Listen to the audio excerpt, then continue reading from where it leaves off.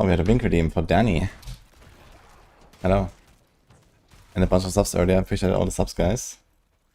We have drops. Drops are on again. Okay. Let's go.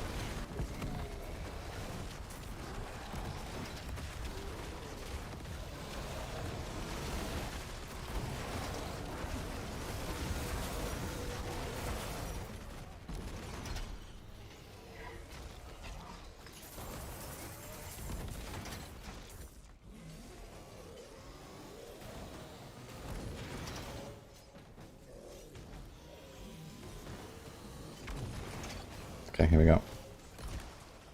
Oh my god.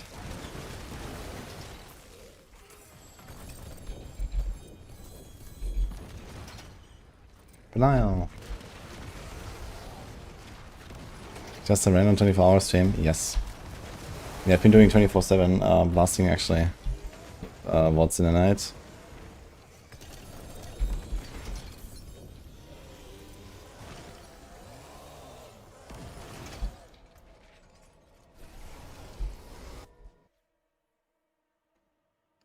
Why the minion shoots the spikes? This is from the terrorist, my chest. Shoots his like the bolts. But they're not extremely helpful.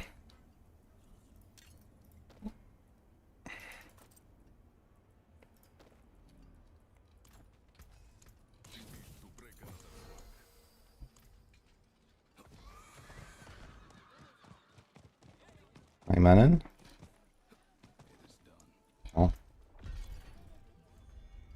How much more damage is all power than LUNATIC compared to the version before? I don't know. Depends on like how your glyphs are and what paragon level and so on, but you can actually get quite a lot of this like additive damage because I realized you actually have 8 passive all power stacks maximum.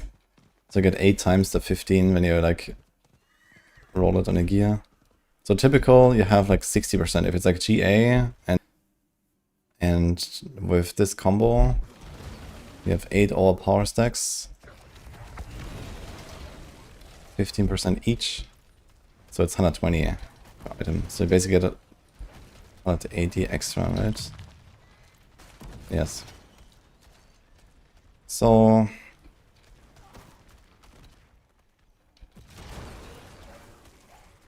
it's up like 20% DPS, I would say. Actually, it's not like the end of the world. And I mean, you lose the Ghost Walker effect, which is also nice. But I figured it makes it a bit more powerful, and Ghost Walker is not that crucial or something, so why not?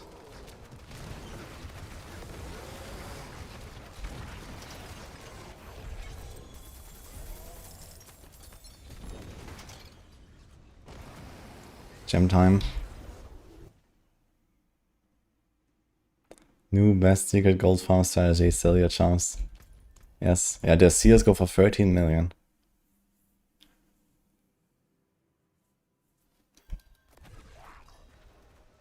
Apocalypse is not hot anymore. I think it's very hot actually. But we've been playing this here lately. That's like my favorite build so far, and also like the best.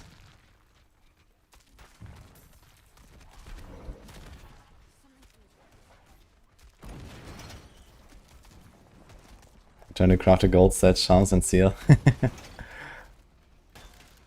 I wanted to do a bit more testing on that to like precisely understand. Or maybe other people have done this with the gold set. Like what is like actually the best for the strat?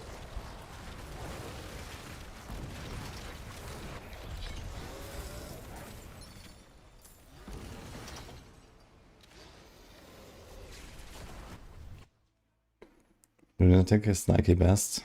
I think it's just like, you know, smoother, easier and so on. It's fast, it runs faster as well, like the speed runs a bit faster and so on. So LUNATIC is just like nice and it just works. You don't have to like worry about the stacks and you're also way tankier. So it has a bunch of perks, I would say. Oh, it's not an ambulance, it's like you don't get the ambulance and shrine effect here. I guess greed shrines are like insane when you get the set, the gold set, right? They must be probably the craziest. Does anyone know for sure if the gold set affects like the chests from the gold reserve dungeons?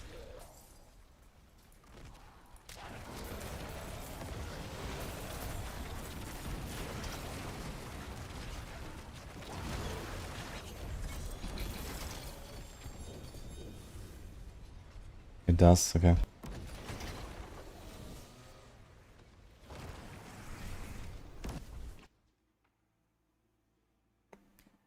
Yeah, I have a video on this gold find thing. You can check it.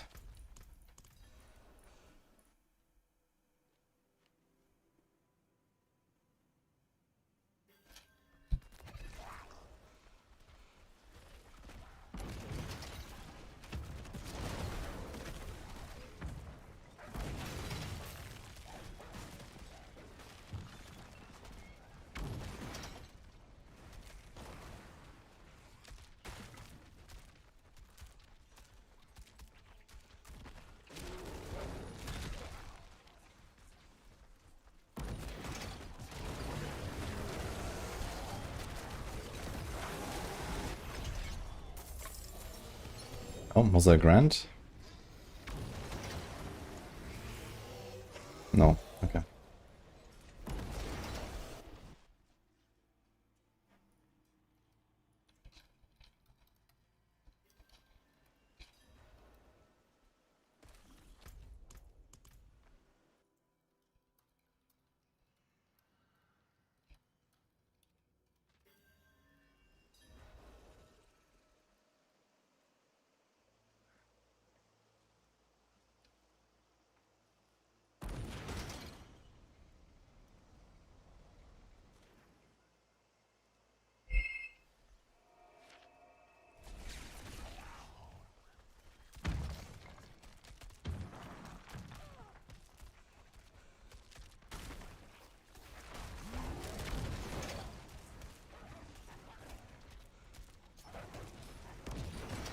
I'm going to play Rogue at all.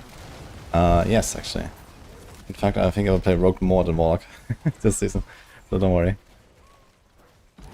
But we had a lot of stuff to cook here, you know, plenty of builds. Wanted to make sure that we have the maximum guides in a good spot as well. Since I was like assigned for the Warlock stuff. And we have 3 rogues already covering like, you know, all the stuff. So I was not really like needed there either. I'm expendable. Unfortunately.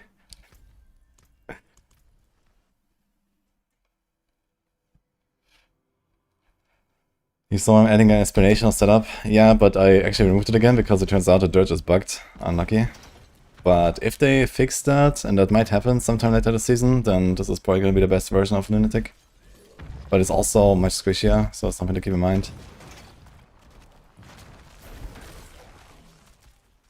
But yeah, if they fix that, I think this will relatively clearly beat Apocalypse.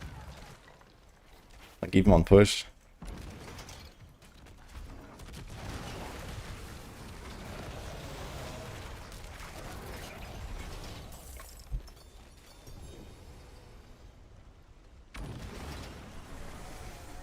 You need me for meth hardcore content. Yeah, I mean, this build here is so powerful, right? At least T10 Mephisto is probably not going to be very hard. But I'm not going to go in until I've seen the fight. Hello. Man is attacking your feet. I'm asleep right now. This attack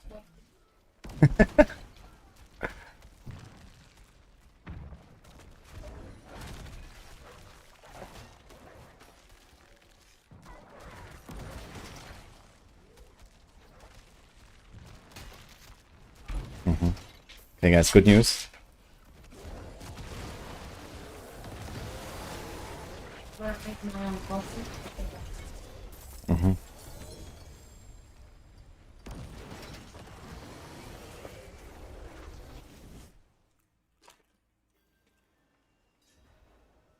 It was all for nothing.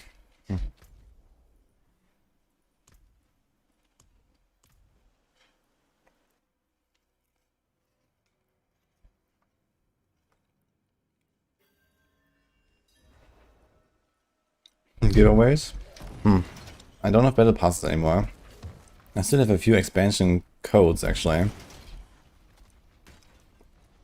So, sometime later today I will record my big wall plans video. And I will have a giveaway for that video on YouTube.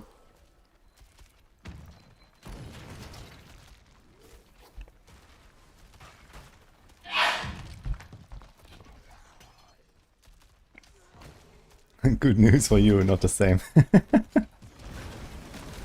Well, you can enjoy the muffin together, guys, no?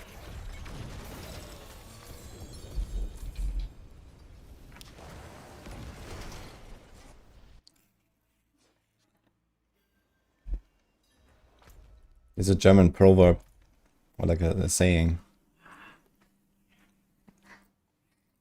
And there must be an English equivalent of that as well, I guess. I'm not sure what it is though right now. But it basically means like, when you look at food, you know, you say, the eye also eats it. Basically. But is there an English version of that? You know, like if the food looks good, you know, it's more enjoyable compared to just food that doesn't look good.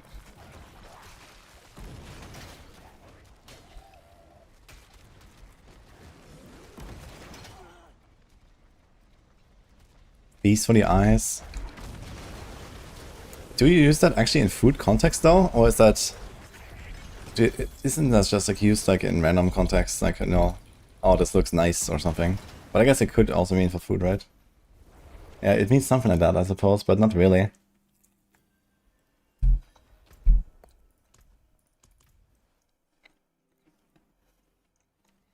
I've not got a secret pit boss. I actually want to watch the video. One thing about Polarize. I really like Polarize, but apparently it's not very strong right now.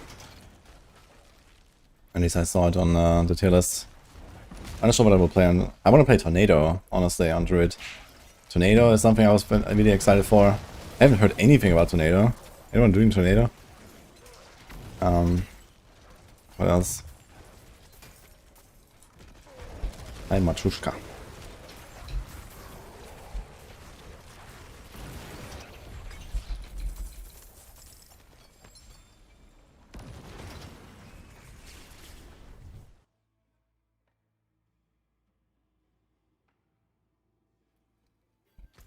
So I must play Companion Druid. Yeah, Companion Druid is like the meta on Druid as far as I know.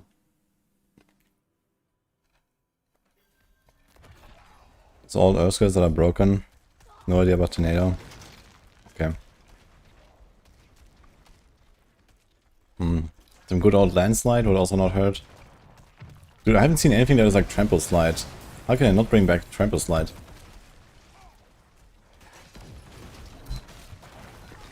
It's such a classic.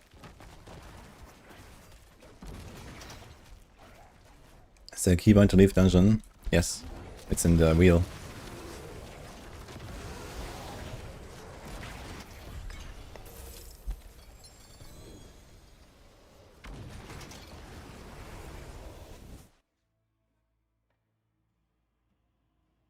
Glin's Anvil is fixed on Wednesday. So that's for the Spiritborn and the Paladin. And I guess, do Druids run that? How do people make that monster into Scovers? I think it's the Nightmare Dungeon Shrine effect that respawns enemies.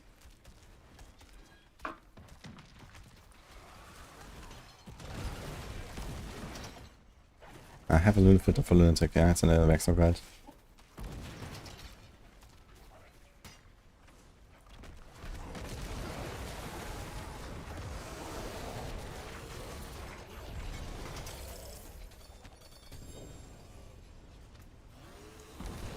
Oh, that was a Grand.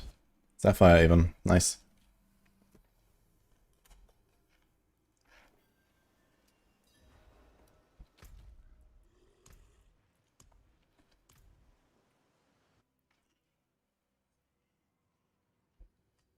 How many months of these two essentially full flawless? Oof. We can calculate a bit. So we need 25 grand or 250 royal per flawless erotic. You get free royal every time. So that's a grand. So the grands maybe boost the average by, I don't know, let's say 10%. So you get like 3.3 per run. Let's say you get 2.5 per run, right? In that case, it would be 100 runs to get one Flawless Royal. Not counting the conversions and that they're different colors and stuff like that, right? Yeah, so I think actually like around 100 runs per Flawless Royal. So it's like 2 hours or so. You can definitely do like a run in a minute, right? Maybe even faster. If I was playing a Zorg, maybe even would be better. I should time this. I'm gonna time one run. Stopwatch. From TPing out and now going in. Let's see. Took you 2 days to farm all 4 of mine. Holy. With counter some evade. Okay, so evade should probably be faster than this, right? So I was maybe a bit optimistic on my calculation. Mostly, I guess mostly the calculation of how long it takes to do a run. Let's see. I don't think it should be much more than a minute.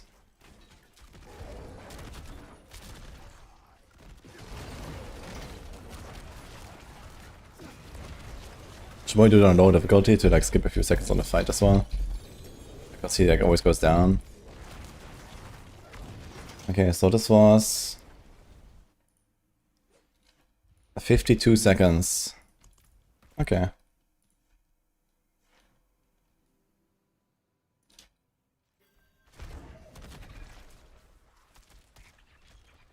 I can find Godslayer Crown this season. Good question. Exclamation mark boss loot. I think Godslayer Crown does have a boss location, but I'm not sure where.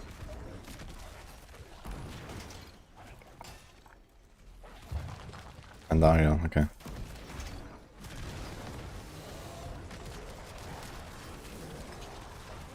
Yeah, if you like shave off 5 seconds again here, to do this like 10% faster. Do I really get a lot of loot here? Not much, so maybe it's gonna go down to D10.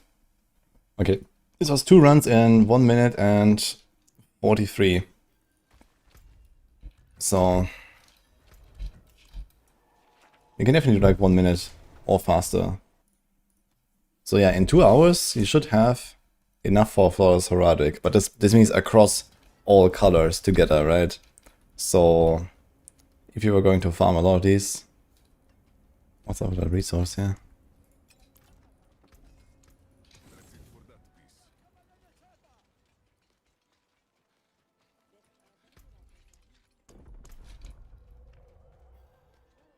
The XP wasn't bad for farming the gems. I mean, if I kill everything on the way and you just rush through, yeah, I guess you actually get a bit of XP too. That's not really what I'm doing, I suppose. Actually on T10 maybe, from the little lunatics, that might be enough. If I just run like this. Kind of. Hi, Wonik. Thanks, Conthar, by the way, and Multi for the subs. On T10, my Rampage even kills stuff almost. It's funny.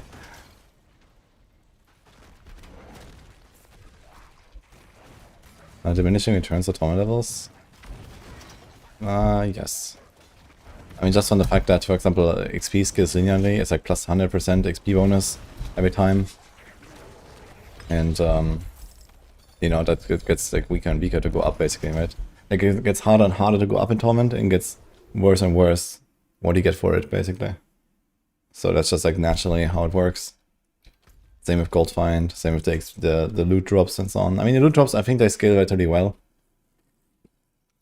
But I'm not 100% sure about the differences between like T10 and T12. So it does scale up a bit.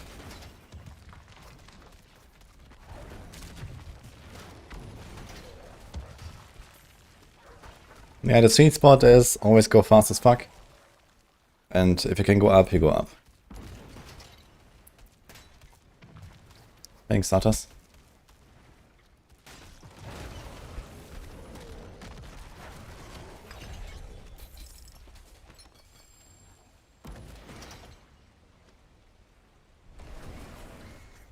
Need 5 hours per big gem with 1 minute runs without trading or crafting. Yeah, I mean, you see, I have like 8 to 11 now per type or something. So yeah, even without conversion, you need 250 without conversion, so... I'm not going for the big ones, I'm going for the second to last one. Because I don't want to sit here like forever to farm these flawless hermetics. So it's fine. But I do have the gem strength for my weapon, I kinda want to make use of it a little bit.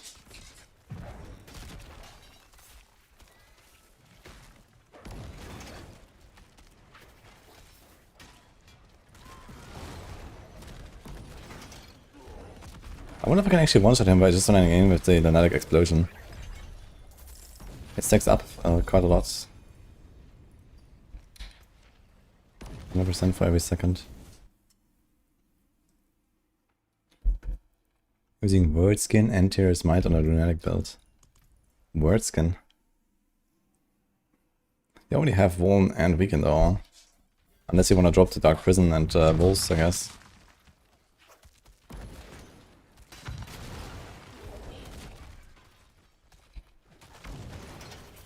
Hi, Failsafe.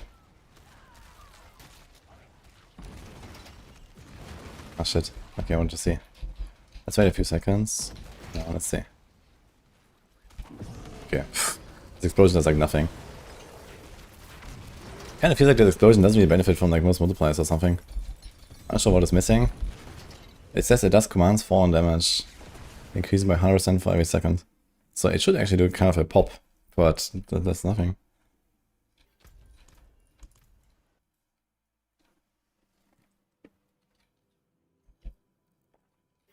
Every chest shits out 3k. Wait, the chests? I thought the chests are like 300 and then the bosses are like 3k or so, no? How do you get 3k from a chest? Does that scale with the gold fight?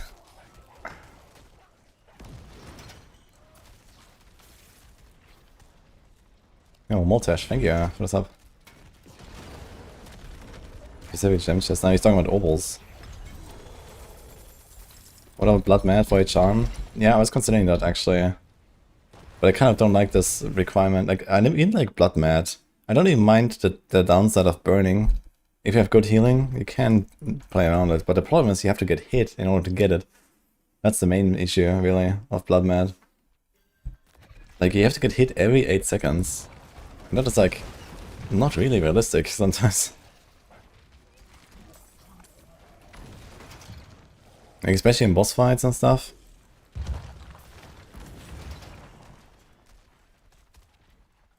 Now, okay, there's like one thing, as a warlock in particular, you can burn yourself. So that should work, right? With Metamorphosis, for example.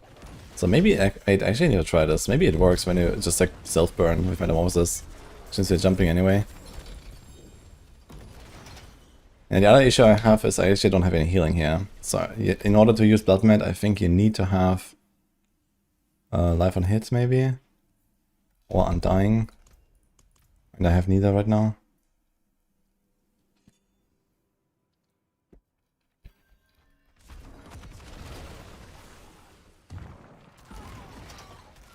Do you take damage using demon form? Yeah, only take damage when you use the second demon form here.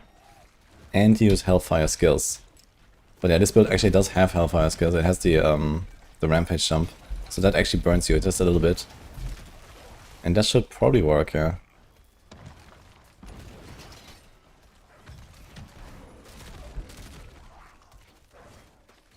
But I have to test this.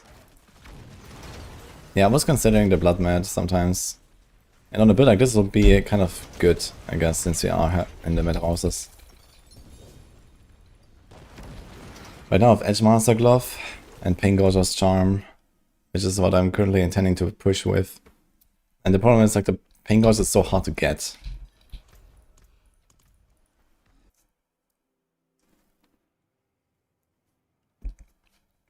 I found 2 mythic seals so far. With like 15 hours a day for 10 days.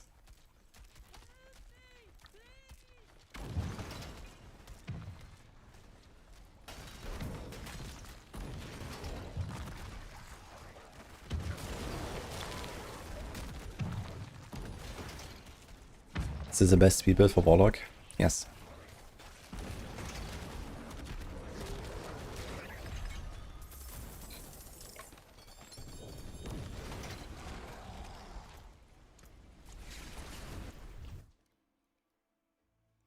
Phoenix Dragclaws is worse than Apocalypse. That's correct, actually. But it's pretty solid build. I actually updated the guide yesterday, and I recorded a video, and made the build much better than what it was. I think I have Dragclaws now ranked somewhere in like B tier. It's okay. I can do like 3 minutes, 110 with Dragclaws. I think that's solid.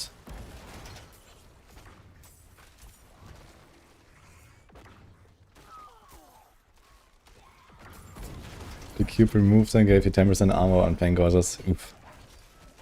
Oof. Yeah, some of these items, like these uniques, are so hard to roll. Might be worth using the tuning prism. Yeah. Dude, they give you so many of these entropy tuning prisms, man. Why did it drop so much? I have like hundreds of them. I've used 0.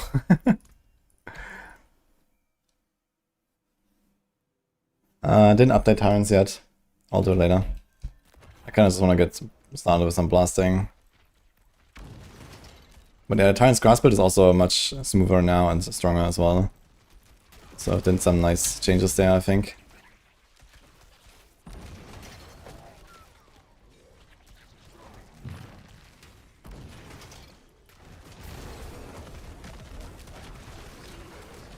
All Sultans. Thank you.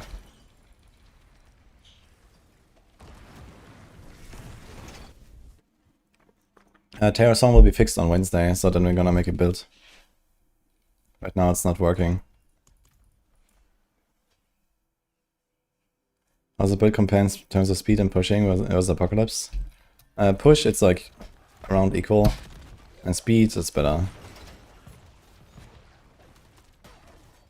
Haven't really seen any softcore boys push this to the max. They're all on Apocalypse still, so I don't know exactly.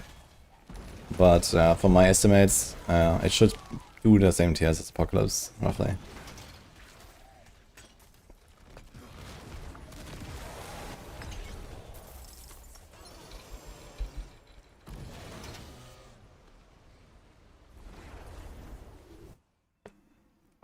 I think once they fix the Dirge, then this is gonna beat Apocalypse, but yeah, we'll see.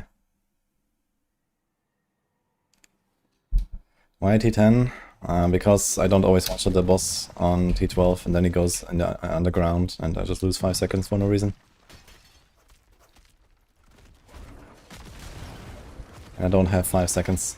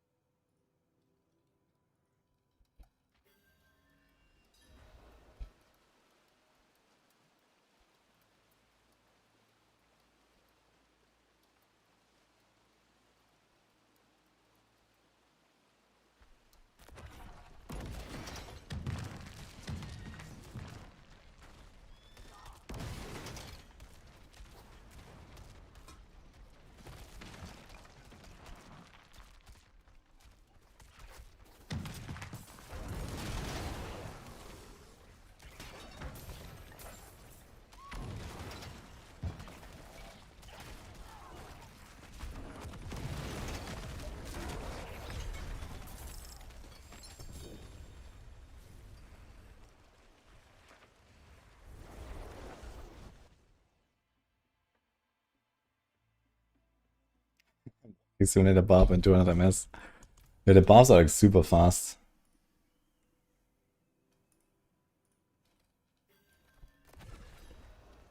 Thanks for Tortude.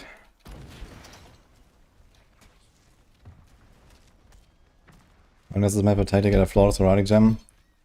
Yeah, we just calculated. It should be like around 2 hours for a flawless heraldic. Which should mean something like half an hour for a normal heraldic. I mean, it kind of checks out. I guess, we'll see. But this means with conversion and stuff, so...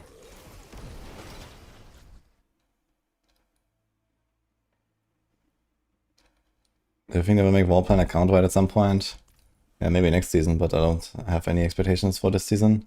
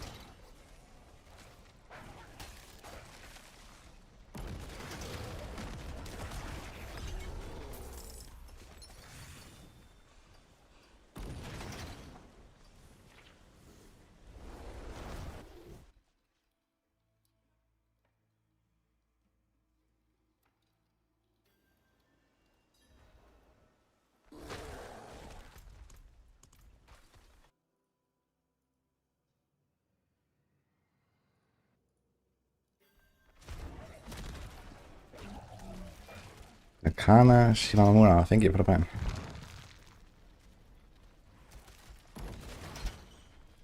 I'm playing Zeal Paladin, but it feels so squishy. Yeah, the resolve stacking and the Clint's Anvil is not working. You have to wait until Wednesday when they fix that, and that should be hopefully a lot better. They can't jump over there. Let's go to the right this time. Oh, dude, the jump is so insane.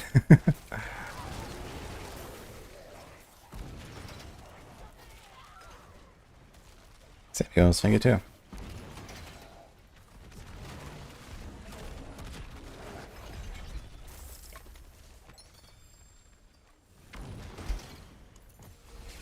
The 2 Grand Sapphires, look at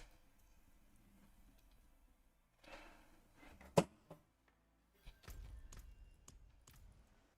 You can easily do 110s, but you feel like you're lacking damage. Like, why do you lack damage?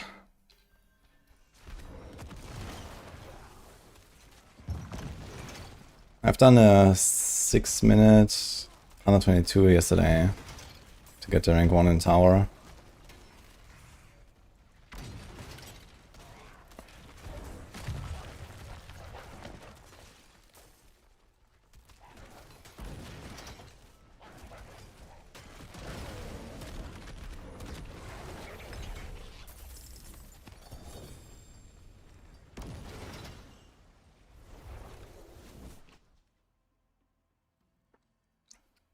Yeah, well, thanks, Brian. Glad to hear that.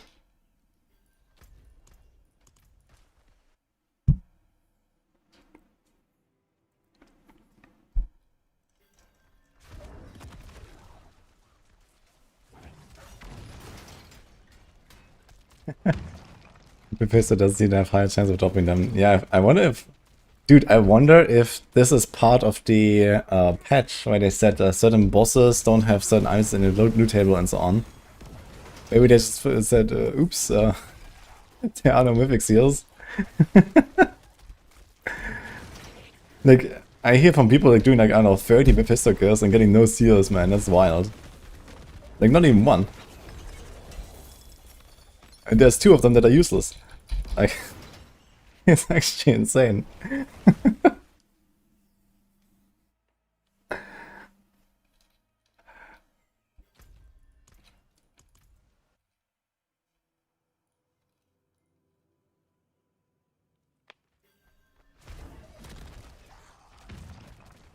There's 9 people and 1 person has gotten 1. He's the chosen.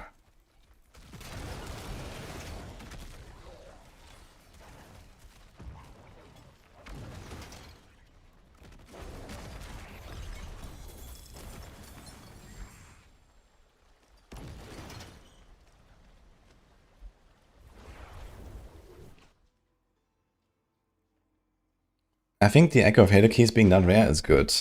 I feel like Mephisto is probably a fight you don't necessarily want to like just farm non-stop, right?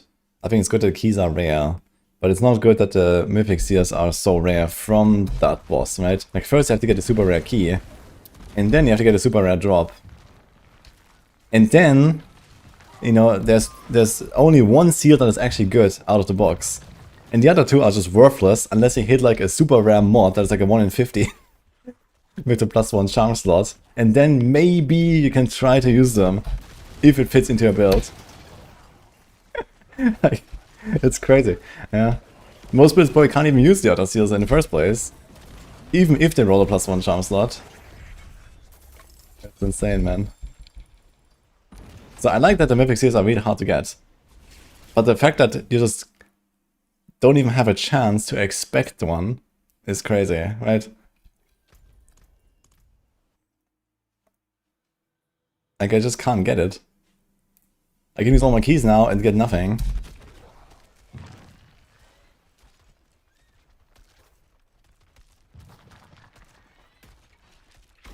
Yeah, I mean, the thing is the seals are, you know, they're definitely like affecting different builds and different classes a bit unequally, right? So it's hard to really say, okay, this is just a good drop, right? If you find one of the seals. But at least there is some potential, right? If they add +1 charm slot by default to the mythic seals, then at least there is a chance that they will beat a normal legendary seal, right? But right now they just don't. Like a, you know, 5-slot seal with a 3-set bonus and 2 uniques is not even the same universe as just like 5+ unique, right? For any build, for any class. There's no chance that 1 unique charm will beat a 5-piece set. You know? That's just not how it works. So the only way to use that seal is to roll the +1 charm, and then use 2-piece, 2-piece, and 2 uniques. And then there is some potential, if you can make that combo in the first place on your build, right? Many builds can't even do that, but some builds can, right?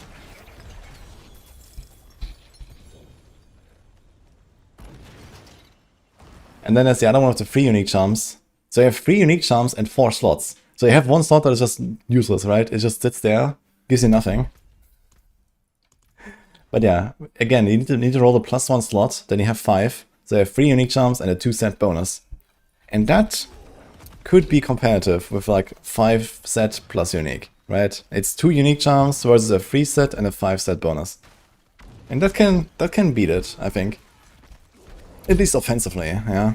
But defenses, oof.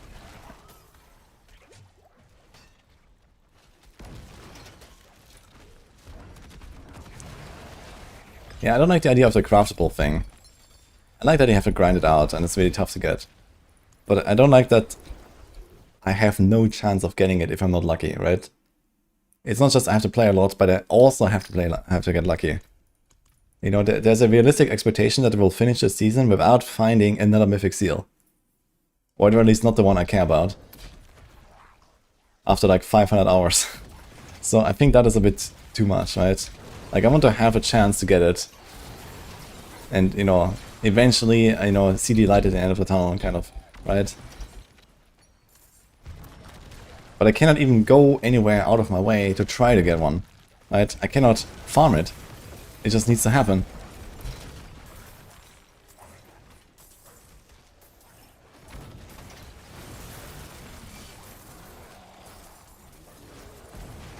Even the thing that says that it is the thing to farm, to get it, doesn't give it to you. Like, it's insane, man.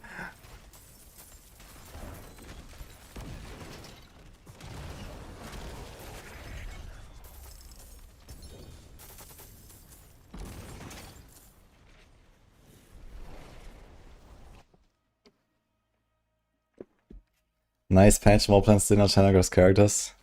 Yeah, I think this needs like a bit of a bigger overhaul than, hey, here's like a little bug fix patch.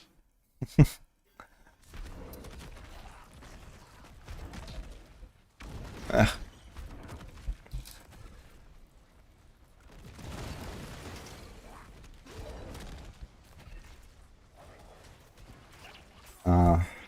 What am I farming in this donjon? I am farming gems. There we go, 2 Grand Ruby and 2 Grand Sapphire. Kind of sick, actually.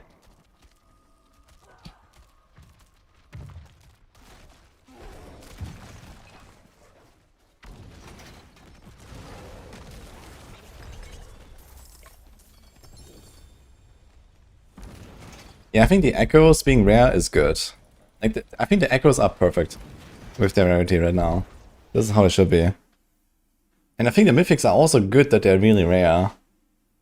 But I don't really like that there's like just no hope, right? At least give me some hope. Give me like something that has a chance of giving me seals.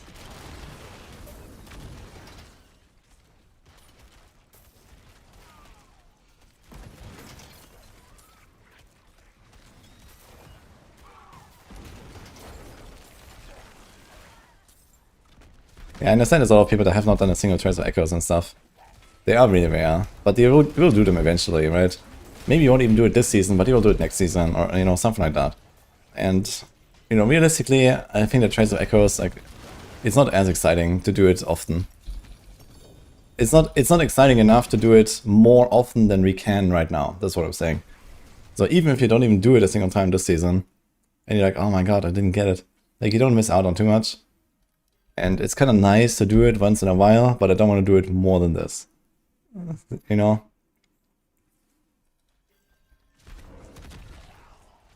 And I can totally live with sometimes just having a season where I don't do one of them.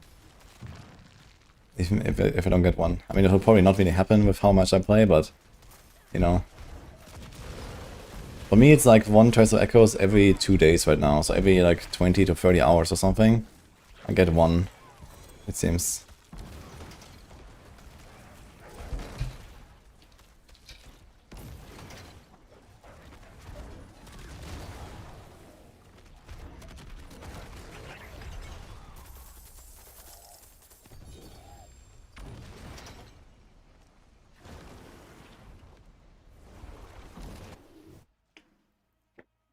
Have it on a season journey. Well, it's an optional objective though, no, it's not a mandatory objective. So whatever's on a season journey, I think that's totally fine if it's like, you don't get it if you don't play enough. Like, a Trace of Echoes you will definitely get if you play enough. But yeah, the Mythic Seals is a different story, right? You will not get them if you play enough, just because of that. You have to play enough and get lucky. For Trace of Echoes, you don't have to get very lucky, I think. It will just happen if you play enough.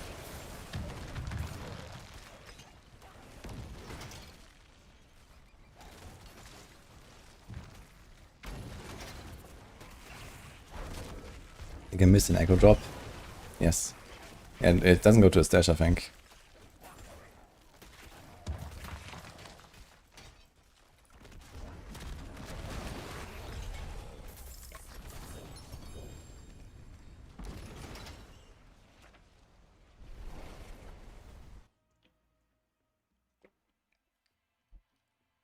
How come this site shows such high Necro pit push, but it's not visible in-game? That's because, for whatever reason, despite having a tower, people still record pit pushes and upload them on Hell Tides. I don't know why, but it's a thing, apparently. Yeah, just forget about that. You know, the in-game leaderboard is the more important one, and these are two separate systems, you know. One is just a community system with a pit, and the other one is the official leaderboard system in the game with the tower. I don't think you can filter Trace of Echoes.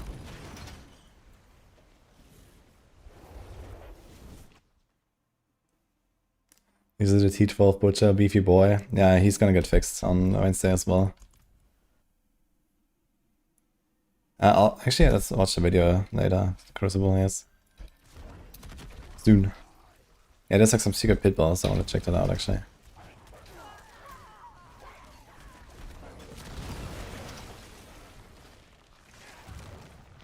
Be confident hundreds of people missed an Echo Drop on the ground. Thousands. Dozens, maybe.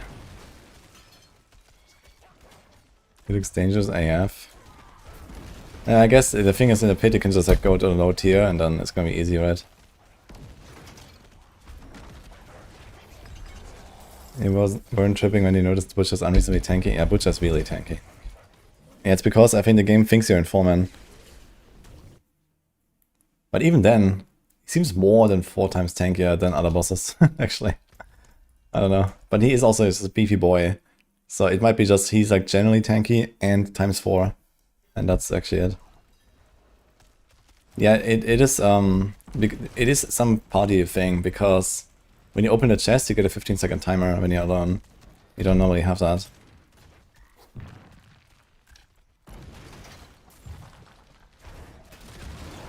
Needs minimum 101 pit. Okay.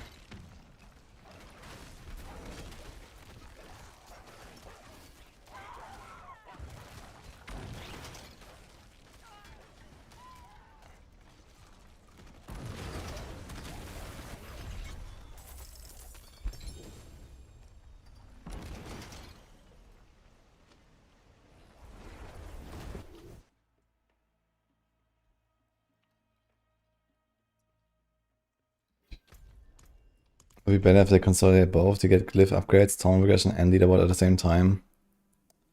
Well, they intentionally split the two. You know, they went from 1 to 2 systems on purpose. And they had good reason, I think. So, the tower is a leaderboard thing, and the push thing, and the pit is, you know, the blast and have fun thing. So, I mean, if you look at Diablo 3's Greater Rifts, it was one system, but effectively it was 2 in 1, right? There was farming and there was pushing, and both just work completely differently. And in this game, they just made it 2 systems, right? And so now they have the pit, and they can do all kinds of weird shit with that. You know, such as, you know, goblin pits, this weird secret boss, you know, all kinds of stuff that happens in there, right? Bloodseekers, Andariel. The entire Warplans tree is probably gonna get updated at some point. But if you have all this also tied into a system that has leaderboards, then it's just gonna get completely fucked up, right? So this is a reason to have the 2 systems. You know, the tower is, this is what it is, and for the pit you can do whatever you want. So I think that makes a lot of sense.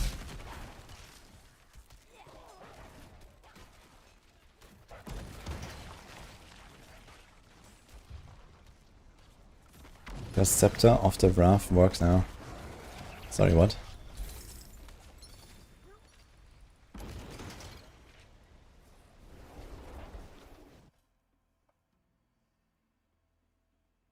Is leaderboard great in D4? Not until they introduce SSF. So I think you have to wait another 1 or 2 seasons or so, maybe. Leaderboards are pretty fucked up. Because lots of exploiting, lots of RMTing, lots of, you know, bugs. But yeah, when SSF comes out, that will solve most of it. But then you have to play SSF, I guess. So if you care about leaderboards, SSF will be the only way, I guess, in the future. Once that's out.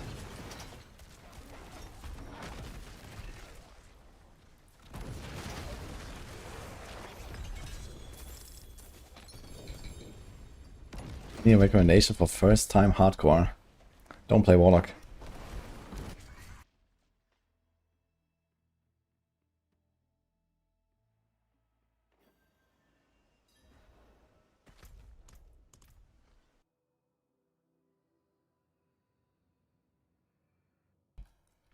And it's not even just like you can't trade, but you also can't group, and that's kind of important for the leaderboards as well. Because a lot of the like exploits and, you know, infinite farms and all that is usually group related, and usually like crossplay, like console bullshit going on. So if that, and all of that is prevented by SSF, right? Like the trading part is actually not necessarily the strongest, or the biggest problem of the leaderboards. Okay, you know, people are swiping and they have like 4 GAs in every slot and whatever. But on top of that, you have all these like party exploits with like infinite nemesis layers, infinite treasure breaches, you know, infinite mythic pranksters, all this stuff. And there's always something like this. So people just print items at like, you know, 50 times faster rate than normal. If they abuse all this stuff.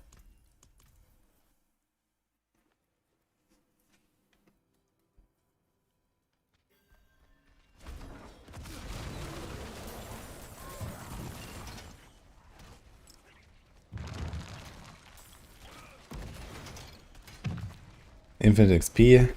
Yeah, I haven't heard of XP exploit yet. But maybe there's something to I don't know. Can you see the paragon of people on leaderboard actually? Like the paragon they did it with? You can see the glyphs and boards, but I'm not sure if it shows the level.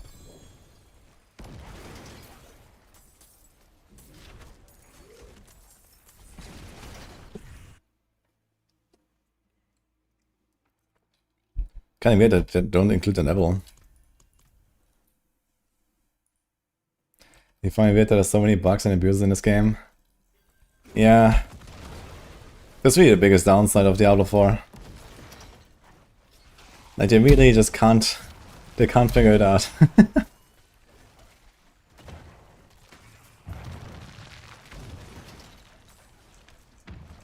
Yeah, I mean, of course, you know, for this patch in particular, expansion launch, you know, the entire fucking game changed, every single class changed. So obviously we were expecting a lot of broken stuff, right?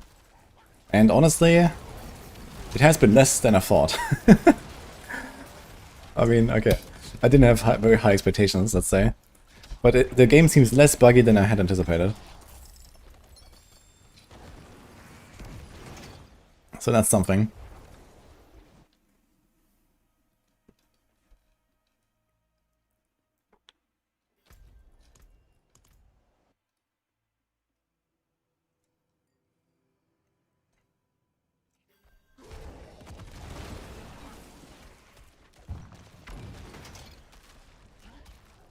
We're gonna do a health fracture build. Probably not. I definitely need to start working on other classes at some point, and, you know, macro health fracture, and I'm also just not really super hyped for it. That being said though, Brimstone build is probably health fracture based actually, so I guess it will be health fracture build. Because that's like the only real way to get Brimstones. And I wanted to try some Brimstone stuff.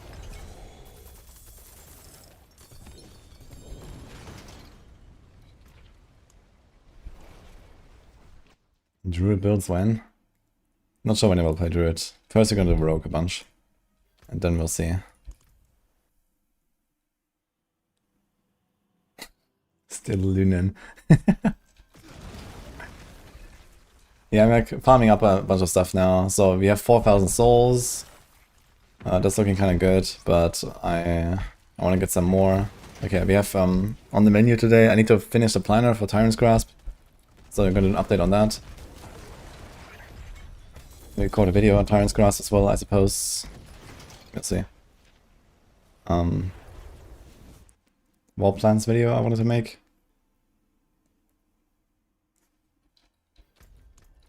And then we want to do some Abodian cooking, some Brimstone cooking. And I guess Profane Sentinel is left. And I think that is mostly it.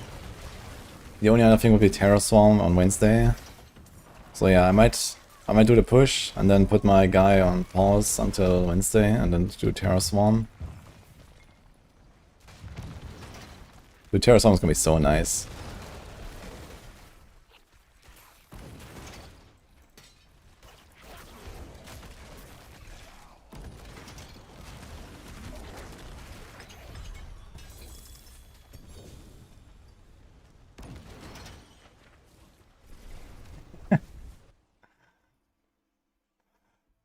Hey chatter. Oh, thank you. Get like a bit.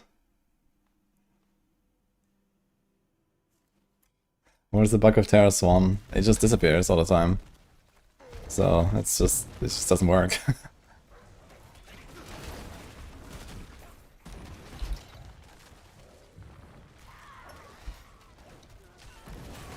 I hope Terror Swarm is gonna be good enough. I mean, you have stepped out to 3.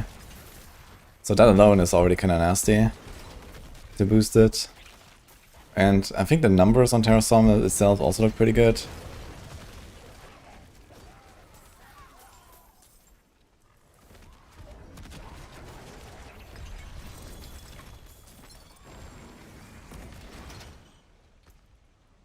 Why am I getting these 3 and 48 helmets all the time?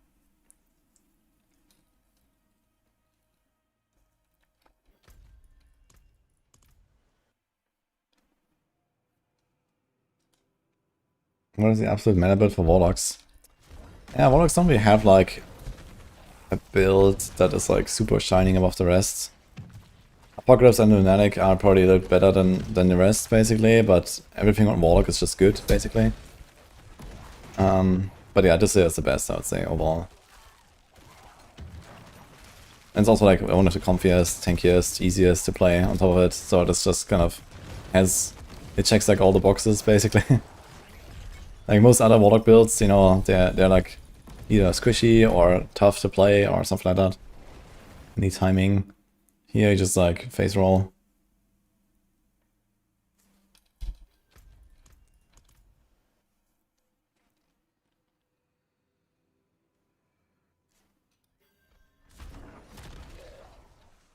So major target mythic tributes. Yeah, world bosses and whisper caches, drop them.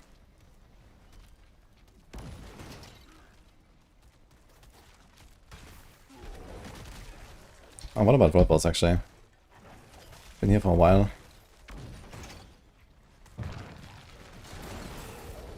I'm not sure why you got Overrune.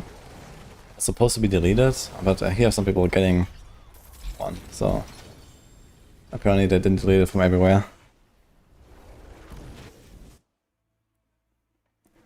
You find it really hard to kill bosses of Apocalypse. Yeah, make sure you don't cast the Apocalypse too early. Like on boss it stacks more slowly. You have to get to 100 stacks.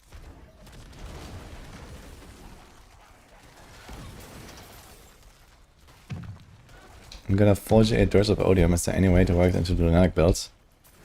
Well, if those 4GAs are weapon damage, life, maybe this or all, and then maybe something else that's not useless, and you transfigure gem strength on it, and you wait for the patch that may or may not fix it, then it's gonna be very good.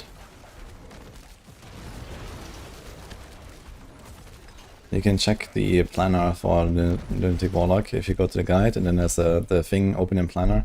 I have a hidden aspirational version in there that I made yesterday, but I turned it off since then, since Dirge is currently bugged.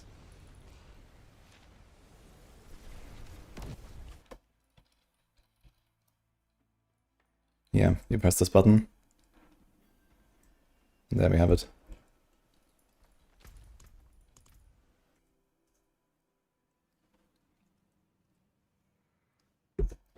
What's wrong with Dirge? So when you do a level transition inside a run, it just like giga drains you and you can't really get your resource back. Even with Tibalt's Will apparently. So I put Tibalt's Will into this build to make up for this, but it's not even enough. Since you're gonna have like 400 resources or something. You know, you kind of permanently drained 40 per second, and that sometimes it just goes like, you know, double or triple the drain or so, and you can't actually make up for it.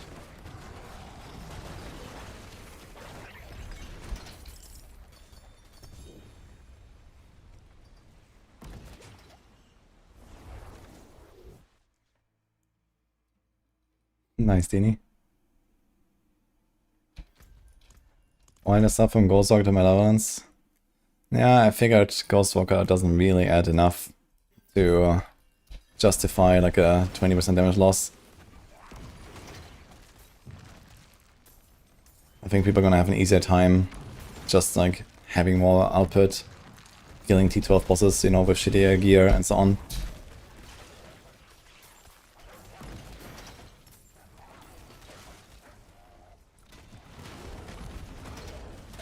Yeah. You have 8 overpower stacks basically all the time, so it's pretty easy to get an overpower up. And then you can get like the 3 master, even 4 tempers. You could even do like a 4th temper on the neck, to be honest. If you want, you can get a lot of overpower damage there.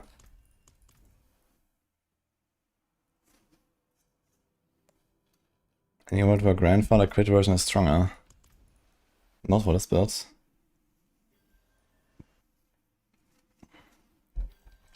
Like, you don't equip a Grandfather if you don't have, like, you know, at least 80 or 90% crit chance or so. Actually, I realized I can slowly start to feel the burn from my metal hoses. Look at that. I've been transformed for like an hour, and now we can see the burn slowly. Look. Oh shit, okay. Took a while. I was like, where's my 45?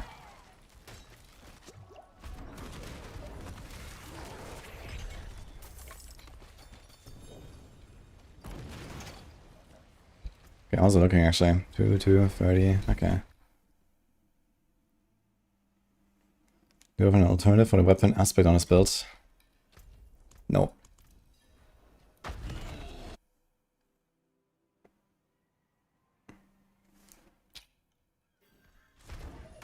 I mean, if you're talking about you have a transfigured weapon and it has gem strength on it, okay. I mean, any of the other aspects that give you a decent amount of damage are probably okay. You lose a little bit of value because the summon aspect is 70%, and the others are like 60 or 65. So if you have one of the others on your weapon, then I guess it's still worth using a transfigured gem strength weapon anyway.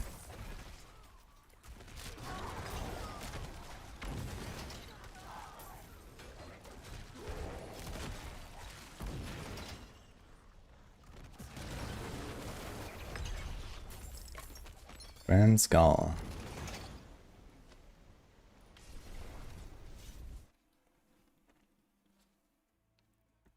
On Enquiries Might, you want to master the damage reduction.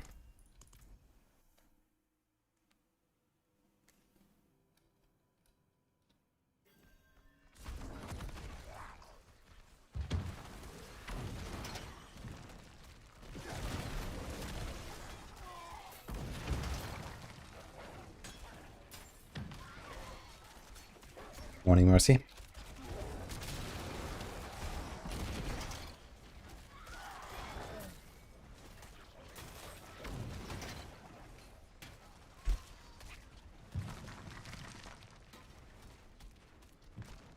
Yeah, I'm doing a bit of gem farm. Like, leaderboard is ending in 3 days, and I've been min-maxing my character a little bit. I wanna at least have the 2 skulls here in my weapon. How far are we actually? We have grand, 2 grand. I can actually make 1 whole round rig now, I believe. Oh shit, we had a wing for Lady of the Forest. I just noticed. There you go.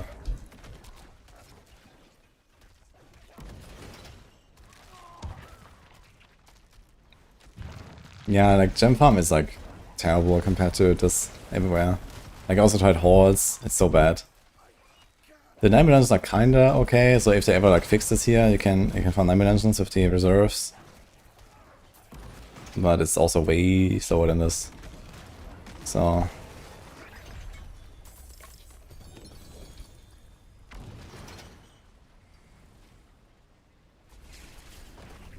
Materials might improve the damage output. No, it does the opposite. It's a damage downgrade. You lose max resource and willpower. And you get nothing.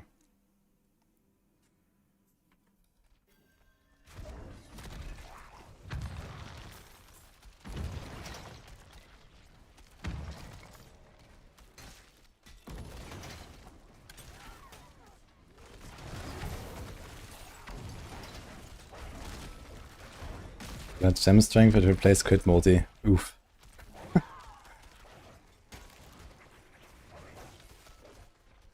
This is gem farm. You see.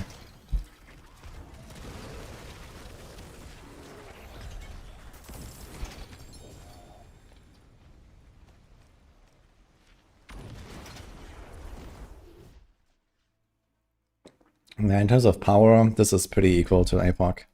But LUNATIC is better in every other way.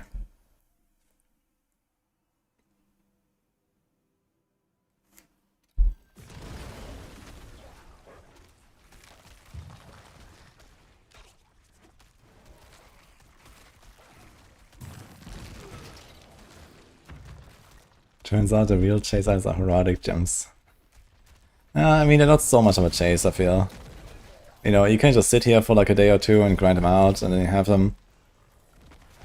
And on softcore you don't even lose them. So...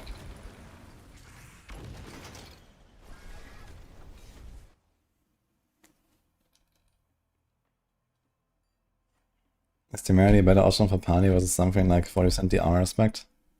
No, Temerity is very good, but only if you have a good roll and gigantic healing in your build. So you need to do that, and then Temerity is nice, yeah.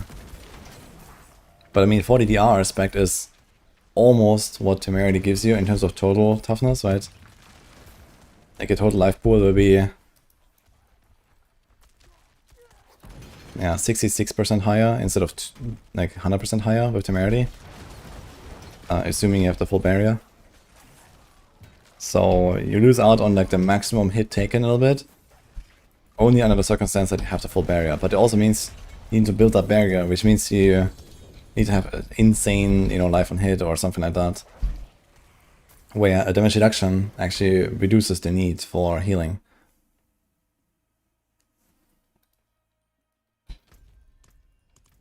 So like Heavenly Strength is just insane. Heavenly Strength goes into like every build that can use a two-handed weapon and use Heavenly Strength, you use a two-handed weapon and use that, right? It's just the best defensive aspect. And yeah, it's crazy.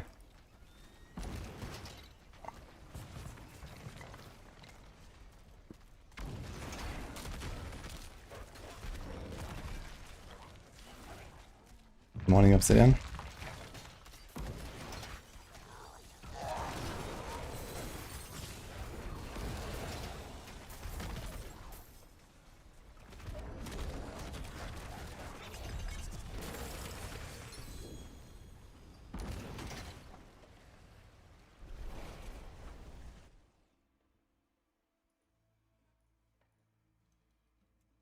That's a Heavenly Strength for Tyrius Might.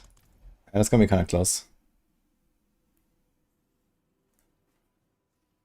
But yeah, Tyrius Might is maybe a little bit more defensive. But you should check that for your character, exactly. But then, you know, normal chest is more offensive, basically, because you can have willpower and for this build max on resource as well. Like, I'm mostly running Tyrius Might because I have a really good one. I have a GA on DR and I have Gem Strength Transfigured. So it doesn't really get much better. And I just been running this one basically.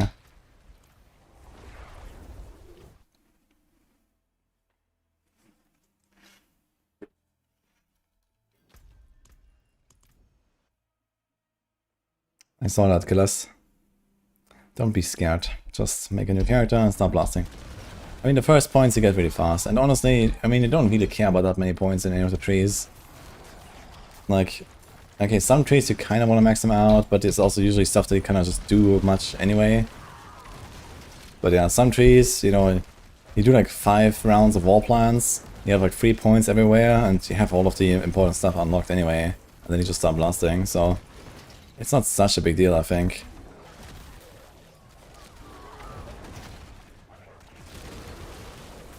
And I mean, just progressing a character will also take you like a long time, right? So, what do you think about Andy? No.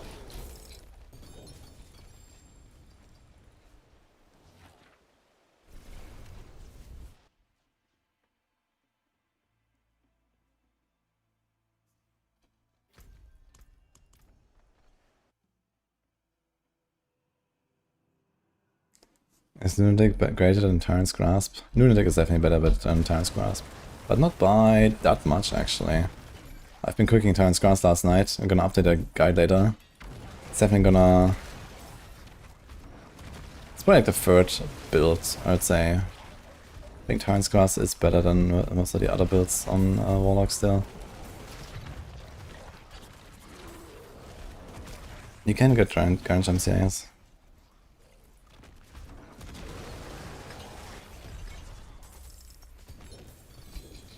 Lunatic is the best Warlock build for all content.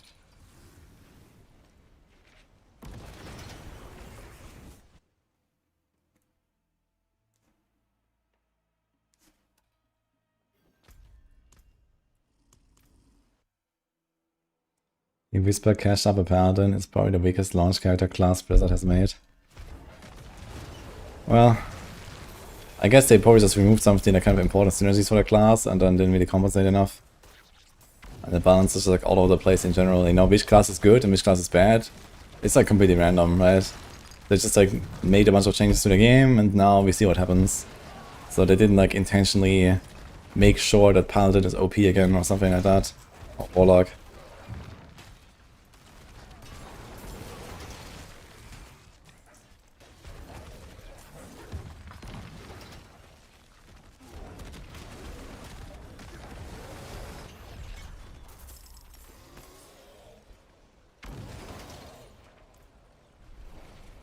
Oh, TGB3 and Gasol. Thanks, guys. Is Paladin cooked this season? Yeah, I'm definitely not gonna play a Paladin before Wednesday, but after Wednesday I think they're gonna be fine. World boss 3 minutes. Alert. Log in, guys.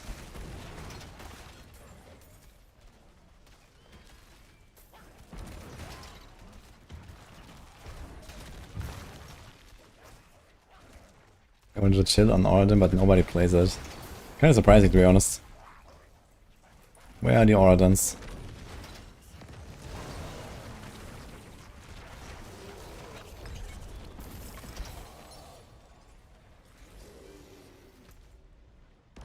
Oh, we have a world boss here.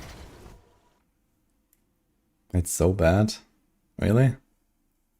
Like you can't do T12 with Oradin or what?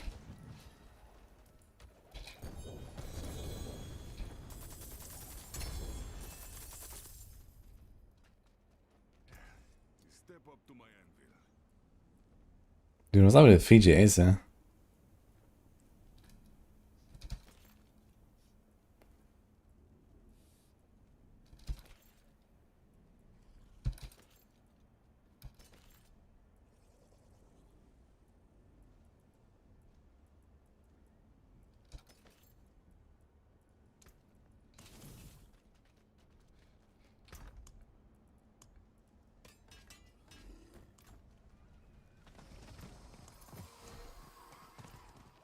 That's a lot of gems.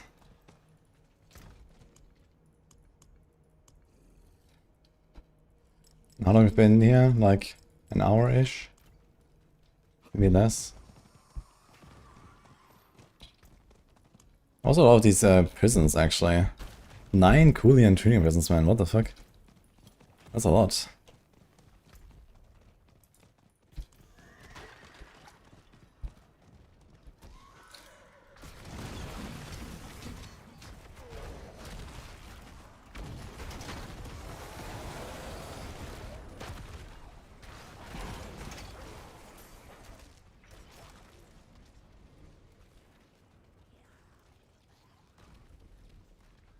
There's no Warlock build around Eldarin? No. And first of all, you need cooldowns on your class to run Eldarin. This class doesn't have any cooldowns. So, there's nothing to do with Eldarin on this class. On top of this, I mean, you can't do heavenly strength, so oof. Dude, there's so many people here on the world bosses these days.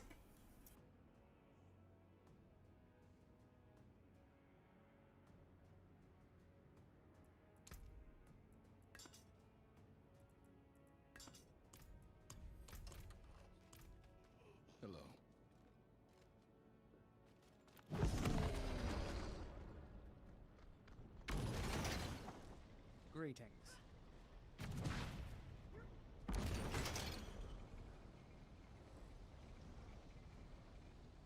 Greetings.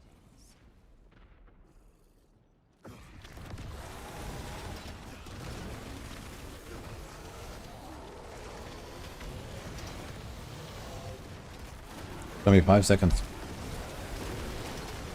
Oh, even faster.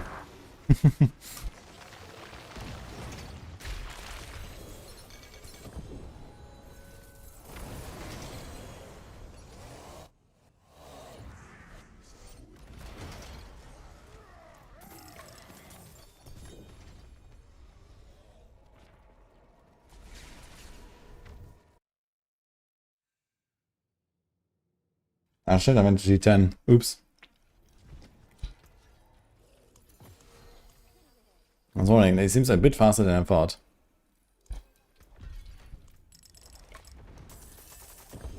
Aha. Apparently still get mythic tributes though.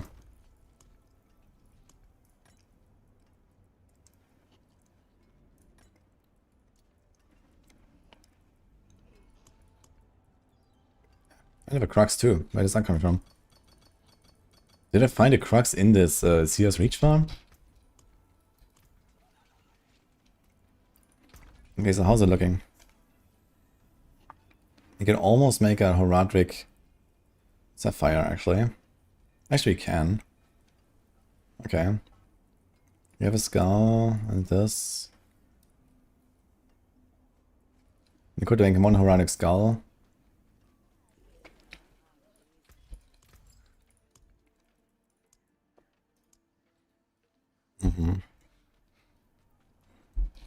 It's 1500, right? Souls. So I guess you want to do the skulls. And there's also diamonds. I actually kind of want to do the diamonds as well. So it'll be 15. Oh my god, it's so many souls, dude. 3k, 6k, 9, 10.5k souls, man. Oof. Dude, you need 50,000 souls. 52,500. If you're Barb or Rogue, even more. Damn. Keep your treasures close. 8 Lemur.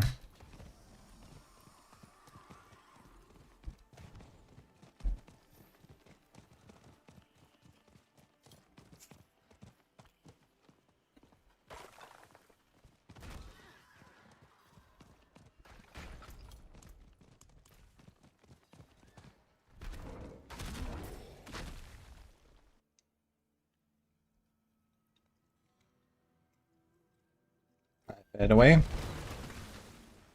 Oh, this grind is not endless, actually. It will end at most in 3 days from now. Because that's when the leaderboard closes. But we are nearly done with what I want to achieve for this character.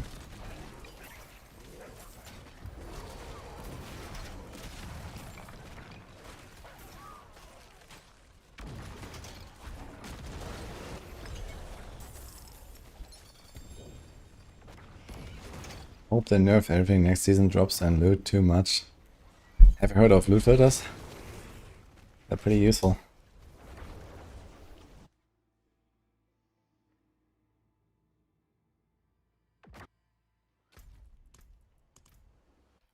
There are some for Epoch build now after fix.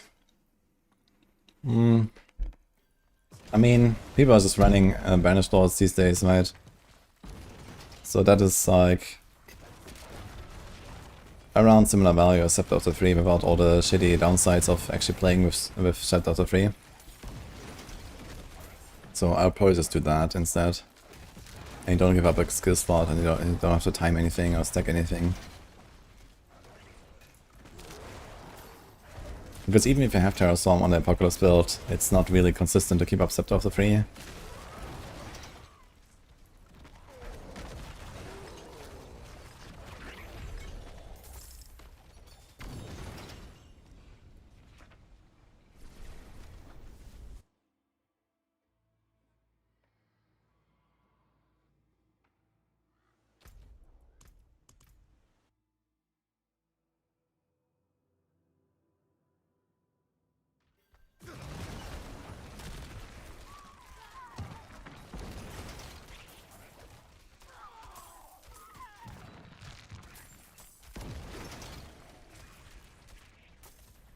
I don't think it's really a target farm. There's no tribute for Herodic Mats.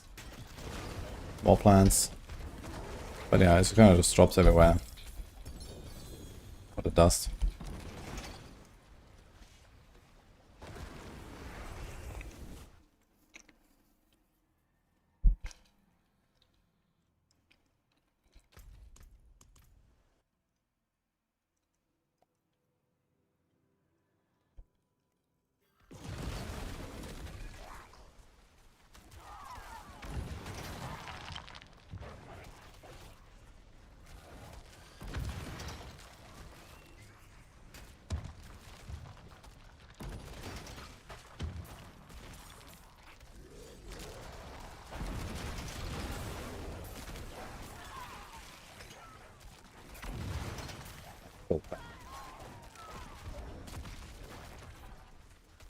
There's a ward, you will see a node here.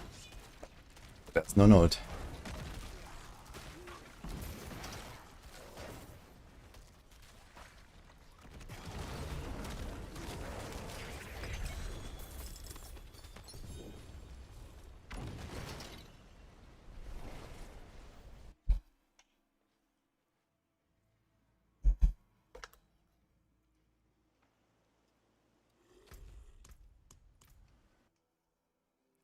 That's what a bot would say.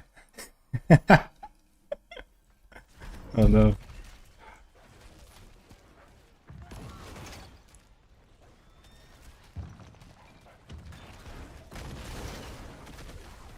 I'm sitting at 25B gold and 500 souls. Yeah, so I learned you actually don't want to hide non-ancestral uniques. You want to salvage every non-ancestral. So when you do bossing, most of your souls will actually come from the non-ancestral uniques and not from the ancestral. You have to salvage everything.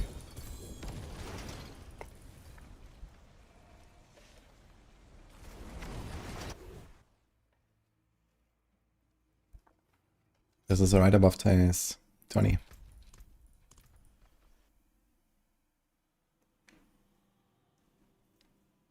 Yeah, they're fixing the stronghold stuff on Wednesday as well with the escalations.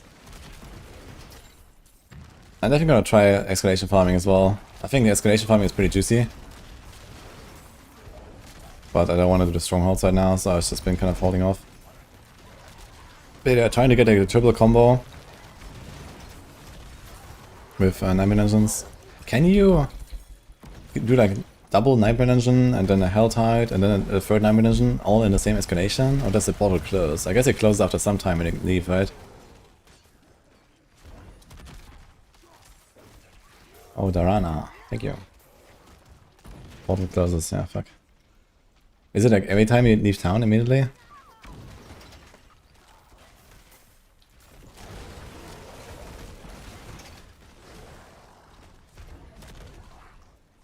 Thank you, Nessim.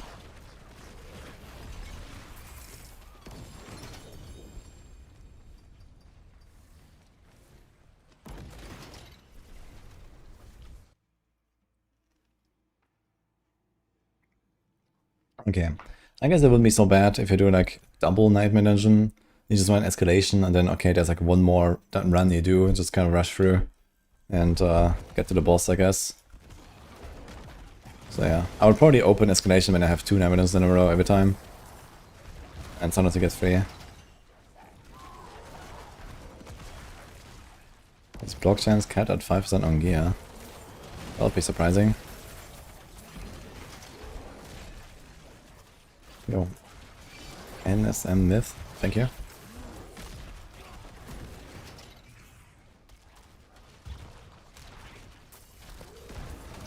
And picking up everything to destroy since you use away crystals to make more souls. Yeah, the legendaries, like non-ancestral legendaries are really not worth anything. And even ancestral legendaries are not worth very much. But yeah, when you do bossing, you definitely want to pick up the non-ancestral uniques and of course the ancestral. So this way you get a lot of red crystals. The legendaries are not that crazy.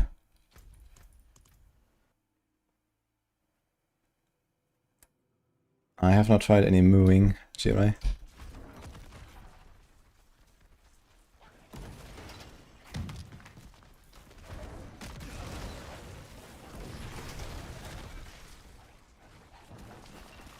The most enjoyable experience farm. And first of all, what are the experience farms? I guess Helltide, and then to some degree Undercity and Pit. I guess just blasting for Helltide is kinda chill, and it's also the fastest, I think.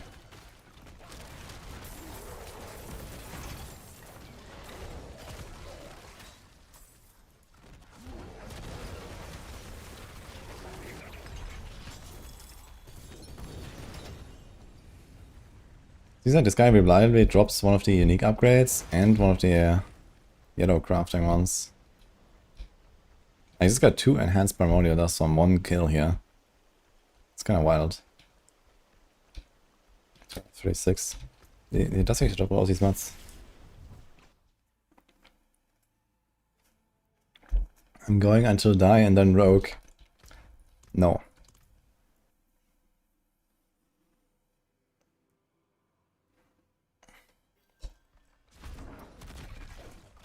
I'm gonna do rogue before that. So the plan is you're gonna do this a little bit more, get some heraldic gems, do a bit more build cooking.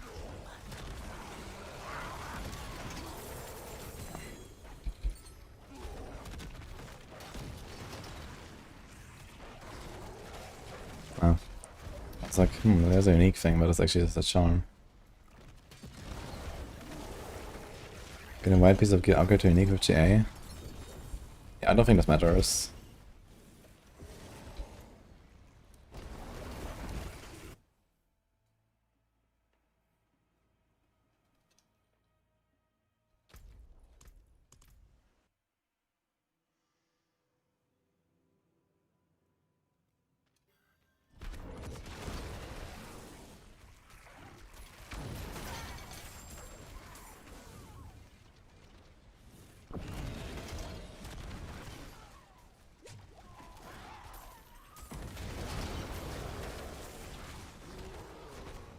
The red lightning sparks bugged, attacks 0 damage to anything, but when I just get instantly hit by those, second time I died in hardcore turn randomly.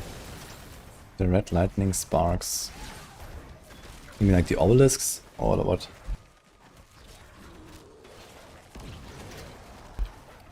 Or lightning enchanted, I guess? I mean, some of the stuff hurts quite a lot. Yeah, I know. I see people learning Octopus, for example.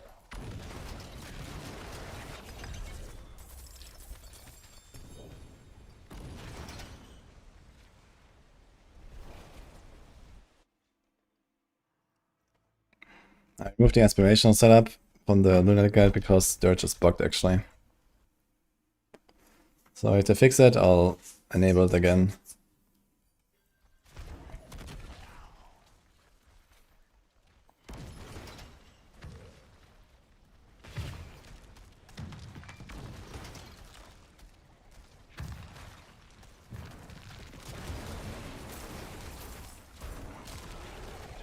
I usually use mouse, but not always. Like especially here, while I'm reading chat, I use WSD. Just walk.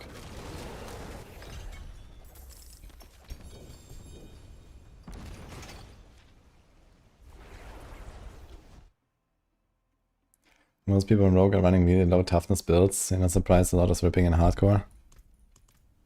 Yeah, I don't know. I feel like Rogue might be fine on hardcore.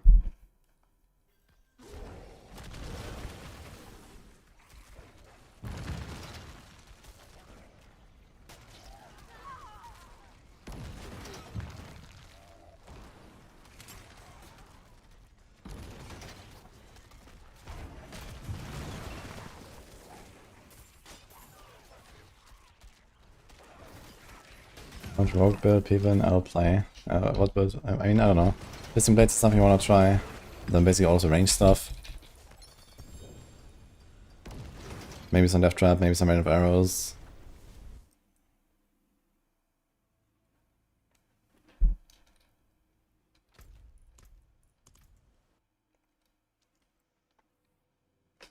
Why can't we craft a Sword of Justice? Maybe they forgot, or maybe they don't want you to be able to craft it. You run 290k toughness death trap on T12. Okay, that sounds like a joke, man. What? 290k? What is this?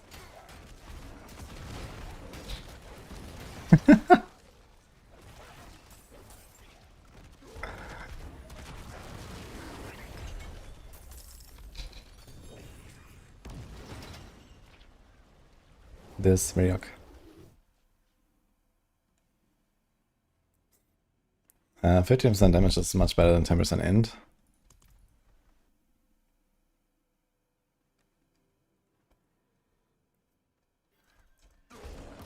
Any changes on Infernal Horde one-shotting as hardcore players? I don't think there's any changes coming, but also... What is one-shotting you? Like, what is happening? I played a lot of Infernal Hordes and didn't notice anything.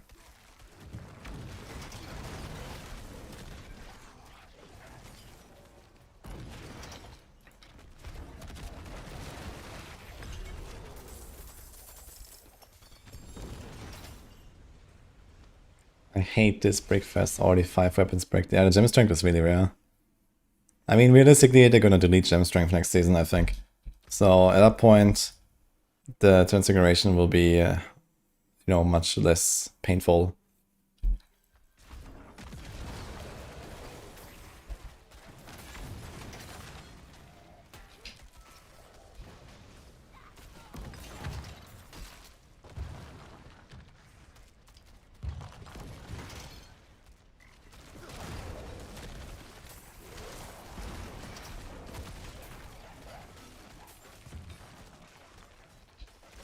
I need to remove all the minimum and bad affixes. No, I just need to remove the best affix, and then it's fine. It's just that Gem Strength is like, you know, 20 times better than any other outcome. So when that is removed, then it's gonna be fine.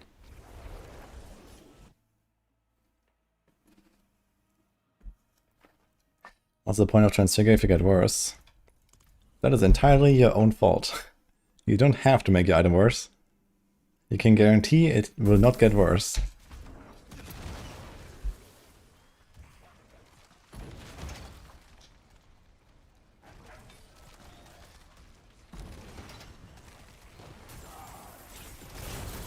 We salvaged a grand diamond and only got 100k fragments. Are you sure it was grand?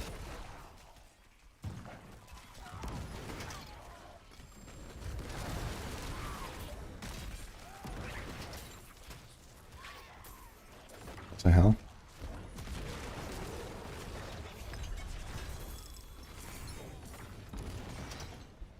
What's the weapon here?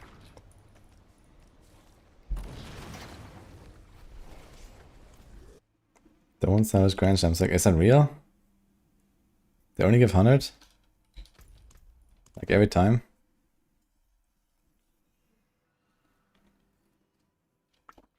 Shit. Okay, good to know. So what do we do?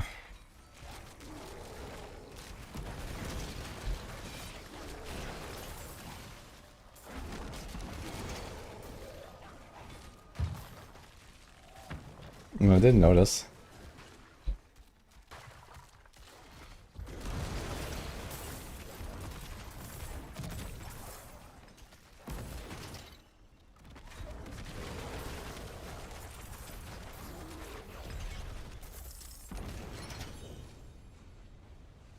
I mean, I probably wouldn't be salvage grands anyway, right? Because I'm gonna make 8 classes, so I kinda need the gems for all of them.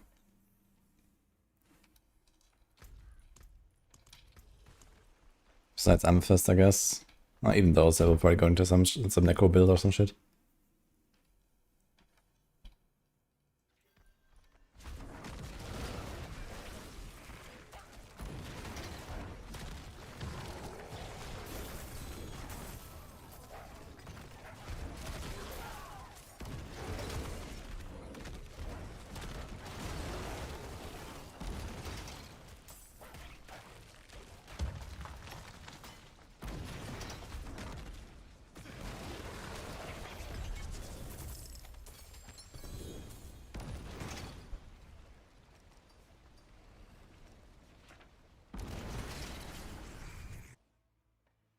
Drops off class uniques of your class main stat.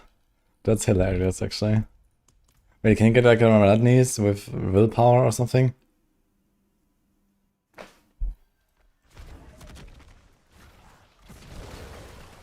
So Warlock Legendary Node Chaos Bug, they drop down from 12 stacks to overflow to 0.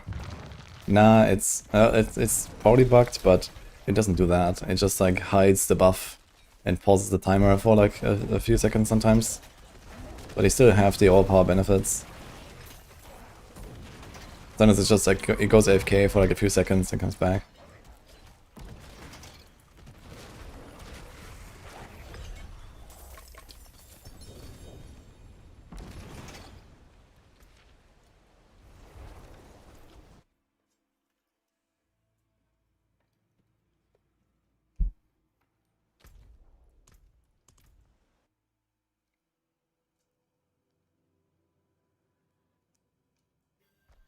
Takes 1250 royal gems to make 1 flawless erotic. What? It's 250, no?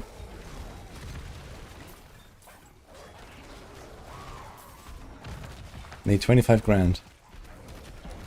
250 royal.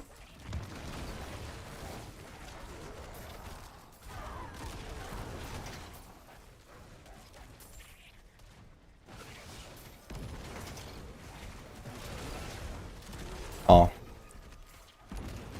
I'll fix the starter variant. Yeah, just put a defensive thing there on the starter, I guess.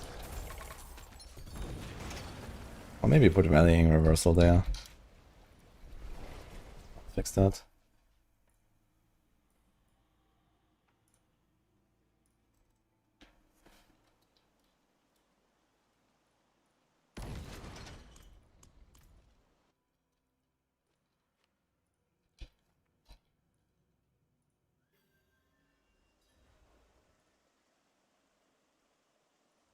Okay. Yeah, I put a rallying reversal there, not double malevolence. That is obviously wrong.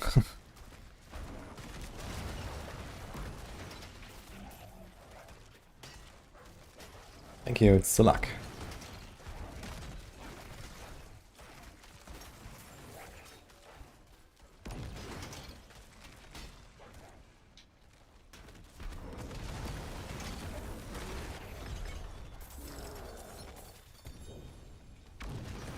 Why can't search for groups or infernal hordes?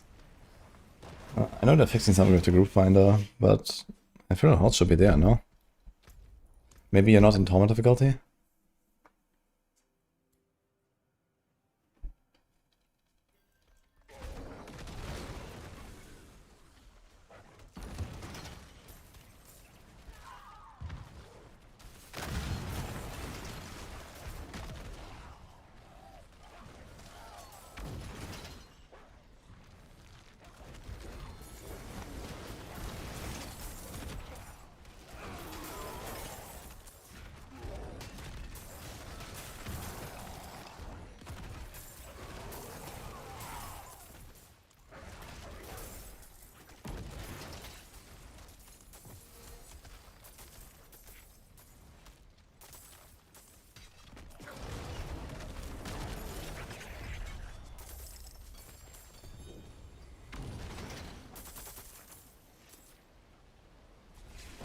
Thanks, Jörg. But yeah, I don't have an answer about the infernal horde stuff.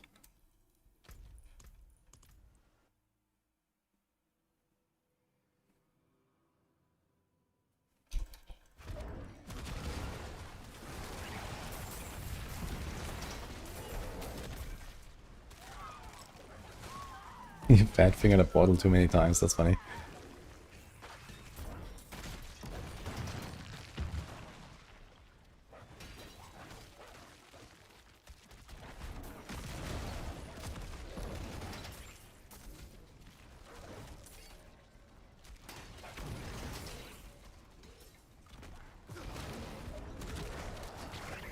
Would I change the Paragon out if we played softcore?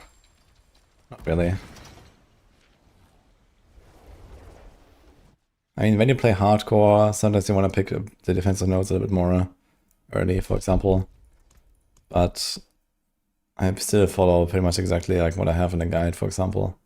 Because there's not really that many choices to make on Paragons most of the time, you know.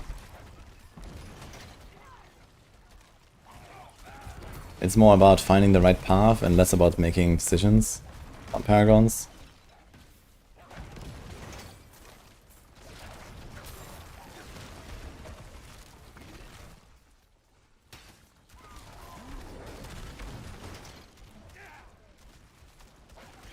It's only the Butcher that's buggy right now.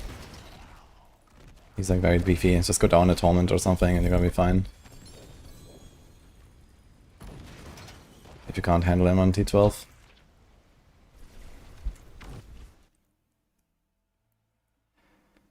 Does Butcher's Cleaver exist?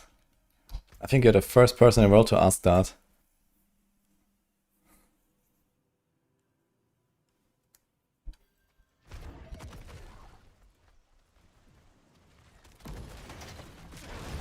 There's no reward scaling here for these gems. I mean, you might get like slightly more loot or something, but T10 is fine, and I make sure I don't lose 5 seconds on him going down. Because he burrows.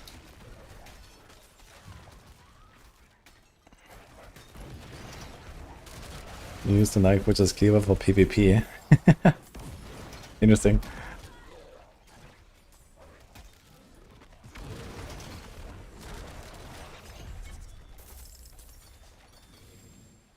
And Topaz.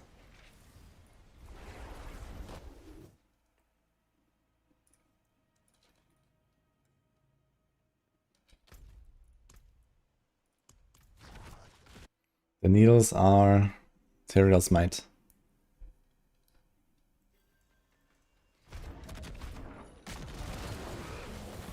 Yeah, it's actually kind of true. Getting the Grand Gem, what you want, you save 300 souls as well, right? That's quite a lot. That's like 8 lair keys or so worth of souls.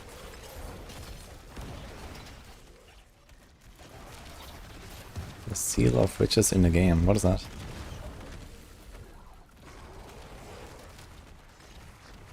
Is that a girlfriend thing? Is that called Riches? I mean, I didn't do anything there.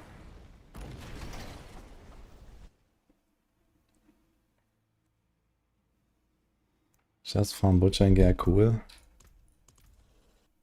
For the Butcher's Cleaver. I guess the boss drops it.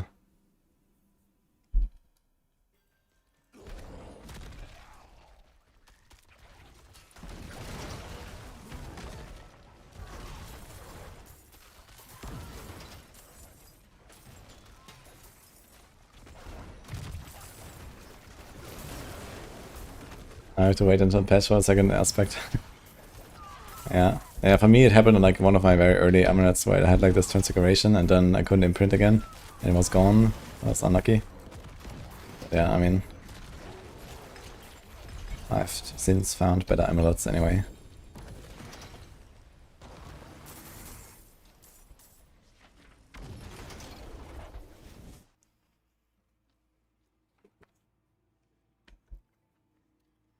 Lunatic is perfect for your probes. It's tanky, easy, fast, strong.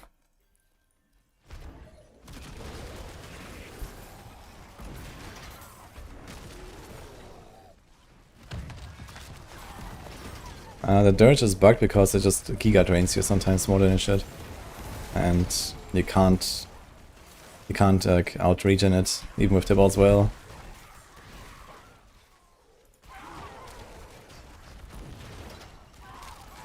But yeah, definitely want to focus a bit more on resource stacking. And then try to get like ranks, maybe from neck and from your pants. And then maybe a little bit on the charms. Then you can get to like 300 plus resource with Dirge and Seed. You're gonna have a pretty nasty combo there. But yeah, you need some pretty insane gear because you're also gonna lose like half your toughness from equipping Tibalts instead of like a defensive aspect there.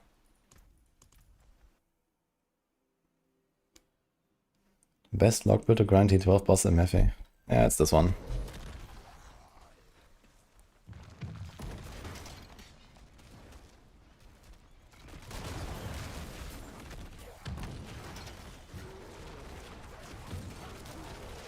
Yeah, I was just talking about Dirt of Odium.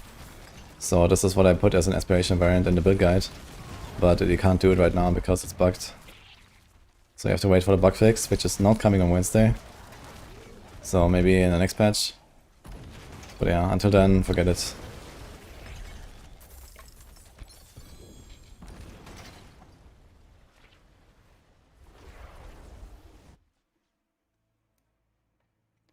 The bug is that Dirt drains you more than it should sometimes. Especially after like level transitions. So when you go from level 1 to level 2 in the pit or something, you will just have 0 resource. Even with the walls, you can't out-regen it.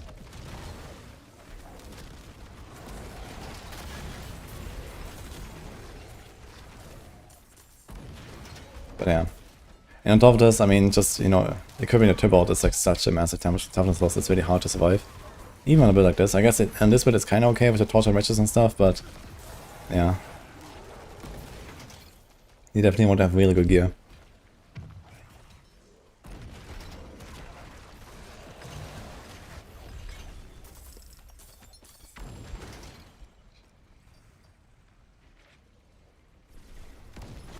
There was no note about a 2 unique charm bug, but maybe it's fixed anyway.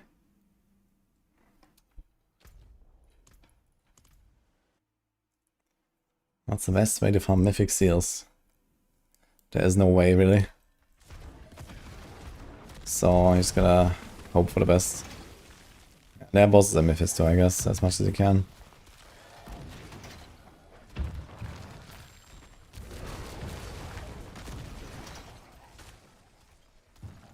Who made the all-power glyph for Barb? That one was crazy. Well, maybe they weren't crazy. But whoever was in charge of Barb this patch conveniently forgot to fix this glyph for the expansion. It is just like the pre-expansion value, which is just like 20 times higher than it should be. Or 25 times. So, you know, we have an all-power glyph here on this class, which is what it should be. Like at 0.75% increased damage per stack. And Barbs get like 23% on a high level glyph. Pretty good. 2 mythic seals from Varshan in 5 minutes. Okay guys, everyone log in, Varshan time. Source, trust me bro. I'm looking for sapphires, skulls, diamonds and a ruby.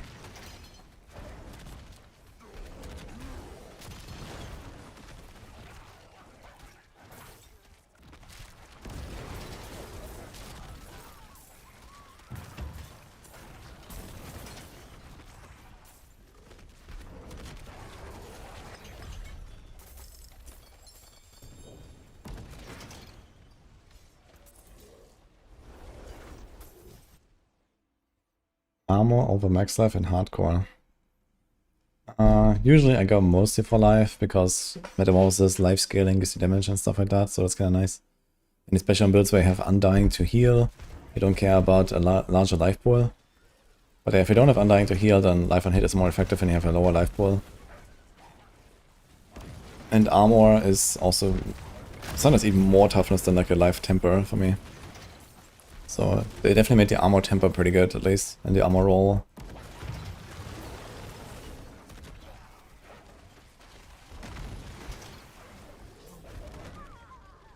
So here I can't jump to the other side. Sometimes it just doesn't let you. I'm not sure.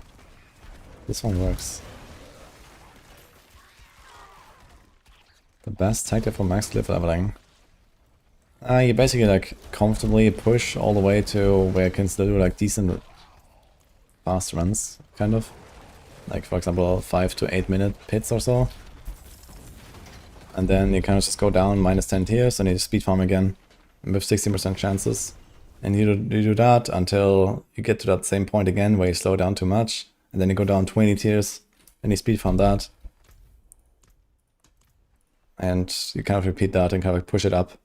You know, you go up, get slower and slower, and then you go down again, you get faster, and you go up again. Because every 10 tiers that you are below the glyph gives another breakpoint of the chances going down. So 10 tiers below the glyph, you get 60% chance, and 20 tiers below the glyph you get 8% chance, and 30 tiers below you get 4% chance. So you basically just kind of like slowly raise it, and then go down again, and slowly raise it, and go down again, and just kind of like use these breakpoints to your advantage.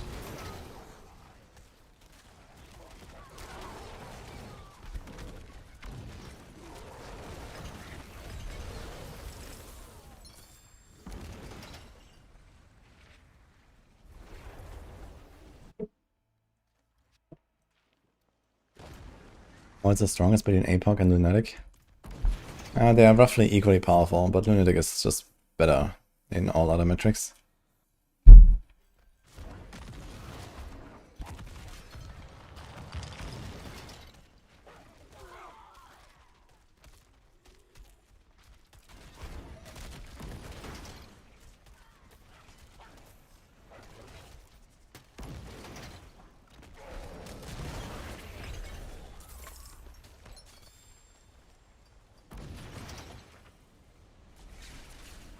Imagine a support warlock, how can you do that? Well, there is an effect on Dark Prison that allows you to keep enemies alive. Yeah. And together with the runes, you can actually overlap these. So I haven't tested it, but you can potentially keep enemies alive forever. So when you have someone you're supporting who really cares about having many targets, then you could, you know, like have like a 50 monsters are stacked on a boss, and they cannot die. And then whoever is blasting that boss is gonna annihilate, you know, when they scale with density. Like for example, if there's a warlock here, and you know, you have like the Legion, the Inferno Fragment here, for example. Like this is an ridiculous. It's like area damage on Diablo 3, basically. Like the more targets there are, the more damage you do. So just make sure that the targets never die, and you're gonna melt the boss in like 10 times faster, you know, or something like that. So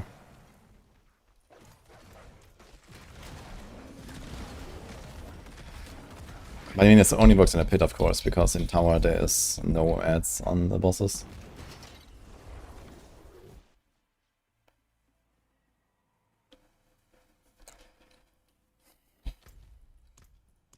Yeah, thank you, QFA.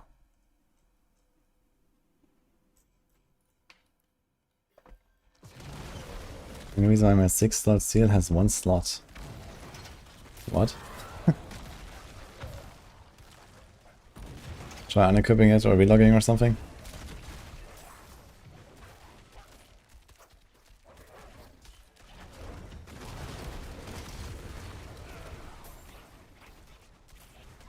What boss would you kill with Greater Lair keys for this build? This build has nothing on Greater Lair bosses. Everything is from Grimoire, so F. And then Dirge is Seer, I think, if you want to do that. But right now we can't. I mean, you can look for some other build you might want to make. Or just save the deck keys for an alt or something. The arrows are from Tyria's Might, Xano. I get Lionheart.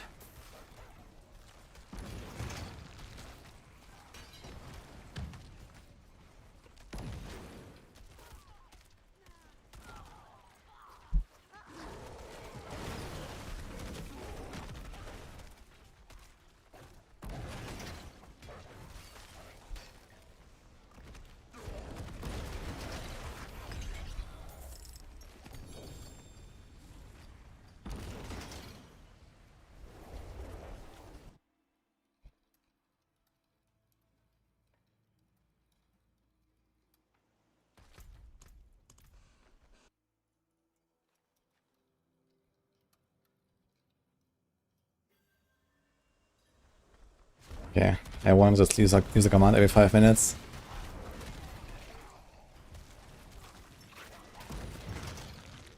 Did the removing CS reach farm on Wednesday? No, but in season 14, I guess. I would be surprised if they keep this around, but who knows. I mean, honestly, why not? If you want to farm the gems, you actually have like a way to do it, and it gives you like just basically another activity, right? It's like a very like simple, kind of like, you know, repetitive thing. But some people also really just enjoy doing this, right? Some people just want to like blast this dungeon for 5 hours and then, you know, you actually have something to show for it. But I don't see anything too wrong with that, actually.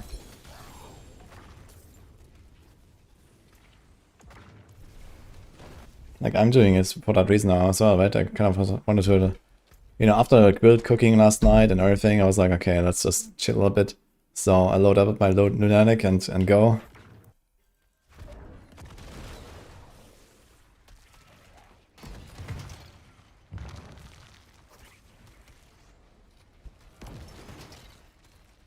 So the online gives gems. Yeah, apparently there's a few more dungeons.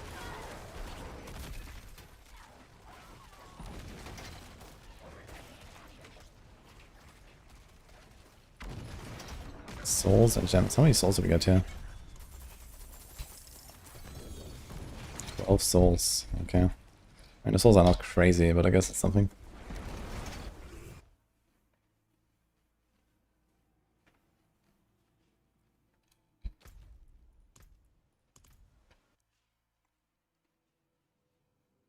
Yeah, it takes like a few hours for a big Horadic gem.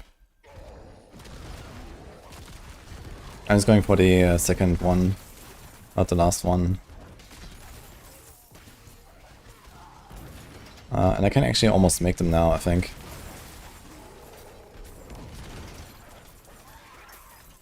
Maybe we're gonna stand it like another half hour and we should be mostly there. Getting at least the first Horadic gem is like not that crazy.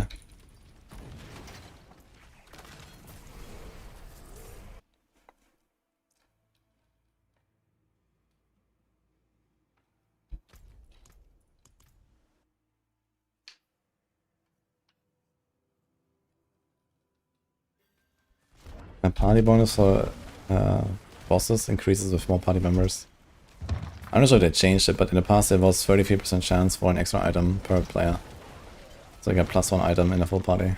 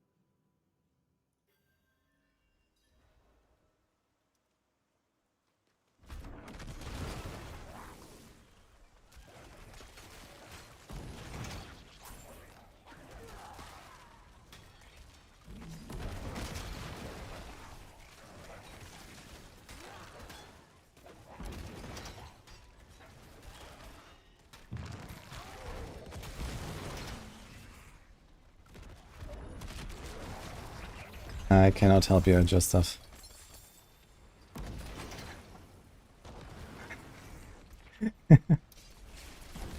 Can you help? I don't know.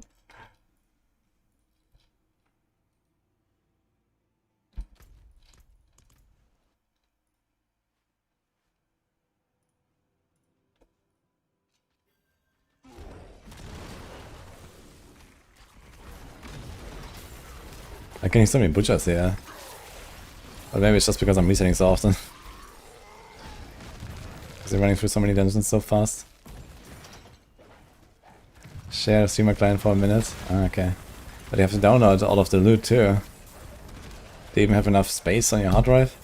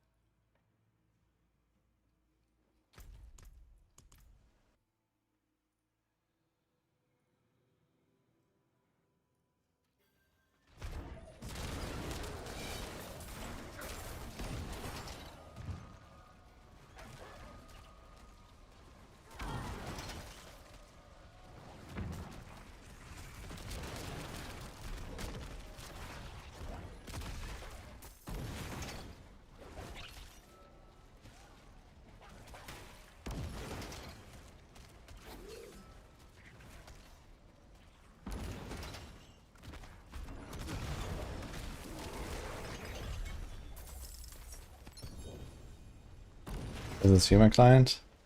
Yes. I mean, this is actually in every game. This is, you know, there's like a global convention of game development that set these rules at some point. So if like the developers don't deliver the streamer client together with the, you know, original release, they're not actually, you know, ready. They're not actually allowed to publish a game. So every game has that.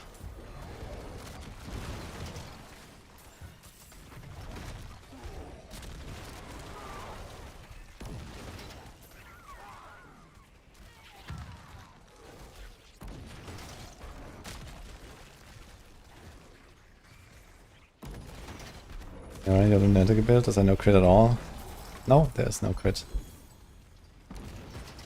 I mean, in general, you need to get rid of the notion that every build will become a crit build.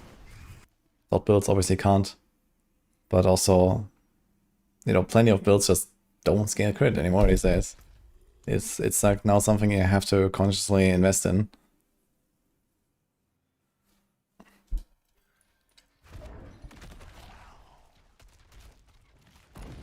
Thanks, Rumil, by the way.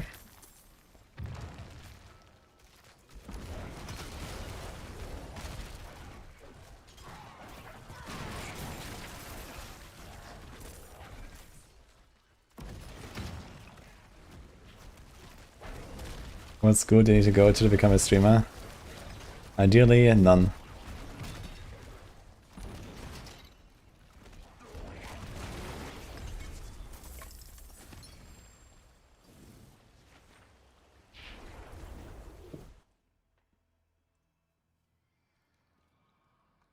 You have a grandfather burning a hole in your stash. Yeah. Let it keep burning.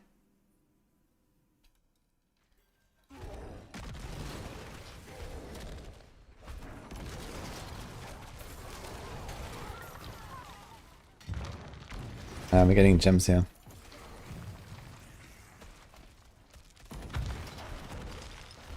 Ah! Do the jump. What the hell? Sometimes it doesn't let me. I'm not sure why. It's kind of weird. Wait, you have to go up, I guess? What's happening here?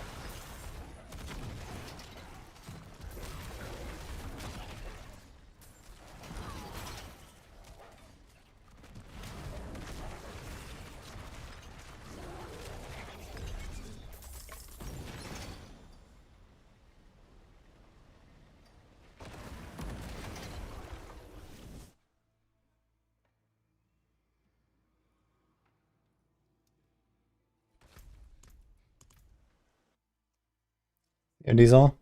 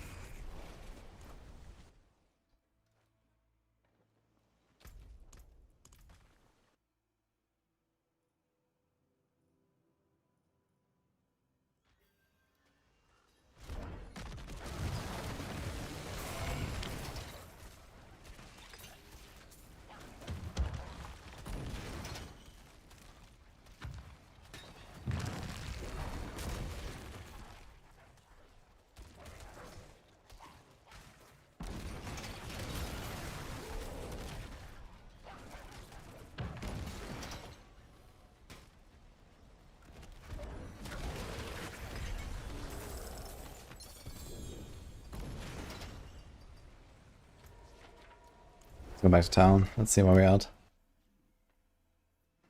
We do have a Witch Doctor chicken build now, yes.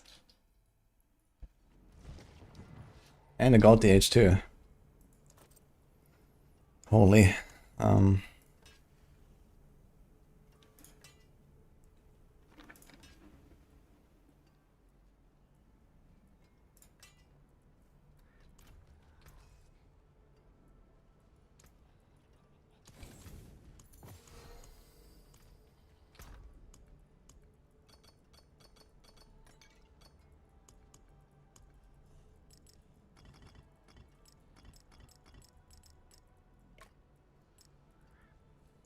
Yeah, so we have at least one of the diamonds. Actually, almost both, if we establish these. Skulls, we have one there. 1.5, okay. If I do this for like another half hour or so, I think I'm probably gonna be there. With the skulls, the diamonds. Sapphire's looking good as well. I can actually just almost craft them and keep the old one.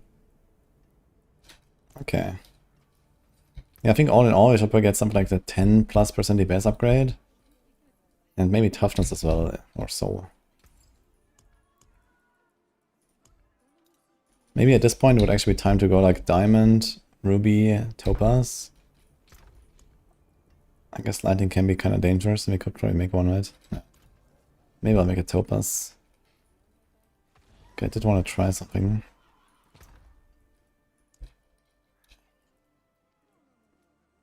Blood Mad Idol.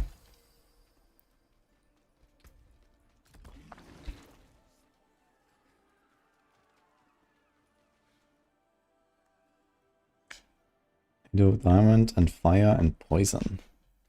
Yeah, I see some people are in poison, but I don't understand why. Oh, I didn't have...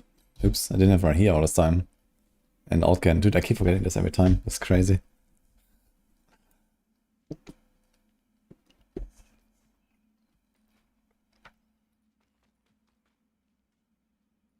Fire and poison dots. Yeah, but... Poison? I don't know.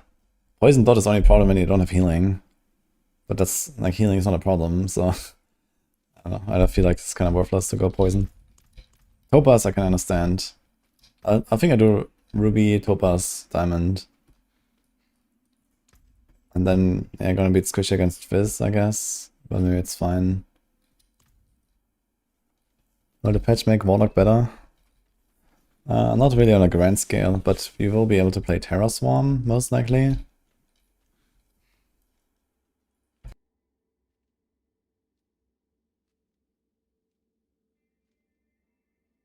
Our time has come, Meteor Sorg Estia. Let's go.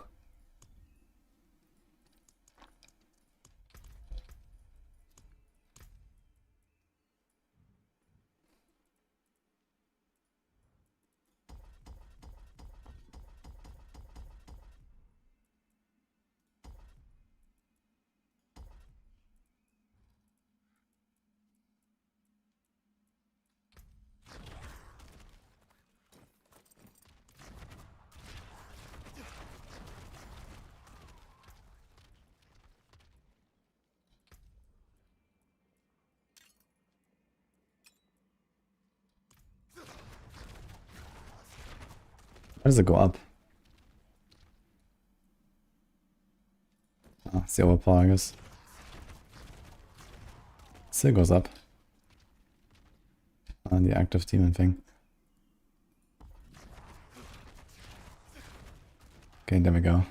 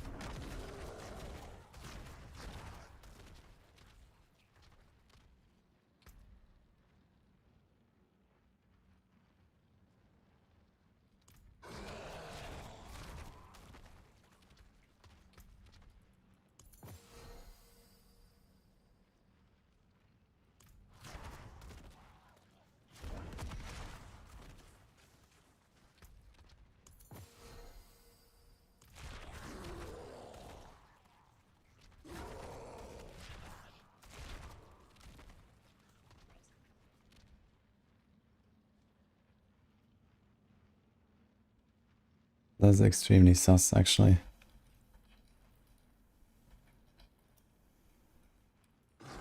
That's not this. It's supposed to give you 100% additional damage, but it only gives me 80. So I get 25 from the berserking. Wait.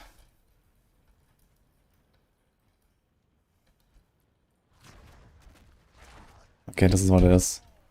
It's not a separate multi. It adds to the berserking bonus. Yeah. So it's just 125 multi.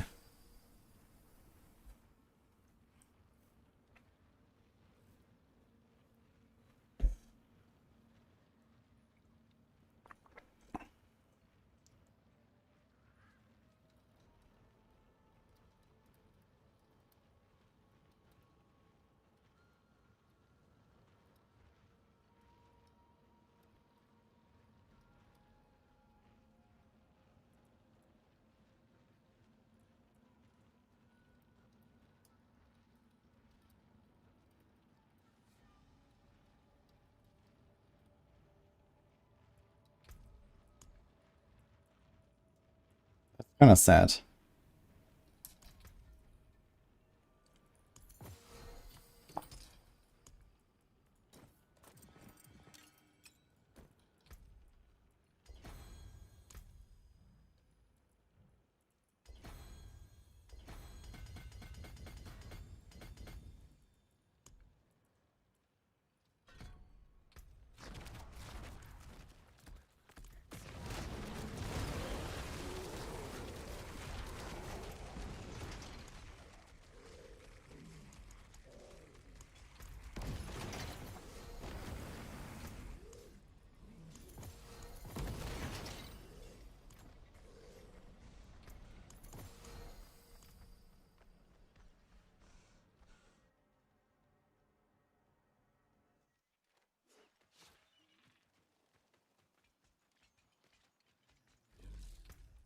Yes, Bloodmad Idol should be like a times 2.5, but it's only a times 1.25. And that is certainly making it less viable, I think. Because it has a relatively large downside. Most importantly, you have to somehow take damage every 8 seconds in order to keep this up, which as a Warlock you can do with stealth damage. So this will be like a pretty good candidate here. And 125 is still not bad, it's pretty good. But 150 would definitely entice me a bit more. Like I was thinking about actually using this for the push.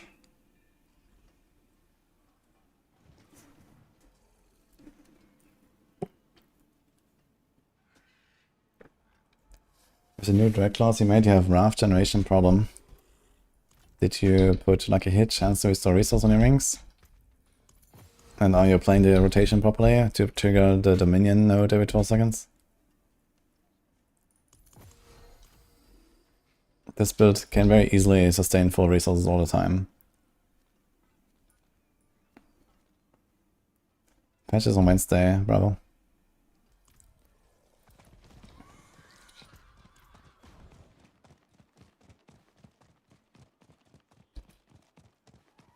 You Paragon 209 and you remember Paladin O exists, oh no. I heard Paladin is just that OP, right? You don't need them. Right?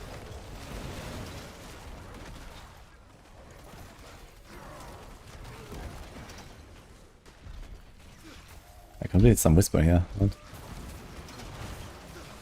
Maybe before Varshan spawns now.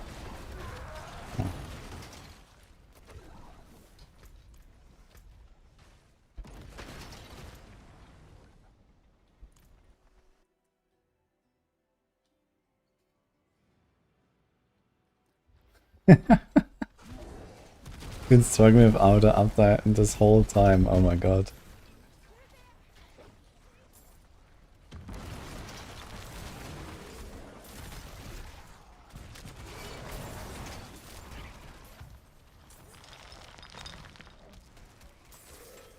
That's an Ares, man, that's great. Yo.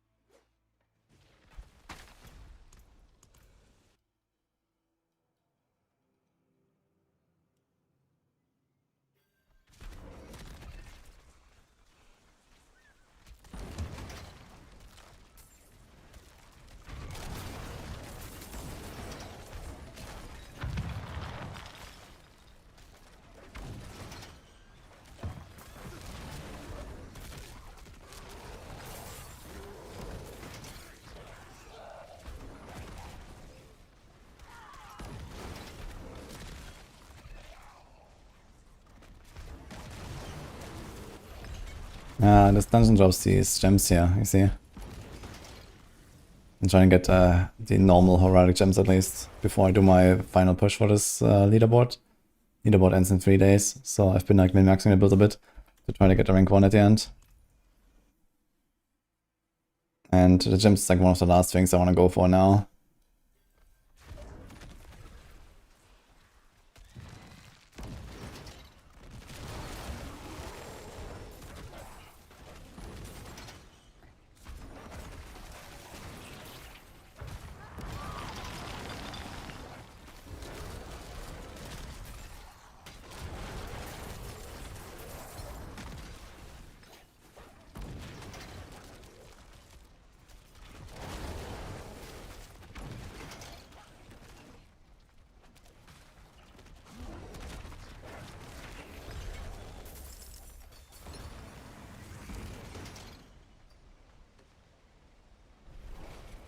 Wish you could check Red Sermon into a charm. But Red Sermon also has like a gigantic multi on it now. I guess you don't really want to put it as a charm.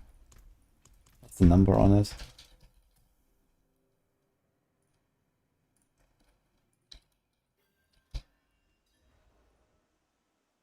Oh, it's actually not that large. Okay. Oof.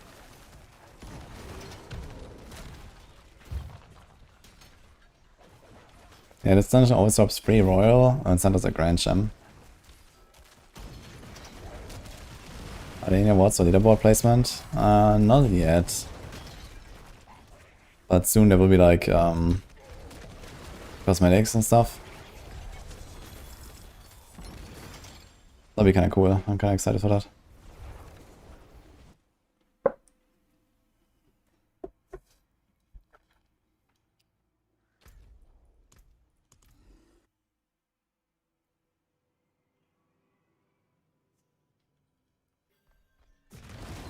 Echoing Hate is not bugged as far as I'm aware.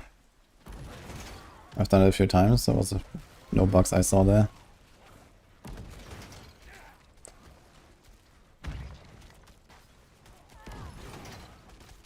Need to add SSF before rewards. Yeah, I think that's the intent. They're gonna do SSF and rewards together, I guess.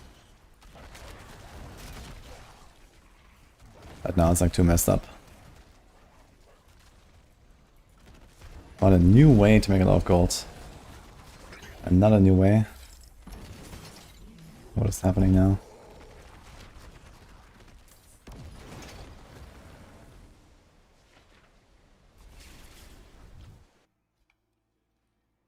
Ah, the talisman kind of way.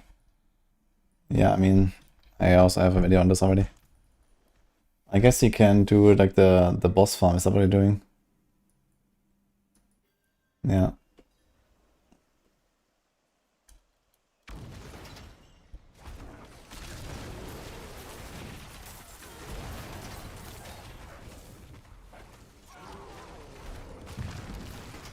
Thank you, meat technician.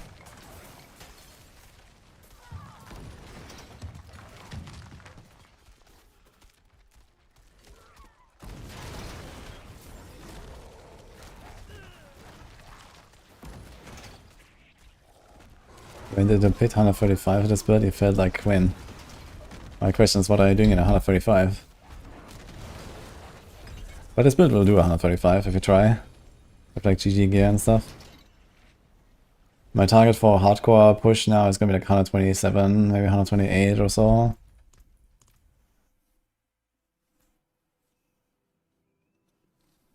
So many souls wasted, you roll this 200 sword. Yeah, don't do that. Use the cube.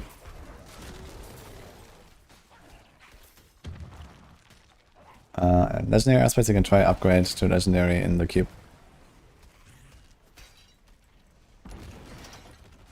Oh, there's the question, guys. Use the command. Please.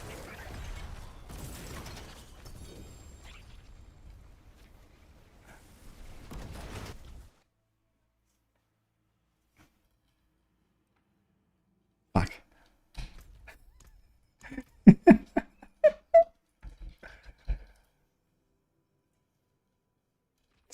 Real. Okay.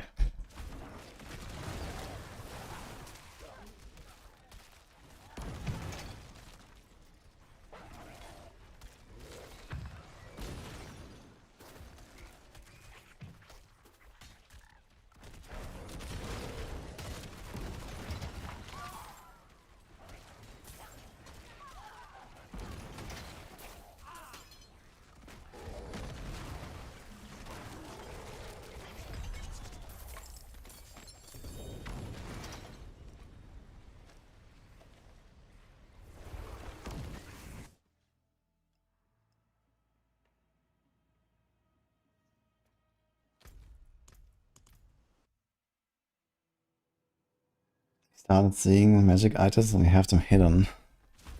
Or maybe they have another rule above that that shows magic items.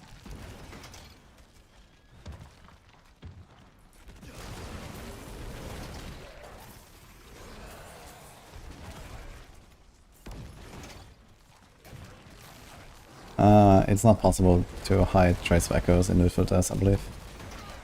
And I see them, so... you can't one-shot their bosses because they have the barrier every 33% and that will trigger no matter what. So you have to do at least 3 shots of Apocalypse. So actually LUNATIC is a better bossing build because you don't worry about that, you just blast them.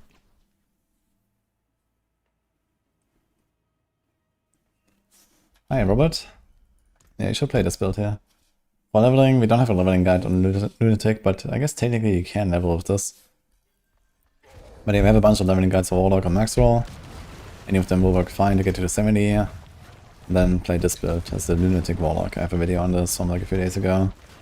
The Max Roll guide.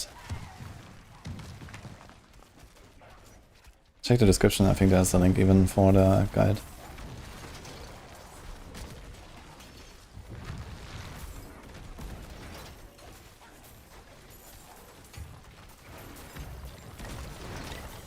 I mean, I have some blue items that show my filter, you know, blue items are good. Like this, you get, you know, GAs on these blues, and sometimes you want to craft them. I also have some blues that show as like an upgrade base to unique, for example.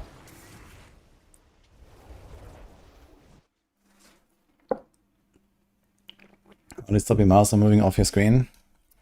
I use a tool called DMT. You can download this. And then I use a hotkey to move my mouse over.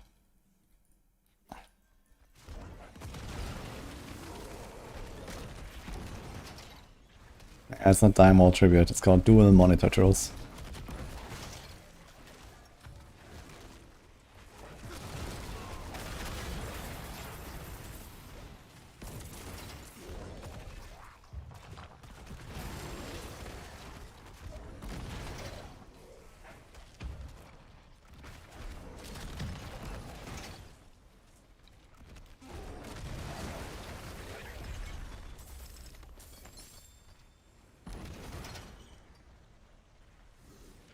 Yeah, I think there might be a setting in-game as well to go find a window. But then you would have to always alt-tab to move your mouse out, right? And I can do it without alt-tabbing, basically. I can just move my mouse out of the window. If I press a hotkey. Is there use for damage or time multi? Yeah, I mean, like, half of the OP builds in the game right now are damage or time builds, so it's useful, yes.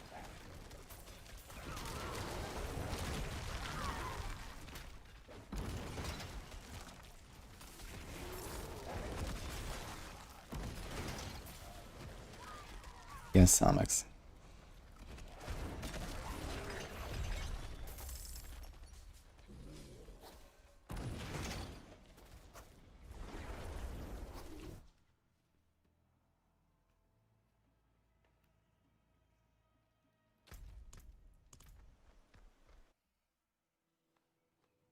Yeah, I like using the MT to move my mouse out of the window because I can still have full control of the game client.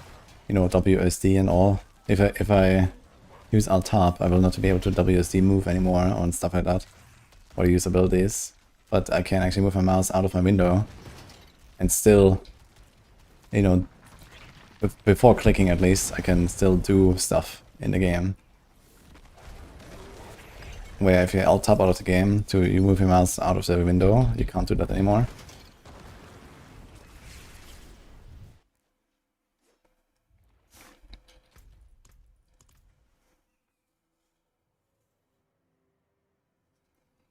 Yeah, the explosion of the helm is not really doing much. I don't think it benefits from all the multipliers as it should, but either way, you don't really care. You just attack and kill stuff. It can, like, the mini lunatics can actually kill some small trash. Like here if I run, you see this stuff is actually dying. But it's Torment 10 as well. But even on Torment 12 you can kill like small trash once you're like, strong enough.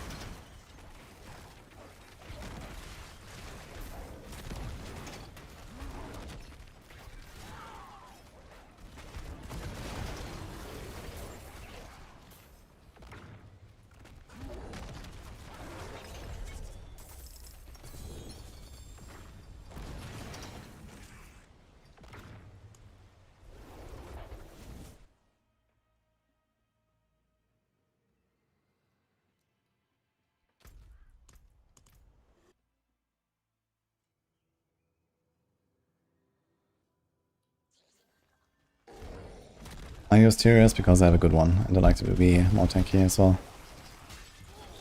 I don't recommend to use the Tyrius though.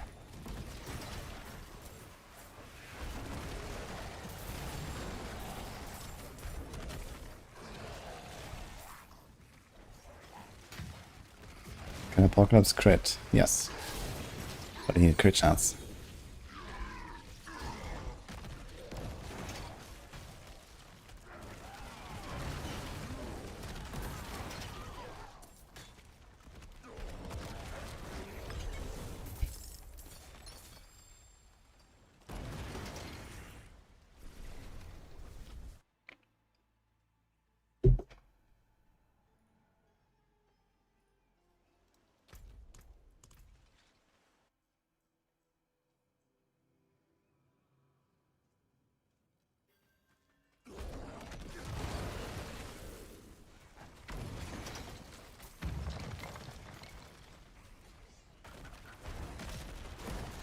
UGA chance of 25 Fury, let's go.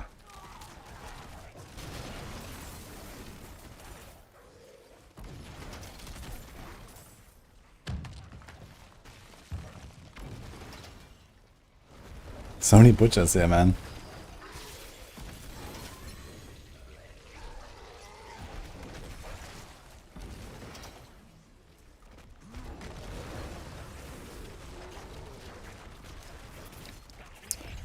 There was no change to the build or the Warlock in general, Ryan, so I'm not sure what's going on. Check your setup.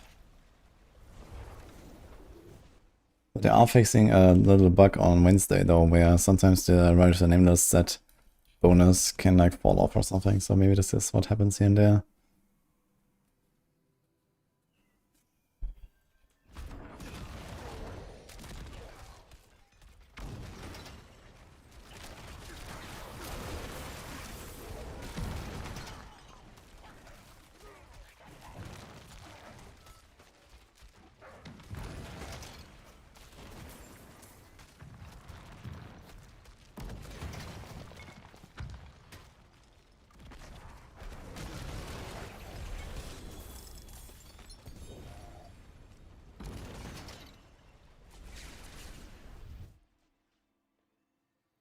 Should use a legendary chest, not materials for this.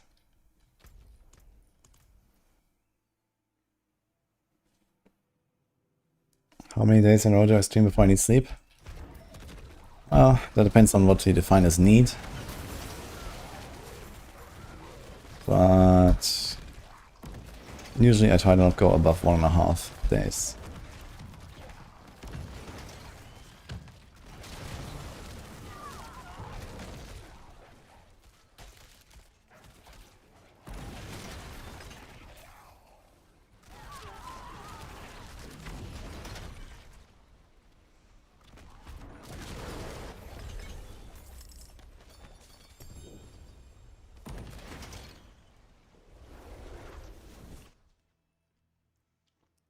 The strongest build so far, I think it's Ball Lightning.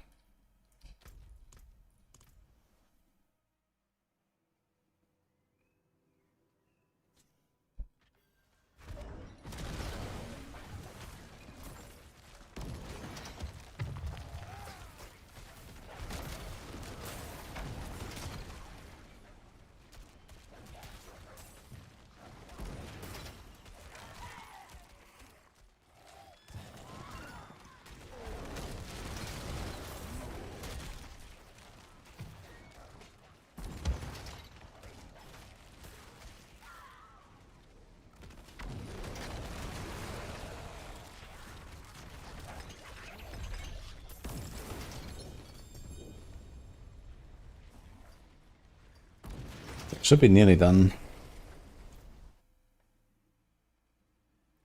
I've not done Mephisto on this character. Or any character for now. We'll do this on the rogue. And then on this guy, I guess.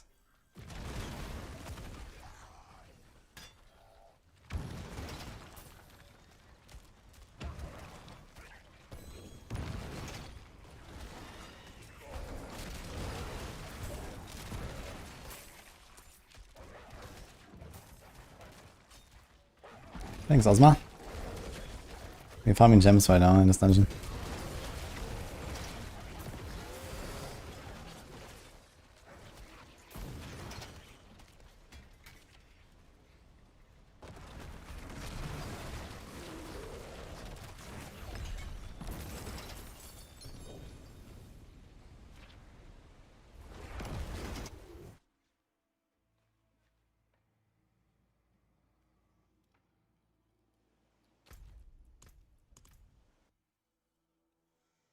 Thank you, Mark, as well. Appreciate the subs. And Henrios.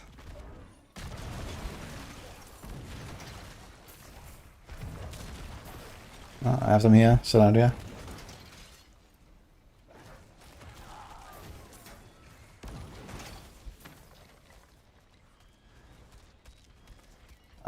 I can show you my overlay map settings, but I can also tell you the default.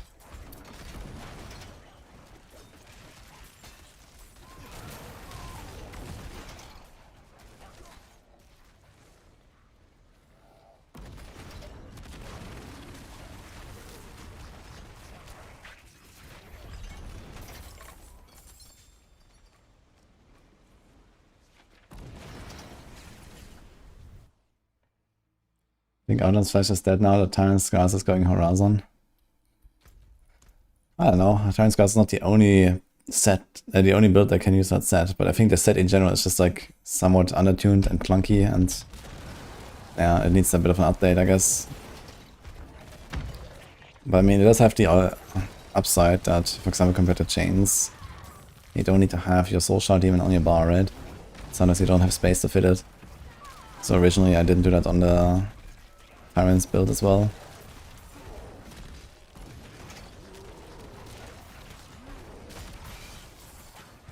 The Druids need some help.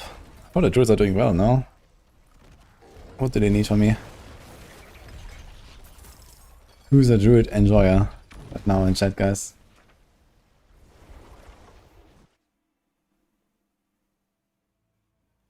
Nemesis Slayer makes me hope for Mythic Seed every time.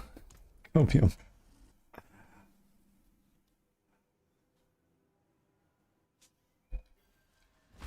I put Rallying Reversal on most of my amulets, or Undying is not bad.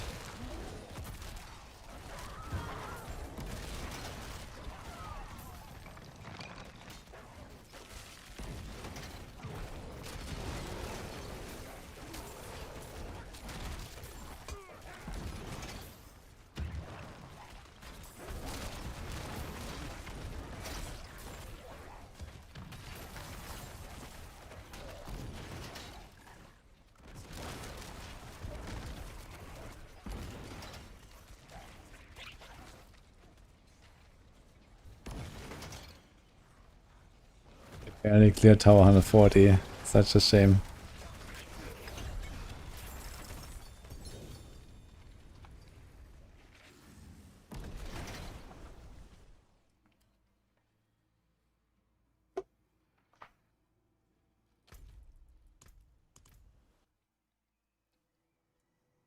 I don't think it's any Andara build. Andara is pretty weak.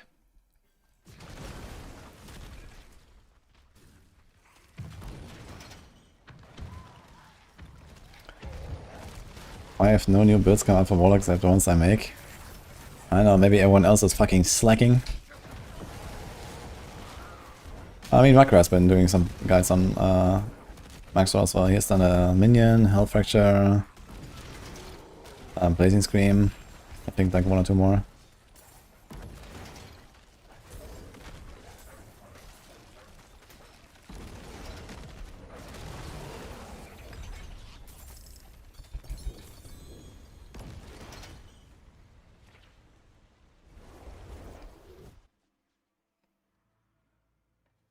There's so many builds, like a dozen abilities per class.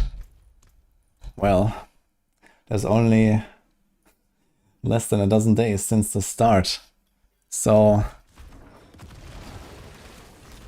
builds need time, you know?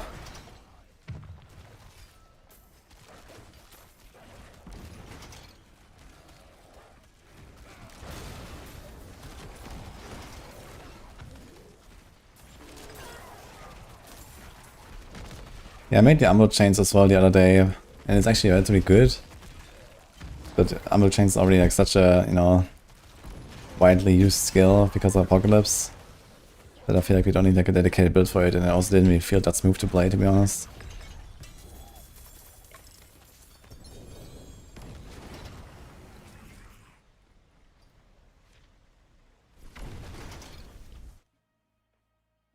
I think this build will do T12 Mephisto without too much trouble.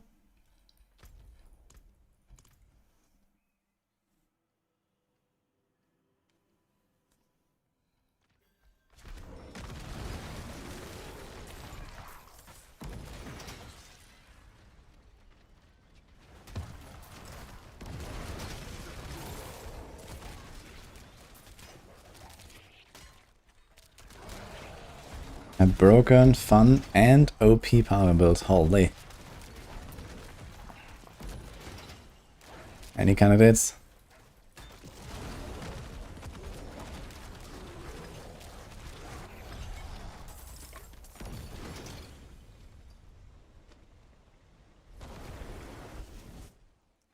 What's the best way to upgrade Mythics to GA?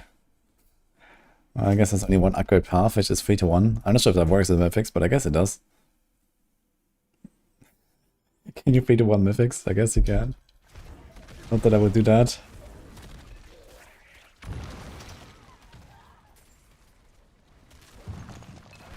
You have to buy D4 bad again to be good. The game is good. If you buy it, that's your own decision. But regardless of you buying it, it will be good.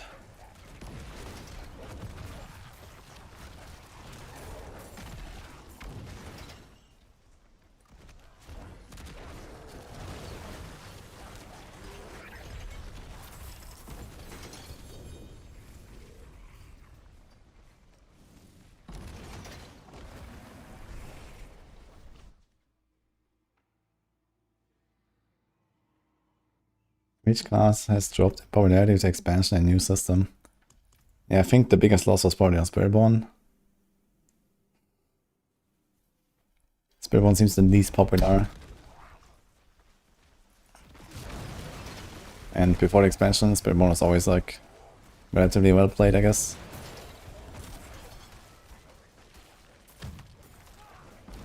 Yeah, it doesn't really help that like half the fucking skill tree is bugged on Spiritborn. Then the other, and then half the uniques as well. So that is not really great.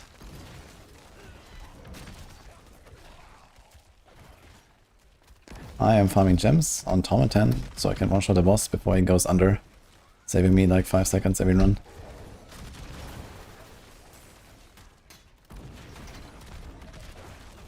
Not every run, turns out.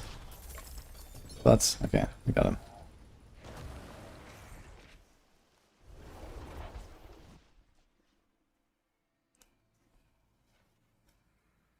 Thanks, Endlifer.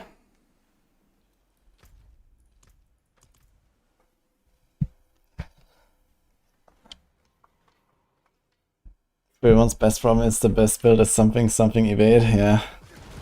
It's actually wild that it happened this way as well. Like, I was giving them feedback like, guys, don't do this.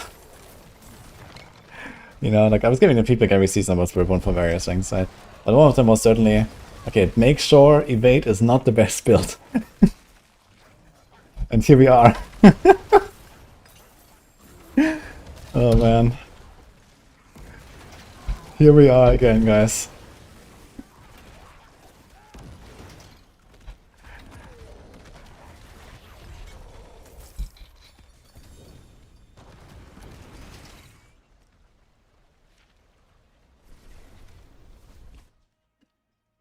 Yeah, now it's the best and the second best. That's the best part. Oh my god, man.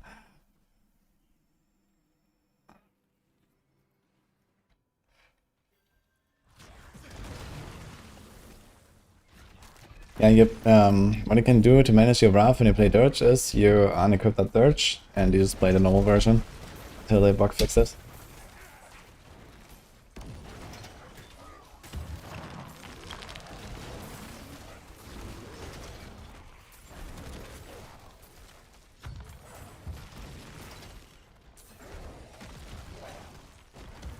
I do not do Mephisto runs. Dragclaw build is evade build as well. I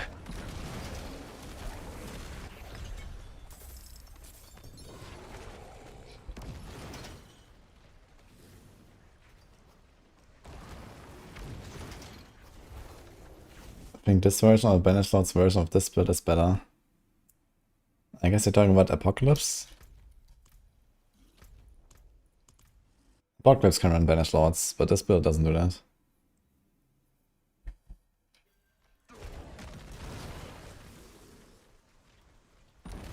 Can you see those glasses? Barely.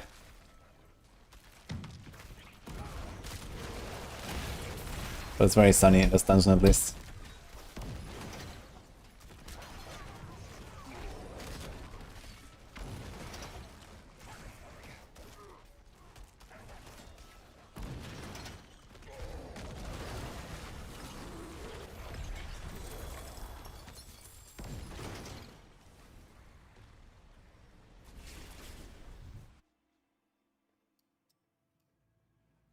What's wrong with the fonts in general, Sanitizer?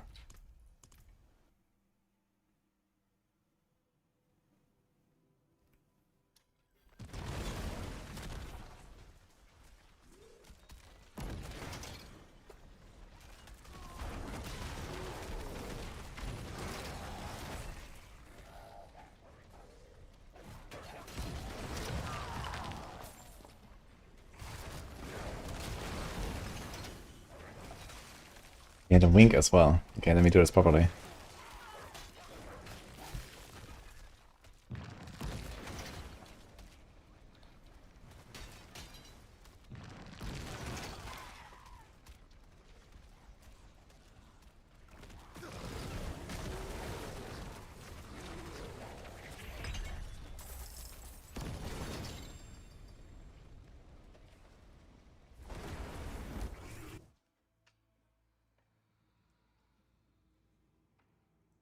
Yeah, I was just talking about banished lords. Are you talking about a different build? Because this build has like no crit. I'm not sure what you want with banished lords exactly. There's no crit.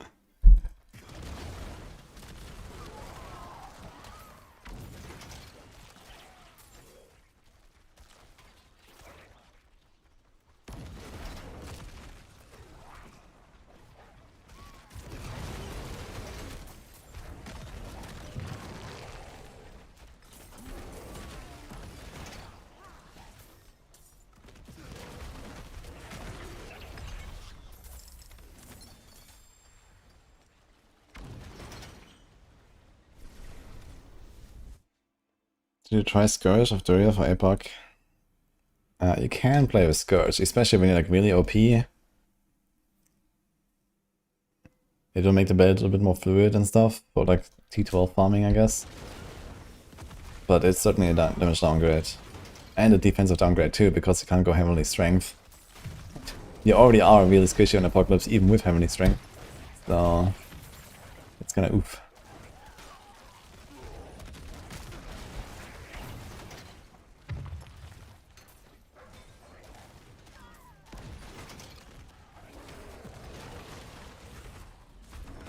There's a YouTuber who said he took this build for me, exactly the same concept, where he put Banished Lords as a charm. You can't do that.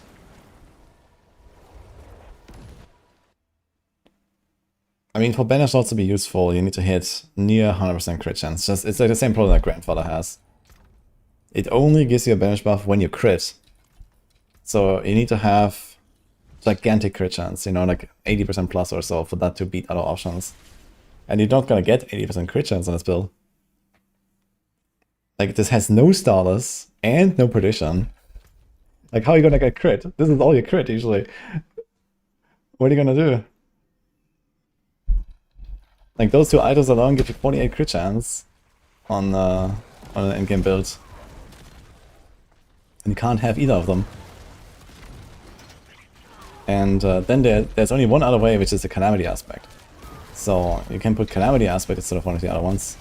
But then you need to get Hex. And it's really hard to get Hex in here. Because what are you gonna drop? You can't drop the Sigil. Can't drop the Metamorph. You definitely don't want to drop the Jump. I guess you can drop the Torture Wretch.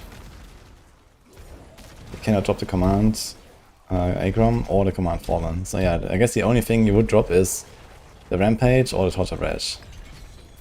Then you can put like a Sigil of Subversion and Hex stuff and then Calamity and then go Banish Lords.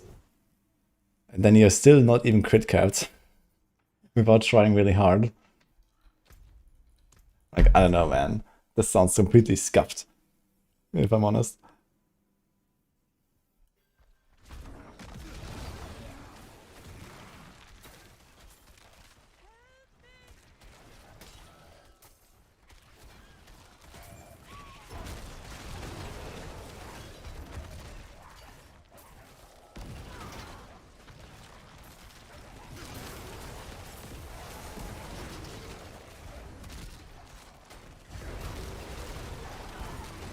And for push, there is maybe something there where you drop the Rampage and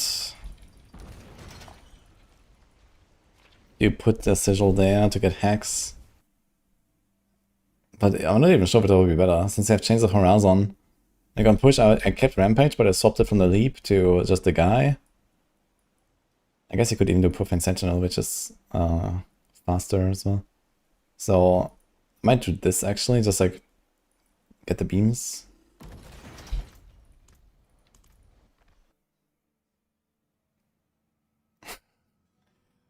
Hey Grizz. We're almost done actually with the mining. We have... I think we can probably craft all the Heronic gems we want.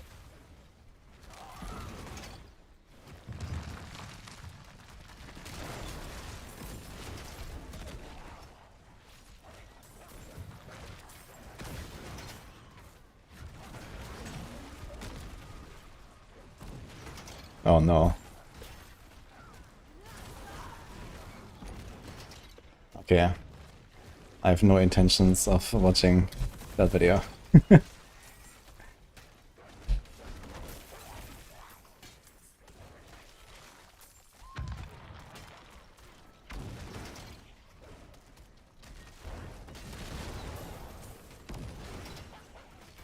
Okay, it's not that bad, Crucible.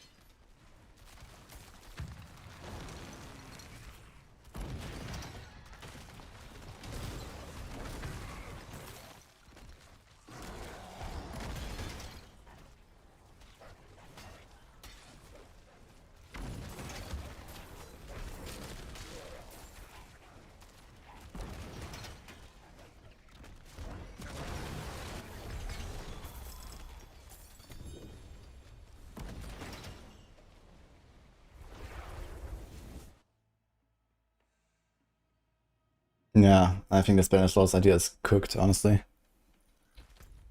Forget it.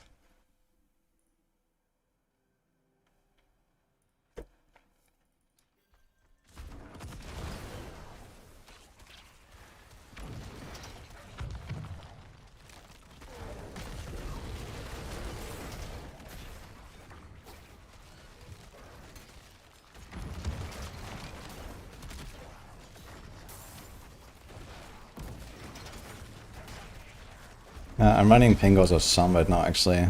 In Edgemaster's Glove. I just can't really get a good Pingo, so I decided to Charm it for now.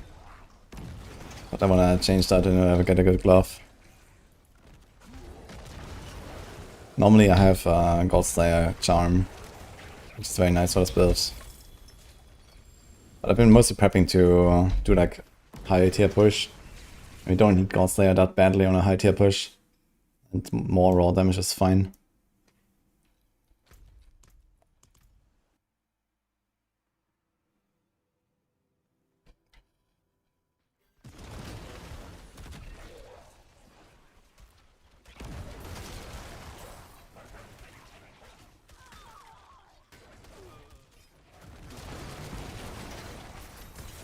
And all Germans, D4 pros.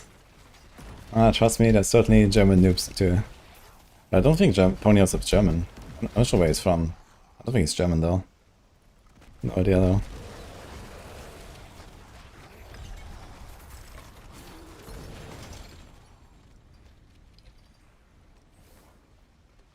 Is it faster the amount of use cage man? What do you mean? Wait, Ponyhoff is actually German? I didn't know that.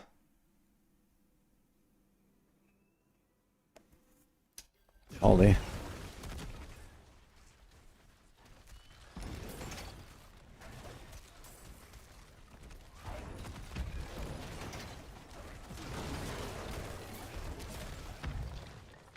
Yeah.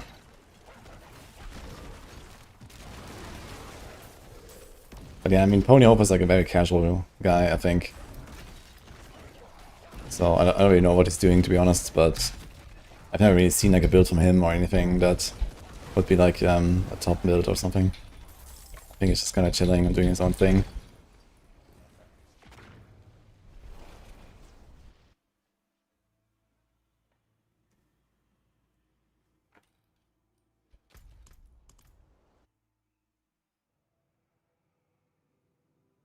Imagine Rob on the pony. He's a minion guy, okay. Maybe this is why.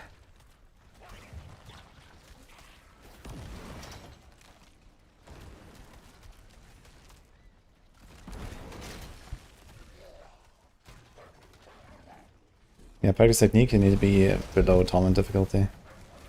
The small sets don't exist in Torment.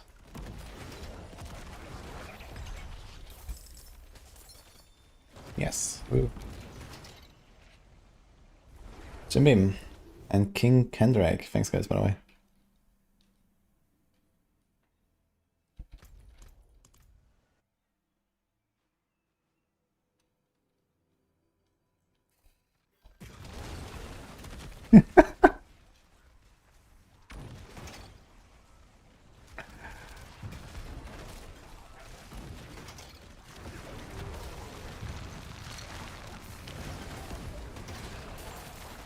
I haven't seen any in 30 charms. Yeah, as I said, you have to be before Torment difficulty.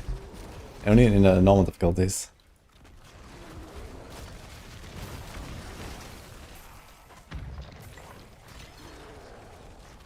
What's the most important item for LUNATIC to start a build? The helm.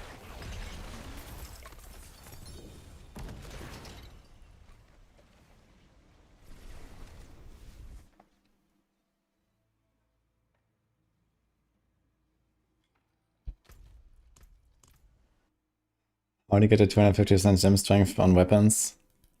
With a lot of pain and suffering mostly. That's on a transfigure on the cube.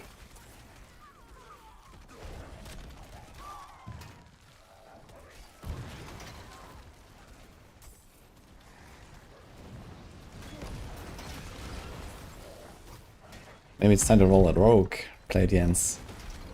I got the rogue soon.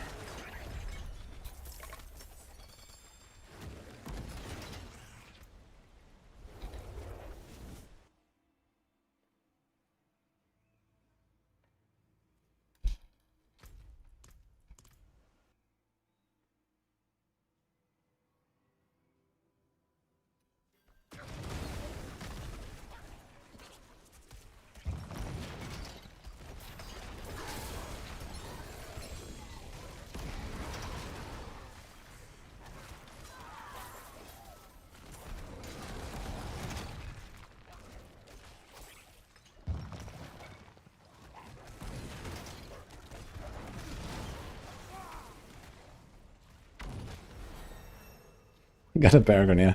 Holy. Follow me this dungeon, man.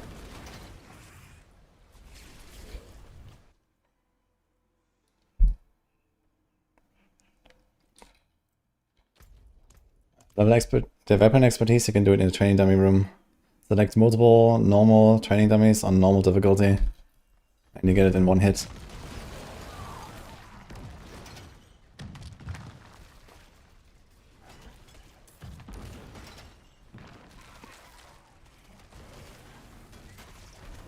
Dude, lore accurate training grounds, actually.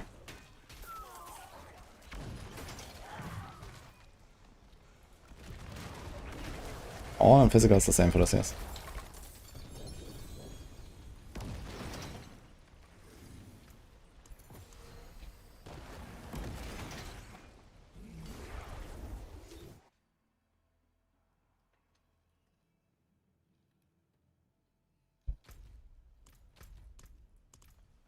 It's so rough. I don't know. I spent like 3 hours in total in this dungeon or something like that, and I will have now all of my normal heraldic gems at least. I don't think it's that bad.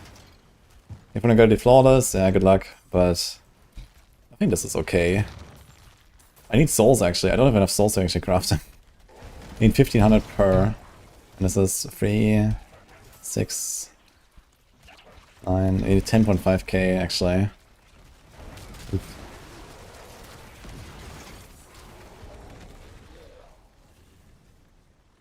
So I guess I will not actually craft them yet, but at least we have the gems ready. So I can just farm souls at some point and get them. How do you get a dungeon leaf keybind? It's in the controls, you can keybind anything in the wheel. Can recommend. Thanks, Stern Prof.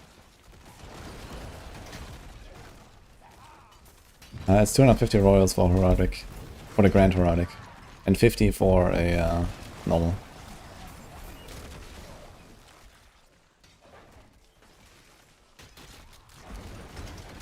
You get 68 MXP from a single Forgotten Wisdom. Oh really? That's a lot. That's very good. We need more XP these days, actually. I'm at 850 per level at 274. I think 850 was probably something like 290 something before. You don't even have grants. Yeah, I recommend if you don't even have grant gems, you spend like 50 minutes here and gonna have grant gems. It's not that hard.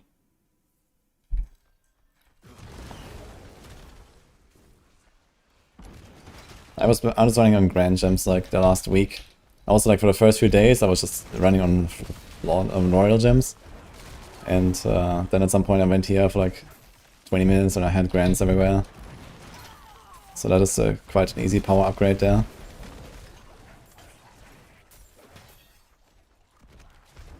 What exactly is being fortified now? It means having more than 0 fortify, which you can see here. You also have this, you know, like armor around your health globe. This means you have the fortify status.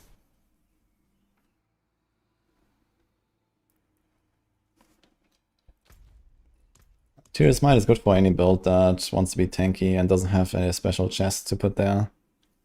But for this build in particular, it's not too great, because this build is already tanky by default. And you can have 2 offensive stats instead of just main stat on your chest, because there's willpower and maximum resource, which boosts the damage. So Tears Might is actually not a great option, but I have a good one, so I'm running it. Hello.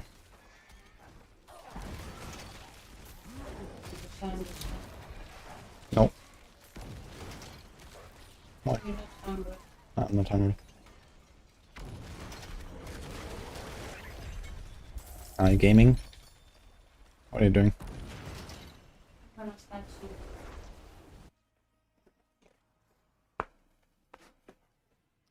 Good luck, Dini.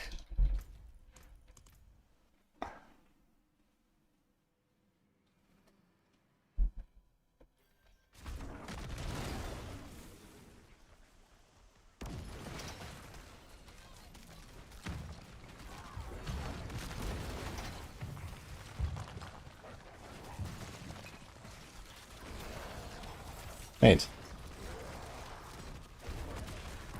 The Lever Shine does not actually give a crit chance. What does it do? Does it just a guarantee crit without giving a crit chance? 6 betrayals on Motherfire, damn. I think I've seen 5, but 6 is insane.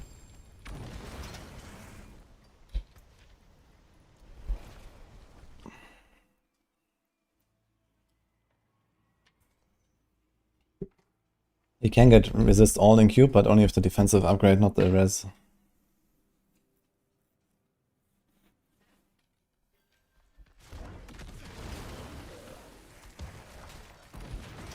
There's one pit boss, blood something, he annihilates 80% AK HP with full barrier, he drops 4 boost of poison. I'm not sure which pit boss you mean.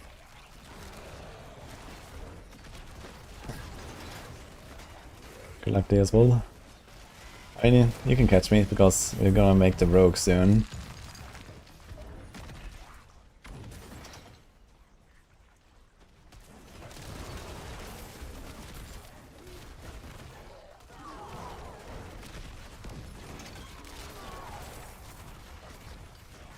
Yo, Dreamy. If you already have a max level character, you can skip most of the leveling, or all of it, if you use Whisper Caches to boost yourself.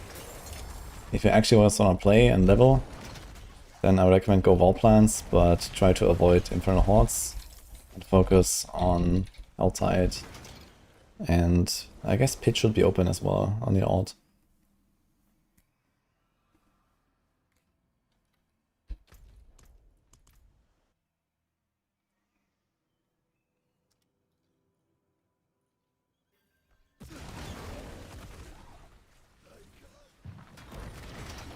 And then for like the difficulty, always try to be on like a high difficulty where you can still kill stuff quickly. You don't want to waste your time fighting stuff for too long. And if it's an alt, you can also, you know, imprint, temper, so don't forget this stuff. Life tempers are insane on low level. Damage tempers, you know, you can do a lot of stuff. Yo, random jar rune, okay.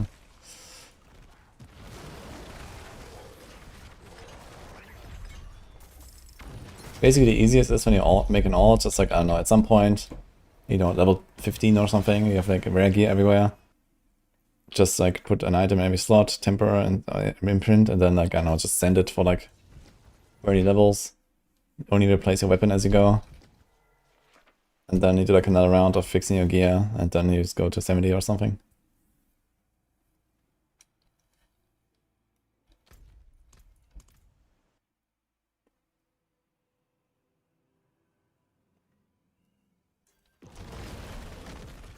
The skill of Transformio is evade.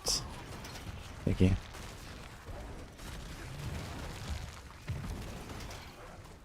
Eat the helm, and then you evade.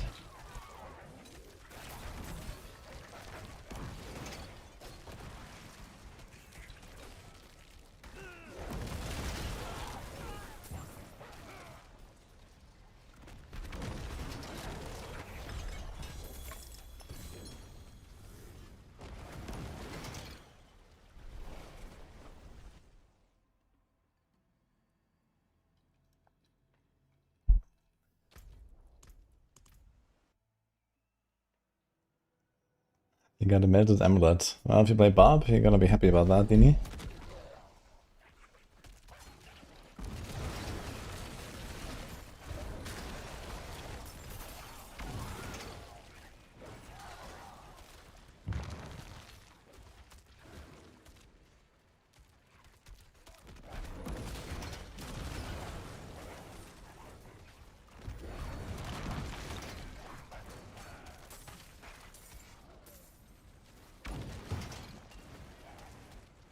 This is the angry lunatic. J.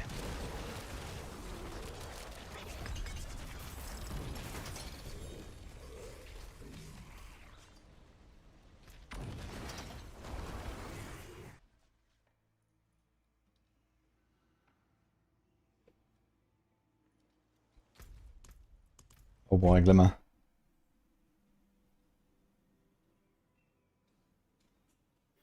Sneak that makes Hellion Sting act like Wing Strike? Not exactly. It's a Helm, yeah, it like automatically attacks with Hellion Sting. But I think that's a very weak Helm. Like Hellion Sting by itself is kind of tough to really make a build with. But you can, I guess, if you really try with Eviscerate and stuff.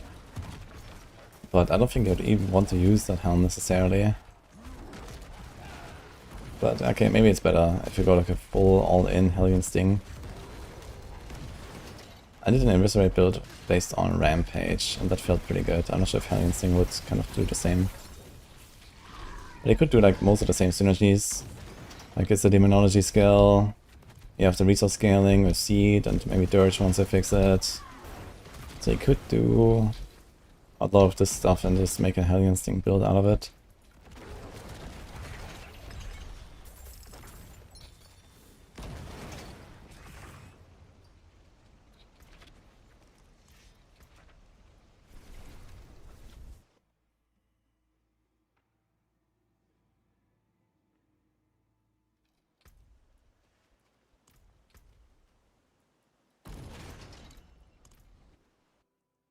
do you know if an aspect does additive or multi-damage?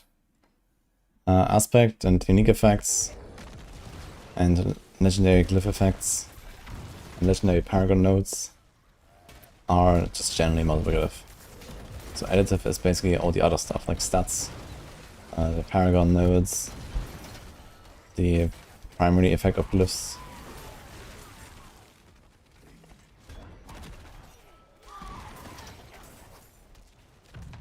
Stuff is only in escalation dungeons, okay.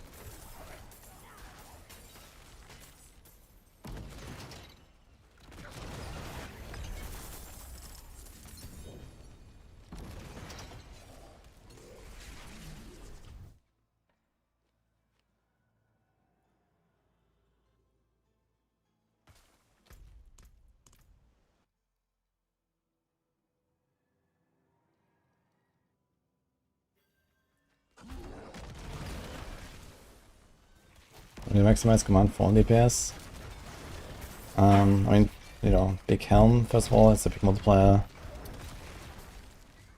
Generally, like, you know, the vulnerable multipliers on the gear, skill ranks, or charms, for example. Attack speed, good weapon. I have gem strength also transfigured. I also added a malevolence aspect on boots, which I'm currently not running, but normally I run that now. That gives you overpower. Press your command Agrom every 10 seconds for the Horizon buff.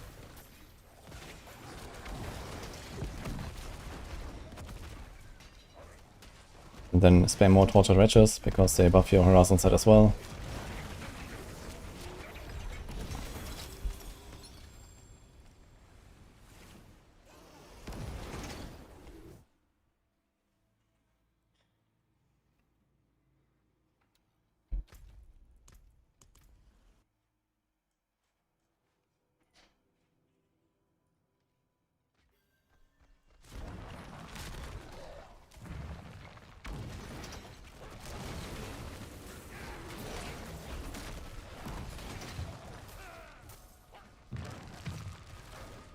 Spamming skills okay. It is okay. But it depends which skill.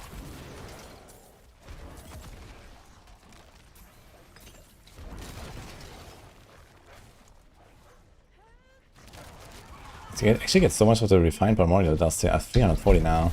It actually like adds up a lot. This guy just keeps dropping them. Yeah. I guess he drops like one every kill or something.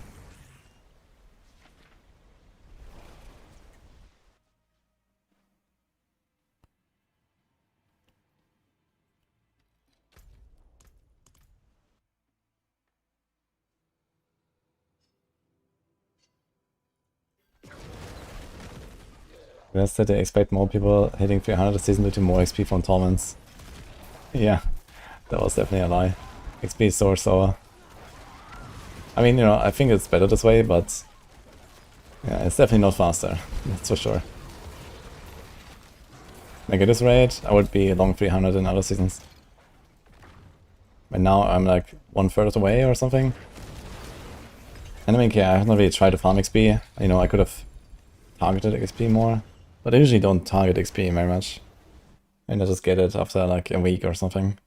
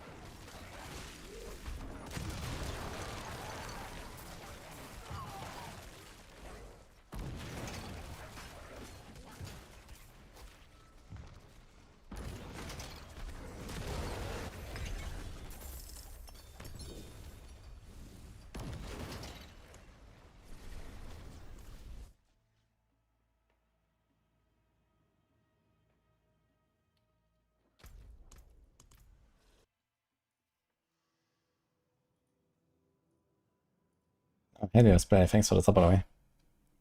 1 year.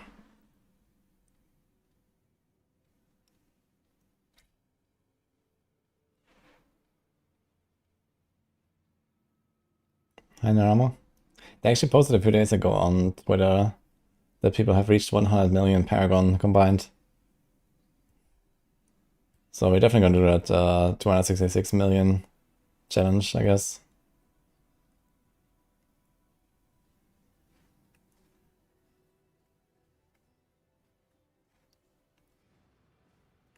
Yeah, up on 609 Fury now. That's a lot of Fury. Looks like we are bugged out here.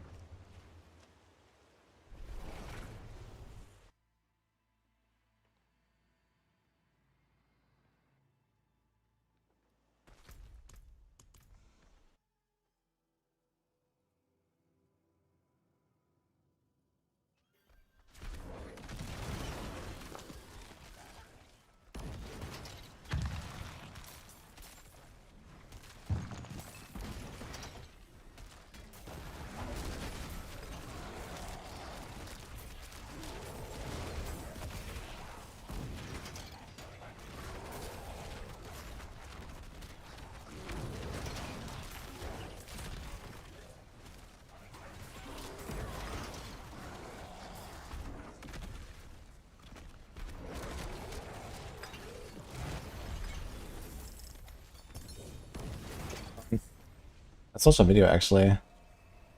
Is that the secret boss video? Yeah. Let's check this out. Title and achievement. We're here, and I'm making this video because one of the last remaining secrets inside Lord of Hatred was just solved, This guy's and getting blasted. because of that there is a hidden boss inside the pit that you can unlock, in addition to a title and an achievement. The boss is none other than Choron himself. Is it Choron or Let's talk Choron? about how to unlock this. You may have already noticed that inside the pit your character will talk about being followed. Many people thought that this was just a bug because it happens so often. However, it is actually related to this secret boss. Your character will say something like that when they are near an interactable plaque written by a guy named Choron. Choron was a Horadrim who got locked inside the pit, and these are his memories that he's written down with chalk. And through these texts you can follow along the story of how he got lost in the pit, then lost the hope of getting... Okay, so 1, 6, 11 and so on.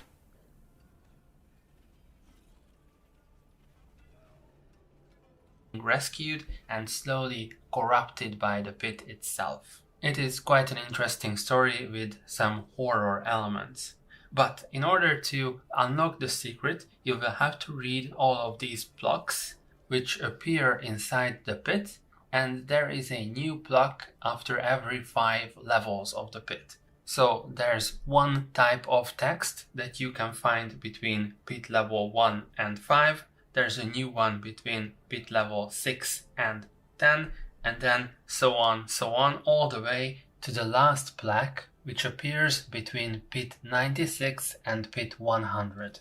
There are multiple things that are going to help you find these blocks. First of all, they are always located on the first level of the pit, and in the majority of the cases, they are in dead ends inside the pit.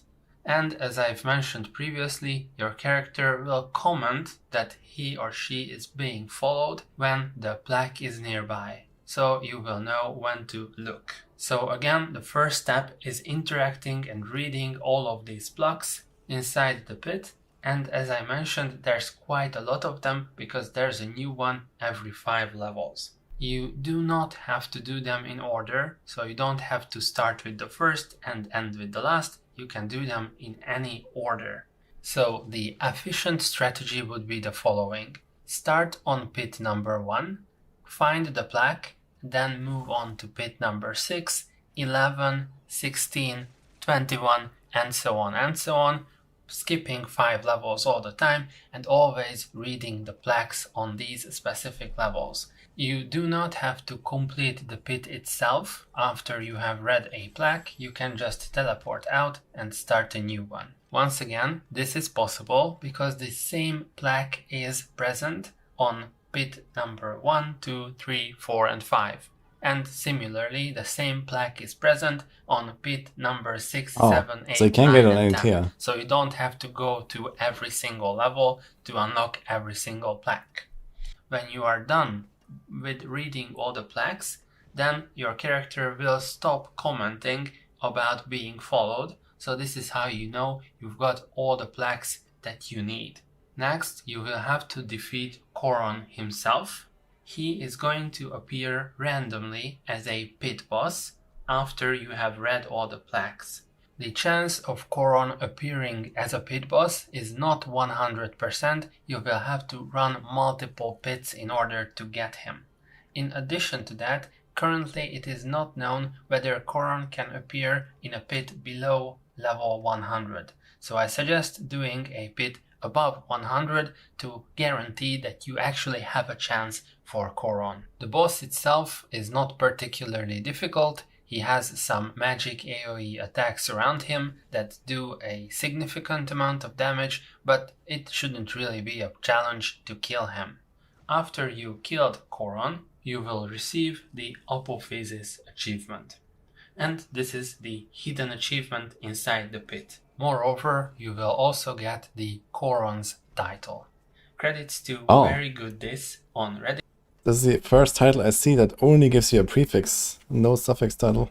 Get the Coron's title. Credits to Very Good This on Reddit for finding this. I'm going to put a link to the Reddit post down in the description. Thank you. If you found this video useful, consider becoming a channel member, which includes perks such as having these loyalty badges next to your name. The badges resemble item rarities all the way to mythic, depending on how long you've been a member. Okay. So is it like a one-time boss spawn, or can he just, is it like a unlocked and then he just appears? Like from then on, like as an extra boss in a rotation, basically.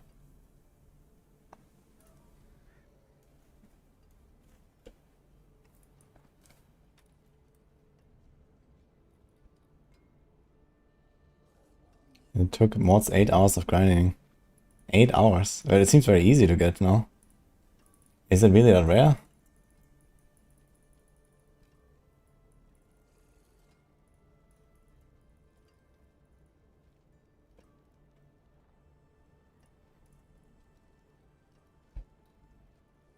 Guys, is there a hotkey to unselect stuff in Windows?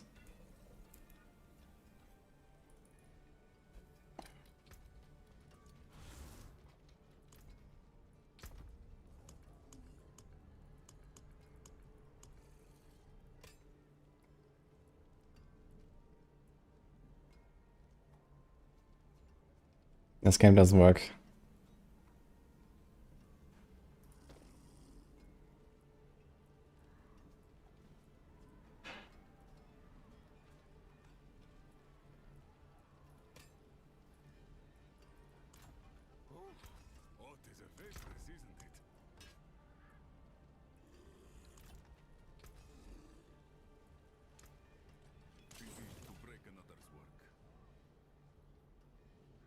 Control D also doesn't work. Fuck.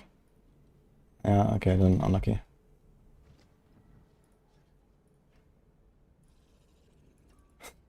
Like I have this here. I accidentally somehow everything is selected, but I can't do anything. I can't get rid of it.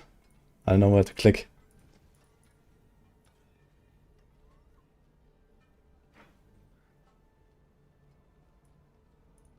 I guess I can restart the thing. Ah, okay, wait, there's a text field, and clicking there unselects everything. Pork. Okay, I got it. Alright.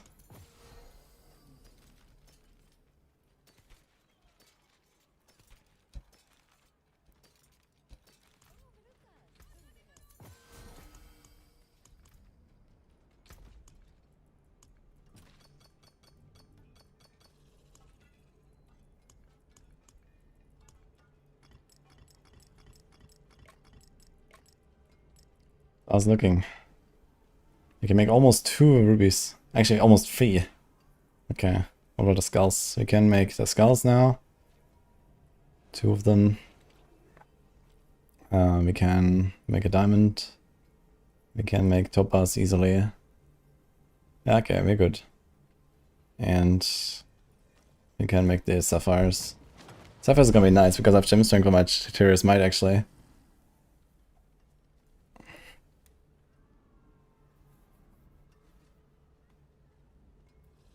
Why all power damage on a temper? Oh, that's because of the boots we're about to equip now. It's pretty good. And now I think it's a bit of bossing time. Although I need space first, right? Fuck.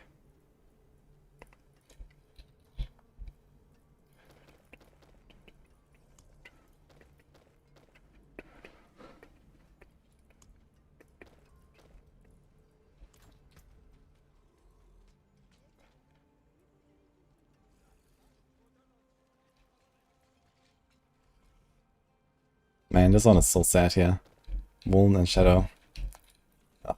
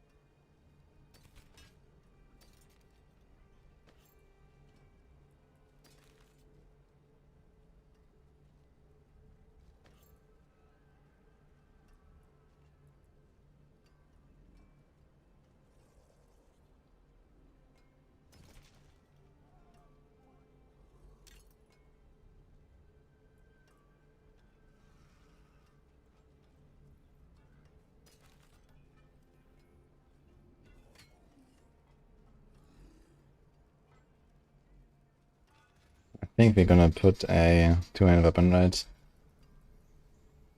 For Brimstone build. Thanks, Osman. Something like this here, actually. It's kind of good for Brimstone.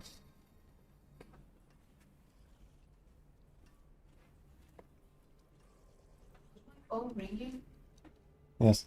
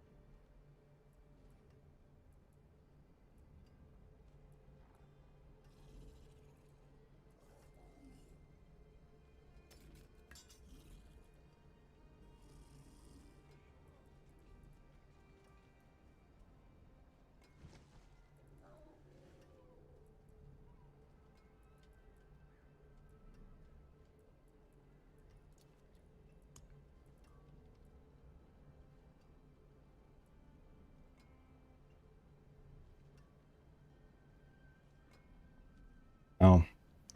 You have to go spine, actually, right? If I want to do a health fracture Brimstone build.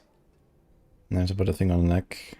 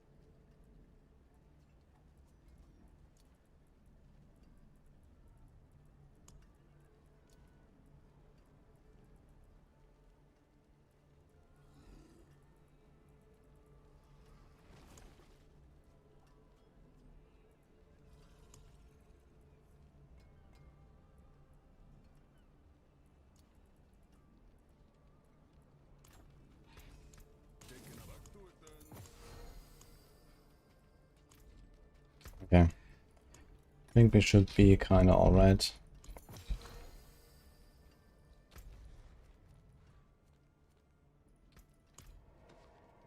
Actually need some more keys. How much do we have?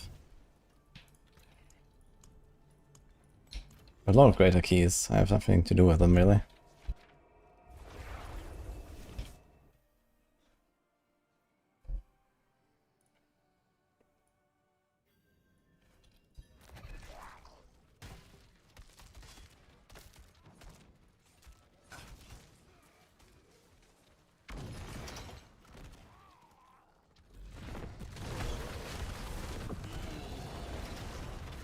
Is it better to run pit without in the trash? Ah yeah.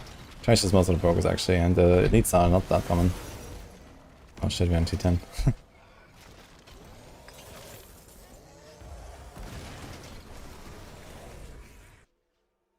You feel like greater elite keys have more chance to summon Nemesis Layer? Ah, I could see that. I haven't really run a lot of greater layers to be honest, so I don't know. I have like almost 200 keys. I just didn't really have any reason to farm them.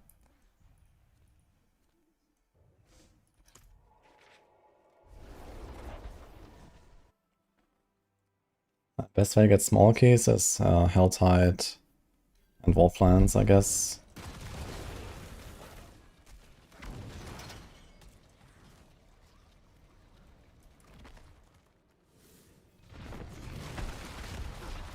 Wait a second, you can get Nemesis Lair in Mephisto?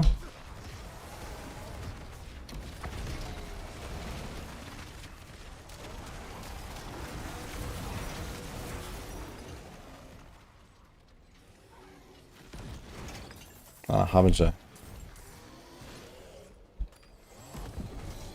Ah, look at that. Where's kill?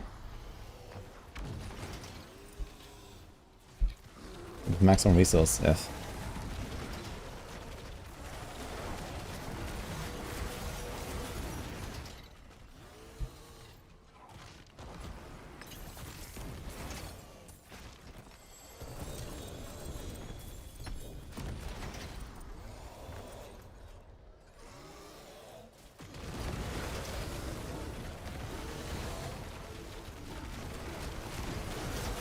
Dire's giving me 2 Mythic Seals now, damn.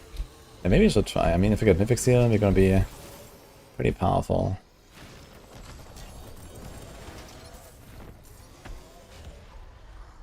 We have Sigil anyway, you can just do right off the Nimbus. Gonna have a nice combo. It's a big difference between T11 and 12. Nah. If those too hard, you can do T11.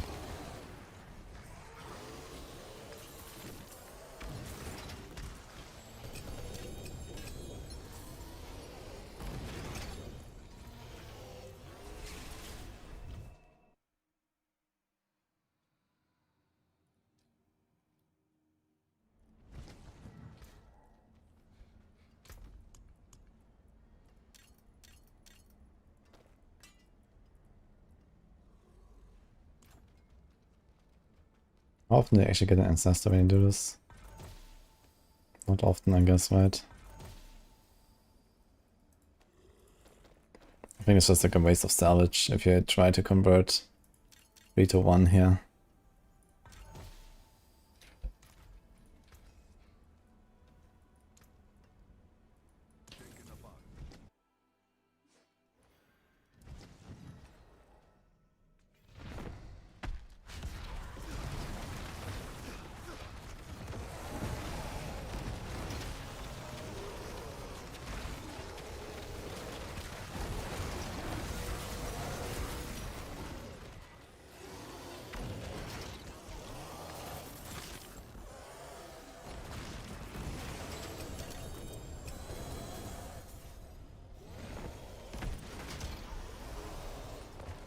Wait! The Nemesis Lair closes! What? That's wild.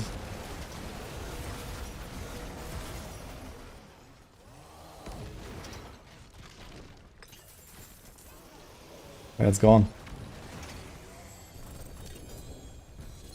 That's crazy.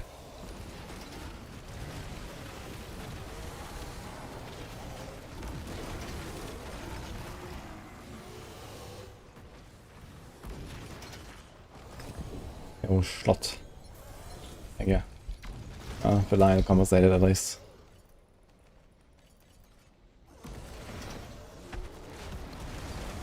Ein Beefy.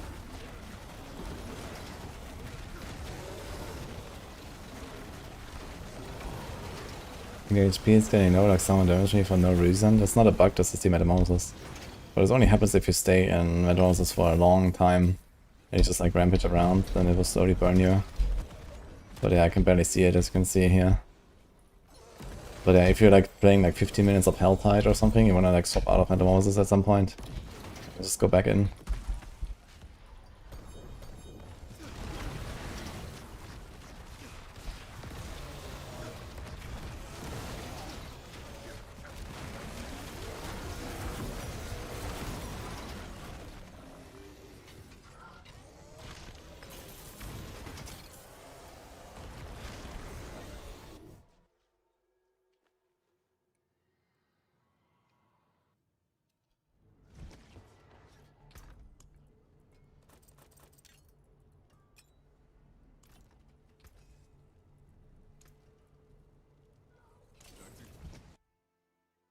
Thanks, Lucretian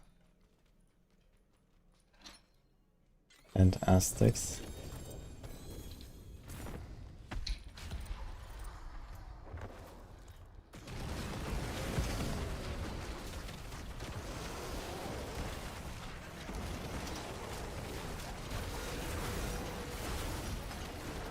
True, you get layer keys from bartering.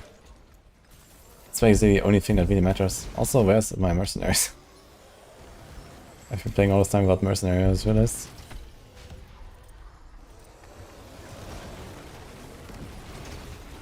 This is build good against Mephisto T12. Yeah, I'm sure this should not be too much of an issue once you're min-maxed.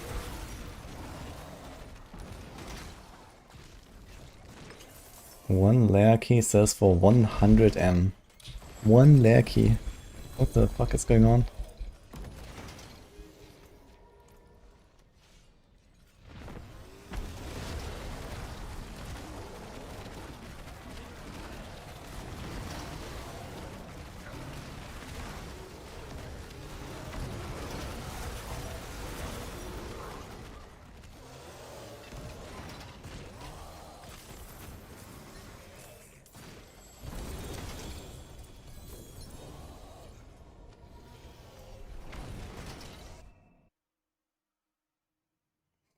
Low ball offers. Oh god. That's insane, man. 100 M for a key. What the fuck? Ah, close. Now here's a Fizz multi. On the wrong item.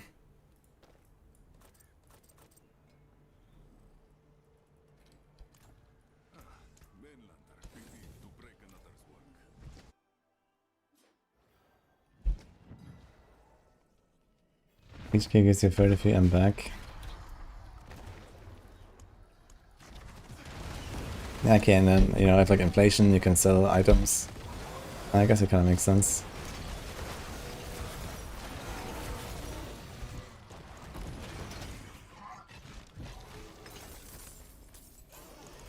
God, that's all stuff here.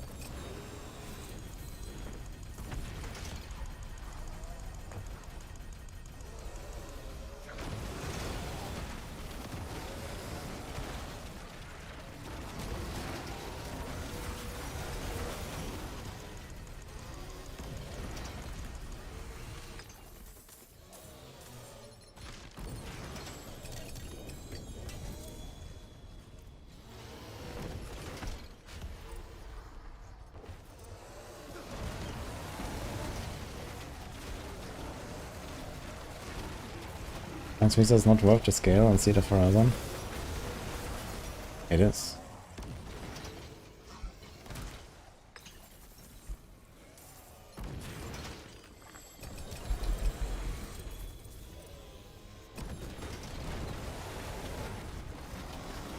I wonder if I should reset the dungeon just in case. Because the portal is closed. Maybe I'm gonna do it.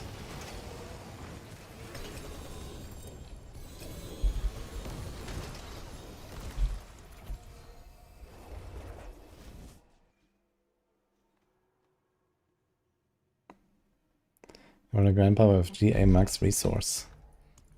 Ah, like that one.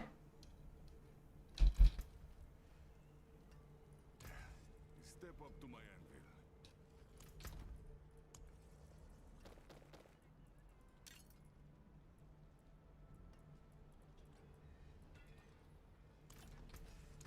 Let's do it then.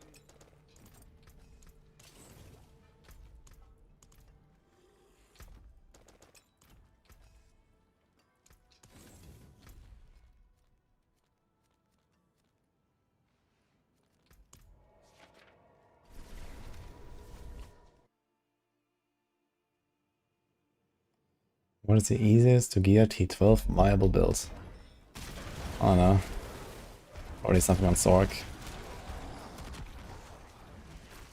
I mean, if you like overkill Torment 12 by like a factor of 1000, it's very easy to get there. With trash gear, I guess. To like super good builds.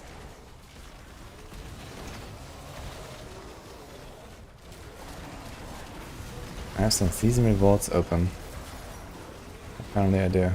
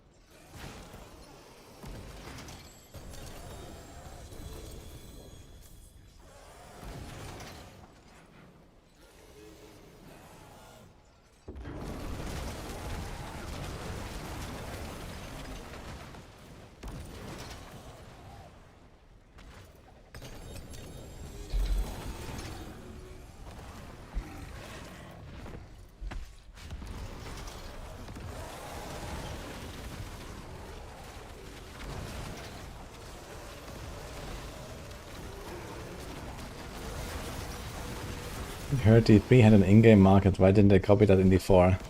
Yeah, because it worked so well in D3.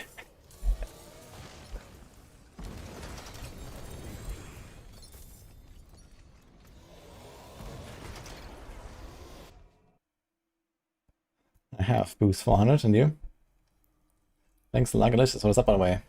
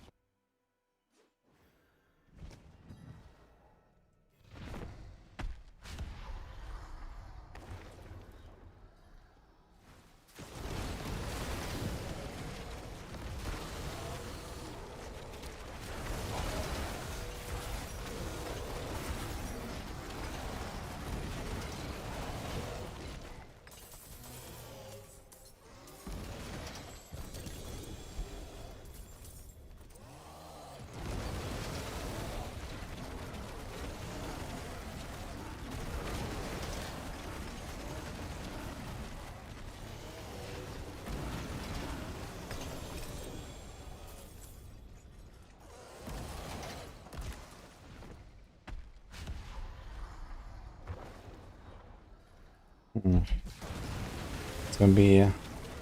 Wait, is it gonna be 4? It'll be 4, right? 2 terminology skills.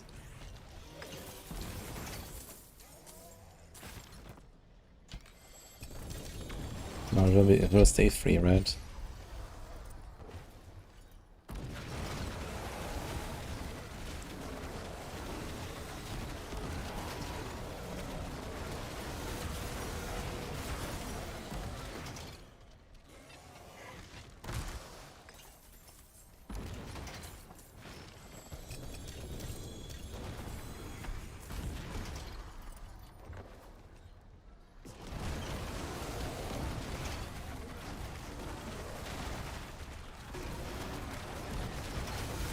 surprised I know Diablo 3 2 yet. But just because the game was good doesn't mean you have to remake it. You know, if you remake a game like, you know, 2 decades after it originally came out, you know, standards have shifted, tastes have shifted. There's a whole new generation of gamers, right? So doesn't mean like a remake will be automatically successful, even if it was made from a good game.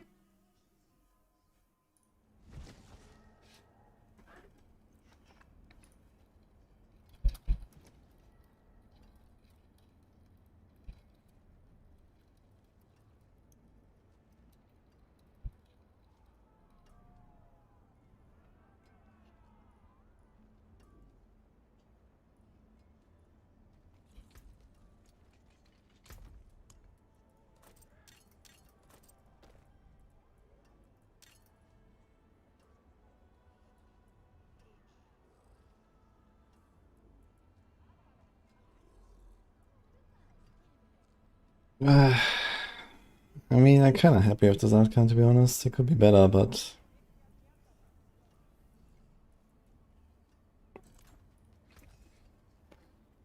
it's relatively juicy. Just put armor on it and go.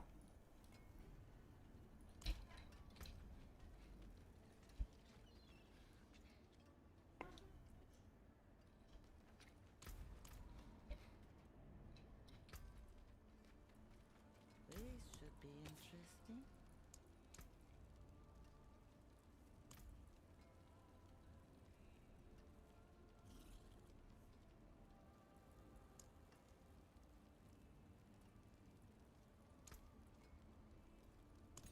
May you find your way.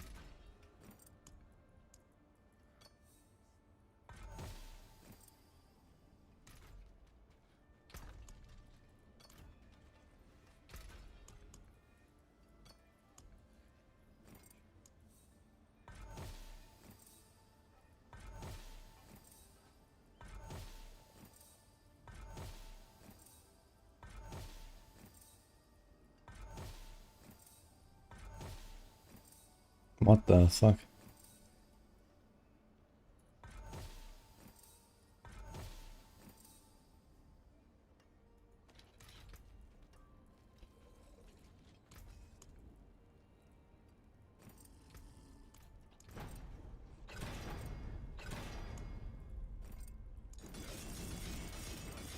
Okay, this wasn't too bad actually.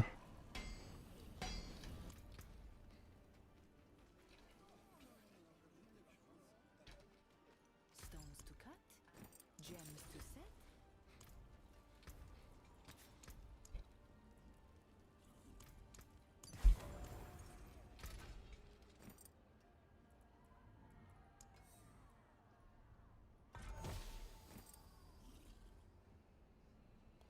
Got another GA. There's a bit more willpower, but it's minus 4.4% toughness, so that's not worth, I think. Plus 1 rank and a bit of willpower. Yeah. 433. 438. It's like 1% damage there. And 1 rank. It's like 1.5 there. So like 2.5 or 3% damage, maybe. And slightly more life or slightly more metamorph. So it's like 3% damage minus 4% toughness.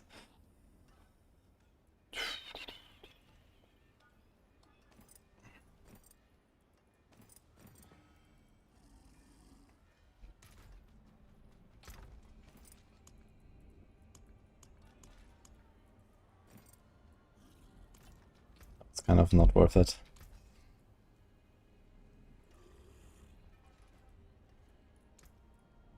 That's it for that piece.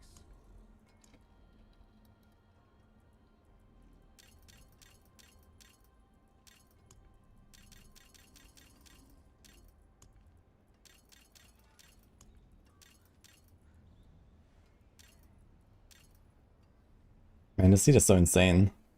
It's a crit multi and vuln. But I don't have a build for it. He's another one like that. Kind of funny. This one is just fire rest, so I guess we might just vendor that.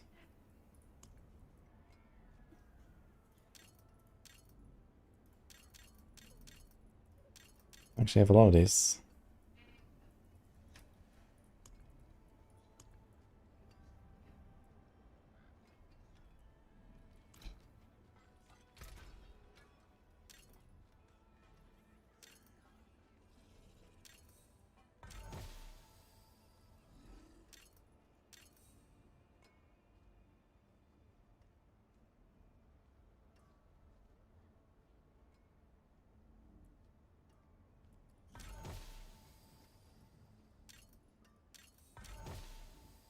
Oh, so close.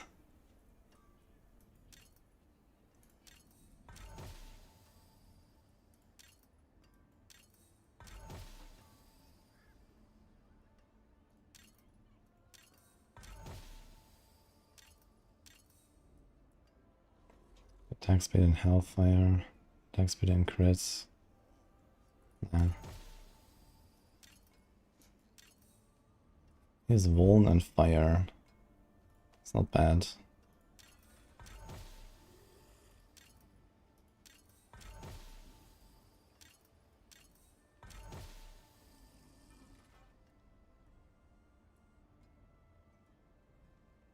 It's also not bad.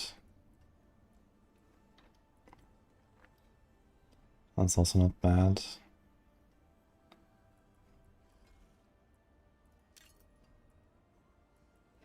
Core ranks, shadow.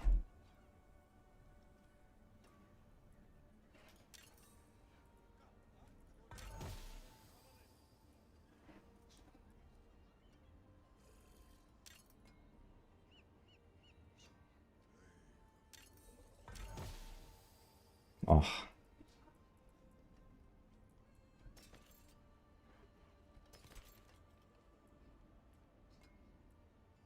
So there's resource, Vuln.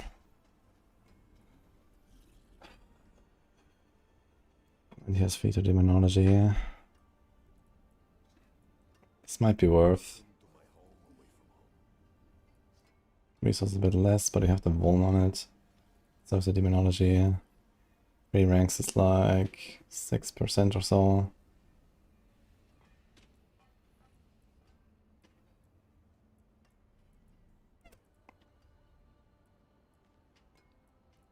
Go try this one and see what happens. Later.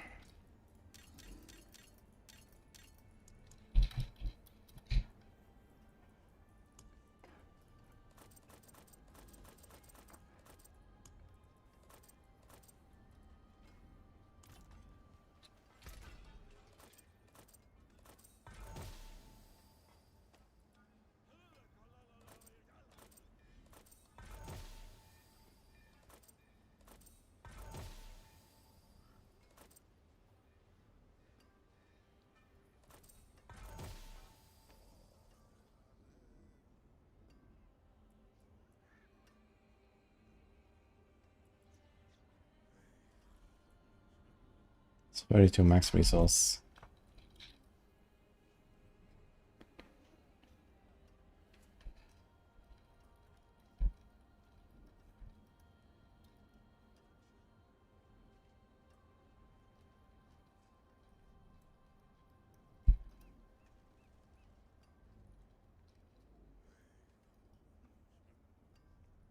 So the 32 is 8% damage.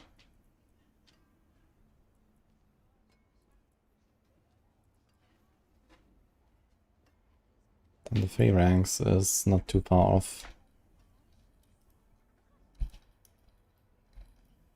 7%, okay. And then we have the fire res instead of lightning, okay.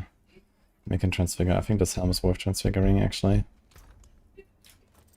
As long as it's not running Dirge, which it probably won't. It's also a 340, so let's go.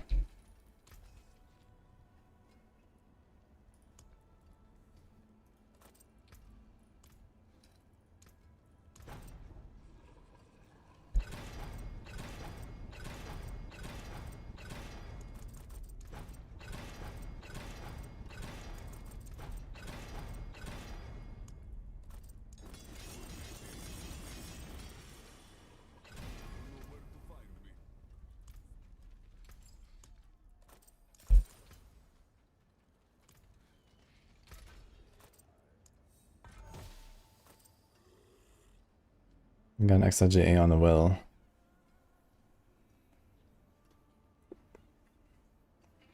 Blah. I guess 443. So now it should be around even in damage. You have fire rest instead of lightning. You have plus 2.3% toughness. I guess I'll do it.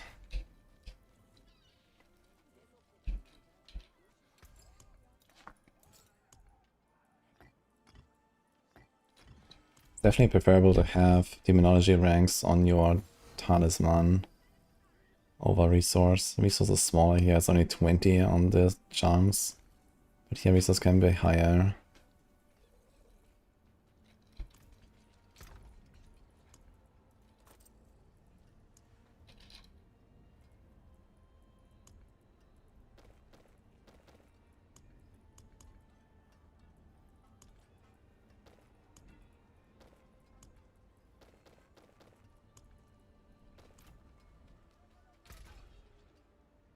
Moon and Shadow. Crit and Fizz. All and crit. I'm gonna save that.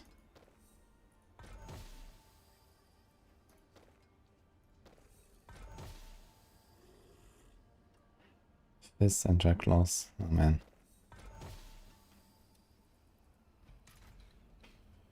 So hard, man.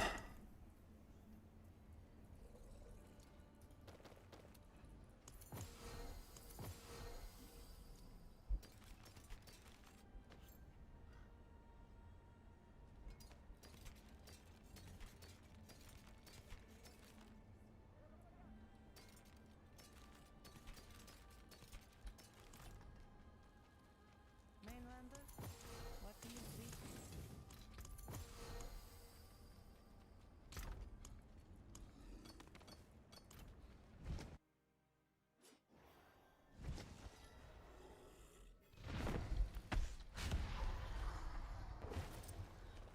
What should I do? Paragon 30 at the moment? You should do this build here. Lunatic is just insane for everything. And it's very simple and strong and tanky.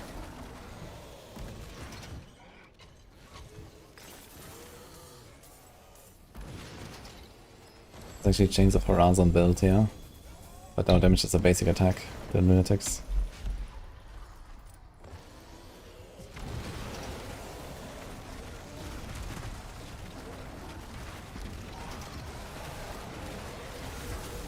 Yeah, this panic cook.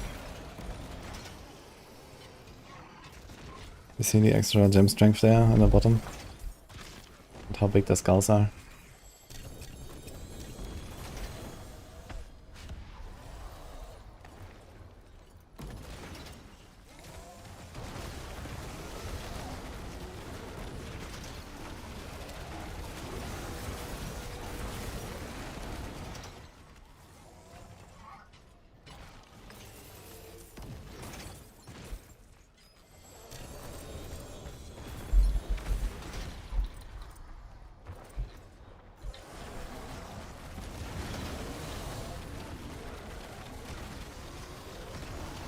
They added specific rune drops to specific bosses with the war plans, but I don't know which boss drops which rune.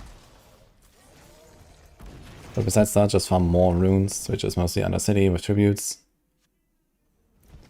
Or stuff like Echoing Hatred if you get it, or like some goblin types can drop a lot of runes as well.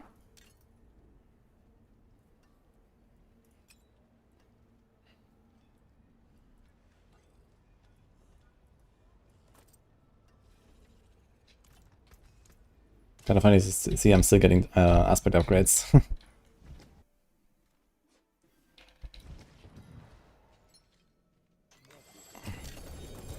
Stay in Torment 5 is worth it.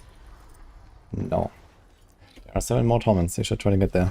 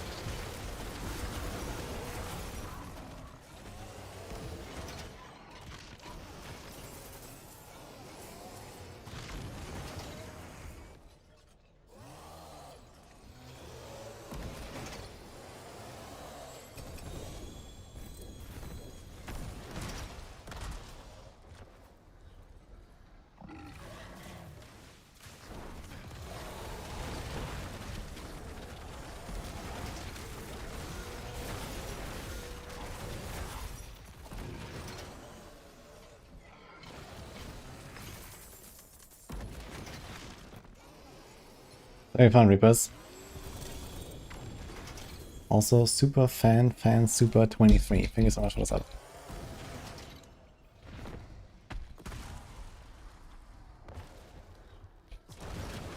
Okay, how's my souls? 7k. Oof.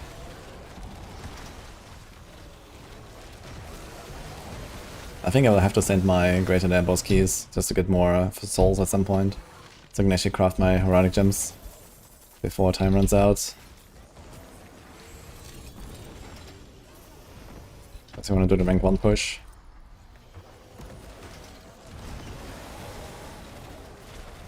Lunatic or Avis is better for bossing. They're kind of comparable, I guess, for bossing in particular. Avis is really nice on bosses.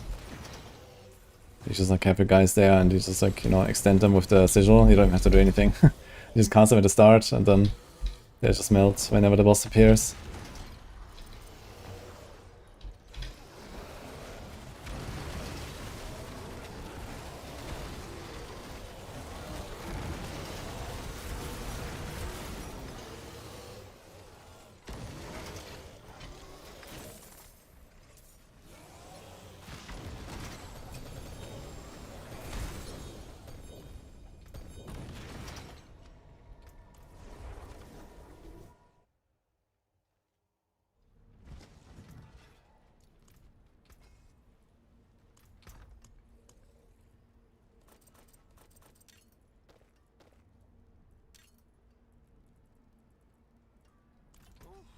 What is a waitress, isn't it?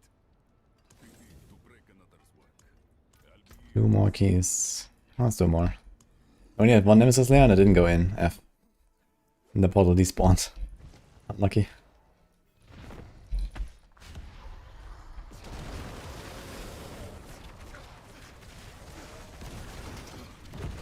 You can transfigure as often as you want when it stays modifiable. Or maybe there's a cap, but I guess it's so unlikely to reach that. So yeah, you can still break the item later if you transfigure again. But you can also make it better, so... If you get the multi-transfigure, you definitely want to do it, I think.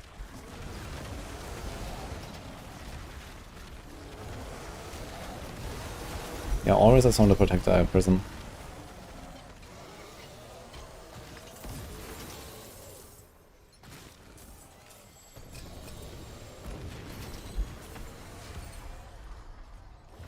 Okay, how many keys? 12 keys.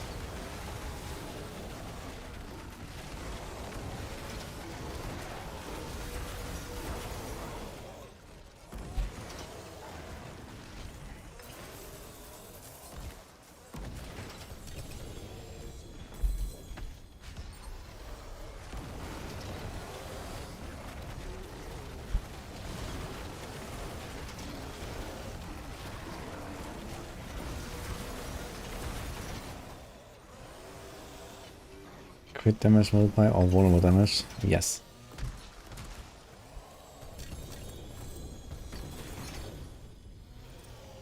Two Labos key from this one kill, kinda crazy.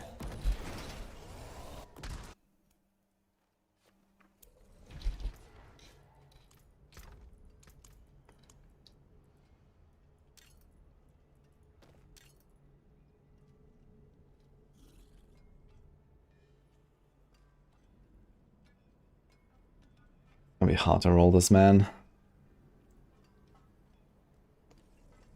32 crit multi is kinda on the weak side. Gonna do something there. what is a waitress, isn't it? Taken apart, melted down.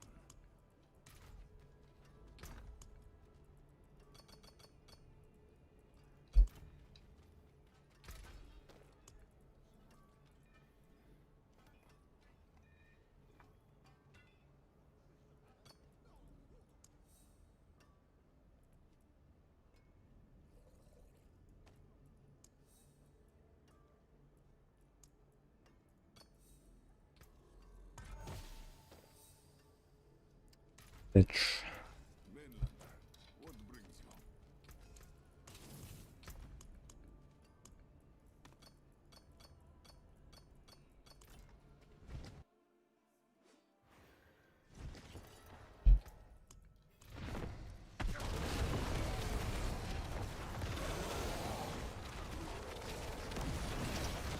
Want to use a double chest upgrade, time efficiency.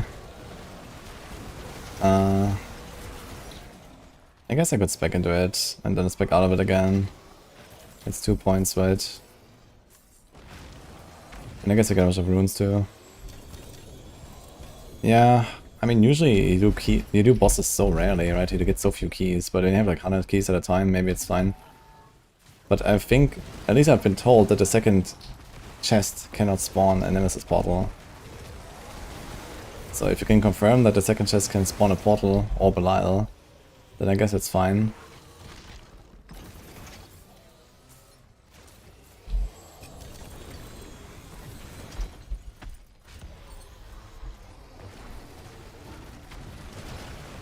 We use a full Horizon set. And even in the version where it has 2 sets, it has the full Horizon set.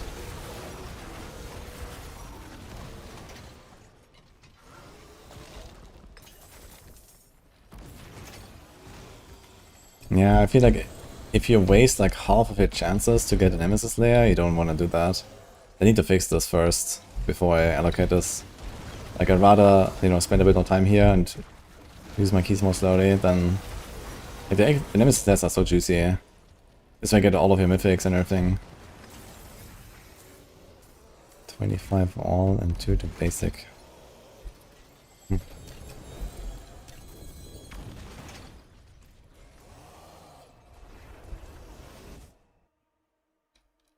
I think it's okay to use Lackey's in T10.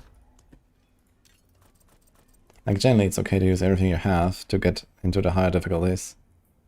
You want to get to T12 and then you can still grind more there.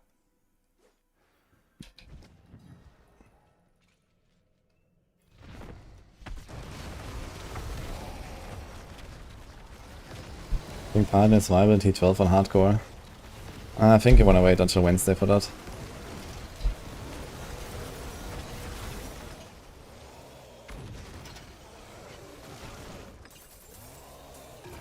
Did I fix Nemesis layer? I mean, they're just kind of rare, but they do spawn.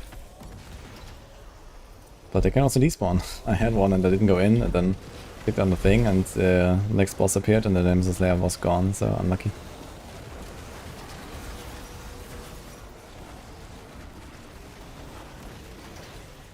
Is there better skill instead of Rampage? Well, for pushing I actually moved the jump and I put the normal Rampage, so I can have more dudes for a bigger Horizon multiplier. Another thing is you could do Sigil of Subversion for hexing. Then you can put Calamity Aspect and go for some crit multis. But I mean, leaping is the best part, man.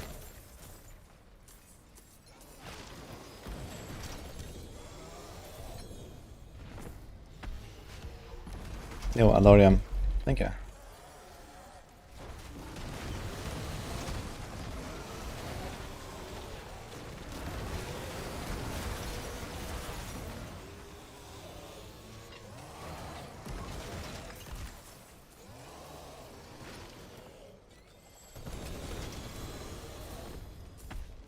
Yeah, Resolve, and the Glint's Anvil is broken, so that's why Paladins are very squishy right now.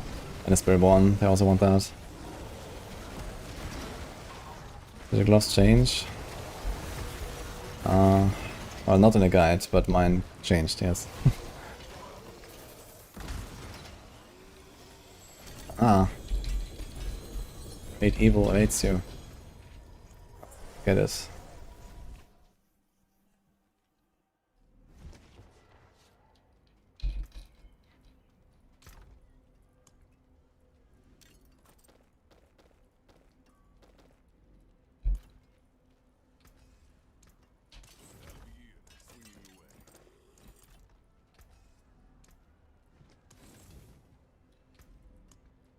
Need some Belial stuff, I guess. You have 47 Belial husks. Wait, how much are they going for in softcore? 200 M apiece, I heard.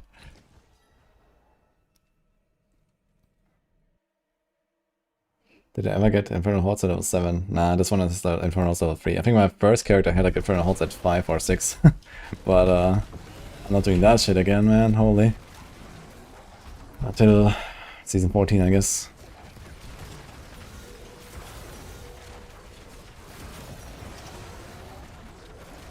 Nice double boss fight here.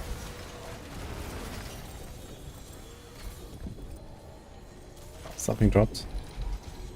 Sword.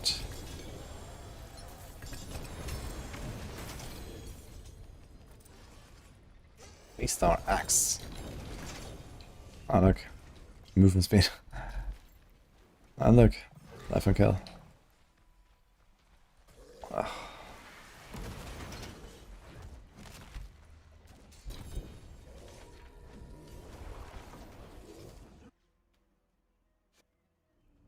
The dungeon that gives you 3 gems is Seer's Reach here.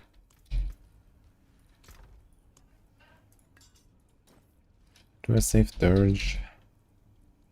Probably not, right? By the time they fix it, if they fix it, I'm probably kind of over it anyway. And then we have to like get the gem strength again. Yeah, fuck this. So I'll be swinging away.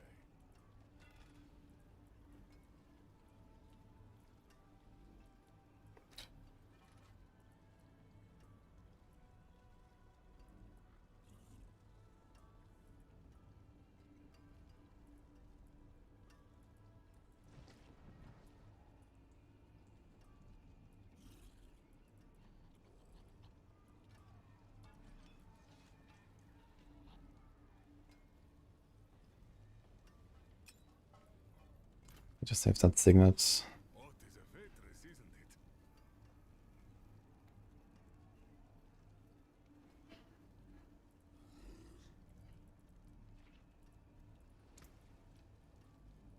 Let's do it then.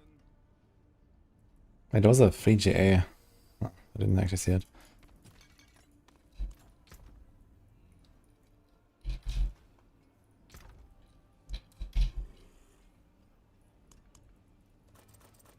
I don't think I've even seen like one of these like physical damage sense decorations. It's actually so rare. Kinda crazy.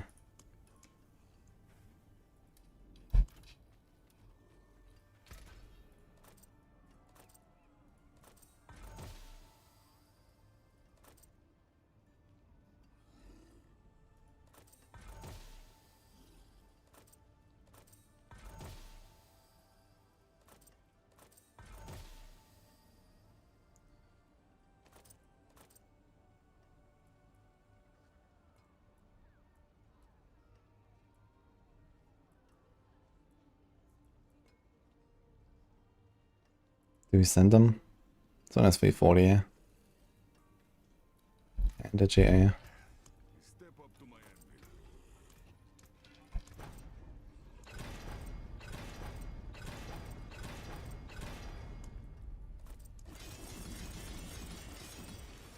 You know where to find me.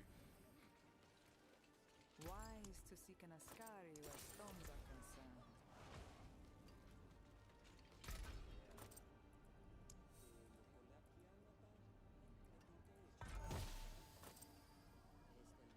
Dude, what's up with this GA willpower every time? Oh, that is crazy.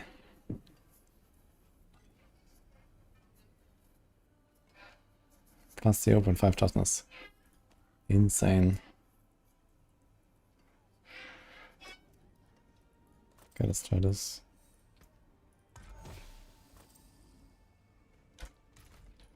Alright then.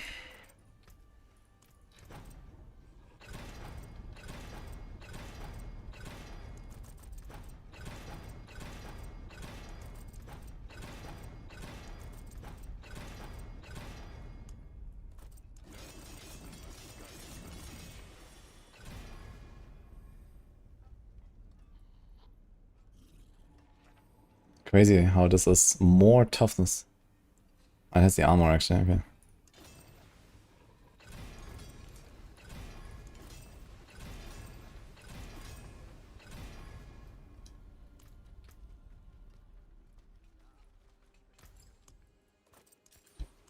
Well, there goes all the souls I just found.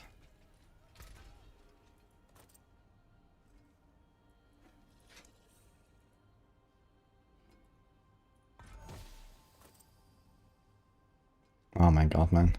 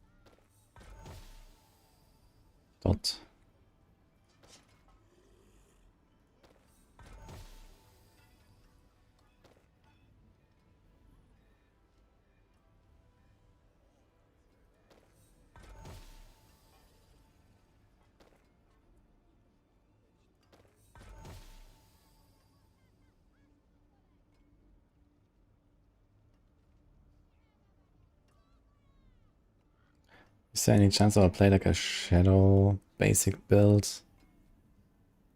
on like a rogue? I guess a rogue will probably be something like poison or cold. And necro, no way, and that's it. Doom we've already done. For Doom this will be kinda good.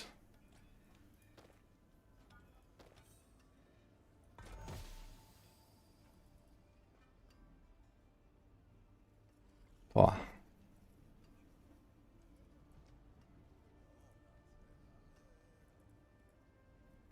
Crit, crit.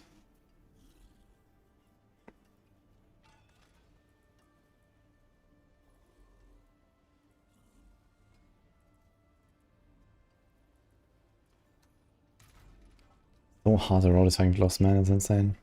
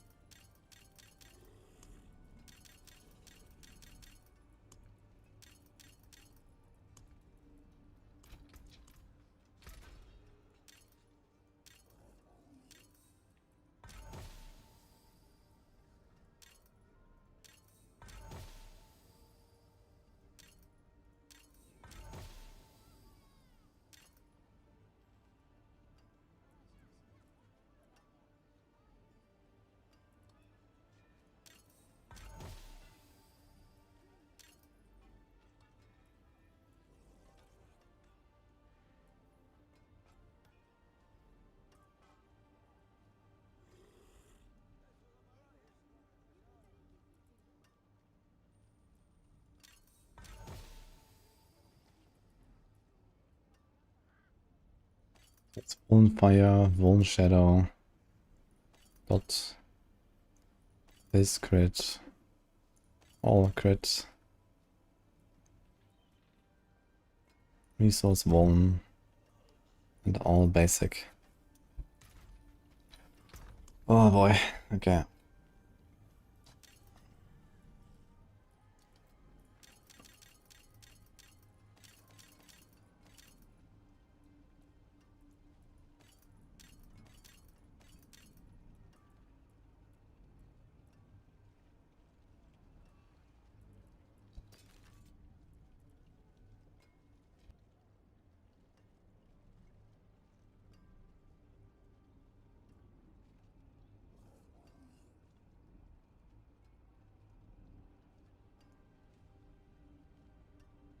Dooming is not good for like anyone. If you want a defensive choice, you can get much better options in other slots.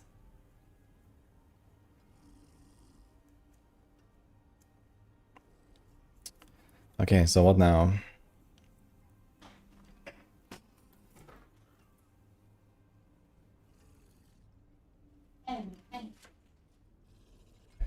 I think I cooked the Titan's Grasp liner finally. Then we have to record the video on that at some point.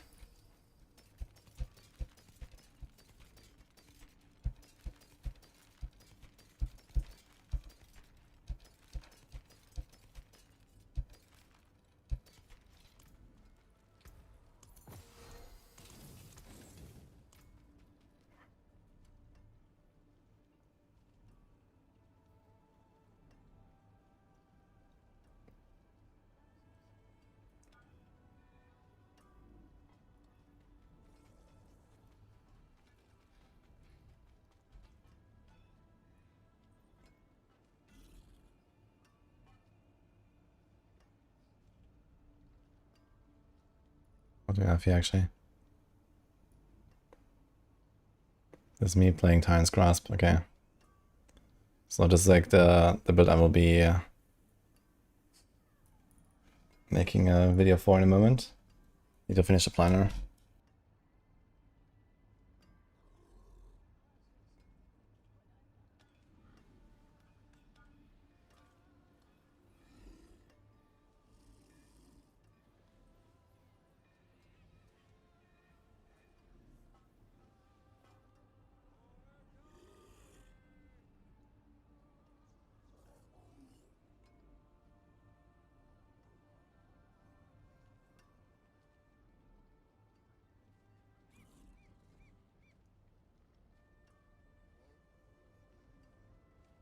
I just talked about it, B-Dog. Doombringer is not good. I don't think it's a single that I once said.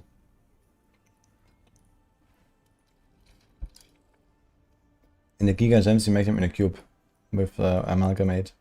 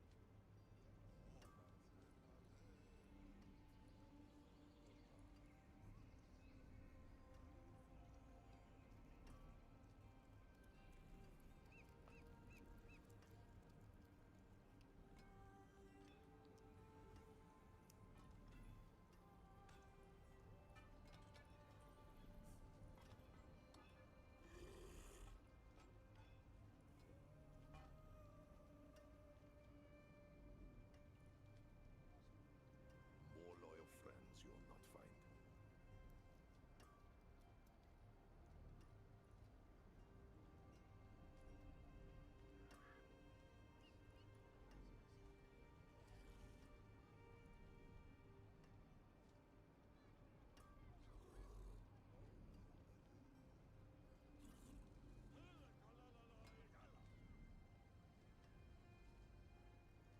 Yeah, I kind of agree. I like Lunatic maybe a bit more. Mostly, like, I see things. Like, on Tyrant's Class, we have definitely a bit of a visual clarity issue. I also ripped to that with the Fire Enchanted early on. But softcore is definitely a totally fine build. Pretty good. It's one of the best ones on a Warlock for sure.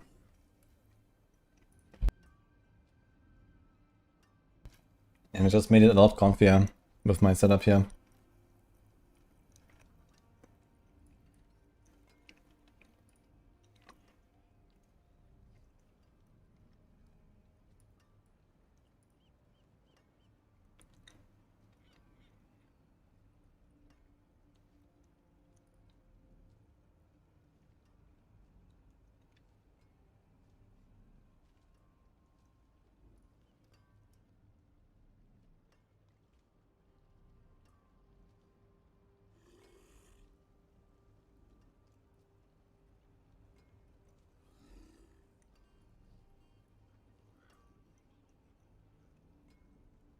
Yeah, Wolf Rune is insane.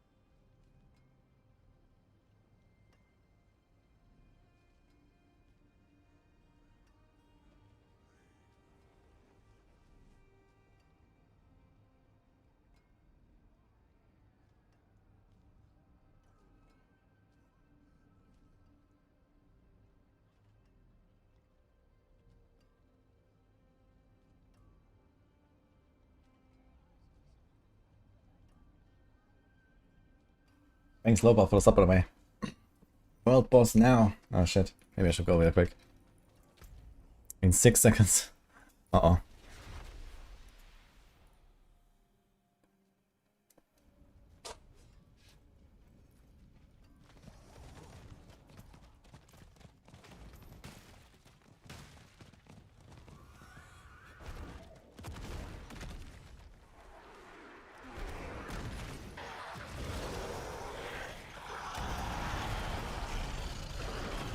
Good.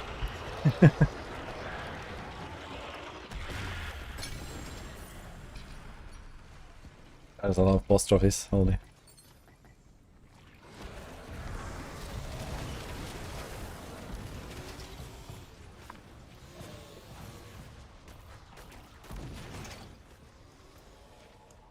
Okay, got nothing.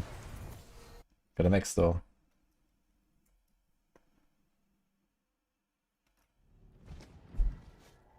Okay. I don't need that much time actually for this planner, so I'm just gonna like reworking a few things. But I had most of it already.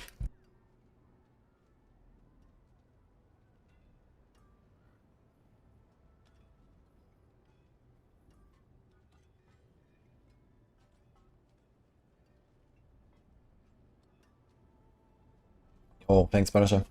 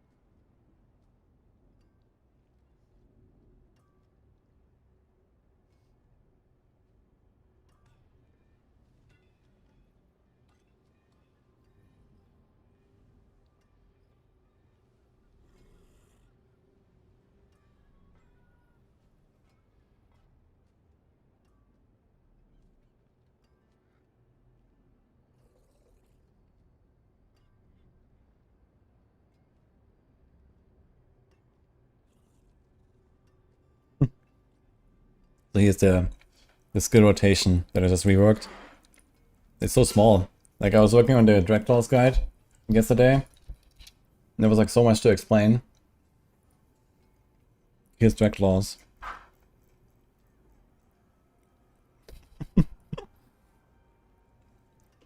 And the Tyrant's class is actually very simple. Spam, cast 2 skills every 10 seconds, and enjoy.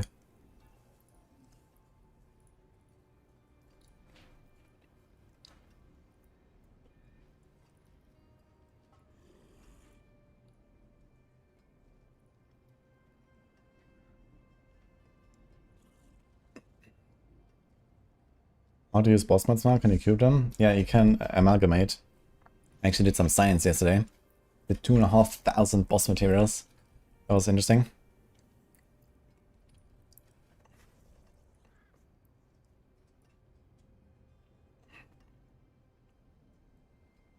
Okay, I think this is mostly done. Okay, let's check this here.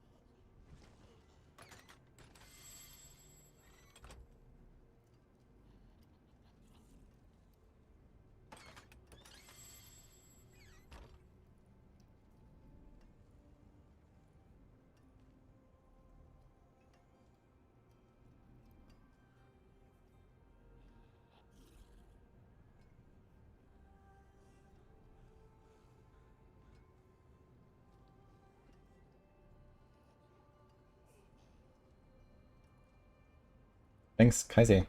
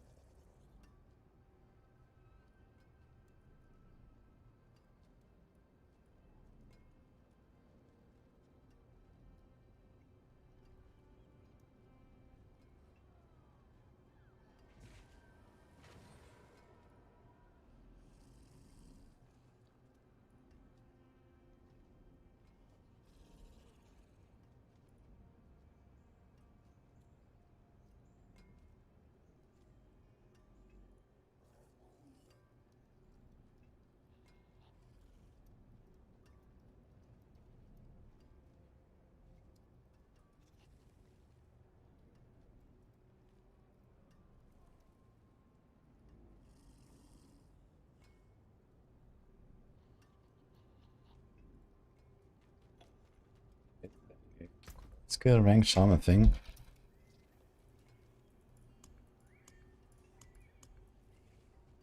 No. Is Arcfiend ranks a thing? No, right. Just like Abyss, Hellfire, Occult, I think. Demonology. Okay.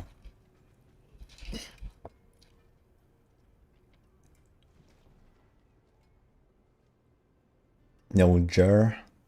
Thanks for the time. I'm about to post the updated Tyrant's Cross soon, guys. I'm working on it right now. I'm almost done.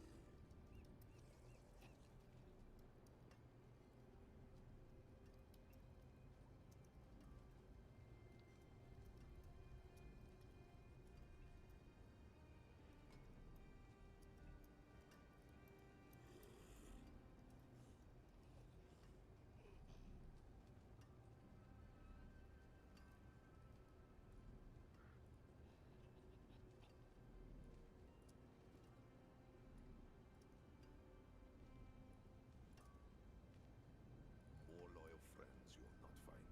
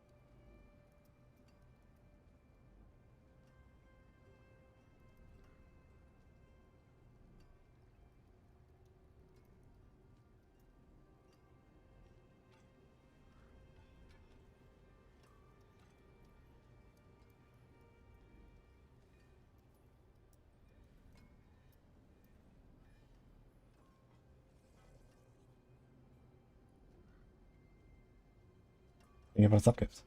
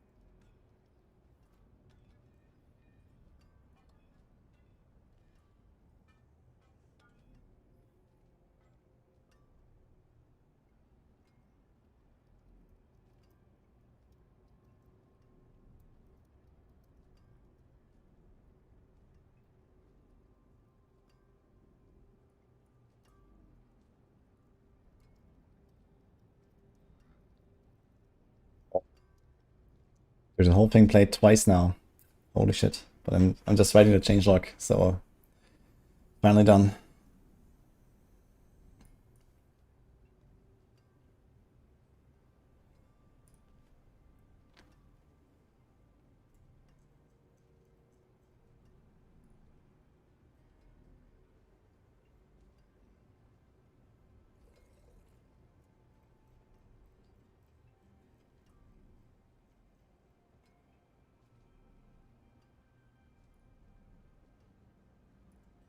Yes.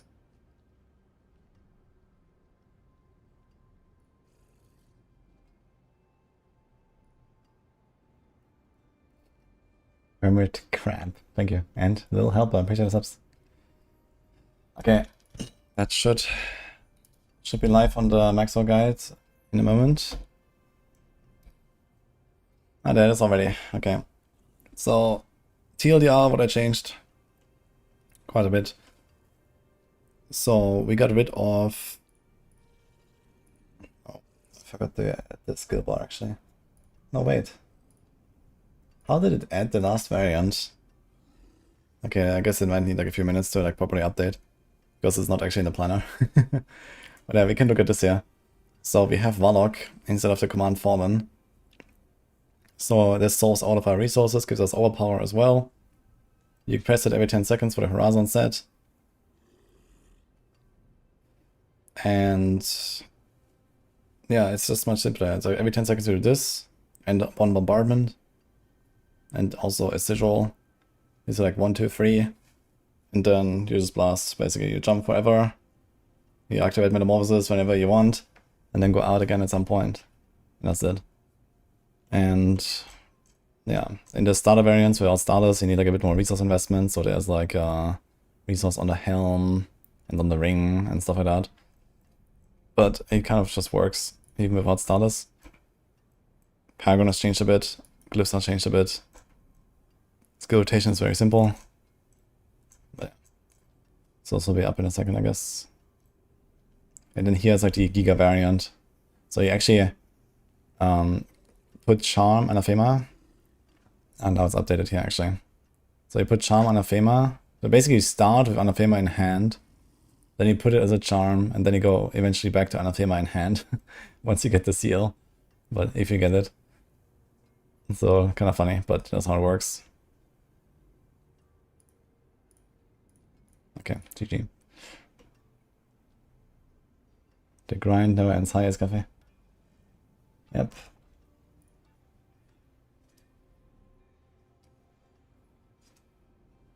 Okay, I'm gonna just be a bathroom and then we continue, guys.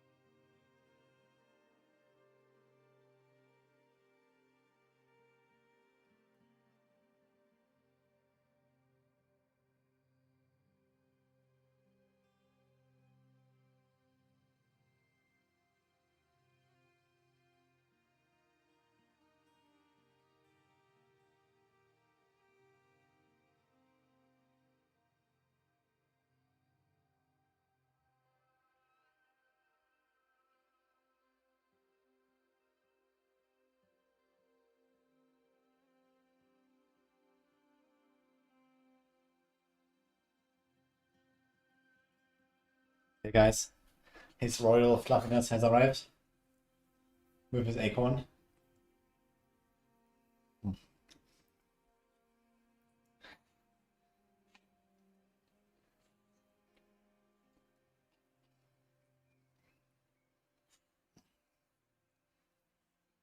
Mm.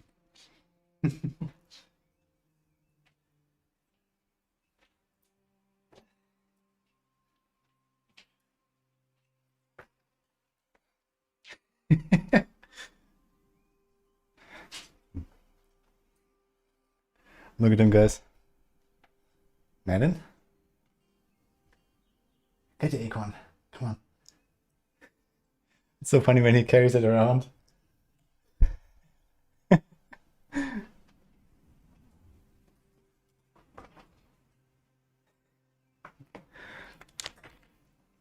Bite him. No, don't bite me.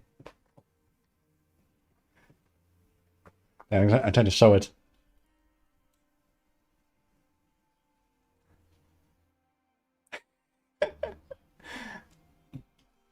He wants to play. I just played with him for a few minutes.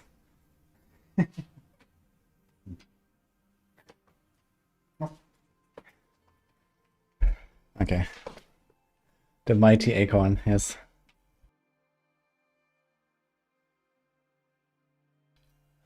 Okay, so actually we can leave this open here.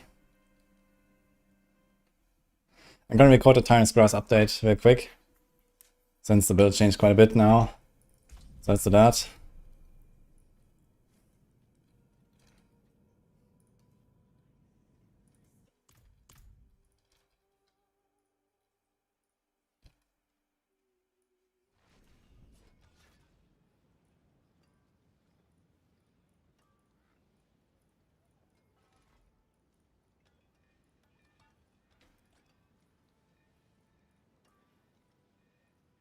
I should probably mention that Cedar for Razan is actually an optional item here.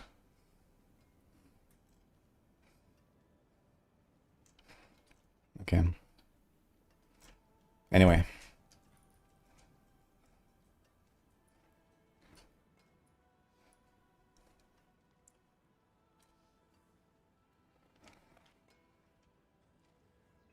It seems to me that the unique setup of the ultimate buff works when activated in event form for another skill. Ah, it could be. Maybe it thinks that it's the ultimate. So I know when you only use Apocalypse with Scepter, you have like a few seconds before it falls off.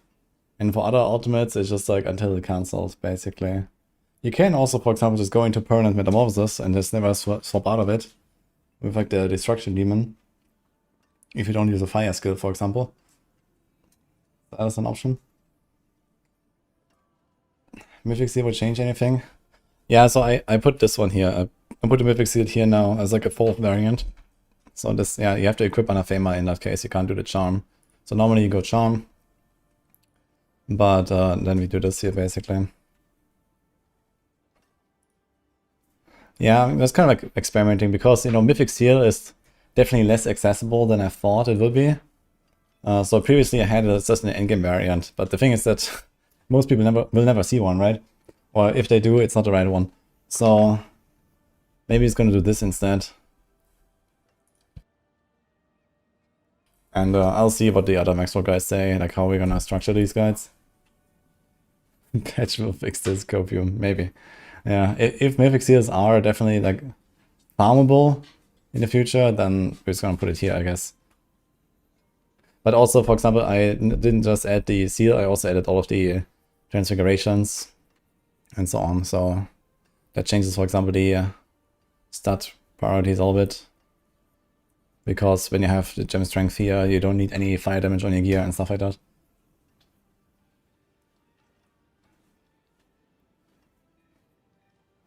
Are you perma demon form now with 200% buff?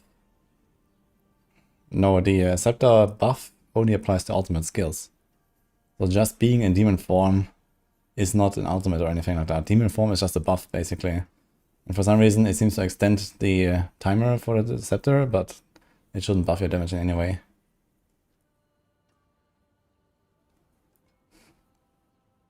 Yeah, probably don't have to refarm a lot of gear for this failsafe, unless you transfigured everything.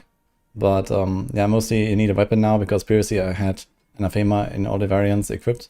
But I decided, okay, we're gonna put it as a charm instead, and it's gonna be fine.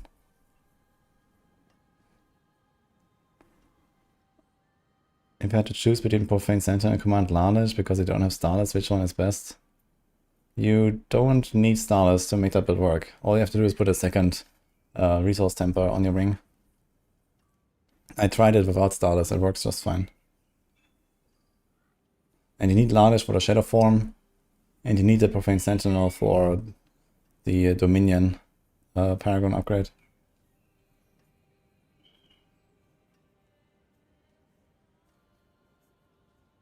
Yo, hi Q.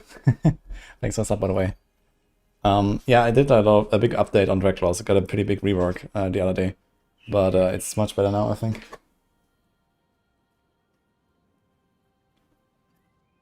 Epoch, LUNATIC or Grass build. I'm gonna record a video on the Grass now because I just updated this. I would say it's probably like the third best build. So LUNATIC and the Apocalypse build are a bit better, but yeah. I am awake, yes. Hello. And I did the rank 1 as well last time. Hope you're happy. Anyway, it's time for Hi YouTube, guys.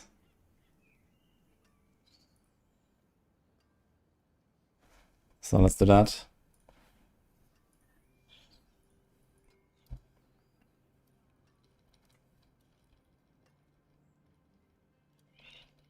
Actually, like give me like 2.5 minutes or so on a good run, I think. On a 10, it's kind of nice. Pretty mobile, good AoE.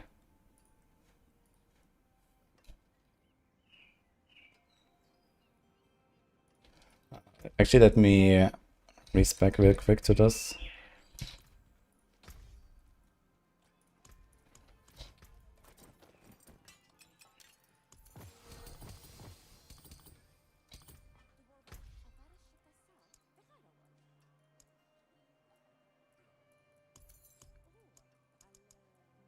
What the fuck?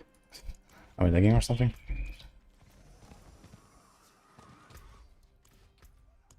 What's going on?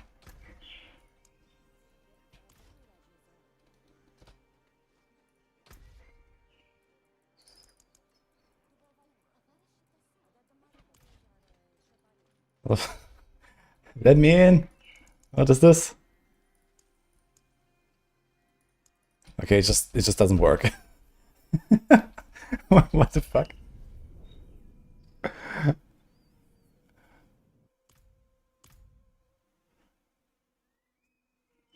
What is the best Warlock build? Lunatic. Okay, seriously. What is going on?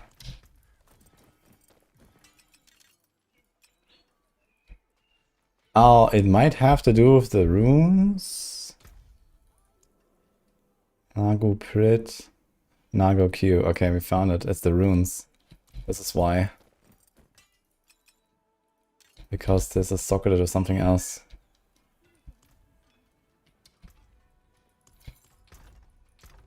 Okay, so what is that? Perdition? Here.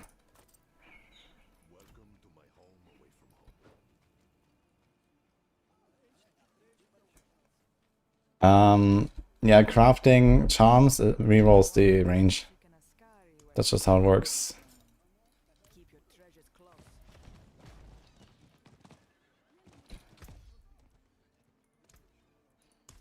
Okay, here we go.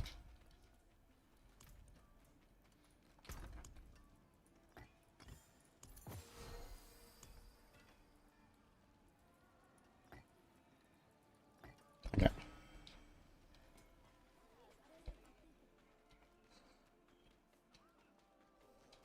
I could help, but I'm not planning to tap in. Good luck with the grind.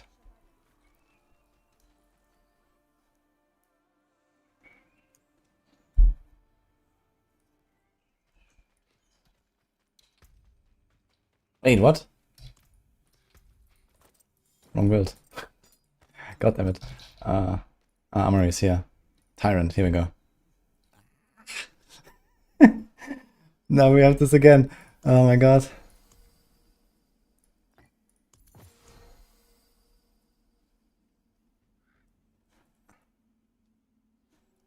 Let's do this. And this. Oh, we did it, guys. Okay. Holy. Anyway, let's record, guys. Hi everyone, and welcome to my updated Tyrant's Grasp Warlock guide. I've been playing this as my season starter. You might have seen my previous video and my max roll guide, and I've recently gone back with new findings to improve the build, and I'm really happy with the result. So I managed to make it better, faster, tankier, easier to manage the resources. That was kind of a big problem of this build, and it's just like very fluid now. So I will walk you through the entire build and also what changed in case you have been playing this before. And I have also updated the Maxwell guide and the planner with all these changes, including the changelog, so that you can follow along as you might have to respec now a little bit or something like that. But yeah, the TLDR of this is it's a very simple, very fast build. You jump around as much as you want because you have infinite resources to do that with the Rampage and the Anathema of the Primes unique that makes it cost a Wrath. You see my Wrath is constantly full here, so I can jump as much as I want. And then you attack with Tyrant's Grasp, which is an Arcfiend skill, converted into core that also costs Wrath, thanks to the Anathema of the Primes. So like this, you just pull everything in with all these hands coming out of the ground, so you don't even have to aim. It's just kind of everything gets like sucked in from all over the screen, and then you just blast them with these like dozens of hits per second. So very simple build. You have a few buffs to keep up, so every 10 seconds you have to press one bombardment and one Warlock, and also a sigil here and there, and that's it basically. So it's a very smooth, simple playstyle, very fun. Has a bit of a screen clutter going on here because it's hard to really see stuff in these like thousands of hands coming out of the ground.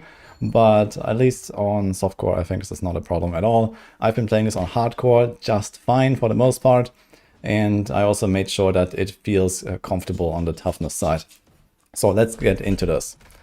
This was the showcase here a little bit, just to show off the skills one by one. So your main attack is this. You have this one hand, and then 5 more hands come out of this. Normally it looks like that. And then you get these extra hands from this Hackathon Chasm Ring. So with that, you get a gigantic damage multiplier. You want to have this. And also you want to have the Anathema of the Primes that I previously had equipped, which is a 2-handed sword. It drops from Andario, but once you can get this as a charm, you want to put it as a charm. But for the start, it's fine to just equip that sword. If you have it as like a weapon, it's like maybe non-ancestral. You can't even make a charm yet. You can just get started with this in the hand, and then the build is kind of functional already. But without the Anathema, you cannot do it. And Hackathon is also a pretty massive multiplier because not only does it give you this big damage boost, but then the extra hands, they all overlap and they all can hit on the same target. So this is pretty massive. Now just to show a little bit the positioning with this build here, I'm going to turn on the numbers.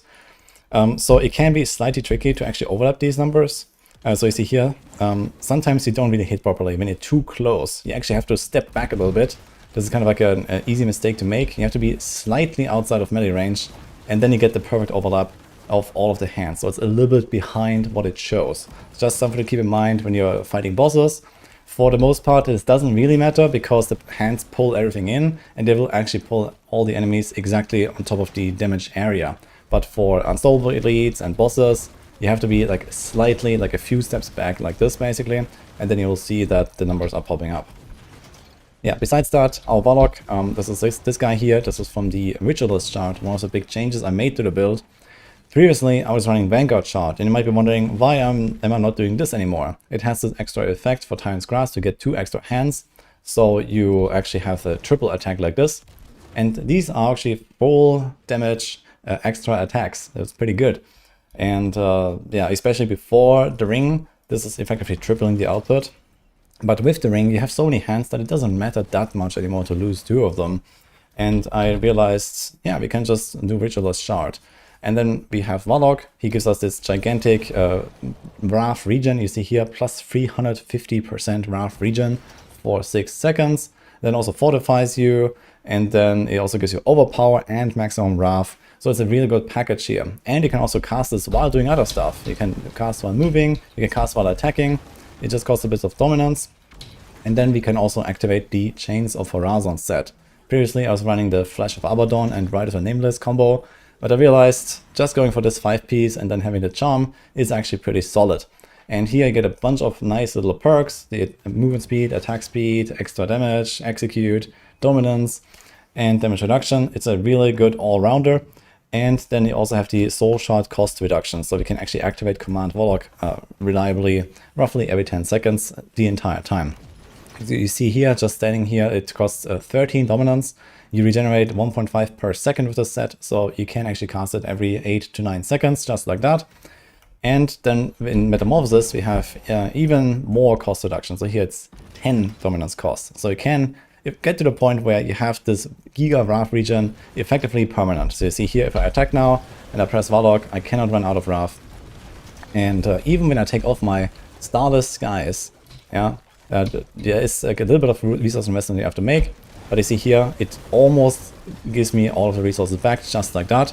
And I have made sure that the non-Starless variants in the guide, I have a bit of extra resources to make up for that gap. So you don't have to worry about anything from the start. Warlock is enough, basically. And there you go. As soon as you have the 2-piece of this set, you can basically get going. And you can just press Warlock and that solves all of your resources. Yeah. But you still want to press him at least once every 10 seconds because of the 5-piece bonus. And similar here with the bombardment, you want to press that once every 10 seconds. This just gives us another stack of the Anathema. And it also generates corpses. You see here we have this buff with the 7 stacks. This is the Fathomless Paragon board. We have it somewhere up here. That gives you 105% extra damage if you have slain demons or summoned demons in the last 6 seconds. And this just kind of does it passively. You cast it once, 10 seconds timer. You cast Warlock, 10 seconds timer. You just put the two together.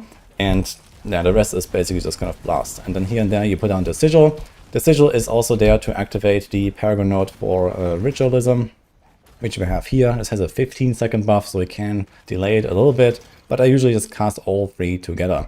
And it also gives you like some buffs, like the glowing volatility that you see right now on our skills. It's a nice little damage buff here, so we want to try to just play around that a little bit. And lastly, we have the Metamorphosis. So Metamorphosis is a sort of like a damage cooldown.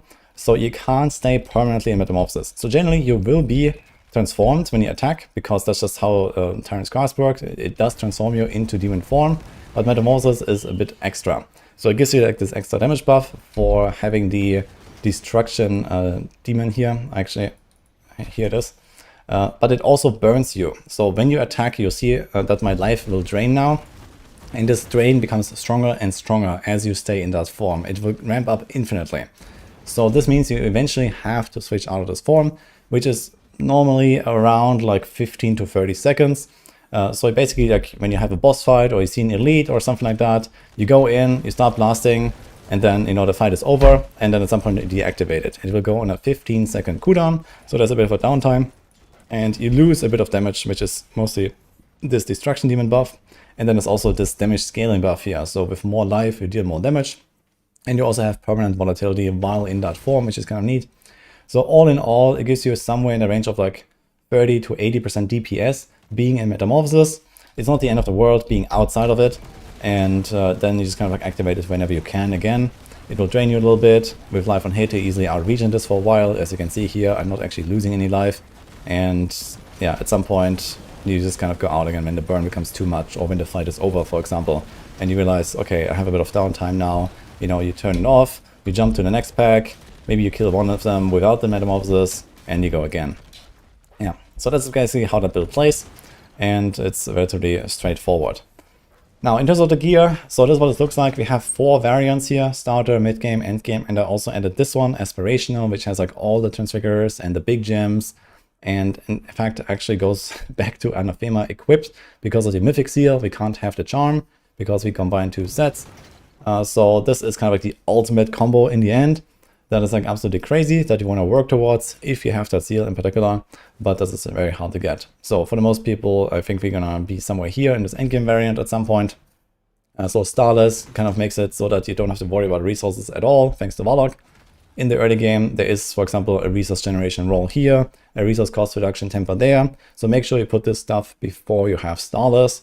But outside of that, the build is functionally the same. So it's just a bit weaker with no Perdition and no Starless, basically.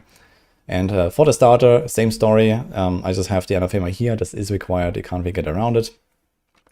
And yeah, you kind of just upgrade as you go. Heavenly Strength is a very powerful defensive mod here. We have this here. I also put the Tyrael's Might. Very good for defense. You kind of want to try to be a bit tanky on this setup. So I decided to go for the two big ones here. And this makes it so that you can, you know, quite easily live through most stuff that it fights you in melee range and maybe the occasional explosion and this kind of stuff, since you lack visual clarity a little bit. And yeah, we have Cedar for Razan. I put this into the build now. It's relatively optional, so it's just like a damage buff if you have a really good roll. Otherwise, you can also just put an aspect there. Like here, for example, you just have a normal neck that works. So if you can't get a good one, it's not crucial for this. And Perdition is like a really nice late game upgrade if you can get your hands on one. We also get a lot of crit chance from Perdition and Starless. As you can see, they can both go up to 24% with a GA and Masterwork before extra quality. So if you get that, then you can actually start scaling crit a little bit. So the endgame variant and the aspirational do that, where now we have some crit multi here and on the weapon, for example, and maybe a crit chance roll there. So this is kind of how you scale this up in the late game as well, where before you get those mythics, you kind of forget about crit. We just go for the resources instead, and we have like Wound multi and Fire multi and this kind of stuff. Yeah, and besides that, there's a bunch more things explained here in the equipment section, in the skills section. You can see the tree, the paragons, everything is there. And that kind of sums it up for this guide, to be honest. It's yeah, not really complicated, very fun to play. I had a blast. I've played something like 40 or 50 hours of this build on season launch. And as I mentioned, just kind of went back, played it a bit more yesterday and min-maxed it further. So this is probably the final version for this season at least. We'll see. And it actually turned out pretty solid in the end. So I'm kind of happy with where this went. Hope this helps you. Hope everyone is having a blast with the Warlock. I will be working on some more stuff. I'm also excited for the patch next Wednesday when I'll be trying Terror Swarm, so stay tuned for that. And otherwise, see you guys next time.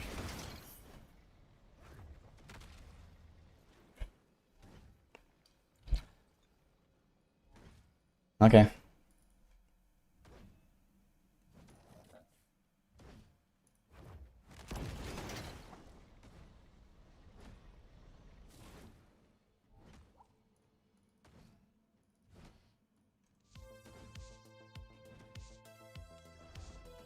What tier is built on? I think we have it in A. I think it's somewhere in A. It's pretty good.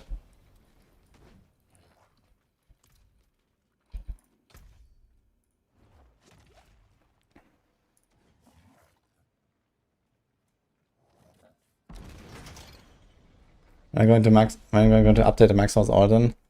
Yeah, it's not super high priority right now because Paladin and Orden is relatively weak, it seems. So when I get to play Paladin at some point, I will definitely check out Orden and see how it is. And maybe you can cook a little bit.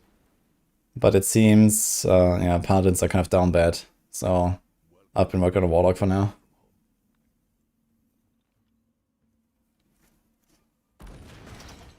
Boom.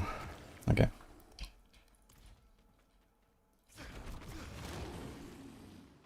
And Druid. Actually, we're starting to have more Druid guides. I think Thunder released the Boulder Druid guide yesterday.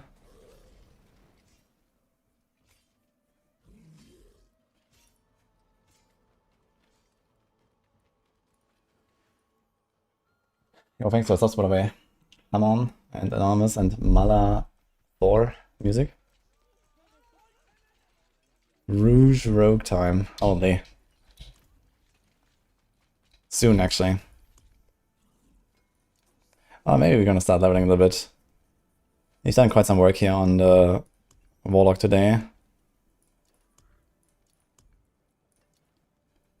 Do level.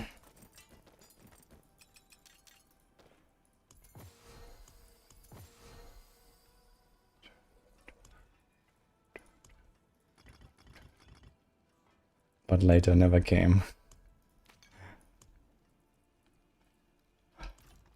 Is all damage rolled by a good unto instead of fire? Yes. It's like interchangeable. Is it actually the same number? I think on some slots it's the same number, but not on all slots. So here's 10 and 10. So that's the same, it's just the minimum is different. And on a glove, we have 20 and 24. So on a glove, the fire is slightly better. And here, on the neck, the same. On the ring, they have the same number. So on weapon and ring, they have the same number. And on glove and amulet, the individual is better. Okay. My pants is not towards will? No. I actually tried to play around towards will with the Tyrant's Grasp, but it makes it so squishy, man. And I actually decided to solve the resources with the WARLOCK in the end.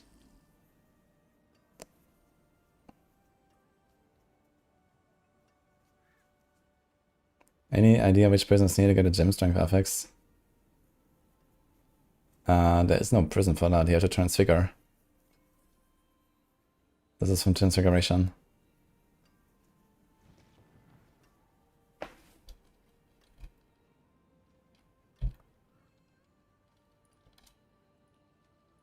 Just give me a moment, guys. I'm gonna upload this here so that we can put out the video later.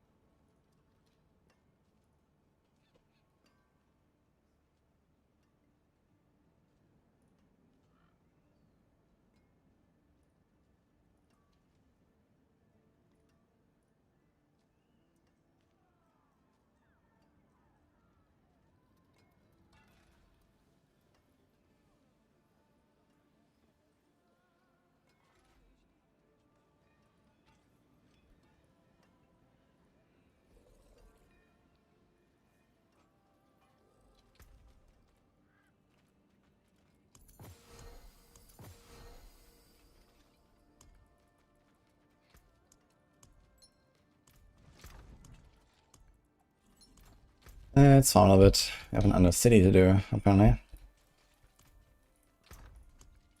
Greater Tribute of the Horadrim. Charms and seals. There are so many of these opposite things. What happens when I upgrade these?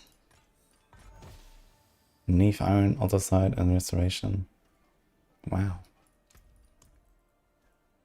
Yeah, we'll certainly need any of that. Why do they give us so much of this stuff? That's crazy.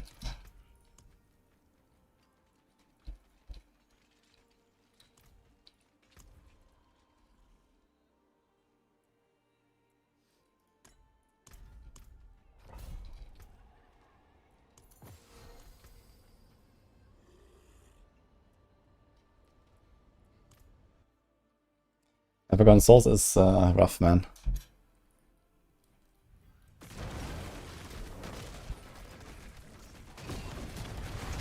Did remove Unix on all vendor? Yes. But apparently you can still get mythics. I haven't gotten one though. So that's pretty rare to get mythics.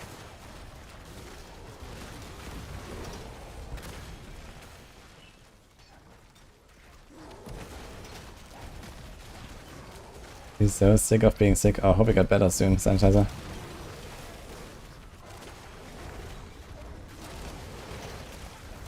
Oh, some. Bartering has souls. Yeah, but it's very little. The only thing that's good in bartering is like boss mats. It gives you keys and that's it.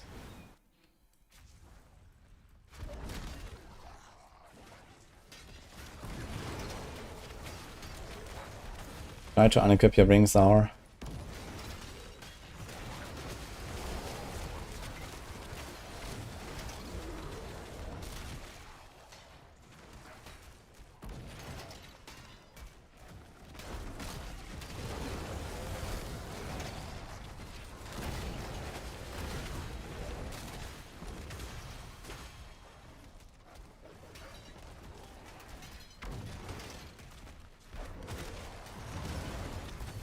We were sick for 3 weeks, holy shit.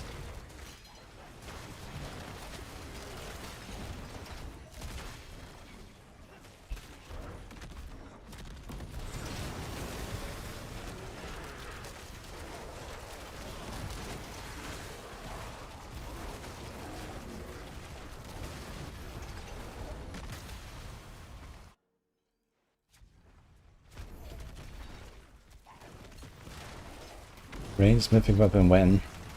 I'm not sure you understand what you're asking for. Do you really want to get a Shattered Vow or a Doombringer for bows?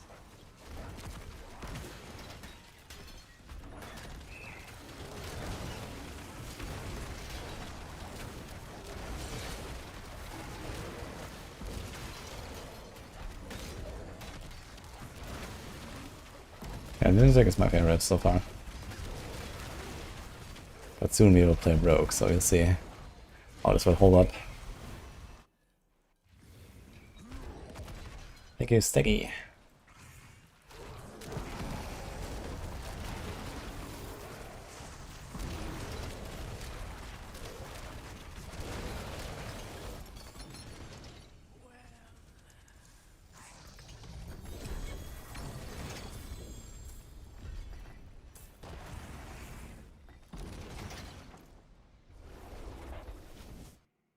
The reason you can't start acting hated. And if you can get inside, you should be able to do it now. I think you can get inside, otherwise. Or maybe you can. Okay, I guess you can get inside. Yeah, you need to do the quests. I need to find the thing. I don't have one, right? Yeah. If you don't find one, you can't do it.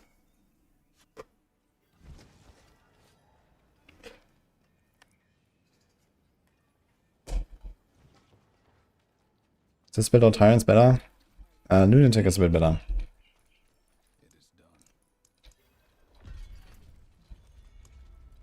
But Tyrants is really good.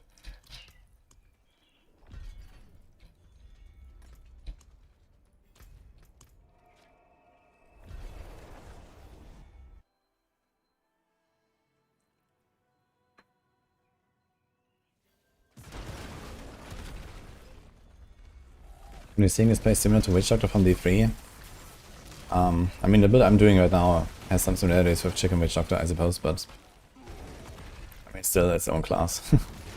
But yeah, there's definitely like overall a bit of a theme there, I guess, that they share. The minions and, you know, wacky spells and stuff.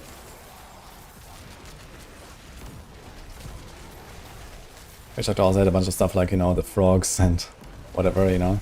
It was more beast based, but I guess similar uses.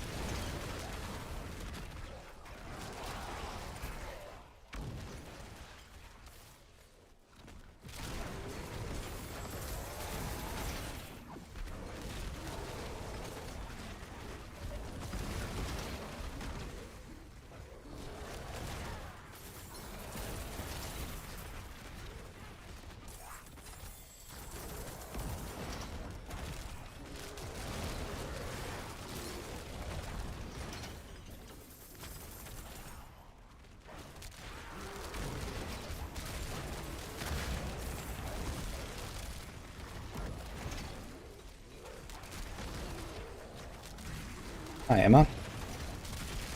How's it going?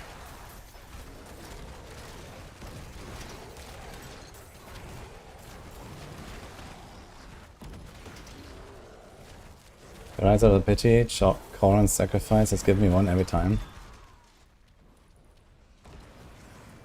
You mean you get a Trace of Echoes every time you get one of these things?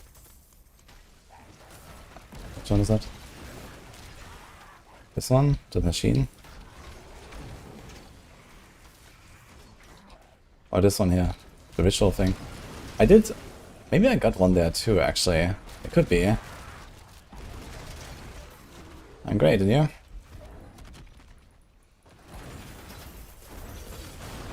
I had this allocated for a little while.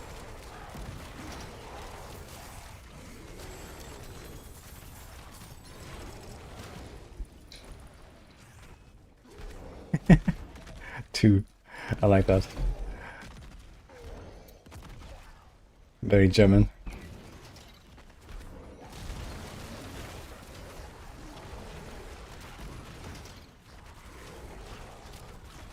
Oh, good. This is funny.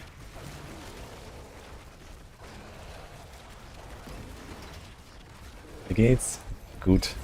Auch.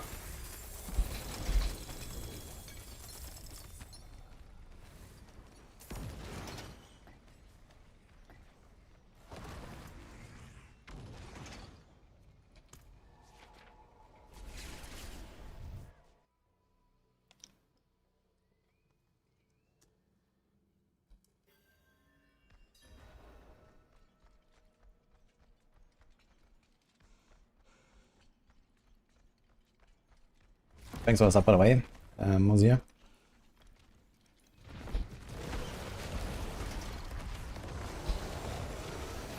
Okay, let's see Butcher, T12.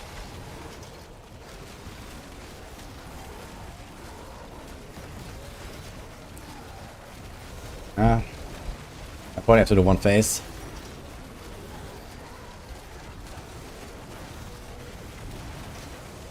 Oh, maybe not. He's busy. Nice.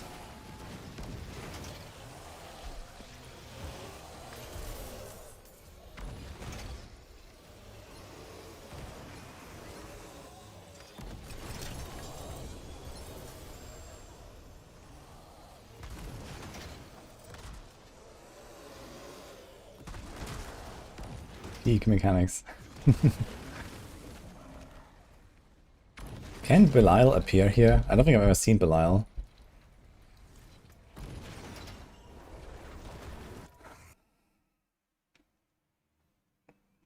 Well, glad you like it here, Emma. Belial can appear? Okay. Not for me, it seems.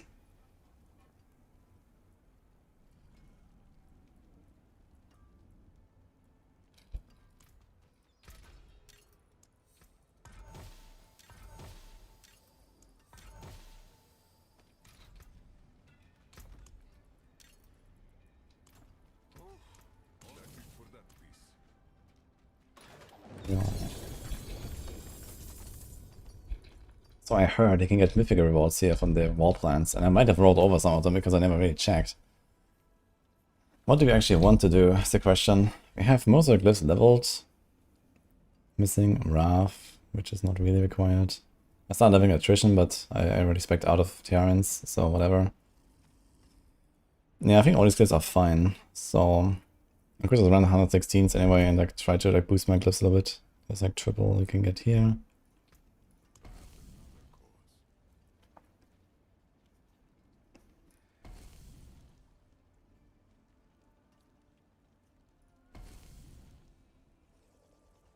Boah.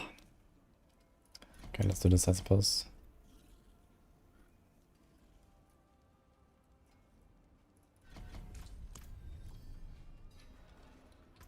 Good time.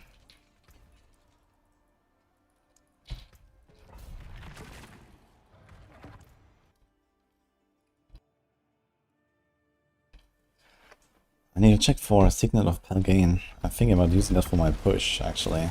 That'd be kinda nice.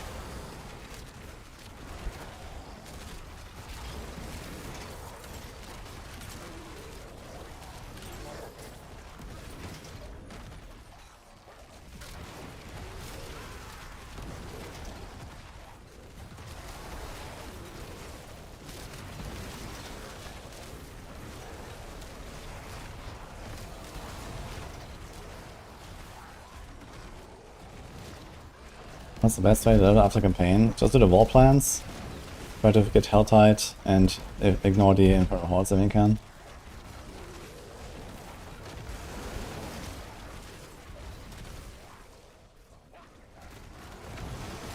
Common rituals, gave me nothing except for Echoing Fury thing. Interesting. So maybe this is a way to like target it. Maybe this would be a good way to farm seals then. Kinda interesting. I mean, at this point, I don't really need all these like glyph upgrades anymore. Too much. So I could try to fund this Koron stuff again.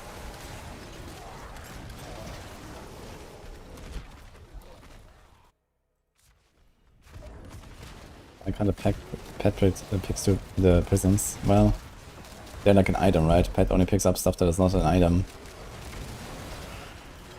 But it would be nice if they made a vacuum loot at least. So when there's like 5 of them dropping, you just take it once. I don't really like that actually. That feels really good in D3, eh? I can't just spam you too much of all this.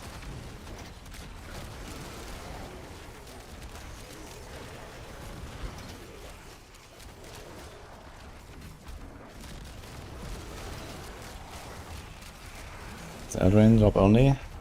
Yes. Maybe you can craft it from the random smith cache, I'm not sure. Has anyone gotten it from the blacksmith cache?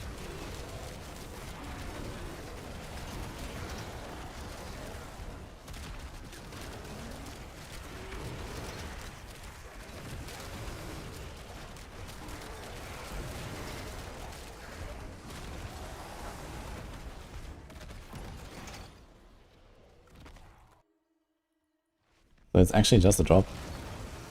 Interesting.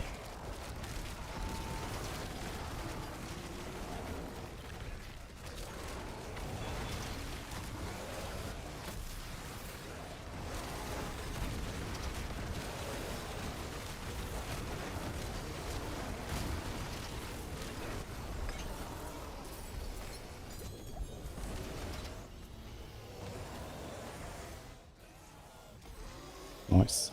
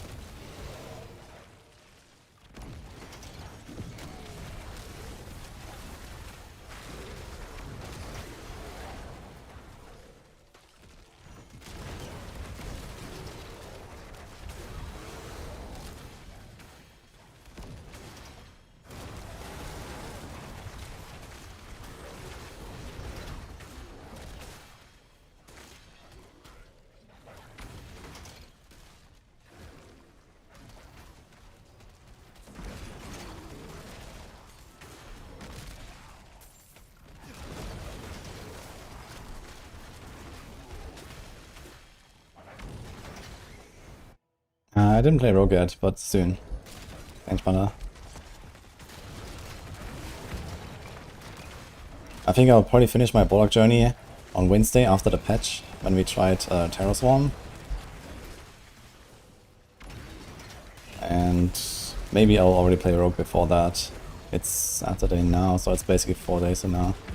Yeah, we have the push still that I want to do. So right now I'm just grinding a little bit more because I need souls. I want to farm a few more gem levels maybe, lift levels. I want to upgrade my Horadic gems to the rank 1 push. Yeah, so we have a bit of work to do here.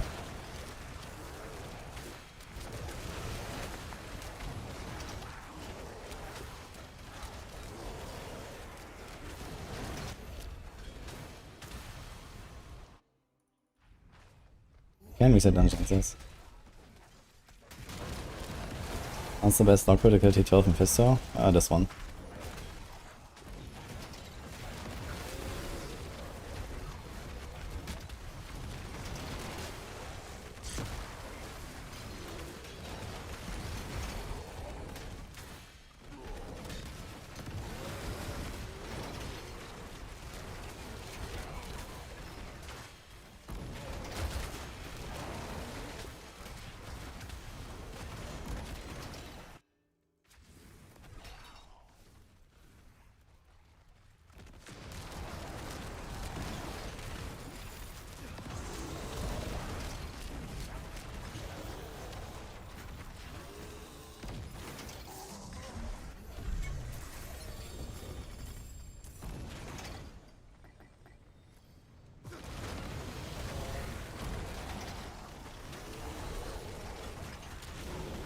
Yeah, there's like a random boss appearing. So I like this from the Whisper ambushes. But it doesn't actually drop anything out of the city, unlucky. I can't drop loot here.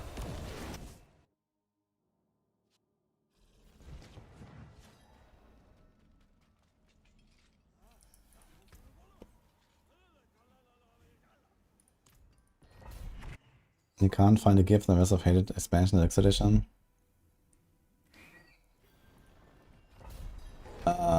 I don't know how this will go with like these old like deluxe editions and stuff. I'm not sure if they're available. Someone in chat might know that.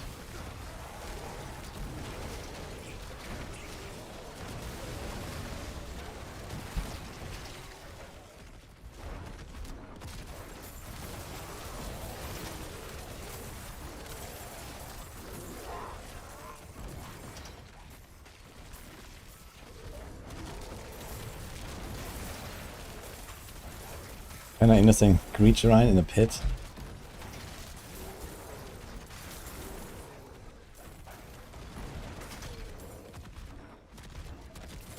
I wonder if I can do some weird scaling shenanigans here and use this gold find set.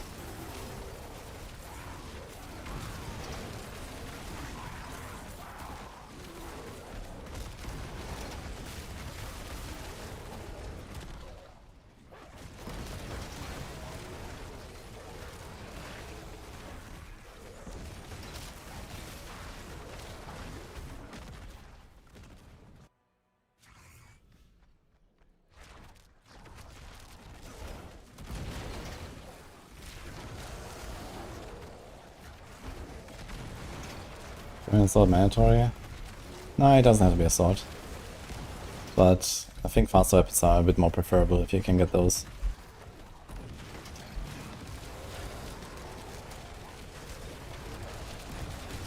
You get a bunch of benefits from just attacking faster, like you get more dominance generation and such things. And also feels more fluid.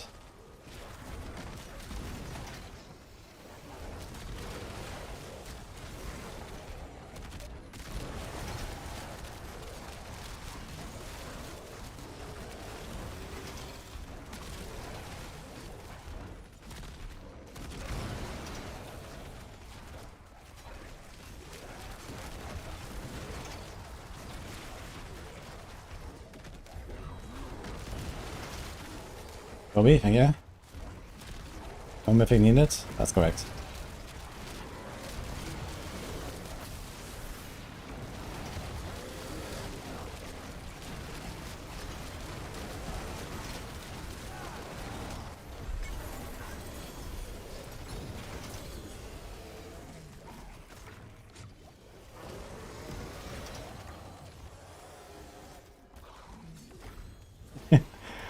Fog.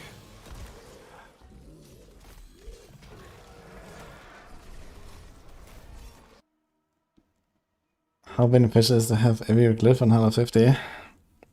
I mean, it depends on your starting point, I guess. But let's say 120 to 150 times 5. It's probably gonna be something like a 30 to 50% upgrade for free. It's pretty good. Like a tier. 1 to 2 pit tiers, maybe.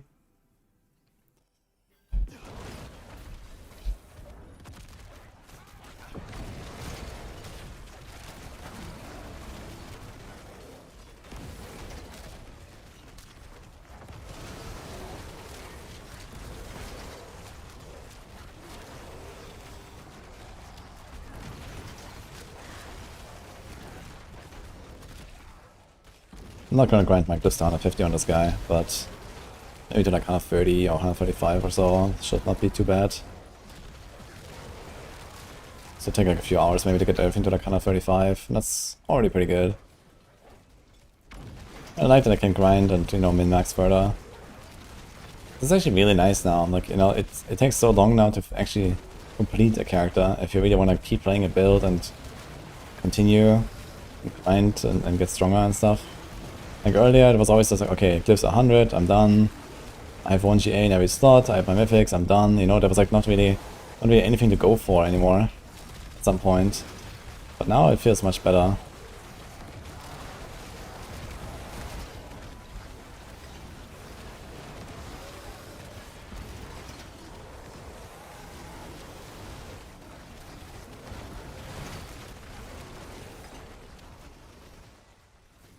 Ja. Plötzlich ist überhaupt nothing, man. What?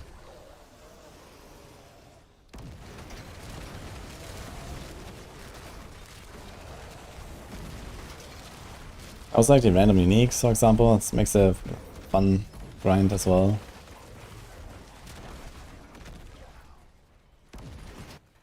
Is Tyrant's Grasp better than Eviscerate? Yeah, a little bit, I would say. Tyrant's Grasp is pretty good, actually. Especially the new updated version that I made. It's pretty solid and feels really smooth now as well. I was quite happy with playing it yesterday.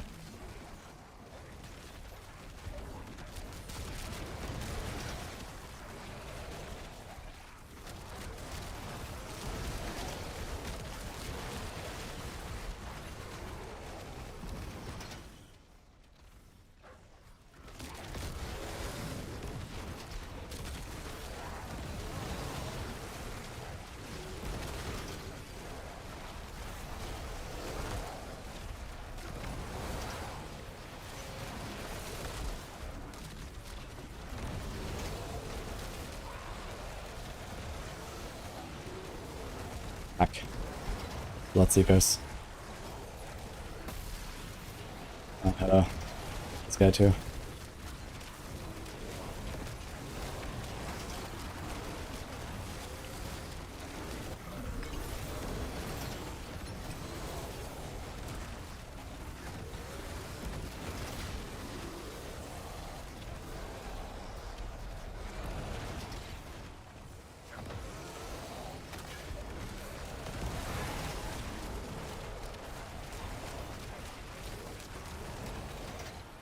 Guys also don't nothing, man.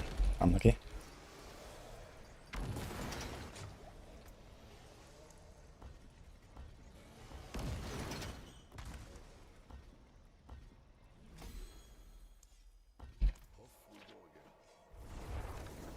Like Poison Dart Witch Doctor. Doesn't feel that way though.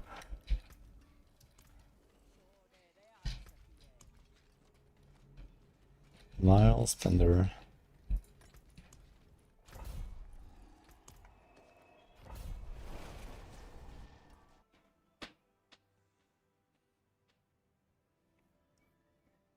You get both expansions of just the Lord of Hatred Ferocious. They put both into one now.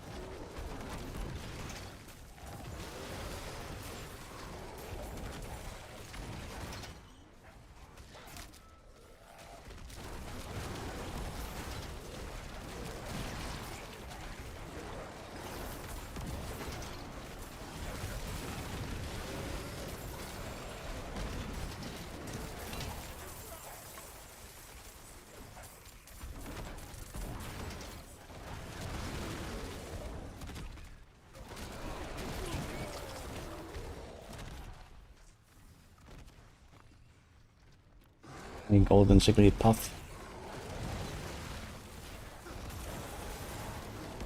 But it helps, man. Good luck.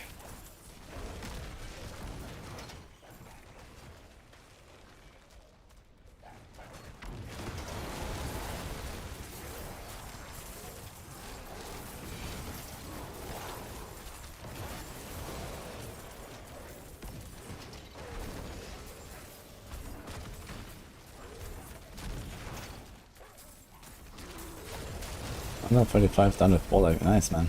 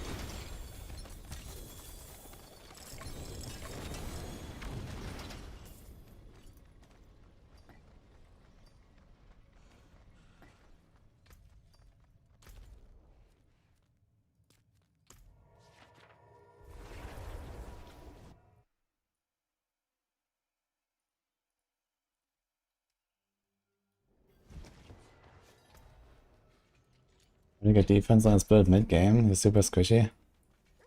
Well, I mean, you have 2 defensive slots for aspects. Try to put something there, get life and armor, and if you can, all res rolls. That's it, basically. The rest is just keep progressing.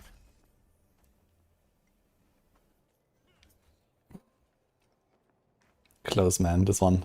Very close. This multi.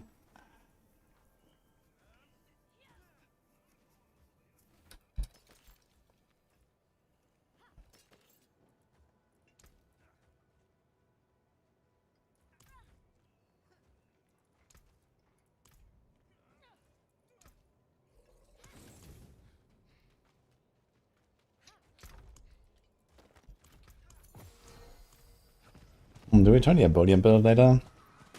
Can try to make something work.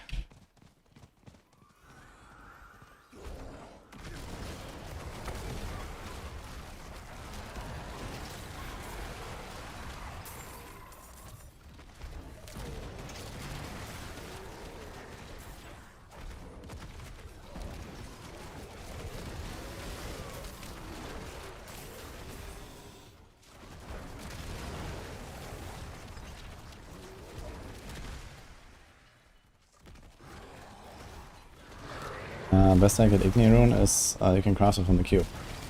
Actually. I'll craft the roots time. Let's go. Soul Spire. I actually have already enough cinders. I didn't even get to this Bloodman yet. Now I already have 150 cinders. Kinda funny, man.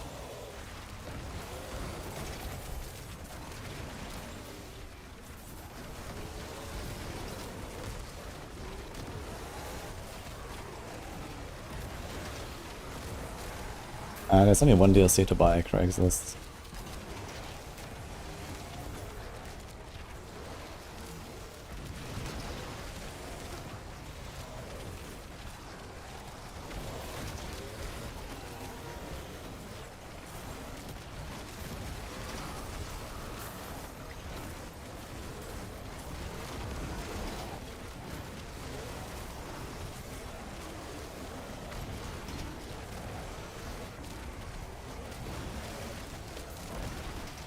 Oh, Murphy, Mega Man.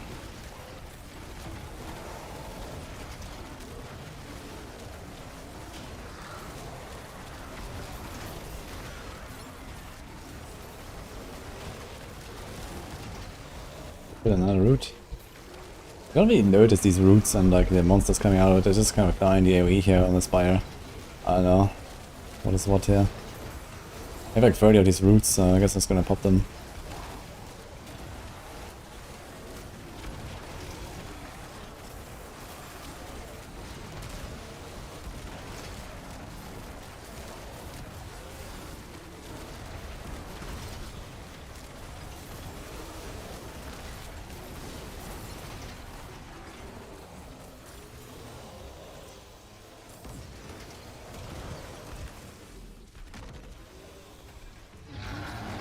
boy.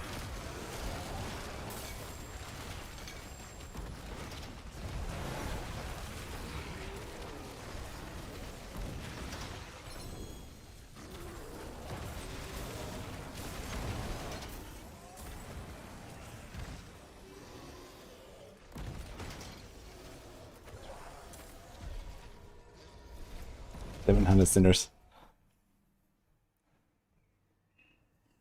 There's a button to turn off the loot filter, I guess. You can find it in controls.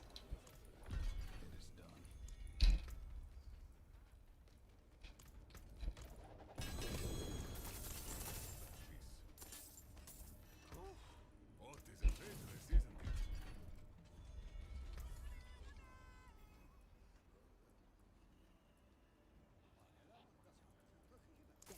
Legendary tonight. Hey, well done you.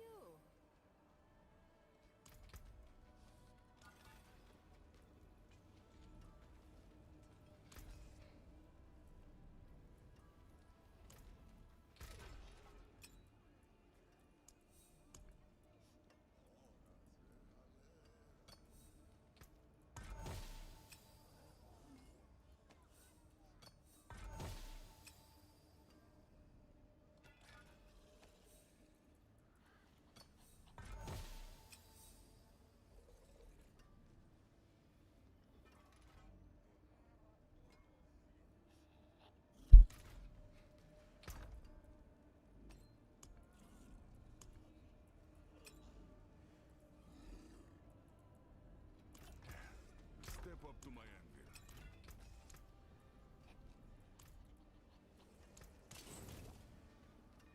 Maybe I could actually go for some next. Oh, sorry. Try again.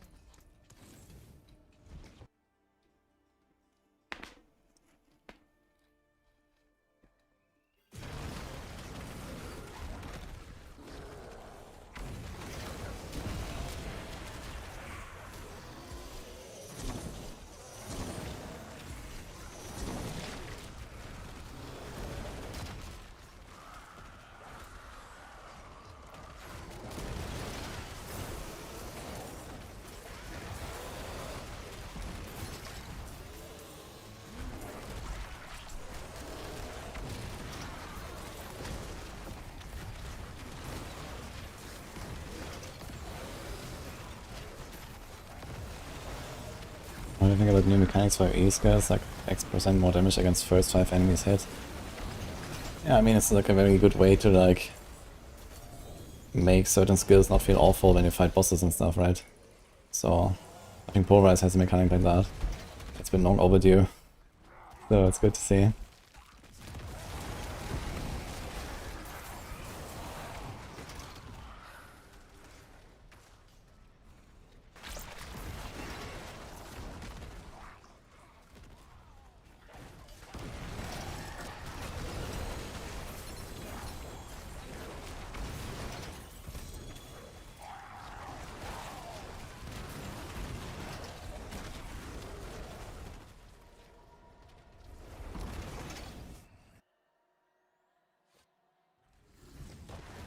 I'll make a Sorg at some point, yeah. But first we're like Rogue.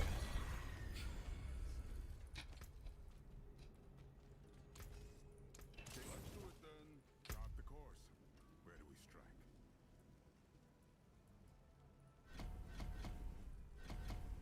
Okay, triple pit. Let's go. Try and get some more glyph levels.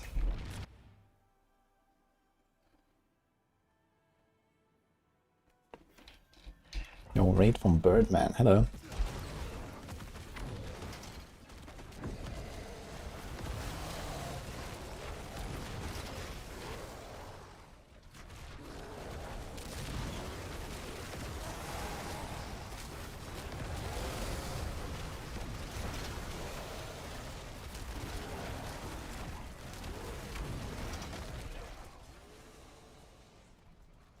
Loot filter is in the gameplay settings. You can turn it on there.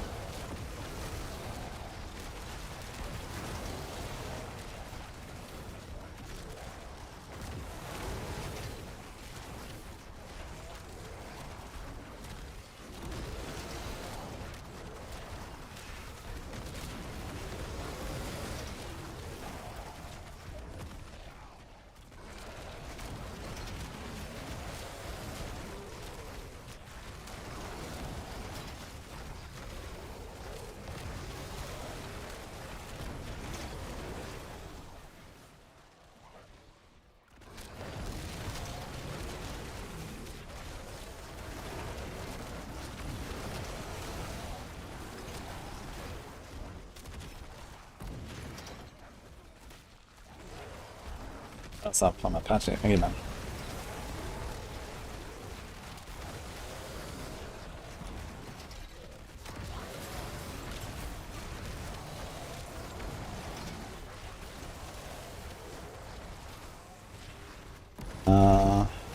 I'm not sure if dungeons give you a lot of their keys.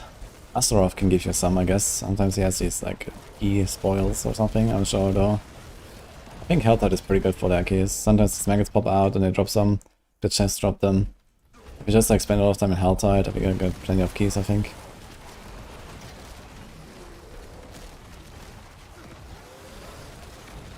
Is there really no good pet build for Warlock? Well, it depends on what you mean with pet build. We have a minion Warlock with Macromate. Yeah, that seems to be relatively mid-tier, I think. But yeah, my Eviscerate build is also mostly based on summons, but yeah. There's not like an army sort of build like Necros have. Almost everything here on the Warlock is like temporary summons. But yeah, the Rampage, Eviscerate stuff is definitely based on minions, I guess. We have, there's a Profane Sentinel build. Want to try that as well. It's actually what the guy is pushing with on hardcore here with my opponent on the leaderboards.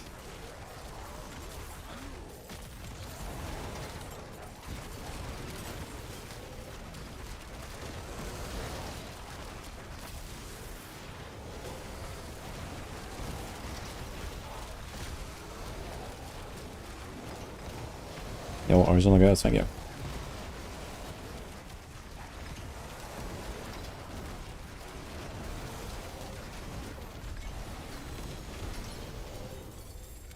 Oh, as well as completing the pit also gives you artificial stones. I just got 2. They're now here, 655. Okay.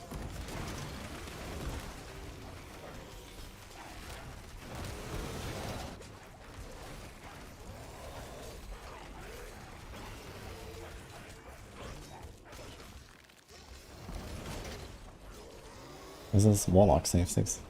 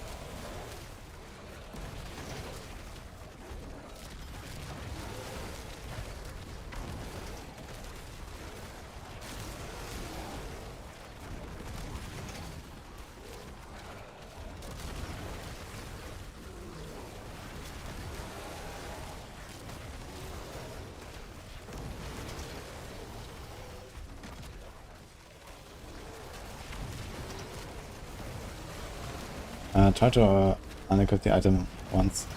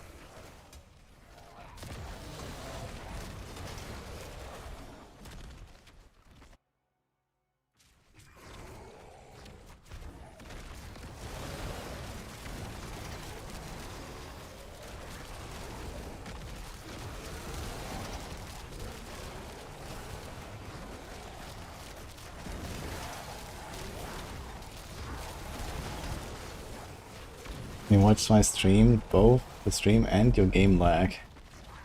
Oh, maybe just too much to handle for you. Especially all these words coming out of my mouth.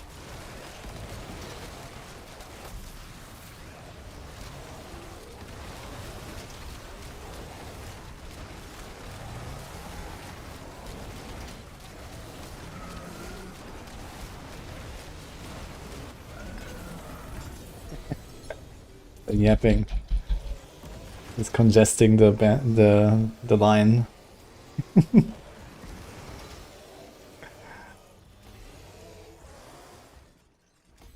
Man, look at those upgrades here. Holy. Wait, I lost a stone. Where's my stone? Could have got one more. Maybe I put it actually. Crit or no crit?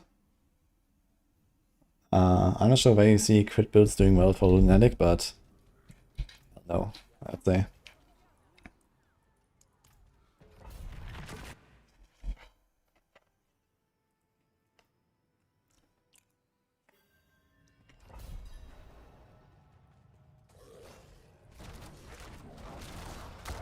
You build?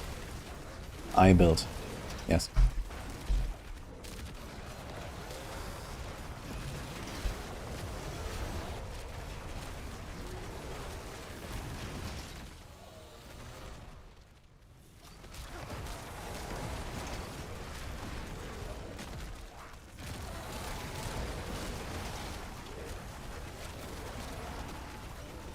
Should all Maxo guides have looked for this? Well, that's the idea, at least. But we don't really have any standardized guidelines and stuff yet, so this is something we'll have to discuss at some point.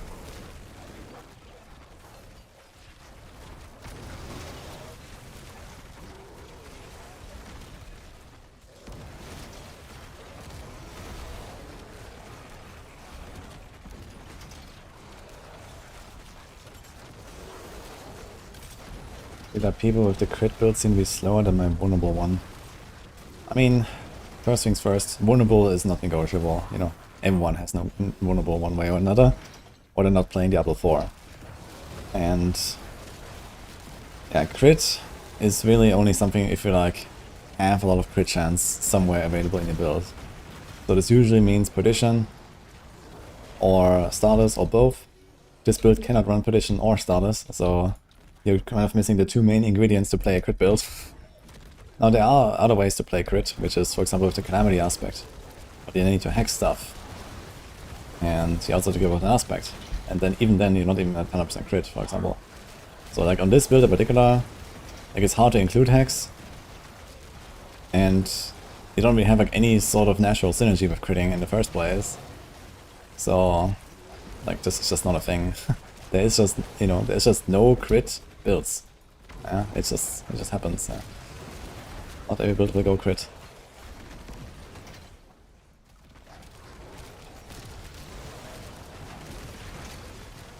Hexing is not easy on this build.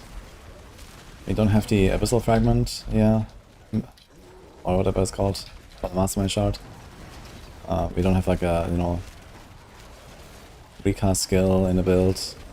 And the only way to get somewhat consistent hex in here would be a Sigil of Subversion. But I mean, what are you gonna give up? Your jump? Yeah, good luck, man. So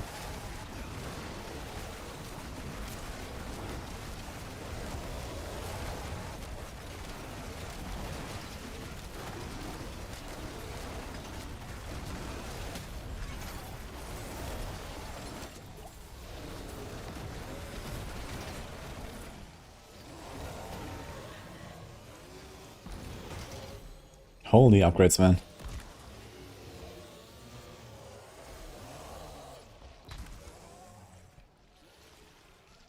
Go up. Yo, King Rail, thank you, man.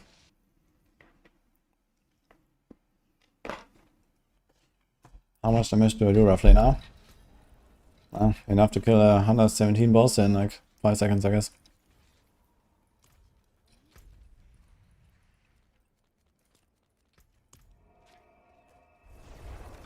What's so good about the jump? It makes you not feel miserable when you play this class. That's good about it.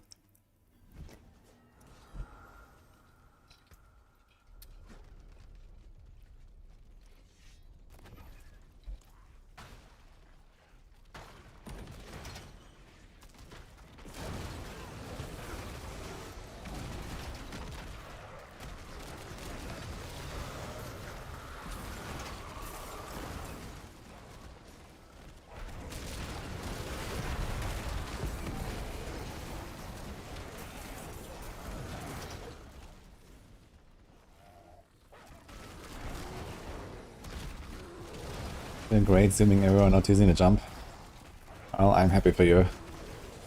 I need my jump.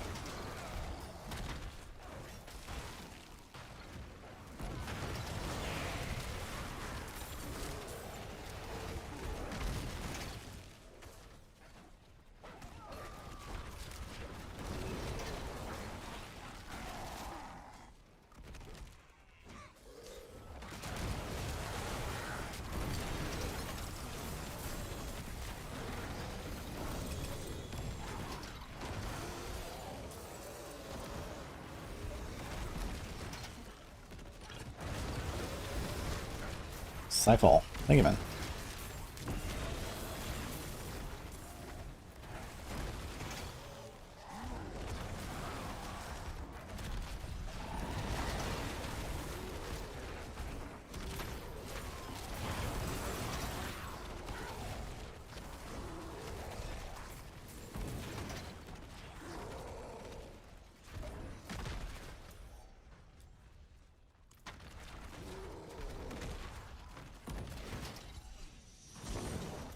Yikes. I guess we do it twice, worst case. They made the timer shorter, so it's not that bad.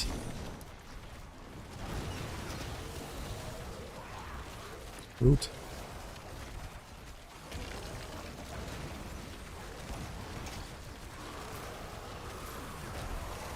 You could wow, transition 34, you lost, don't know what to do. Good news. You do all plans.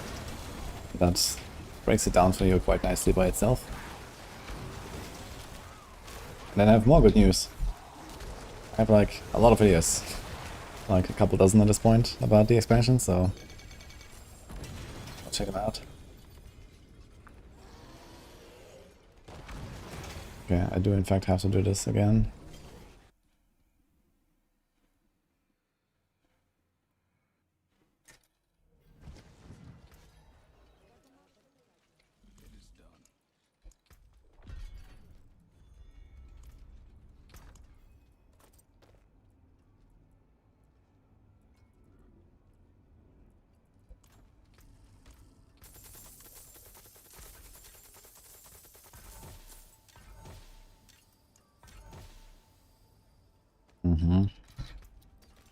This is not a completely terrible banish lots at least. Let's save that.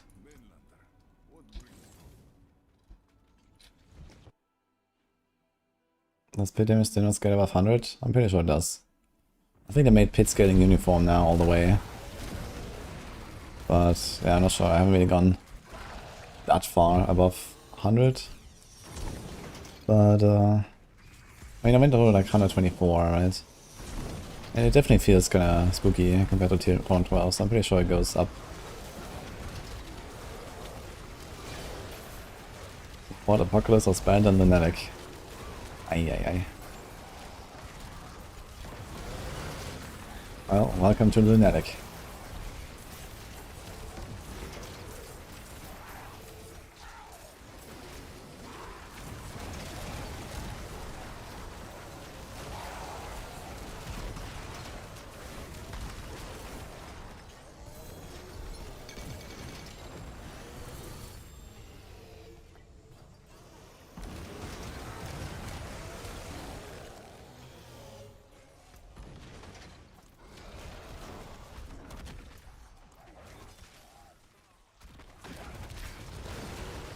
It's like RF.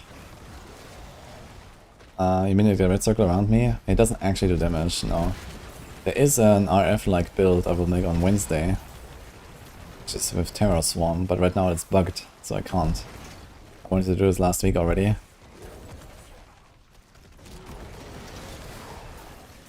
But yeah, on Wednesday we're gonna do this. I think it's gonna be pretty good.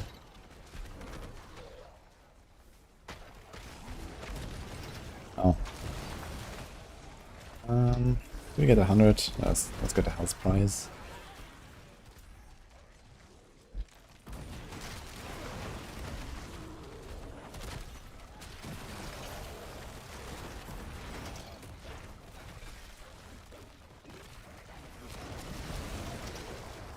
That means Righteous Fire. Just the most popular build of all time in Path of Exile.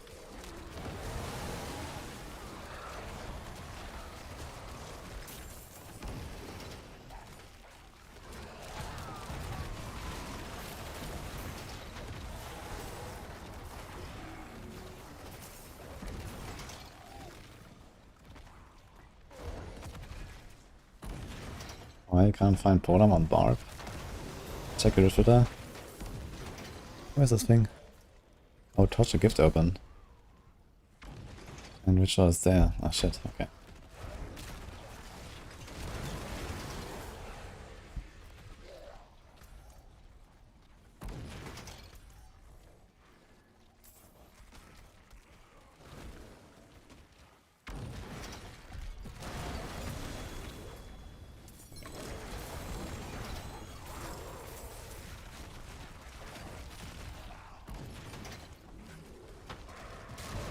Hell's price really is not that crazy, I feel. Compared to the other chests. You only really want to do it when you have way too many centers. So we spend like the entire hour farming Helltide, then just open it, I guess. Otherwise the other chests seem more efficient for cinders.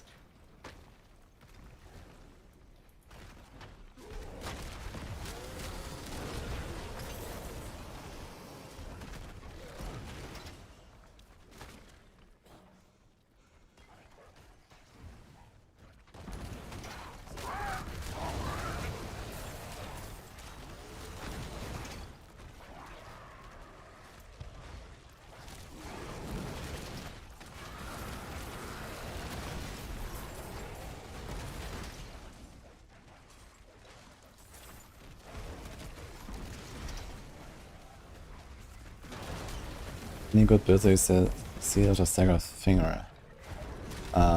If you have +1 charm slot on it, it can be useful. If not, it's trash.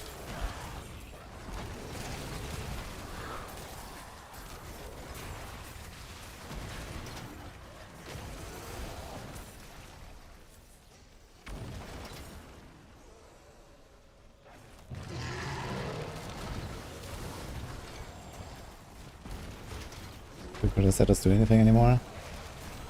They don't drop loot in certain places, like in Enquiries and a city, for example. But in most other places they do drop loot. Oh my god, man. I was hoping I was done, and now look at this. 300 cinders again. Let me out!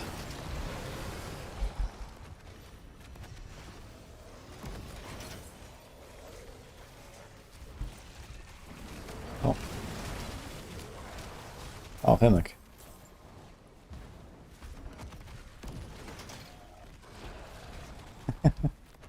Are you also planning Terraswarm? I'm quite excited to try it finally.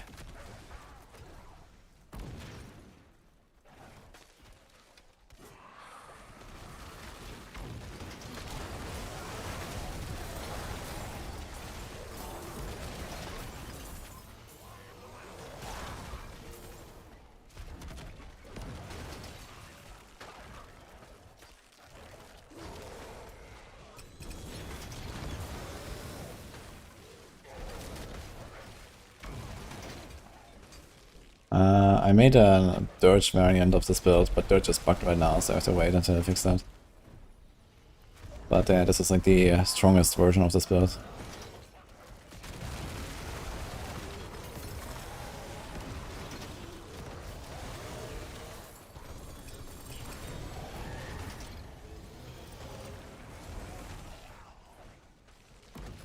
We're actually printing here.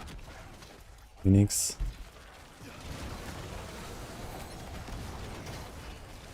These Grigorana is actually better than the chests themselves. And they just drop a bunch of like uniques and stuff.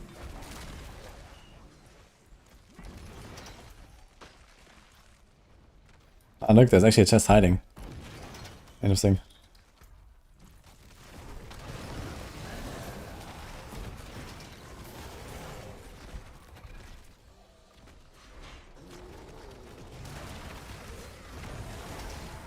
But I'm farming in Helltide. A war plan here. Well, and Helltide gives a lot of XP with the maggots.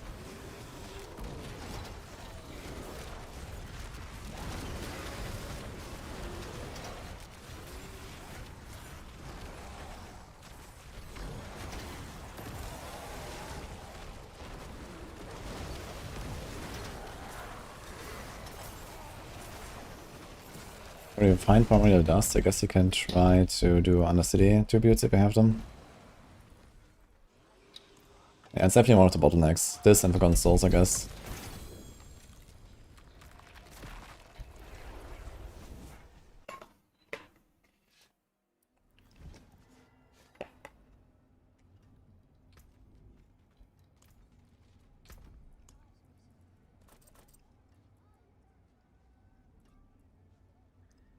Oh. Okay.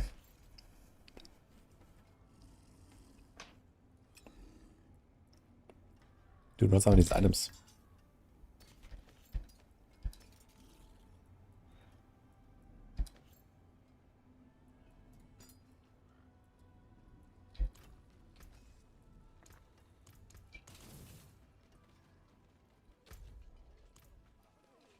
It is done.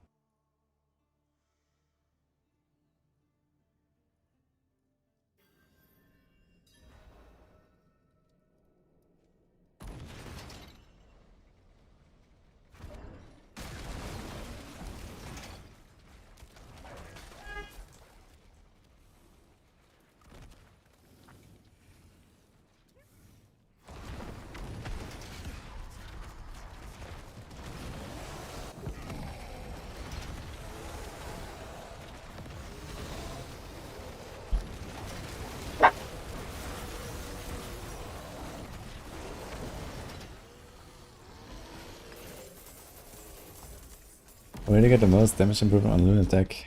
I can't do T12 and not as fast as me. I mean, I'm pretty OP at this point. I have a gem strength for my weapon. I have like 125, 127 glyphs. I have really good rolls everywhere.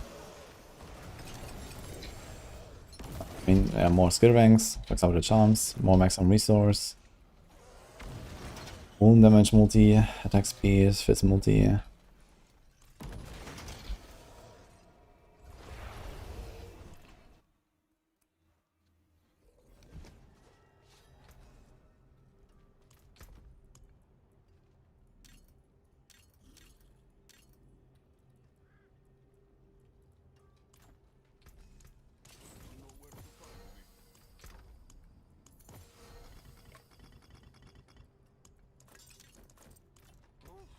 What is a Tetris, isn't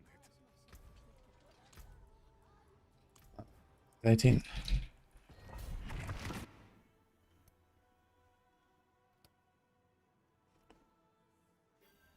Good luck, Stark.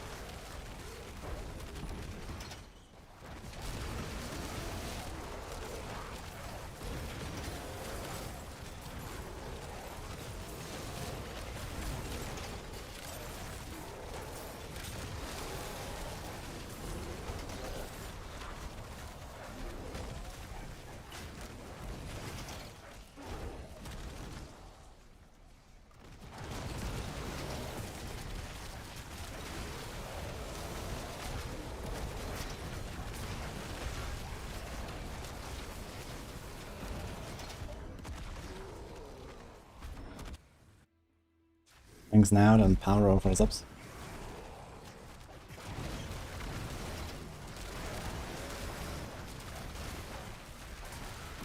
Can we roll a cube plus core skills?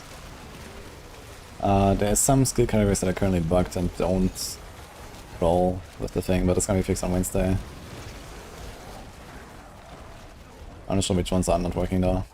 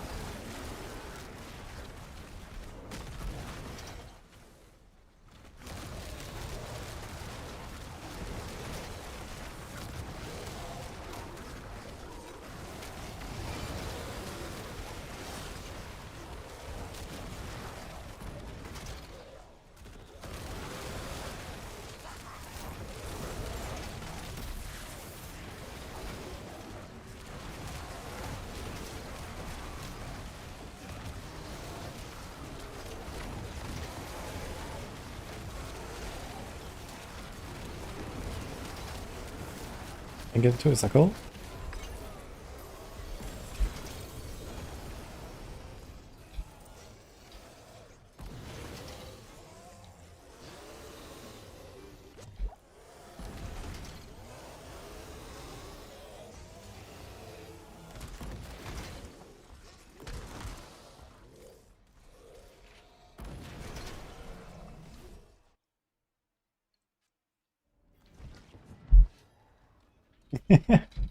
The triple movement speed boost, let's go.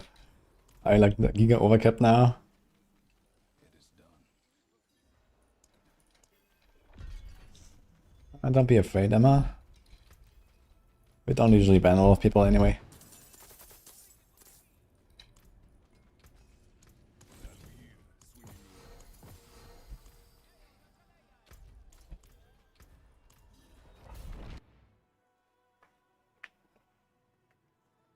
Frankenstein Gaming. Yo, thank you.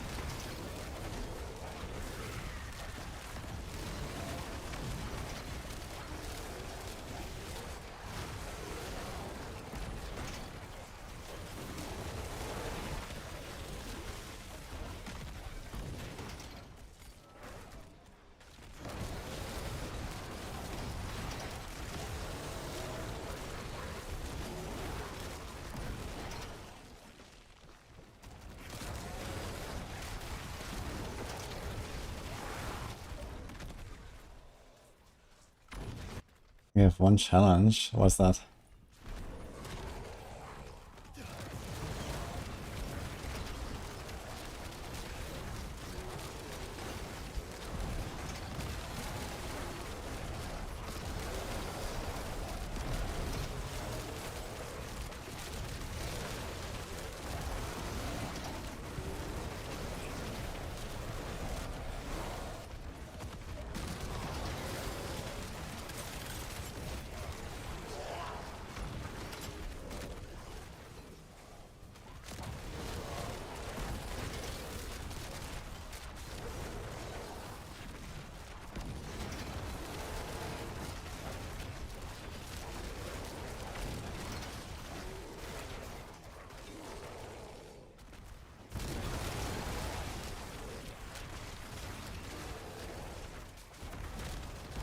What's that?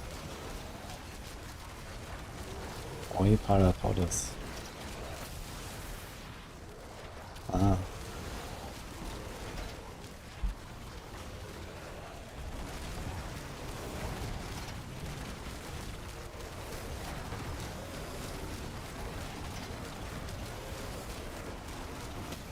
Hi everyone. Maybe I should introduce my next YouTube video like that.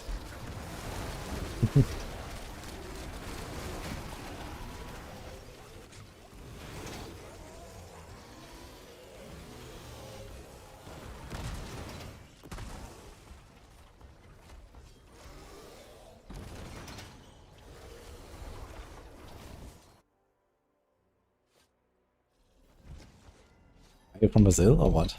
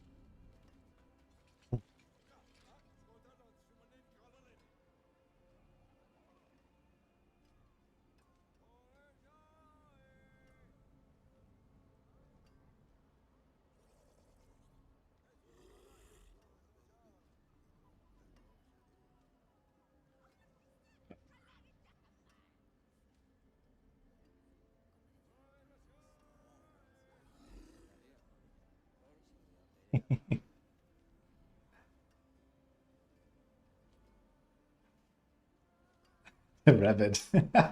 Yeah. He's very sleepy though. What's the current top tier Warlock build? You hate your build. Uh-oh. Well, I can recommend you this one. It's a he, actually. He's called Melon.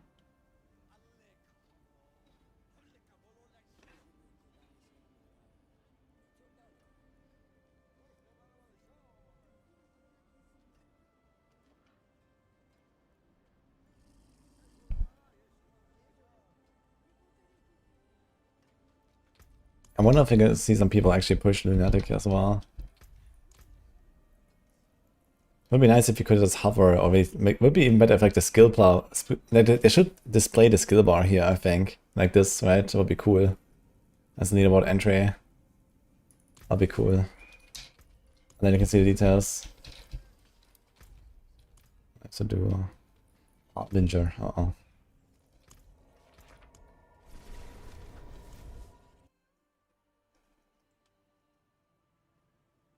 How many kilometers am I gonna run tomorrow? I think none, actually.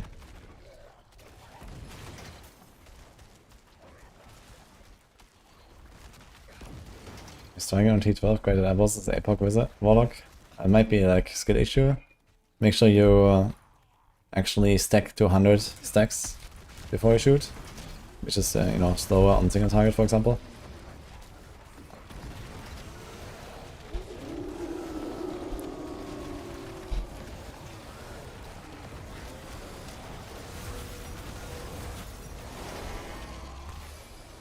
Squishy. Yeah, Pocket is definitely a bit more squishy than this. I've noticed a bit more.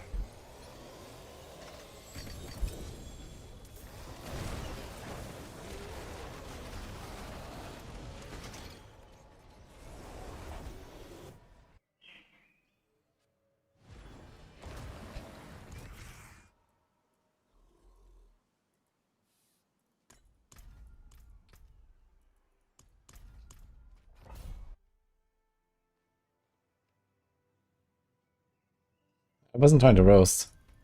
I was just trying to explain.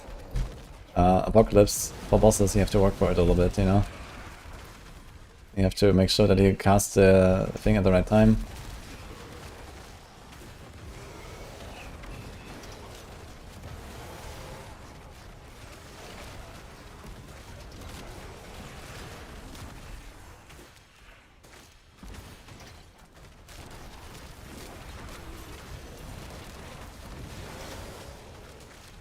Yeah, on my Apocalypse Warlock, I was free-shotting basically every doubles on T12 at some point.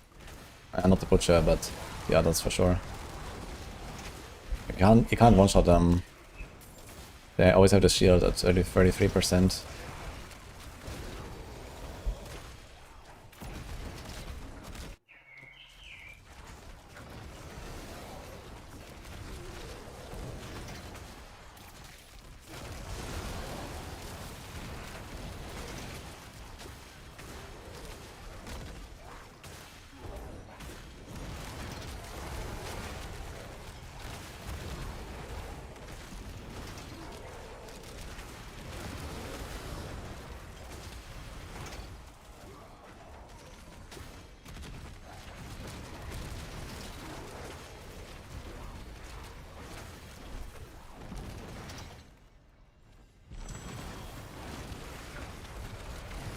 Actually, you can just let upper run to 20 and 3-shot them.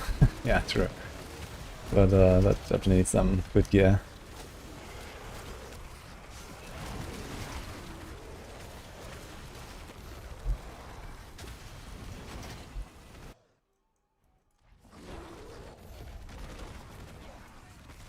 There's no hidden effects on my rifle, does no.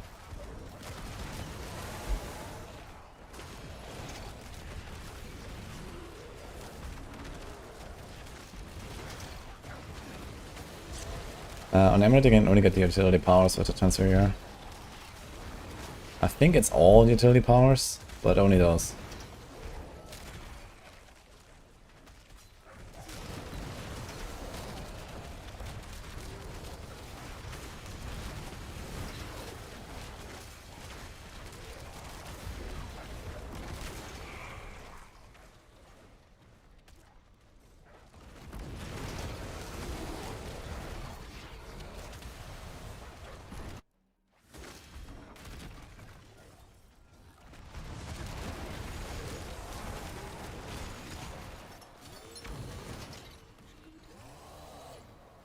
with the Chains of Horizon, you get WARLOCK, and you get a passive from WARLOCK for the extra resource and extra willpower. So you get to 8. I have Malevolence here on the boots.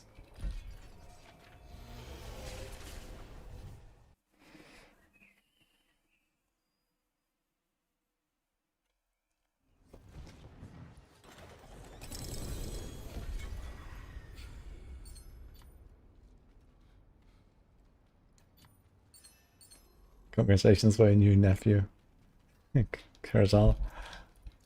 Well, I guess maybe wait like 5-6 years and then go.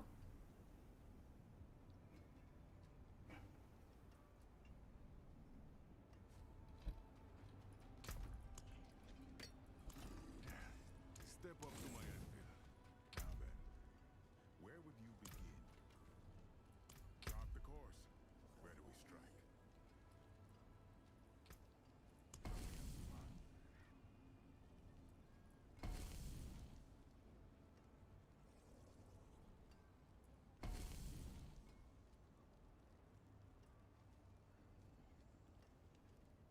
Whoa, what is this? What have I done? No. Dude, the last point got so slow, man. 3000 XP is crazy.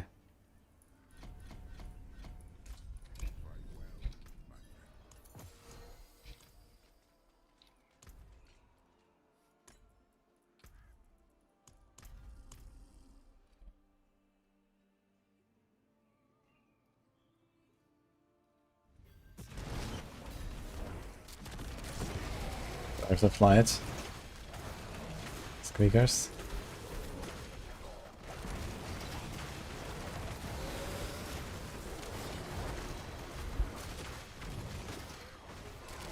Yeah, please buff some of the paladin builds. It's not up to me. But I can cook at least. Yeah, we will play paladin, but right now I don't really want to do it before Wednesday anyway, since they're getting like a pretty major bug fix.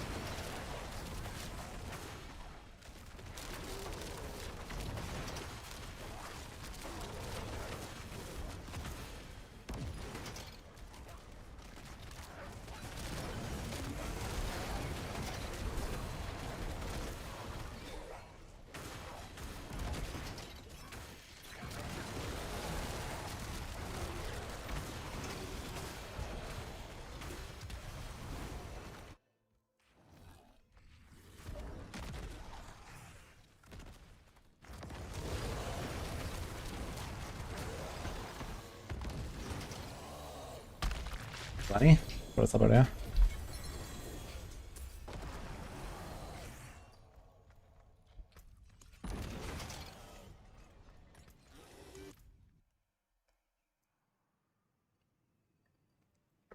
How much rest and armor is needed for T11 and 12 of this build?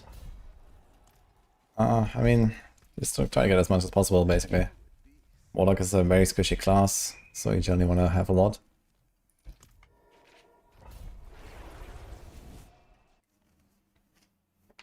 But this is, for Warlock standards, this is a very tanky build. It's like the tankiest I've played so far, for sure. So there's that at least.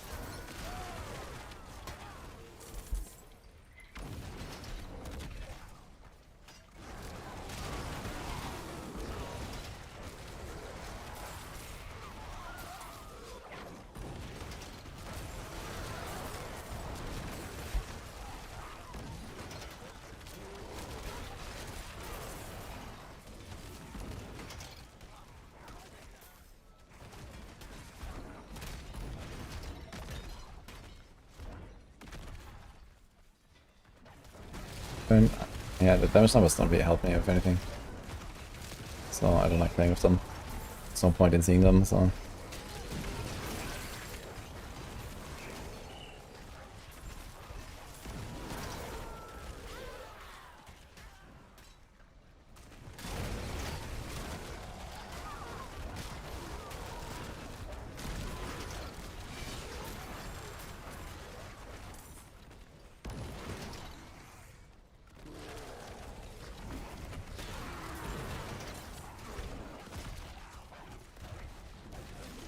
On a mythic seal in the cellar.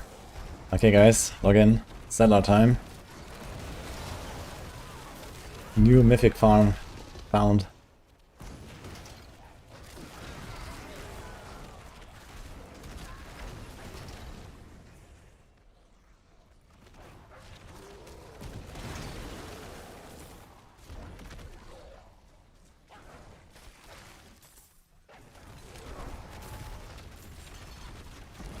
Already not working, we can't do anything with this.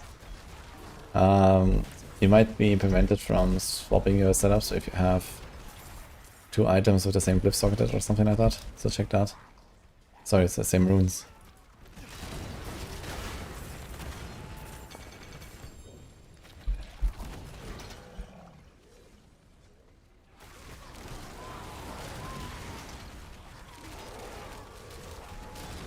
Yeah, we were talking about this earlier. They said it's gonna be easy to hit Paragon 300 this season. But that's a joke. A pretty big one even. And normally I'd be 300 now, but we are like roughly a third of the way.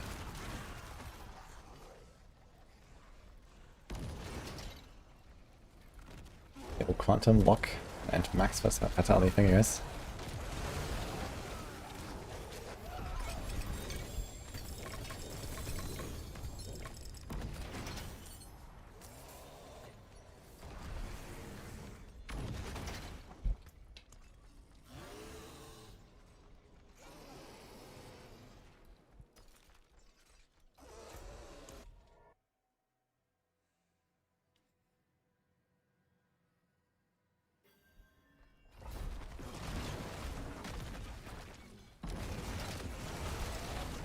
I can't trade Mythic Seals anyway, Samuel, so that part doesn't really do anything, yeah?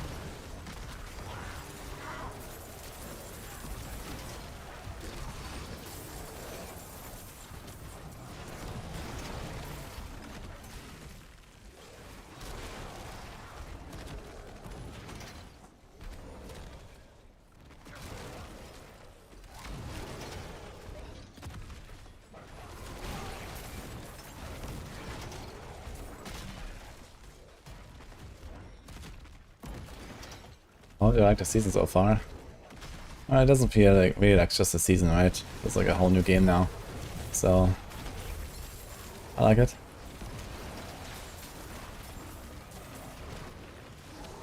I just say, oh, this is just another season, I feel. Oh, thanks guys. Senekaria? Letter blackened. This area lag? I don't have lag.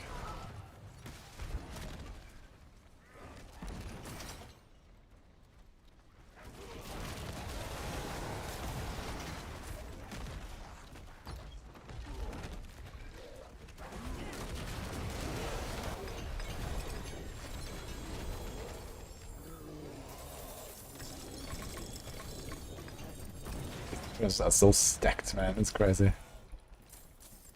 It's gonna be very fun. After Wednesday, I'm gonna be finding a lot more like eliminations and escalations. I think they're gonna be pretty juicy.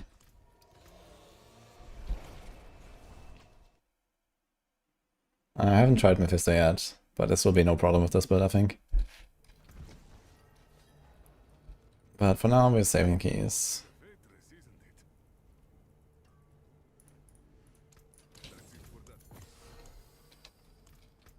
What's my souls? 8.2. Okay, we're getting there.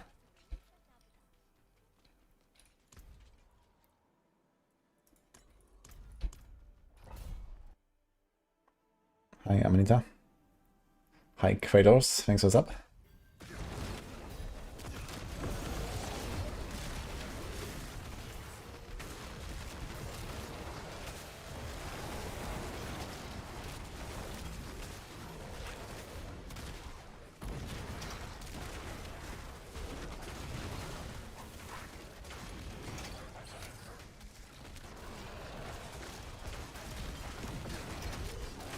Tyrant drops so much.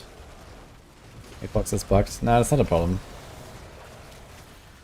I just like re-benchmarked it, and I think we had it maybe a bit higher than it was. I mean, I made the build better today. I updated the guide, and it's like way better, so... It's just that the benchmarks have risen, I guess. You know, we had Tyrant's classes, so one of the like very first builds that, you know, we really blasted the endgame and stuff. You know, I was like going ham, and it seemed very good, right? But there's just plenty of other good builds now. And, you know, Paladins across the board are insane. Zorks across the board are insane. And so on, right? Rogues as well are pretty good. So, it just kind of clutters the top end of the tier list too much with all the other classes. So, our metrics have shifted a bit from what you originally thought is like one of the best builds to, you know, it's just like middle of the pack kind of. But yeah, Tyrant's Grasp is a very good build.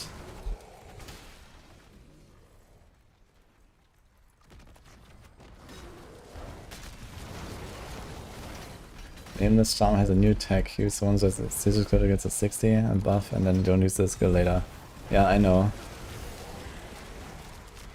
But most builds can't really do this, right? You have to use the sigil for its like, you know, utility as well sometimes.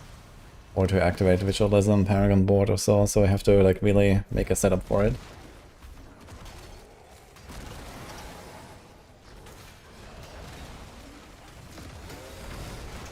And then, I mean, there's not many builds that even run Nameless set, I guess.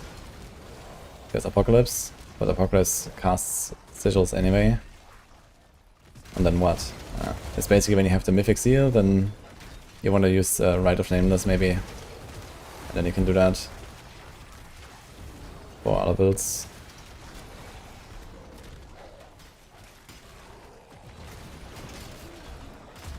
But yeah, it's gonna get fixed on Wednesday anyway, so... I think this is in the patch now. I think they're fixing it. So, I would really like make a setup for this now.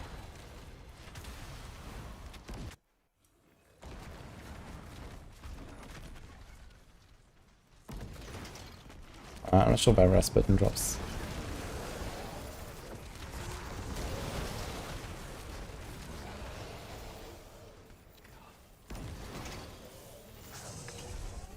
I probably don't need a sigil on a bar at that point, that's true.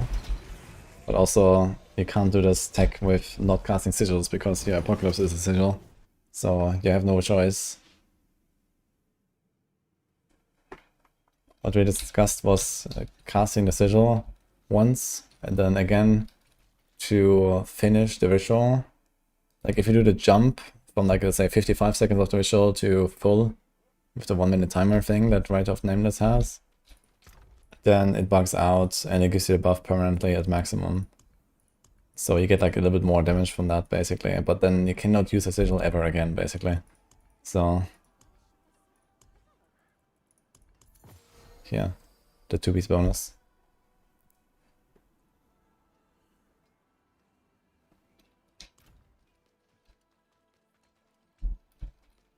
I think Pinshot will survive post-patch.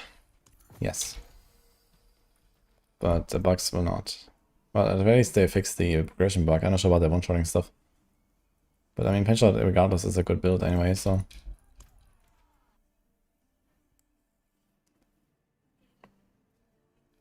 I'm going to play PoE too. We'll see if I do it right away. I'll probably play it launch a little bit, and then go back to D4, and then go back to PoE 2 at some point or something. So something like that, I guess. But yeah, I mean, it's definitely... Like, the timing is alright, it's like 1 month after D4, but I would prefer a bit later. So I'm definitely not gonna be done in 1 month, you know, I have 7 more classes, and one of them fresh from 0. So it's gonna be quite a grind this season.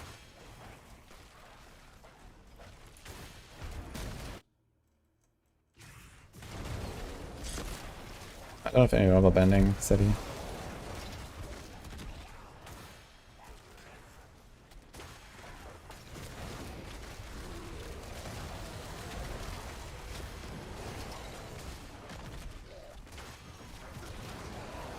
My brain is too tiny for PoE, unlucky. This is why I have to fix Nini's builds every time.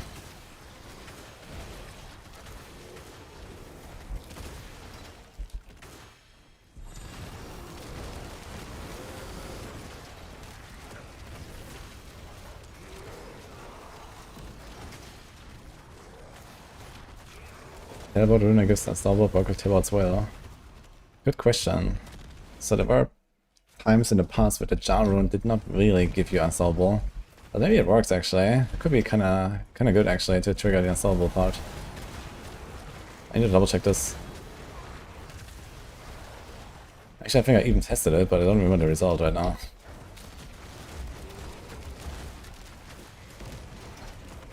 I think it does work actually.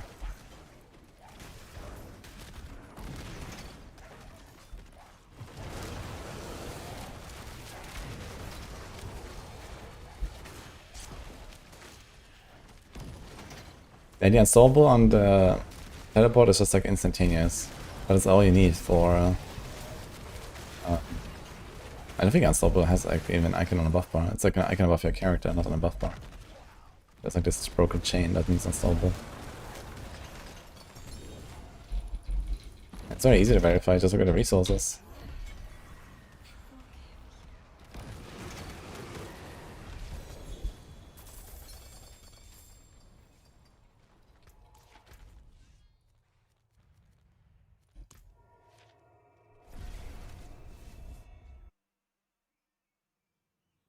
You notice boots changed from Undyne to Ghostwalker? They were Ghostwalker and now they're Malevolence. That's maybe that's what you mean? I don't think I had Undying at all even in this build. Get alt.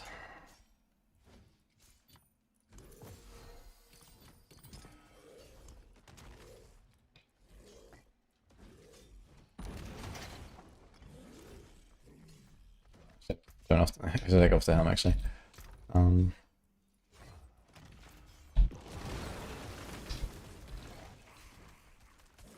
need to spend resources somehow, I guess. Ah shit.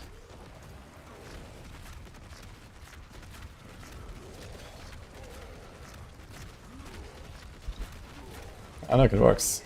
Oh shit, that's actually insane. Yeah. The Kendo Tables and Jar. Yeah, you see that little like it's a very short like half second unsolvable that you see above your character.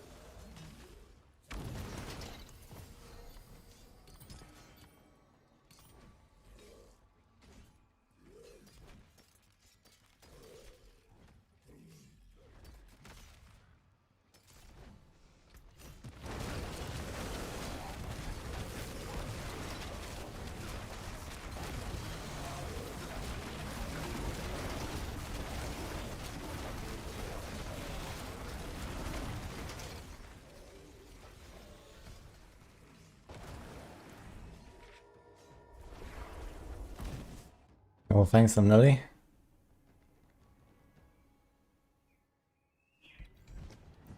Why do only certain 5 stacks of legendary tributes work in the queue to make mythical?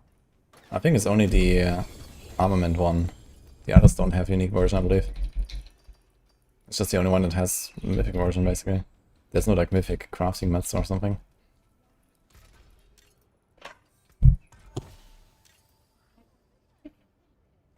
No. Hello, stuff today.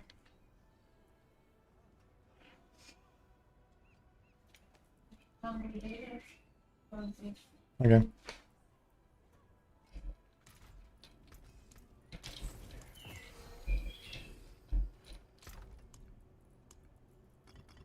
Okay, did I mess something up now? Make me say no. Okay, seems fine. This should be interesting.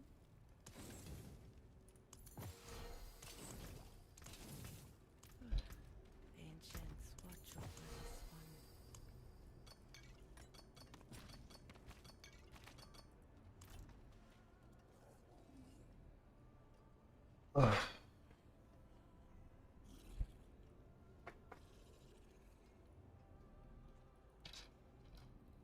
Second.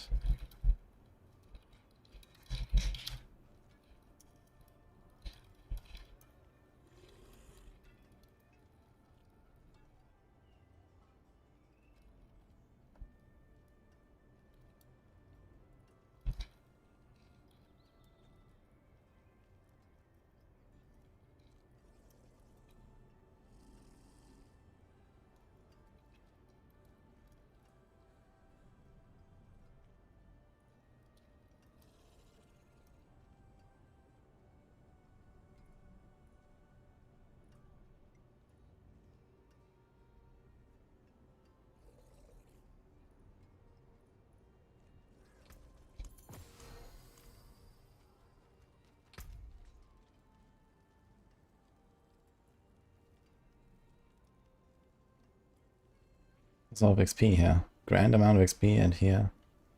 We should try. And then there's like the small XP as well. I wonder how good this will be.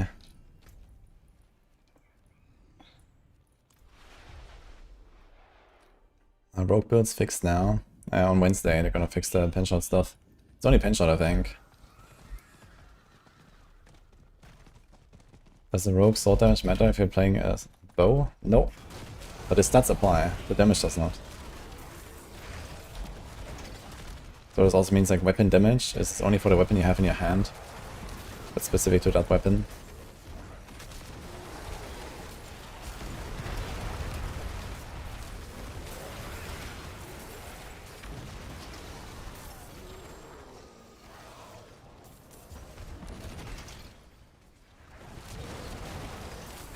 Yeah, they're changing the bug for the clones. The clones are giving you like infinite progression in the pit, or so that's how people do these like 20-second pit 150s. Somehow they get like infinite progression from the clone, and then they have another bug that one-shots everything. So, good combo.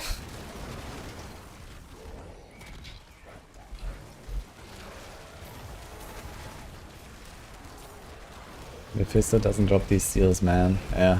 I wonder if the Mephisto's gonna drop them more after Wednesday, actually.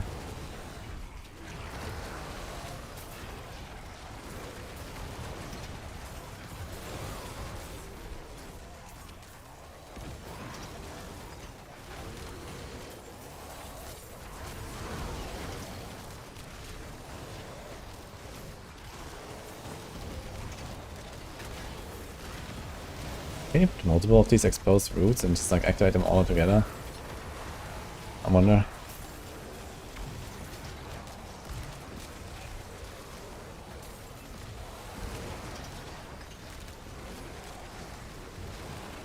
It should nerf penshot damage. Yeah, I'm not really sure what you have to do for this bug and which variant of penshot is affected by this and so on. But if you're not noticing any weird one-shots of everything on the screen, then you're safe, I guess.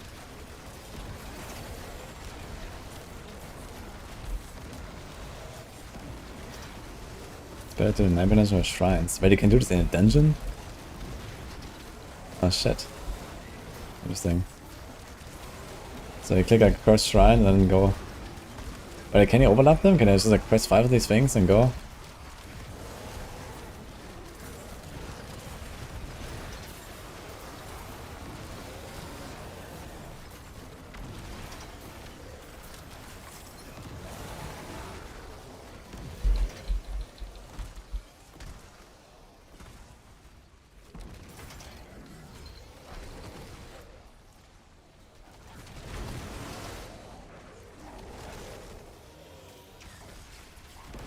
On a 20-second cooldown, okay.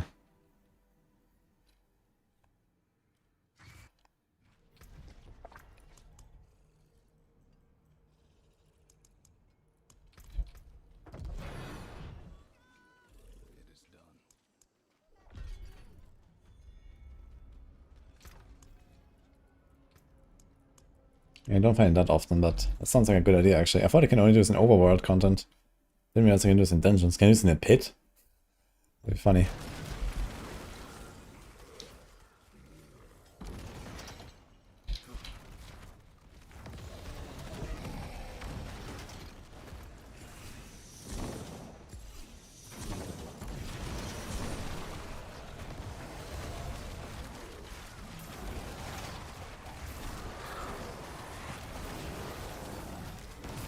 Find a dungeon with shrine affix, look at all 3 shrines. Is it only 3? Wait, can you activate all 3 shrines and then get triple respawns? And even if you do it at the same time? Or you just gonna carry it from one shrine to the next, I guess. Once one shrine ends, you clear the next one.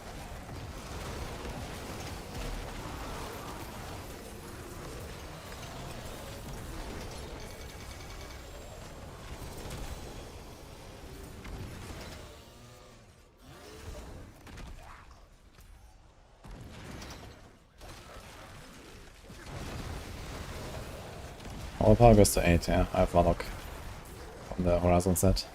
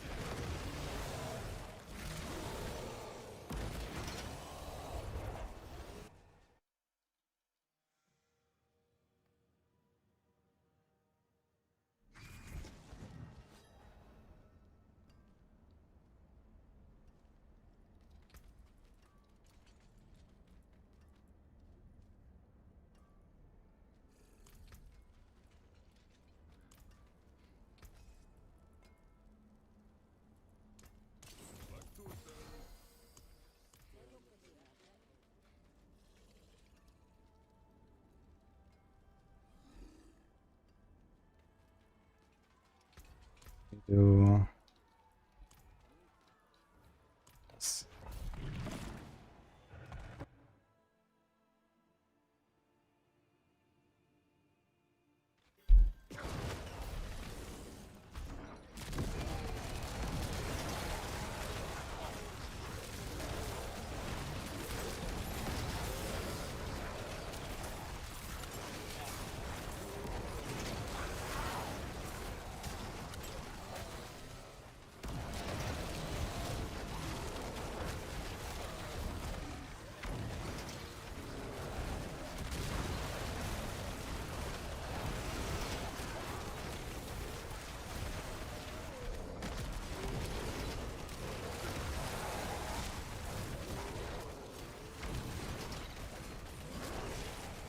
We need to get rid of the Horadrim. I should try to run these as well.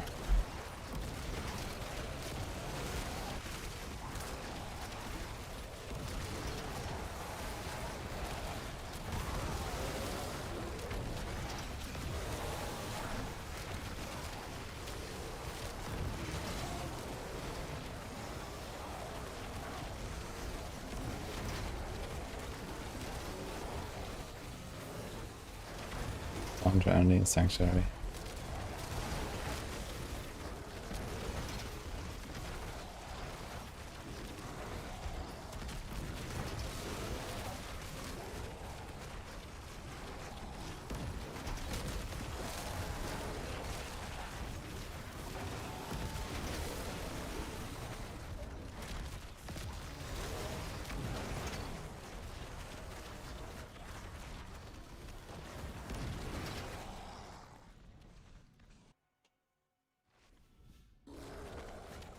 Thanks, Adam.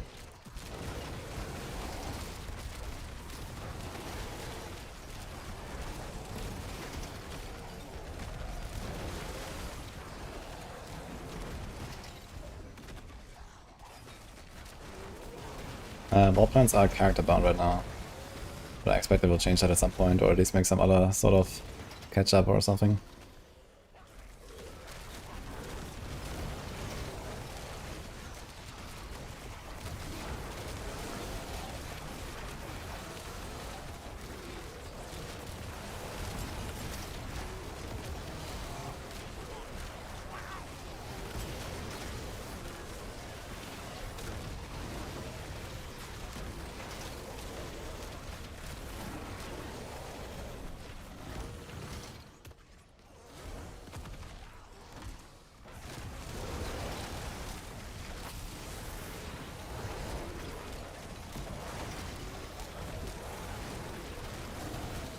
Dark.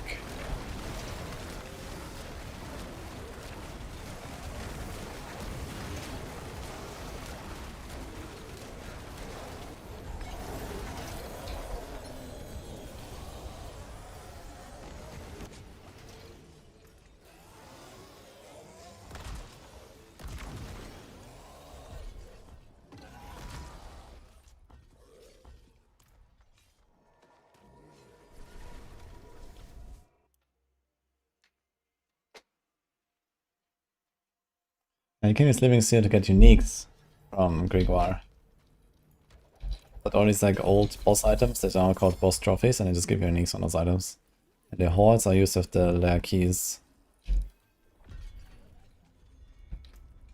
I think there's no chance they're gonna make Warplants account wide this season. The next season I imagine they will change something.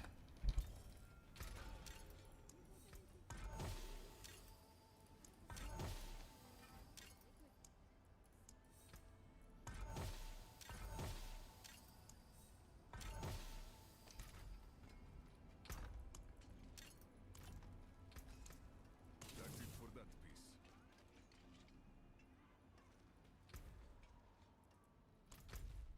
Yo.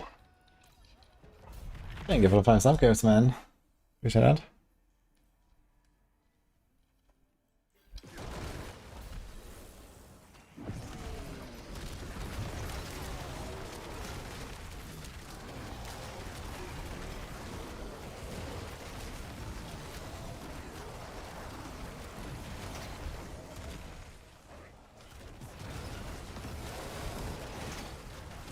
Yeah, I also like that weapons are not account wide, but I definitely would like alts to have an easier time. Starting completely from zero with no catch up or anything is kinda stupid, I think.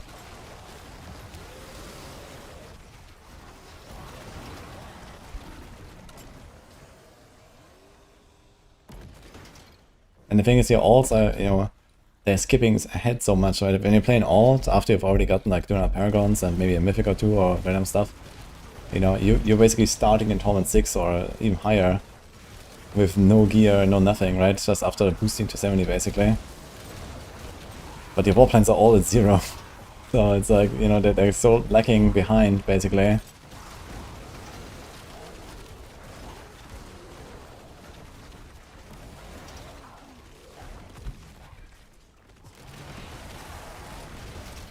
The Summon Agam doesn't spawn 5 demons. You might have the wrong fragment.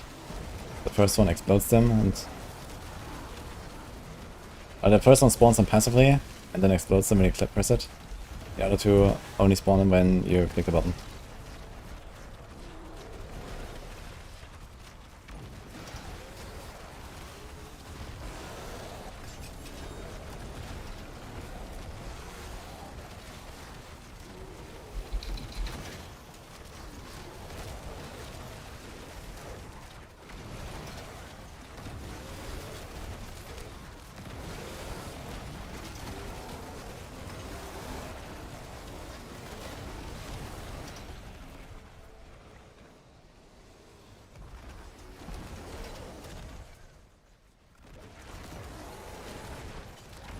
Sounds like official. Yeah, when you press a button, here. I have 5 guys, I see it on my skill bar.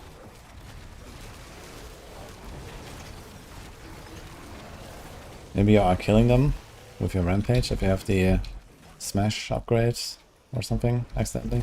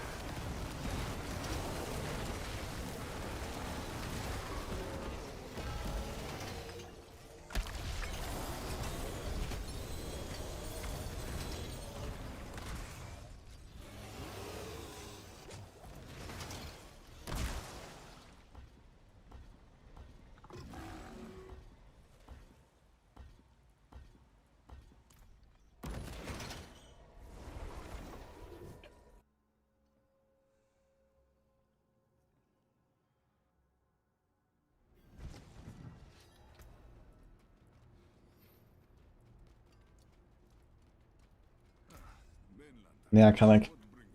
I also recorded a video earlier, but the Maxo update is already out. Iron's Grass is feeling much better like this, I think.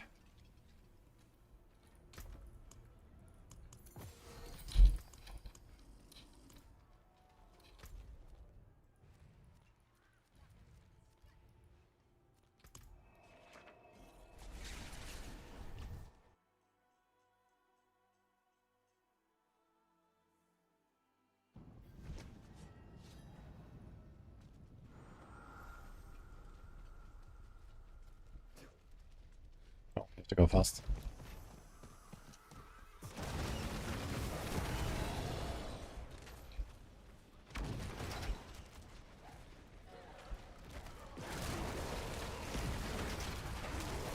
Why is Lunatic Warlock play speed here on max roll? Unlucky, I guess. Didn't actually check what we have done lately. Things are moving a lot as we kind of like discover more stuff. I thought we had it in A yesterday, but maybe it shifted now. So that's the Chronics, like kind of accumulating the data from all of our guys and putting it into the list right now. With a bit of like math.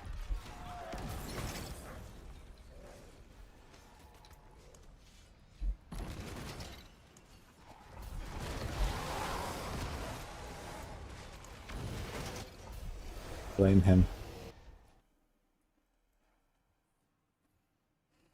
Yeah, but here actually. So it's not B.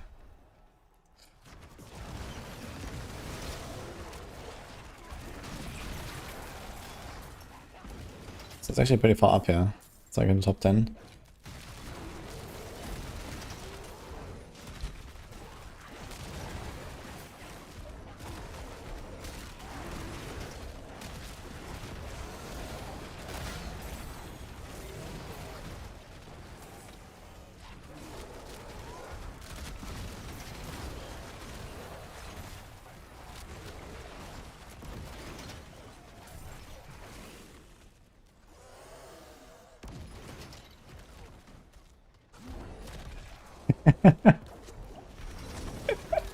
Listen to Crucible. Did he add the subnodes? No. So we're going to add some like nodes here on. I think I want to say on B tier it was like okay destroys Tom and 12 or something, and then like S, A, and S plus and stuff. And they're all like above, like well above T12 basically.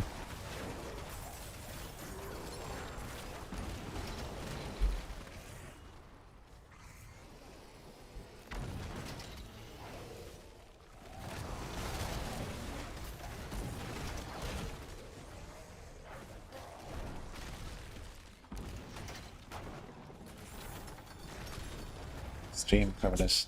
Stream my privilege info about realm-bound war plans. I'm sorry. But I can tell you there's certainly a discussion about this topic. So we'll see. Bitter. Sick. Old age.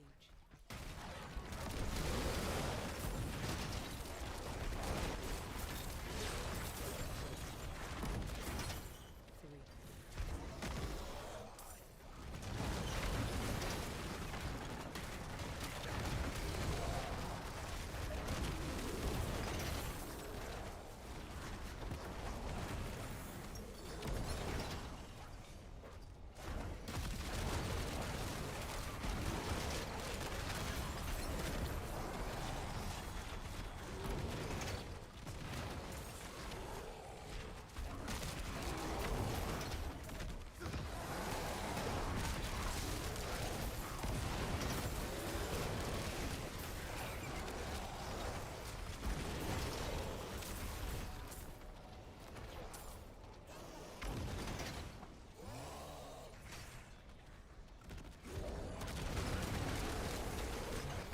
Iron's Castle's A, now it's B. Yeah, I think it was here like earlier, and then we kind of like, you know, raised the bars, so it kind of like dropped to B, but I actually just improved it yesterday, so it's pretty nice now. I made the build much smoother and better.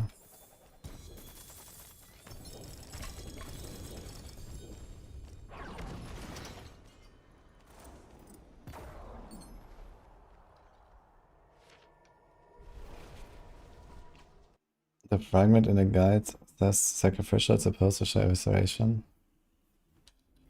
No, I have sacrificial. That's correct. But you have to press the button. These guys only live for 10 seconds. But I have to press it every 10 seconds anyway for the horizon set.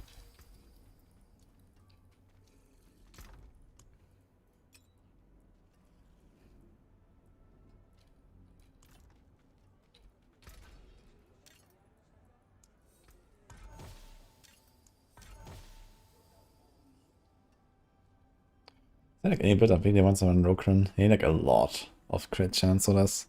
I guess it's basically a Capeleka build, so that might want to run this with. Let's see. Gotta cook on Spiritborn at some point. Step up to my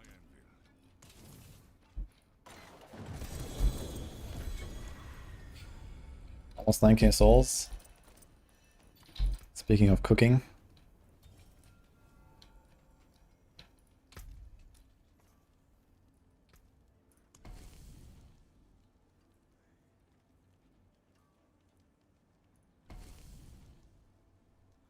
Oh, didn't we check how much XP I got here? I want to see this. Because I remember we had like 2 times legendary and 1 time normal XP reward. Let me check. Let's just turn this in here.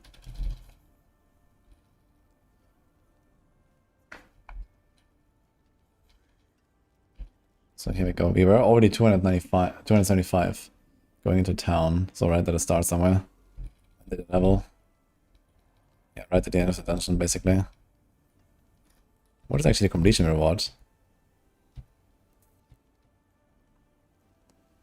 Doesn't really tell any XP or something. Okay.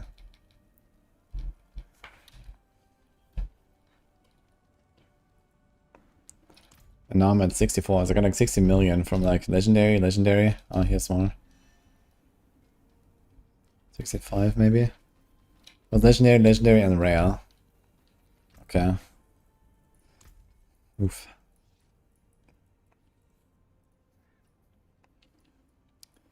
Okay, what do we do?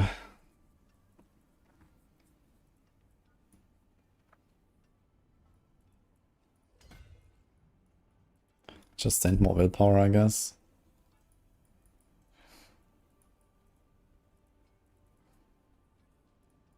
Maybe one crit chance is better than willpower.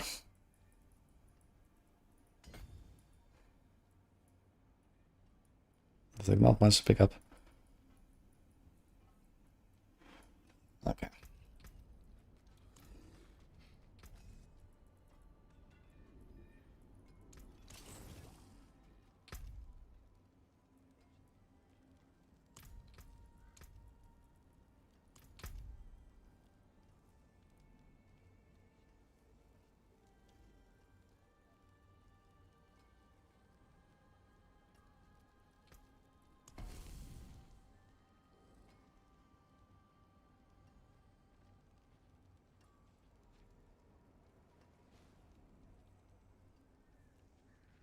Have I done?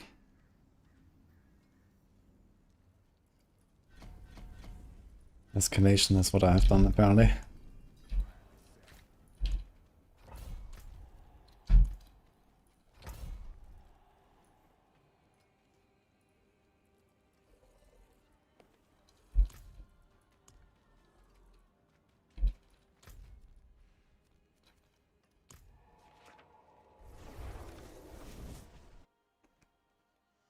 Oh, well, plus 30 seconds. Uh-oh. 4. Let's show.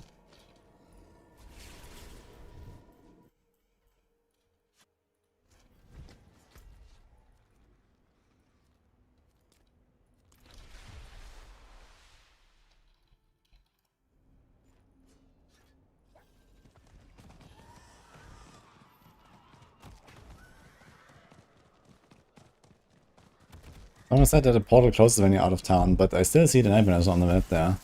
So it's a bit sus.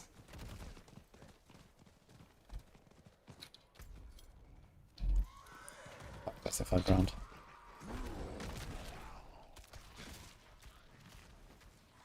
You will never see Emerys again. Unlucky. You have to do it on like a potato difficulty.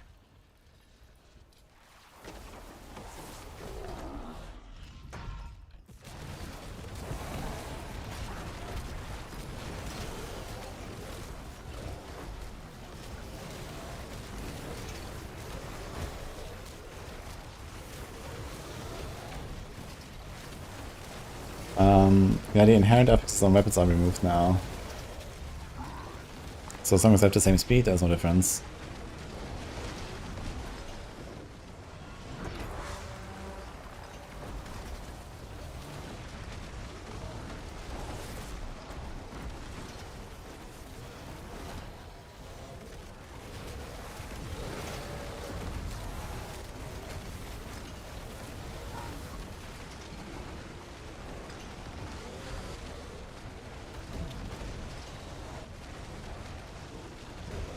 Oh, 1 minute, not bad. Hey, I forgot runes has been close 16 seconds. So if you're fast, you can actually go for other objectives in between. But you have like 2 minutes or something.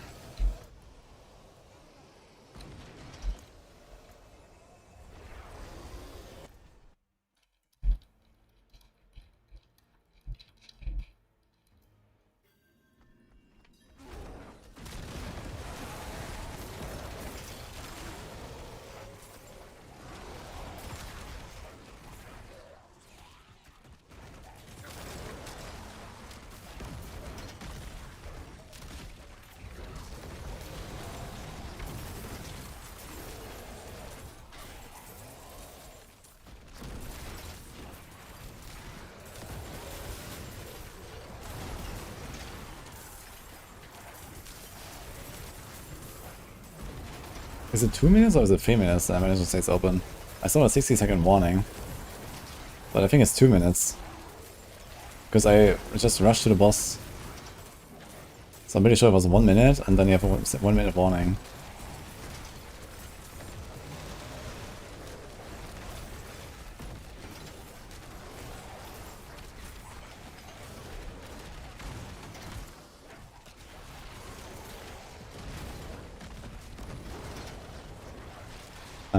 your mythic Prankster key turned into a regular one because you went down to normal difficulty. And some sigils cannot exist there and they turn back to stuff. But there is some note about this in the patch notes, which makes it sound like they can turn back again.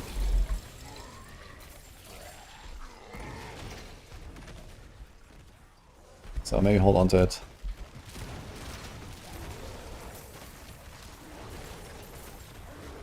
I will see you, Emma.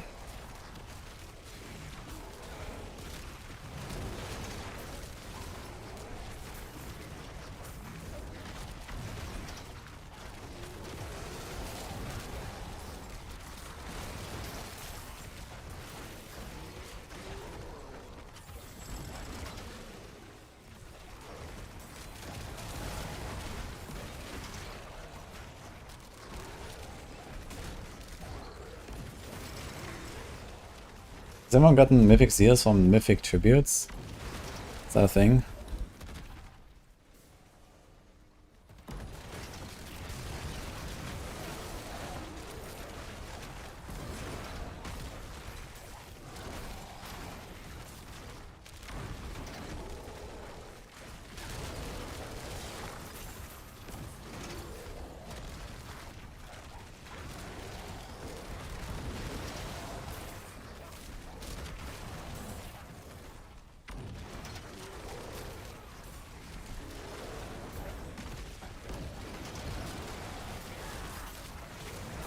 Only items, okay.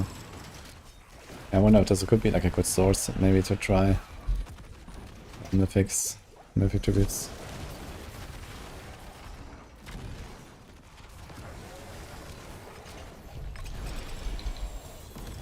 Oh. Hello.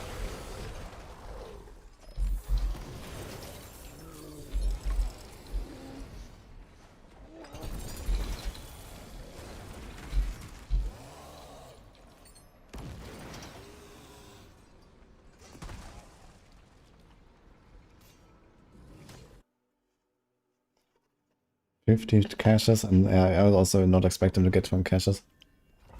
But tributes, there could be a chance. I mean, they drop from their bosses sometimes.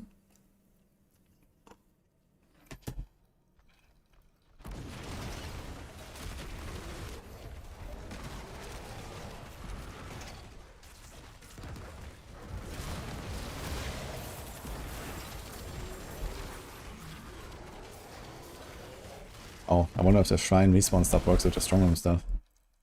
Let's see.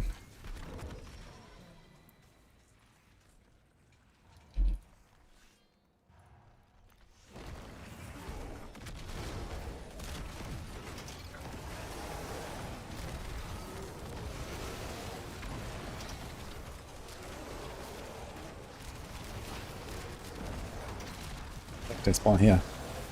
Funny.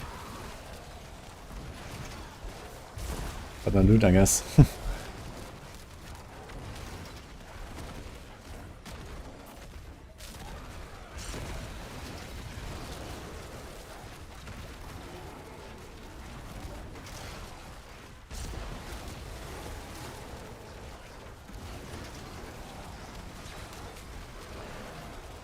Legendary Seal Tribute. Yeah, apparently people are getting some there, so I might try this as well.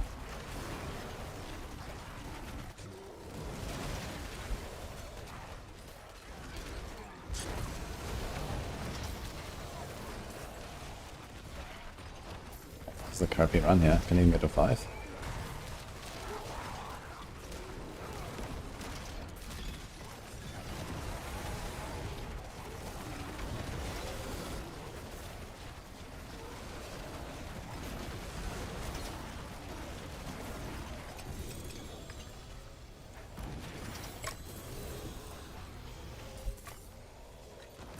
Stay in.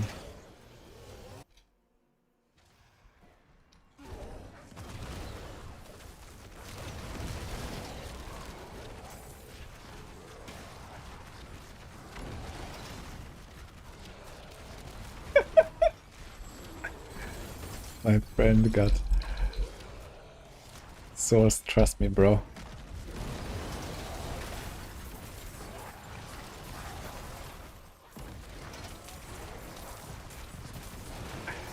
My uncle found a mythic seal in the cellar. Just farm cellars, guys.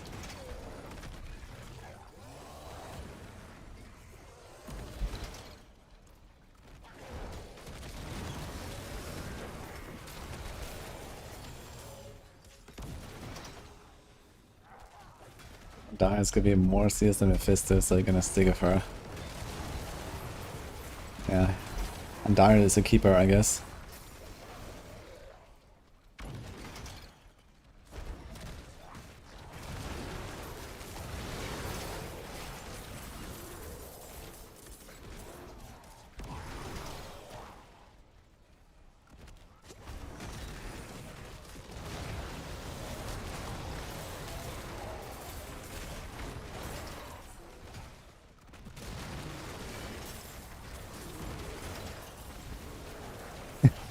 Maybe mythic seals are hidden. Uh-oh.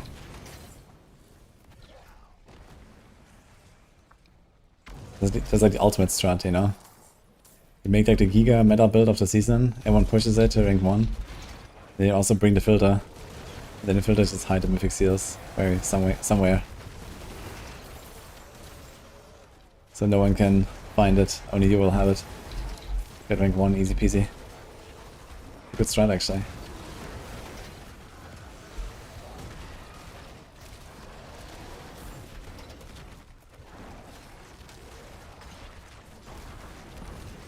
Put it in achievement. Yeah, okay, I mean, if it's an achievement, you can get it at any time, right? Doesn't matter.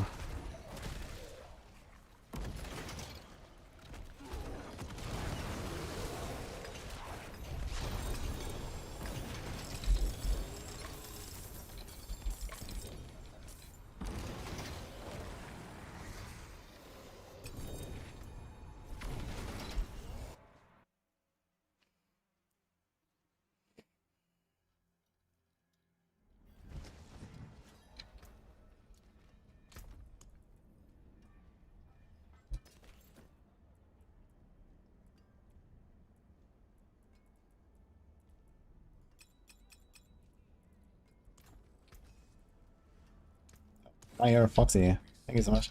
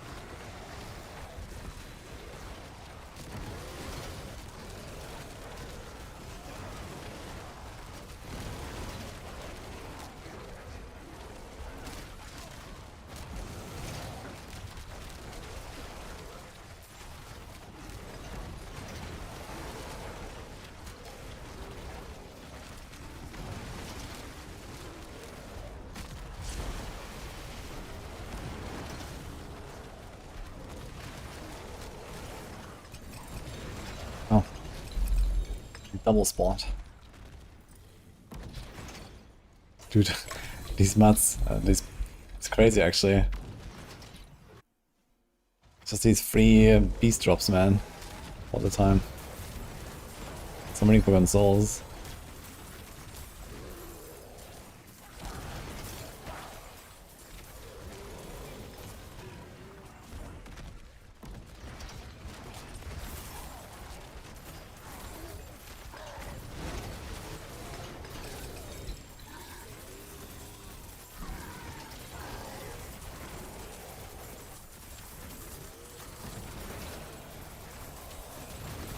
Why does he keep dropping gold? What is going on? He's dropping gold. Like he doesn't stop. Okay.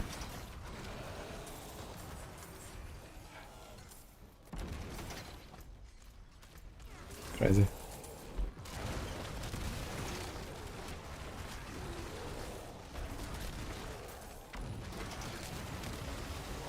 Now someone said that the XP dance can be really good. I haven't really noticed, like I don't see the XP globes. So where's the damage coming from? It's just like extra XP from the kills.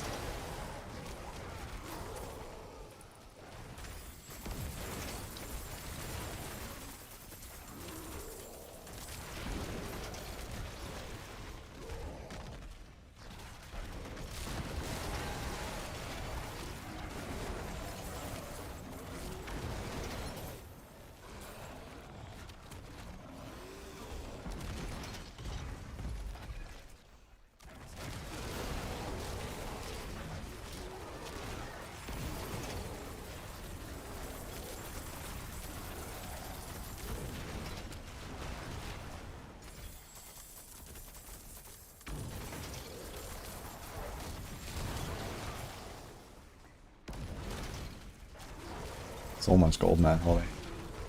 I didn't even have the thing.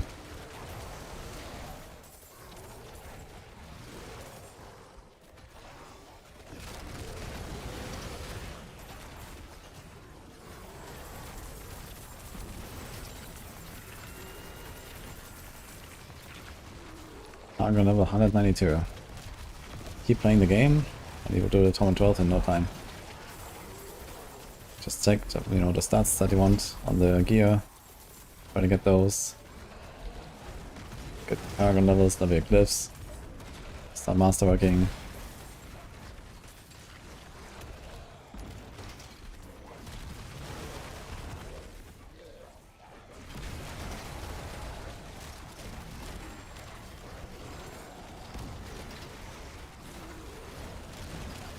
Yeah, I don't see any XP orbs here.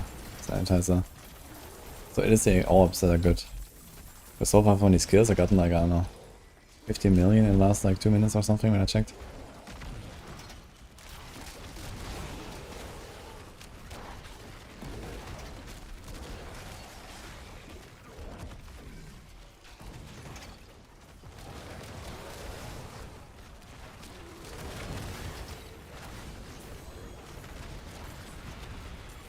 Scroll.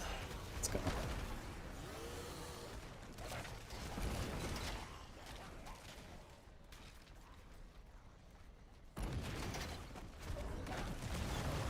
What is wrong with all these enemies in Temis? I think what's wrong is that you consider them enemies. They're just hanging out, man. Enjoying a day in the sun.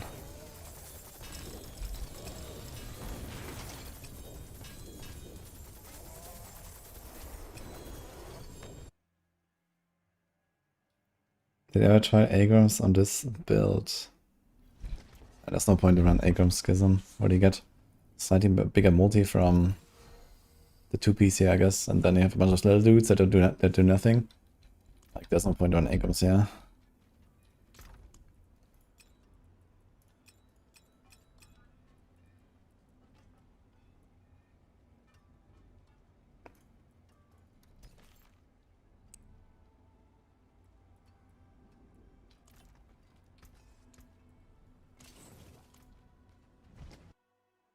This is the Lunatic build.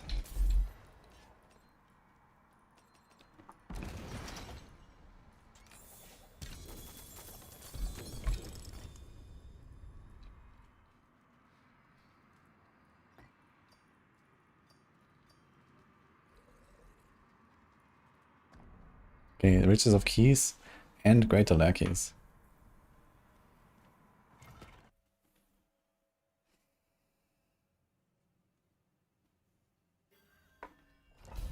I can't craft greater affixes of the cube, you have to find them.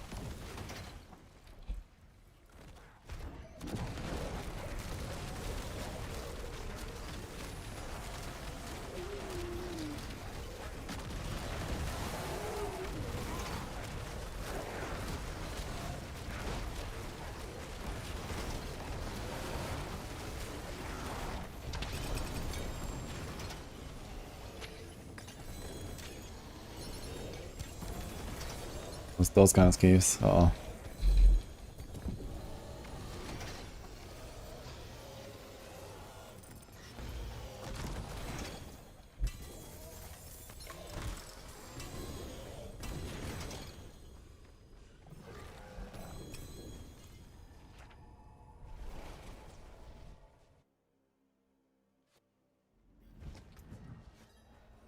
Oh. This is where the white lasers are coming from, by the way. This chest.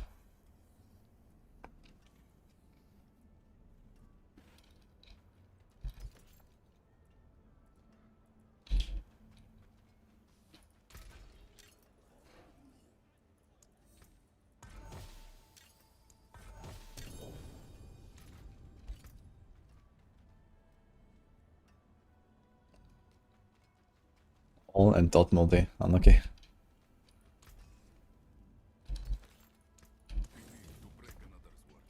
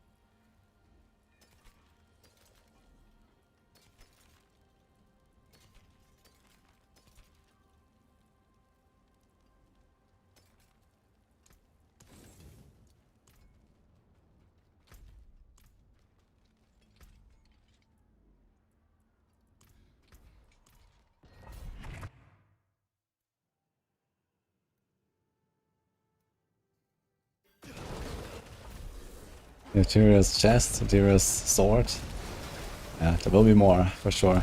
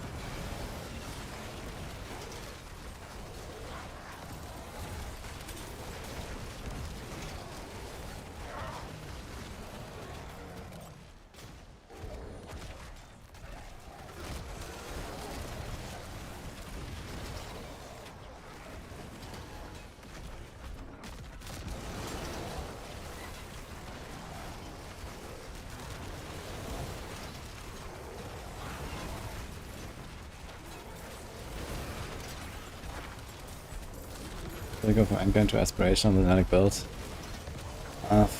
So far never, because the dirt just bugged.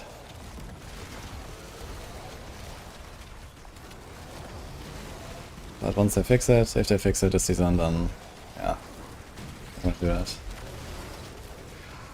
Especially once they have like a really good roll of the dirge, lots of maximum resource, a really good roll of the seed, and the Tibbot's will, and you're able to survive like that as well.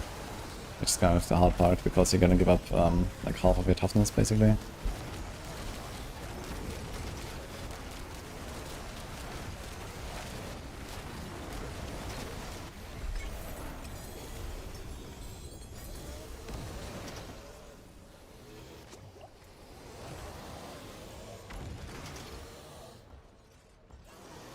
How important is damage reduction for defense? Yes.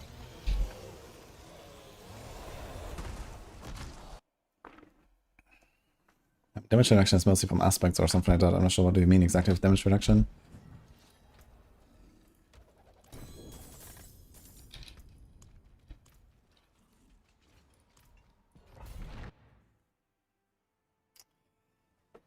I think there's a good chance you will enjoy D4 coming from PoE too.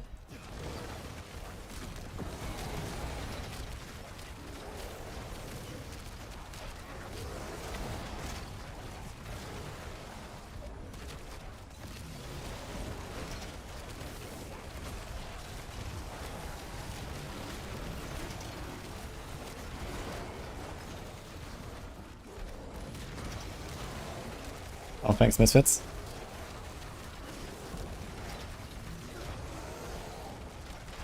This build can have a mythic in the chest slot if Tyrus might, or Shroud, I guess, in softcore. But it's suboptimal compared to a normal chest.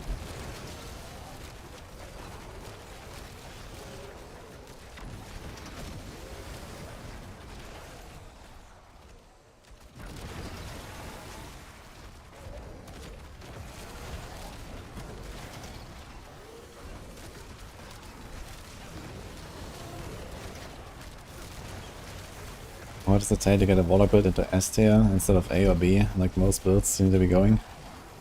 Well, it takes you to make a better build than LUNATIC. Good luck.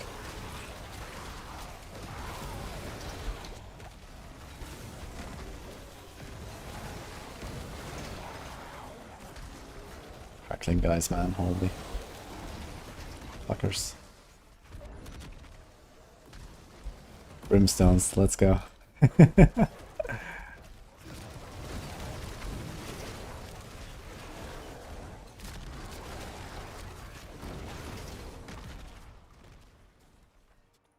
Going hard on Lunatic? Yes.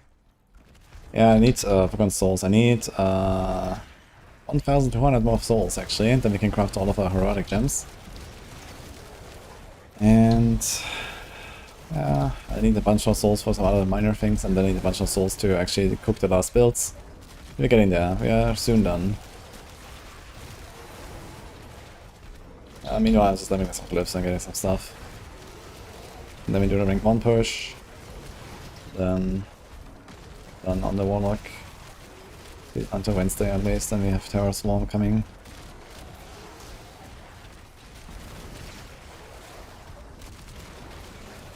We just got Zelig drop, time for Immortal Barb.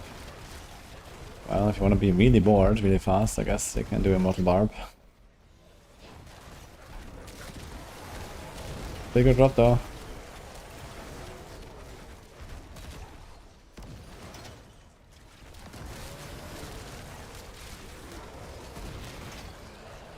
Oh, Sir Jade up, thank you.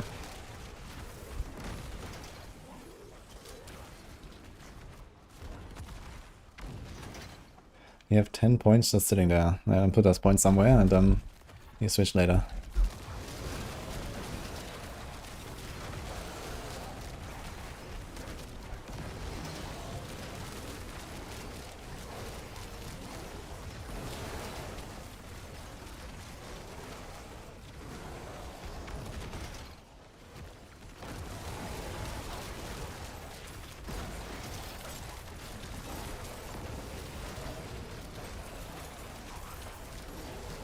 I can get magic nodes or just go for another cluster, or maybe you can even path to like a nearby glyph on some board or something.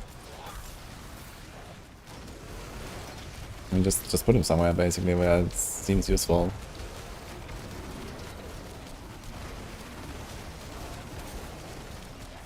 There's like life damage, and that's mostly it anyway. Or armor res, you know, it's like some minor stuff.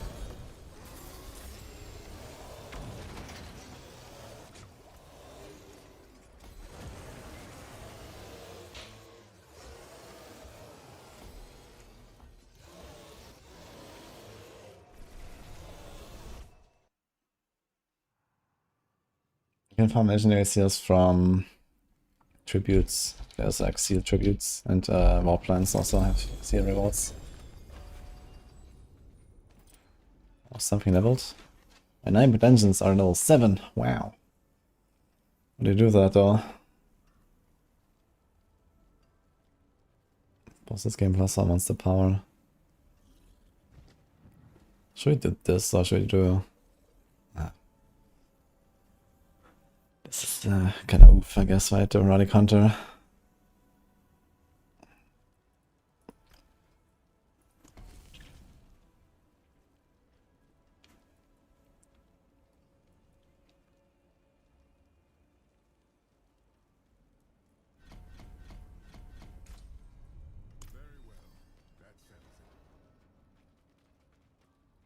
Yeah, they're fixing the Dorio spawn in Helltide actually on Wednesday as well.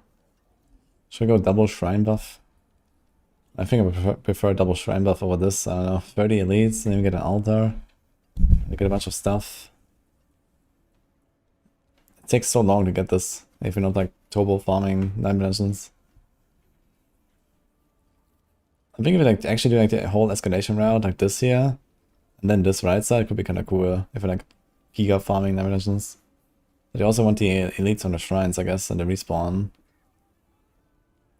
So,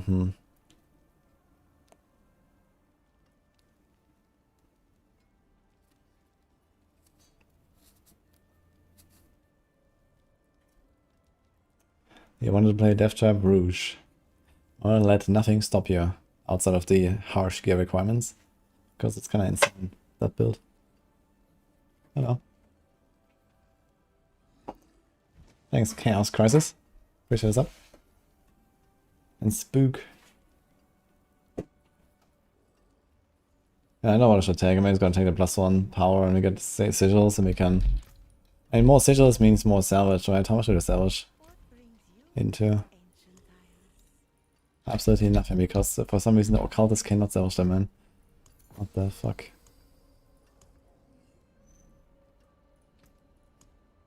$35. Crazy. Wait, it's the same as a normal sigil? Really? That's wild. Yo, Metalhead, my drag class is so awful. Sad to hear that. But mine isn't. You should check that one out.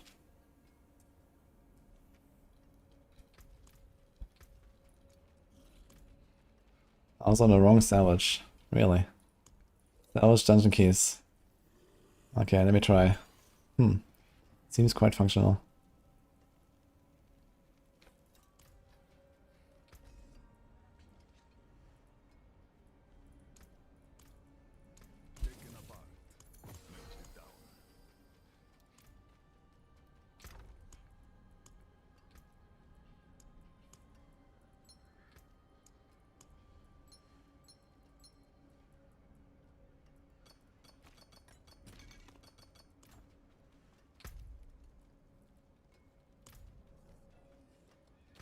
Binja.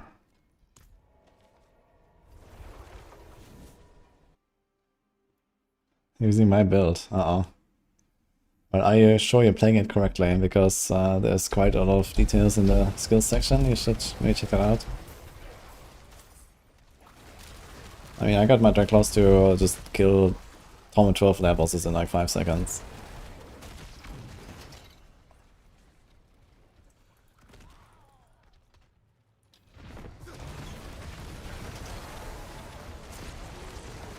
If I was playing softcore, would I be attempting to push with Epoch instead?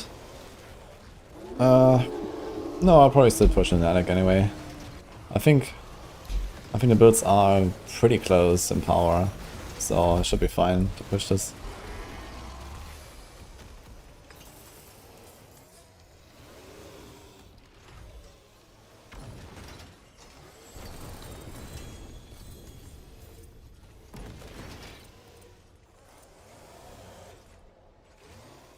Okay, Metalhead, make sure you summon a Profane Sentinel every 12 seconds. Make sure you nether step a lot to remove all of your summons with you. Make sure the Abyssal Titan is always out. Make sure you cast Ladish or Metamorph as often as possible. Especially Ladish on cooldown every 10 seconds. Make sure you don't run out of resources. If you have resource issues, then make sure you fix that with like a hit, restore resource tempers.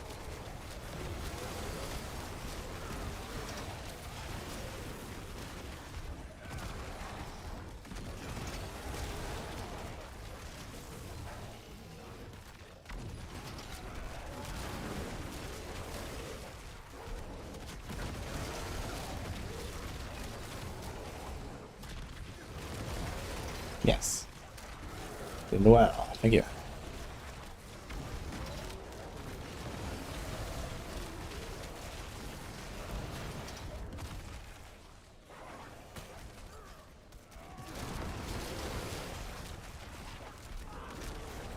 Also just released the Drag Claws video guide, Metalhead, so you can check it out. That just launched on YouTube. So maybe that's something you can learn there.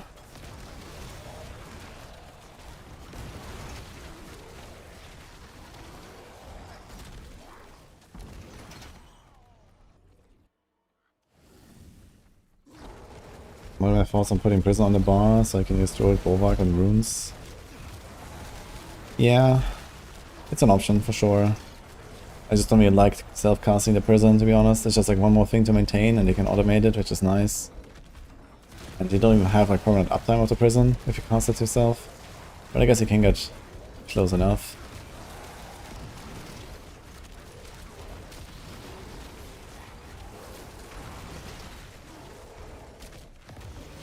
And the Warlock will probably also have gaps if you do Igni Q.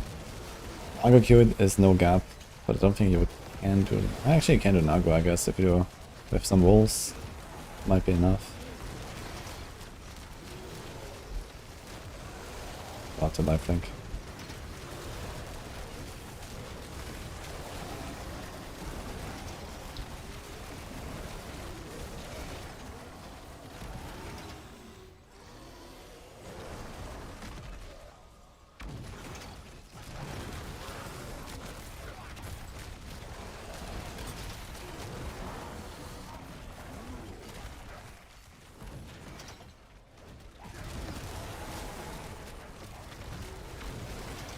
Which class are I going for D4?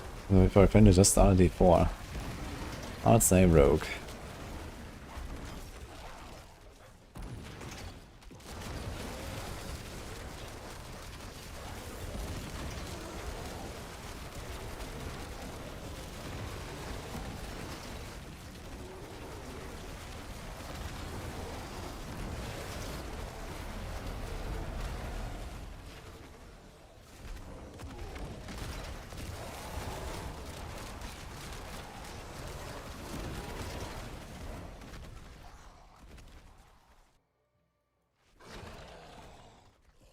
DQ is not enough to get Perma Bulwark.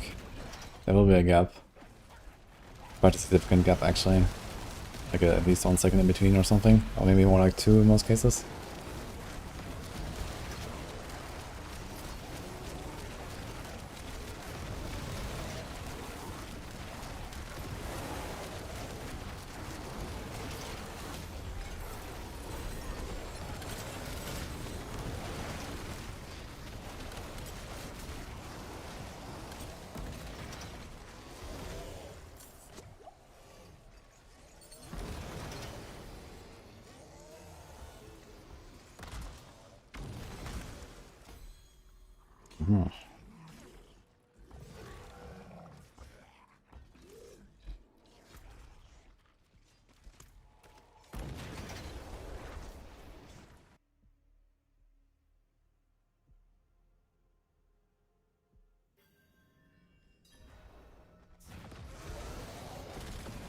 Doesn't matter which type of two-handed you use.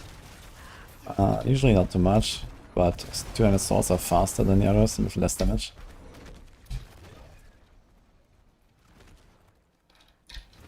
They are 1.0, and I think all the other two-handeds are 0.9.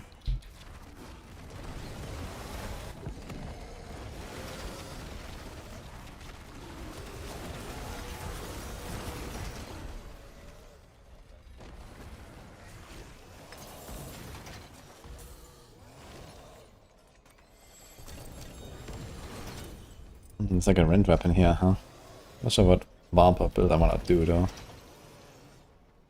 We'll see, I guess.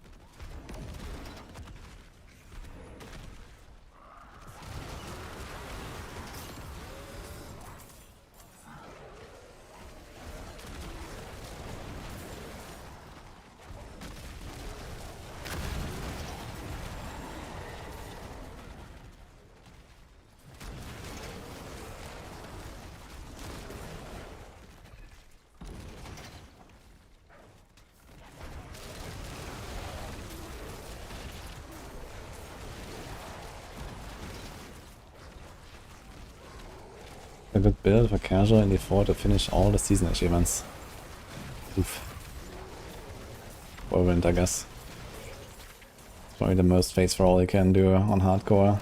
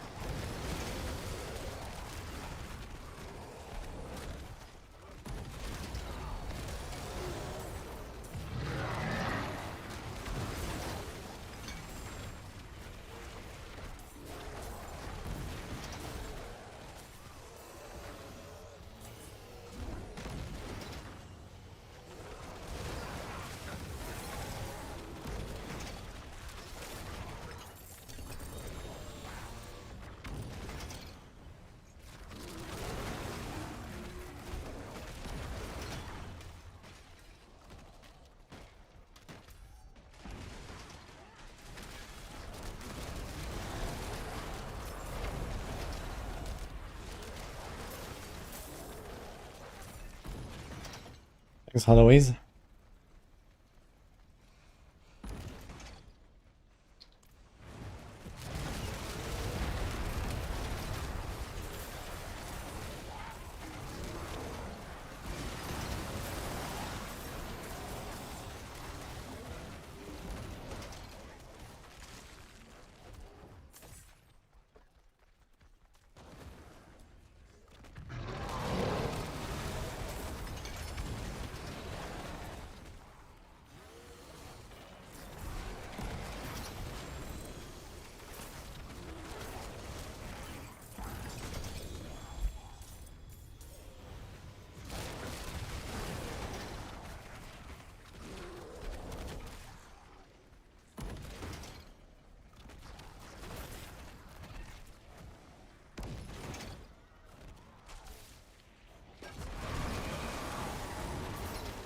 Take a demon too. Appreciate it.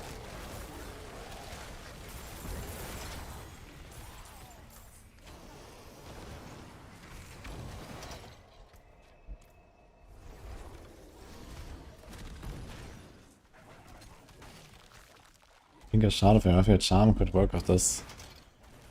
I'm not sure if that. I don't think that 6 as a charm. I don't think there's a shard.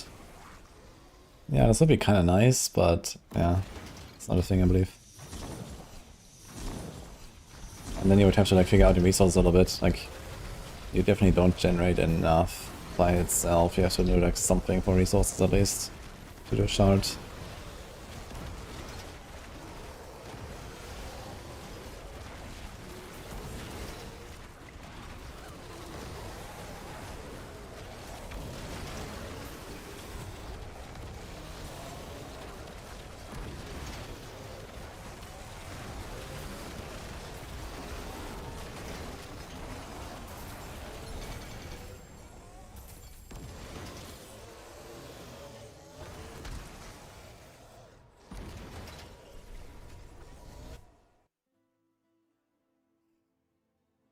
Hey, Kanakam.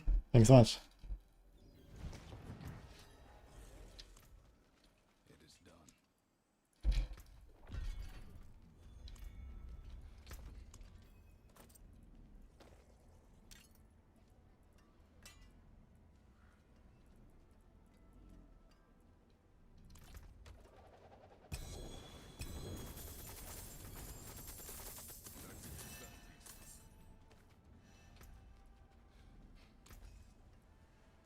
Oh, the moonrise aspect. You already transfigured this thing. Unlucky.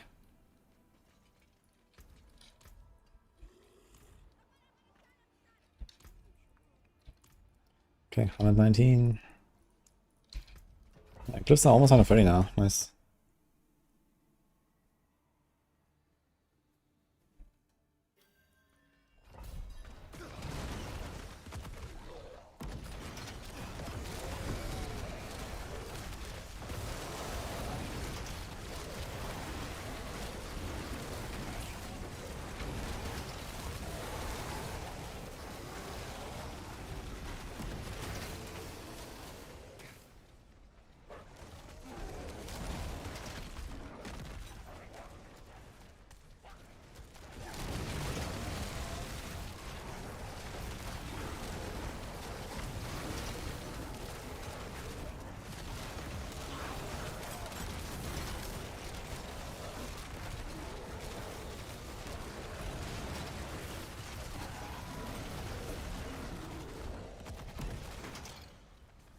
I do have a loot filter, yes, that's in the Maxwell guide.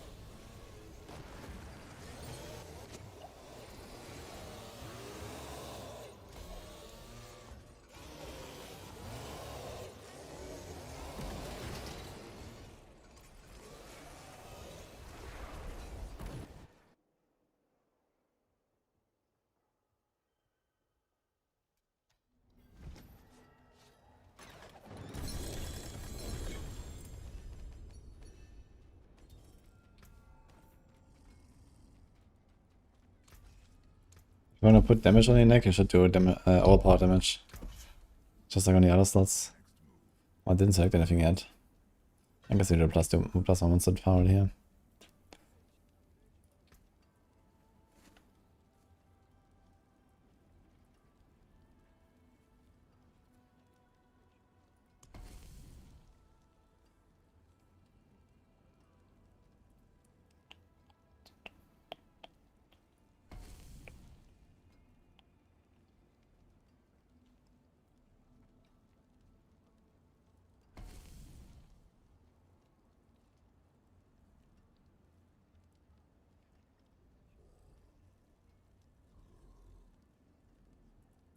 Pain.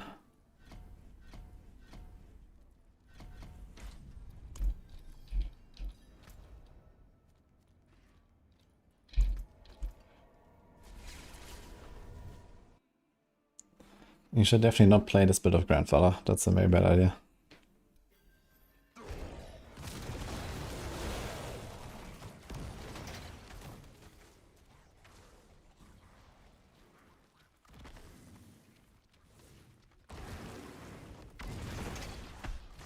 That's not a bug, by the way. This is the metamorphosis.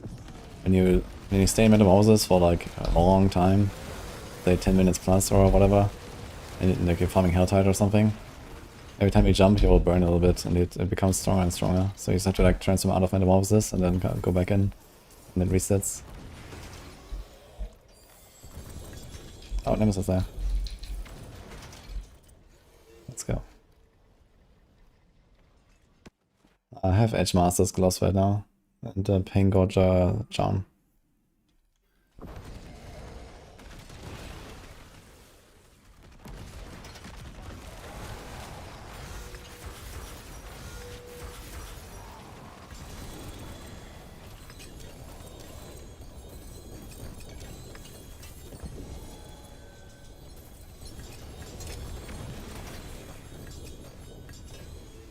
Grandfather.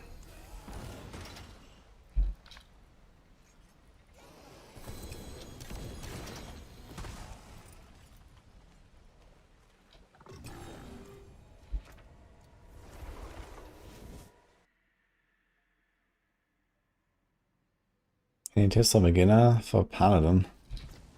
Well, if you want to check our Maxwell builds, Paladins are a bit on the weak side right now, but they're also bugged and getting fixed on Wednesday. So they might get a lot better then. So don't lose hope is my tip. And check the guides. Otherwise, I mean, I've plenty of videos on everything related to this game right now.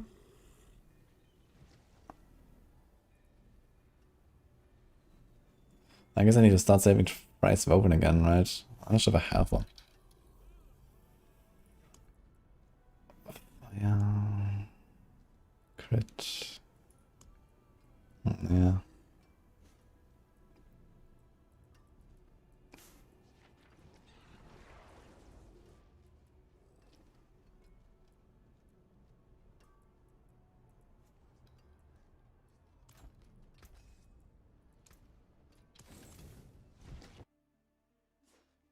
This is the best overall Warlock build right now, I forgot.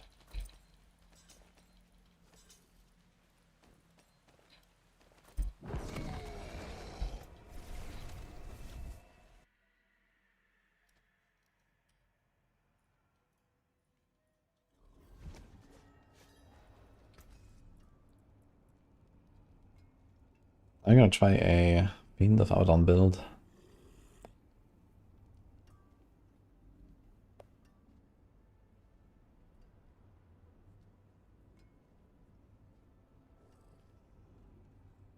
I need to check how long it takes for these guys to despawn. Oh, we got a raid here from Uncle John. Hello guys. Welcome everyone.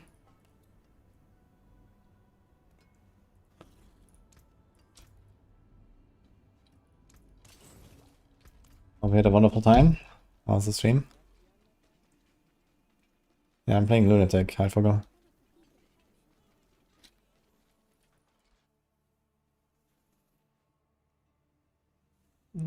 You can find Grand Gems in CS3 gesture, but this has nothing to do with Tom and 12, I think.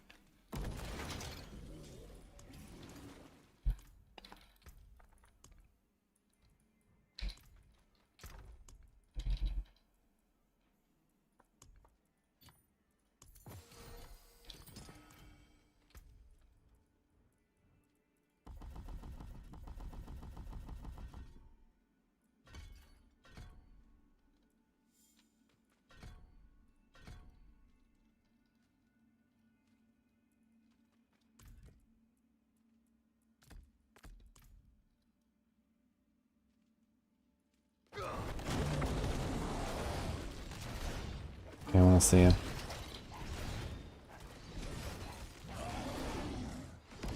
How long this guy actually lives.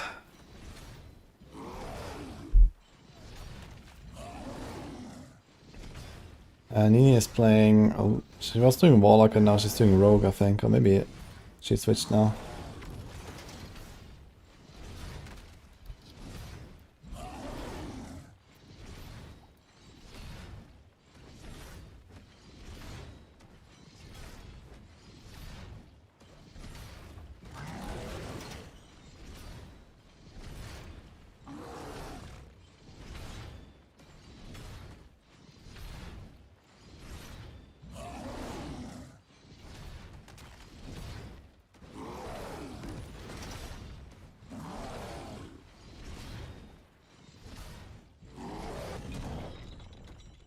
Okay, that was 1 minute.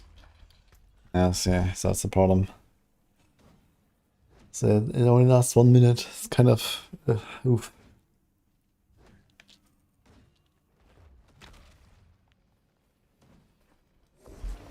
I had the same problem with Terra Swarm. It didn't last forever.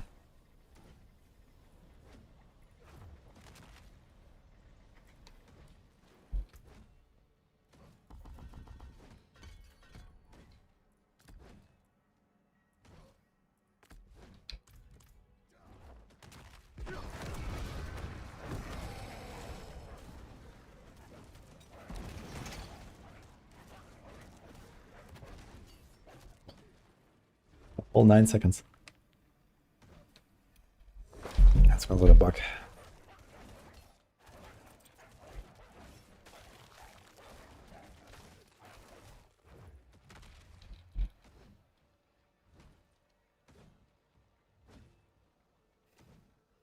Okay.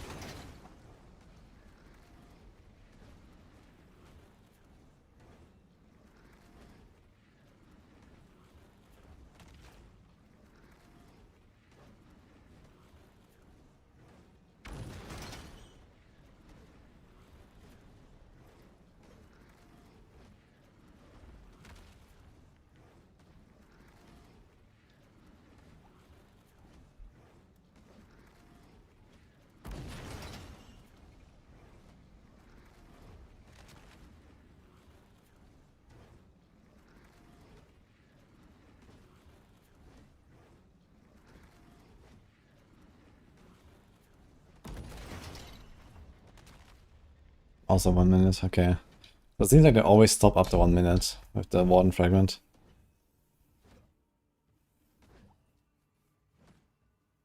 Damn it.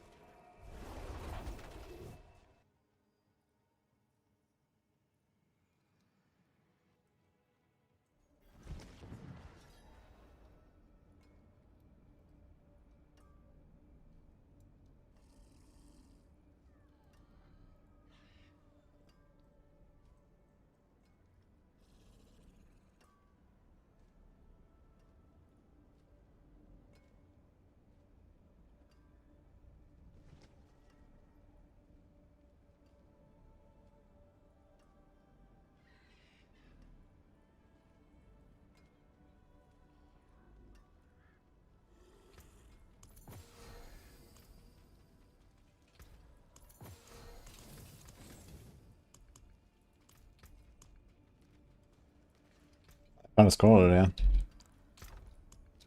Nice, you have 4 scrolls in the stash. Insane. There is so much shit here. 15 mythic tributes, 15 crux. Oof.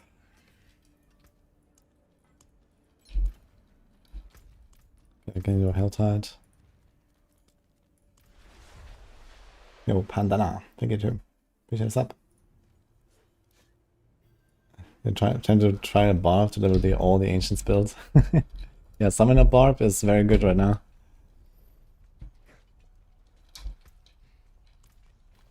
RF Rogan, yeah, we're waiting for the patch on Wednesday for a Terror Swarm build.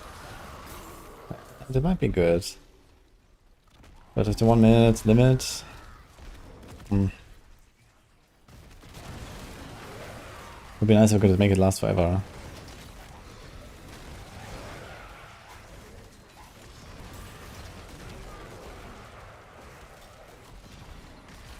Let's see.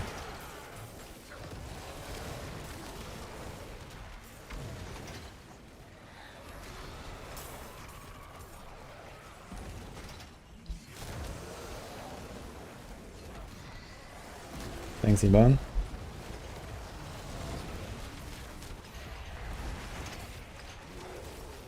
Am I using overpower stacks? Yes. It's on the boots, the malevolence aspect.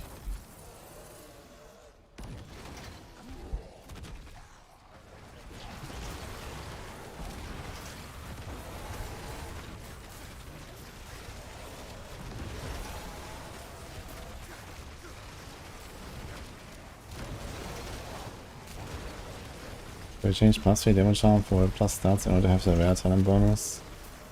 Yeah, I have 1, 2, 3, 4. 4 times +3, and then all stats.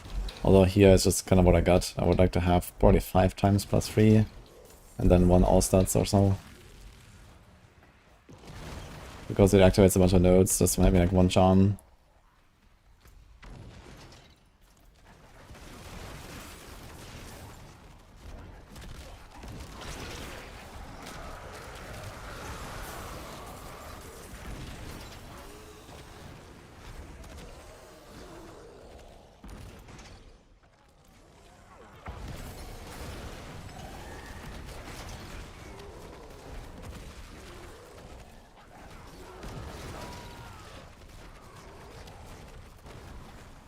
The patch is on Wednesday, I must say.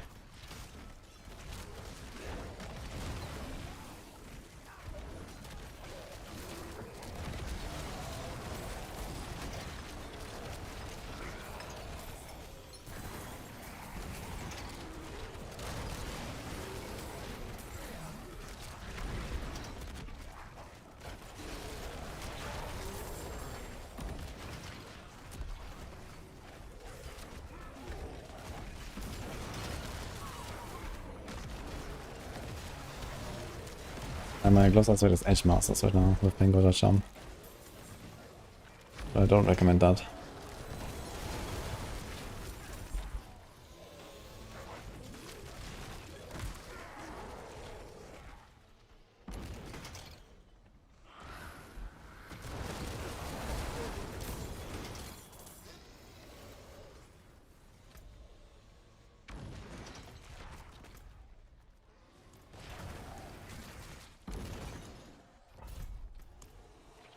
Hey, YDK. Why is the Mythic Grey on both affixes? Try to unequip it.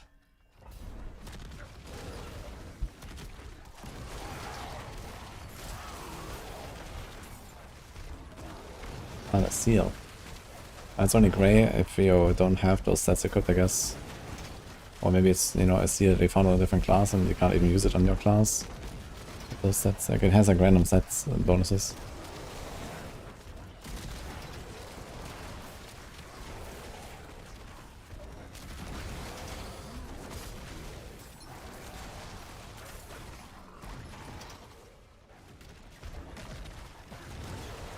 It would be very cool to put Heavenly Strength on boots, but that's not possible.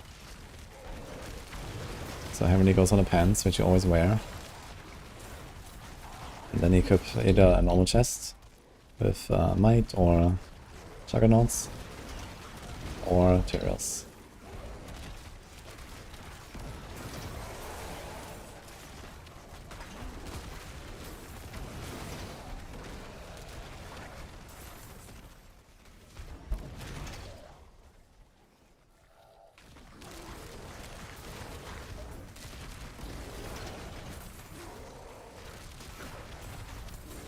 I just did an escalation, yeah. Escalations are pretty juicy.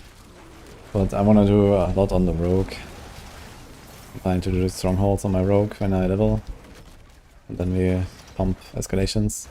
And then once I fix the stuff on Wednesday, I'm definitely gonna spec into the extra portal from escalations. It's gonna be kinda nice. So I have to take 1 point out. I guess I would take out the treasure breach thing. I've gotten 1 treasure breach so far, so who cares? So I just take that point out and go the escalation route in the middle. But right now it's still buggy, so I'm not doing it.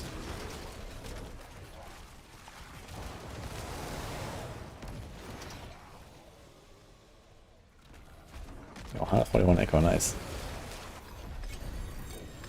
Niklas.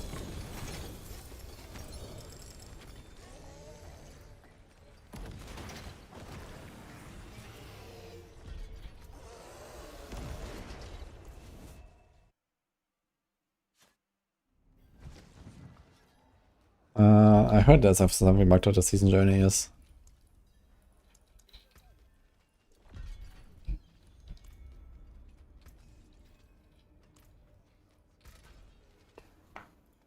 Raid or Hellfire skills.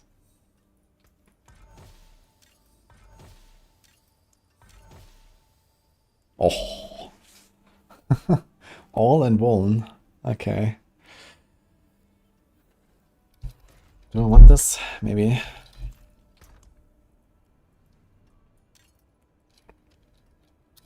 Oh, there's another one.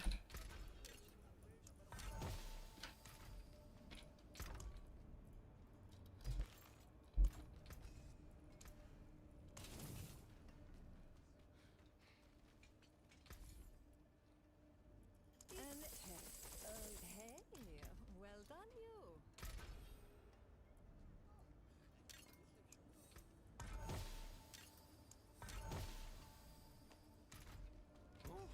What is a Faithless, isn't it?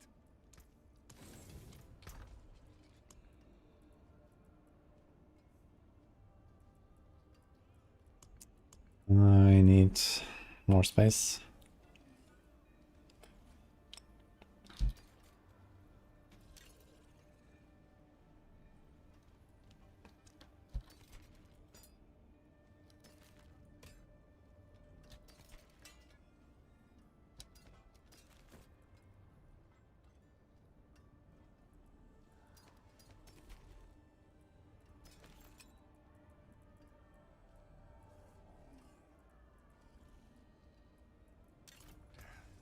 Step up to my anvil.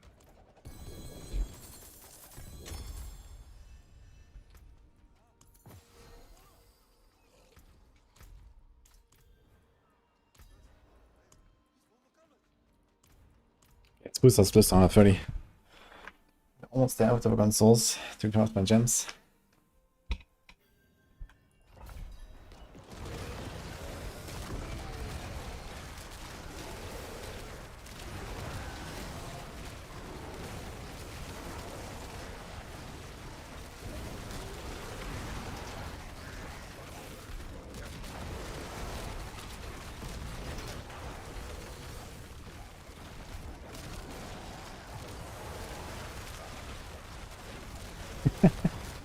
Yeah, my heels voice lines are very annoying, I must say.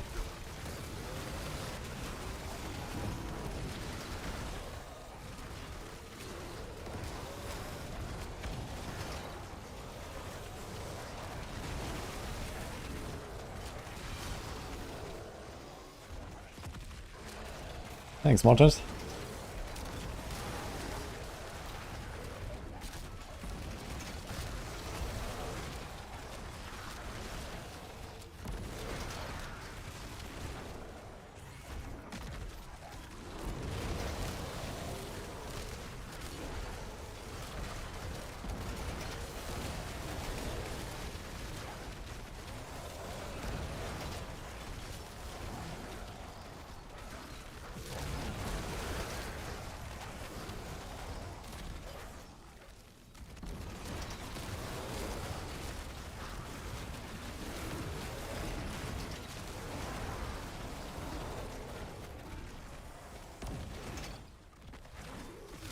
Go for the lunatic, Salim Zara.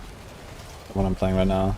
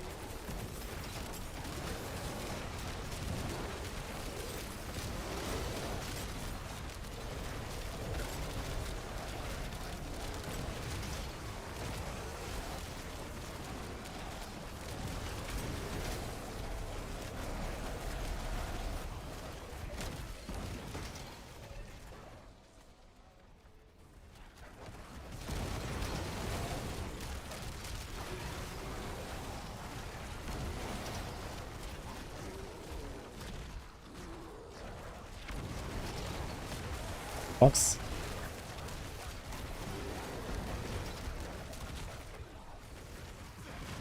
Is it still worth buying that add-on? Yeah, I mean, you missed like 10 days of like approximately a 1.5 years lifespan. Unlucky, I guess, but you know.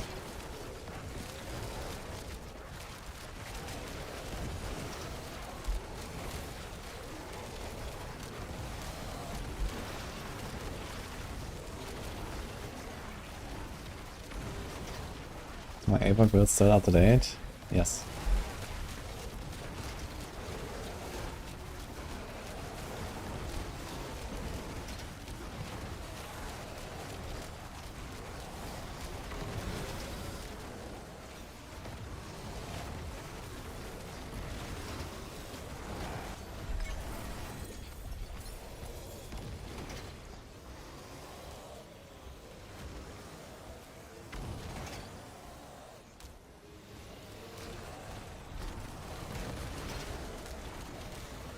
Thoughts on getting to 300 this season? No dance will ever reach the peak anymore.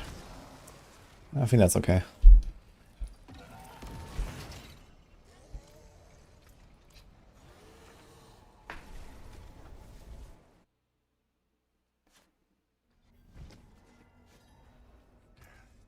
I think I leveled one character to level 100 in PoE. Ever. Oh, it's fine.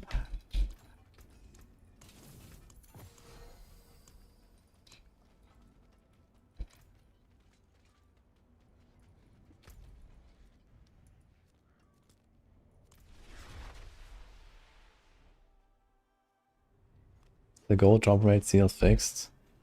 I don't think they fixed anything about that. So maybe you get another bonus for another set or something and not the right one. I guess it should be probably like 9% and not 900.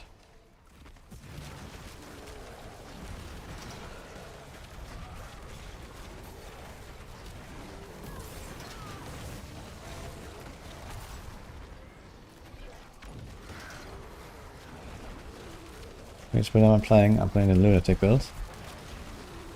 And I do have Pain Gorgeous in the guide, which right now I have as a talisman. So don't do as I do, do as I say.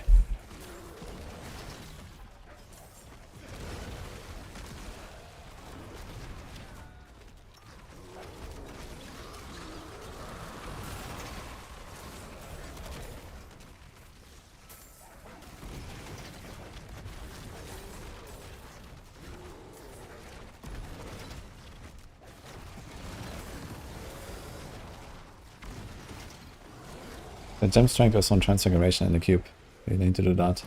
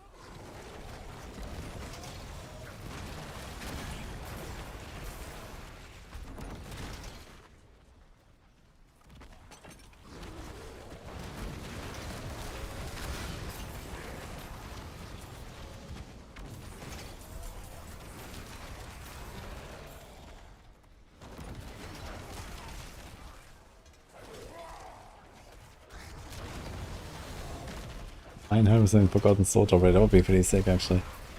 You mentioned that works for salvage too.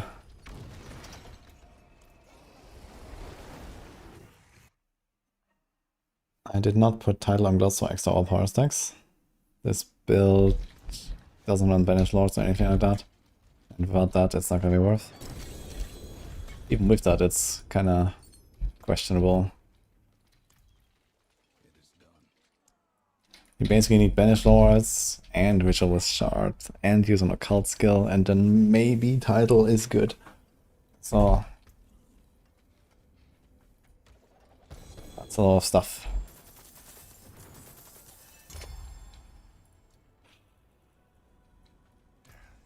Step up to my anvil.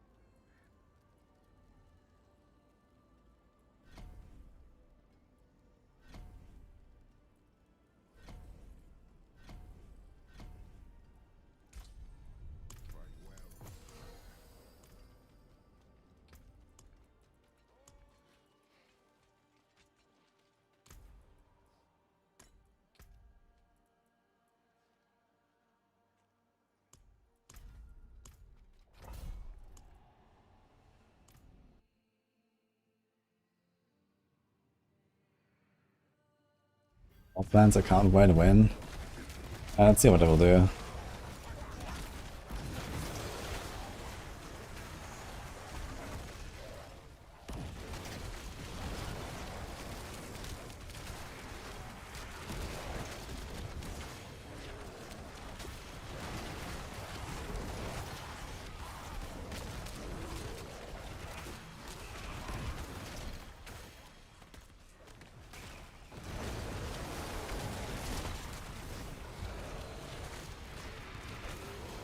Gold for hordes to get XP orbs over gems instead of gold over gems.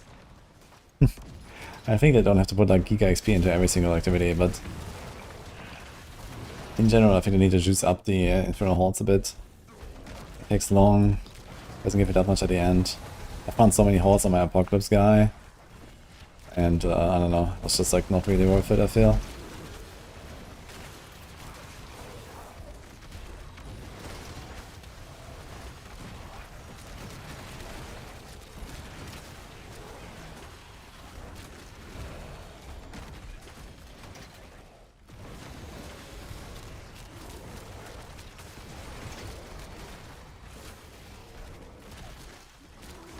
Was abgehört.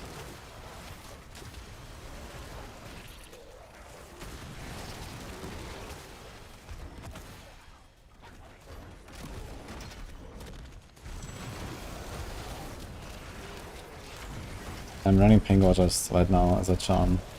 It should be equipped, but I did this now.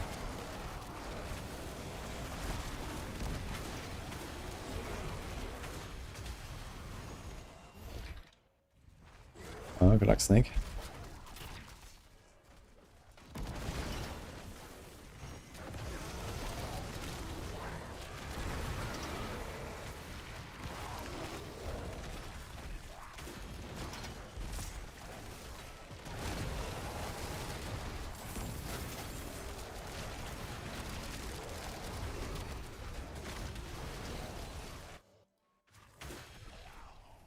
Do 200 sort of weapon damage to AA is good if you wanna actually swing that weapon.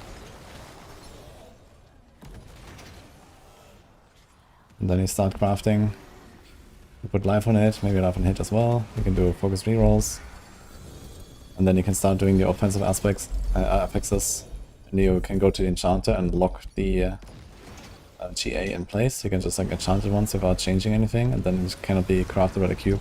So you can just focus reroll whatever you're looking for with the prisms.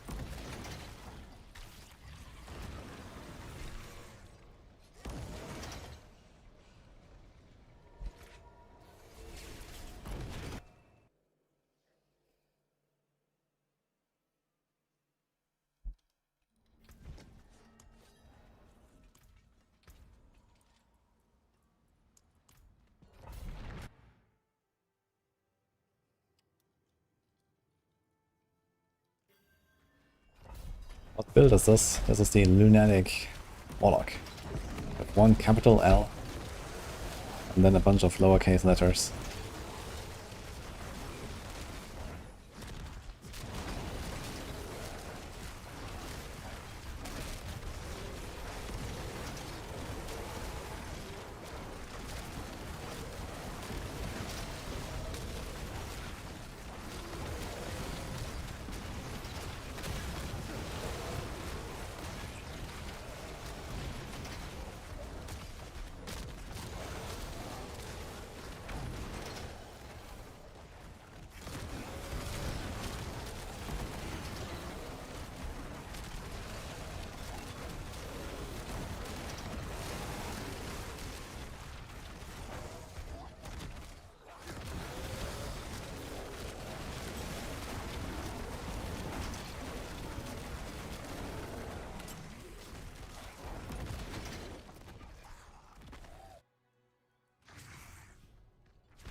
This is the season where I could make a fawn build. I mean, we had a lot of fawns builds in the past, you know. Paladins were really good at fawns. Barb fawns, yeah, it doesn't exist anymore. That is gone now. That was a thing. Ribbon fawns seem buggy, so that's kinda dead. Maybe Badazans kinda works. But yeah, Barb fawns is gone. Necrophawns, I wouldn't hold my breath. And then we have a little bit of stuff on Paladin and Spiritborn maybe.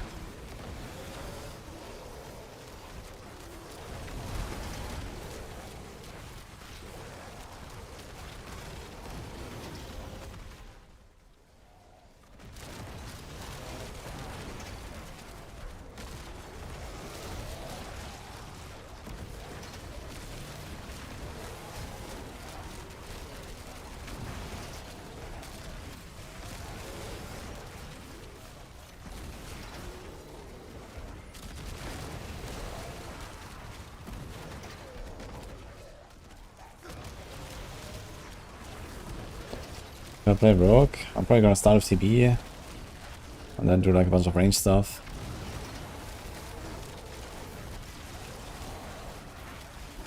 Definitely gonna be doing some pen shots, some barrage. We'll see. Maybe we're gonna work towards the Death Trap. Haven't played Death Trap since season 6 or season 7, I think. I think I played it season 6 and season 7 and then not again. So maybe it's time.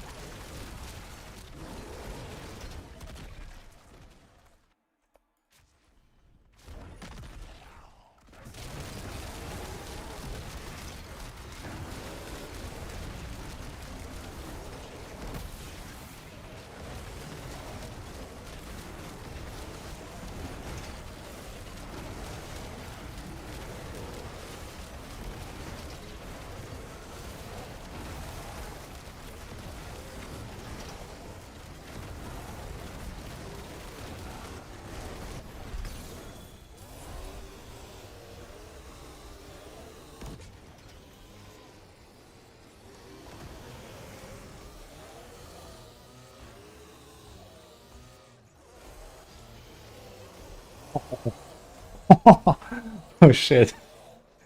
Dude, 4 times 16%. Let's go.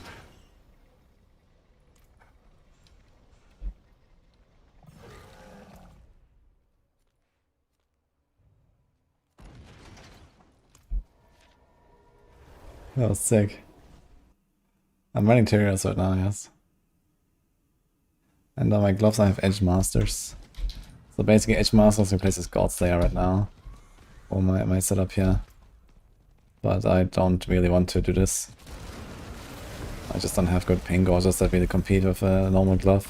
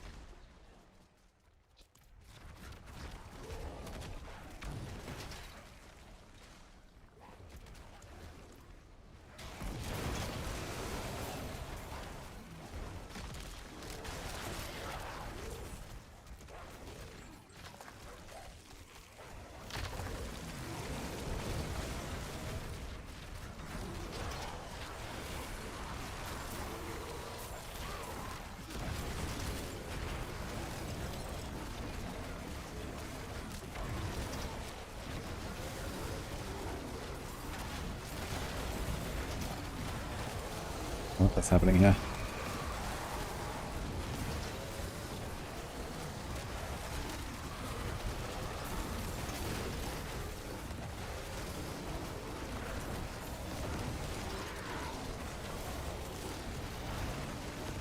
Use this cost action for rapid firing. Are they trolling? I do not need resources at all or what?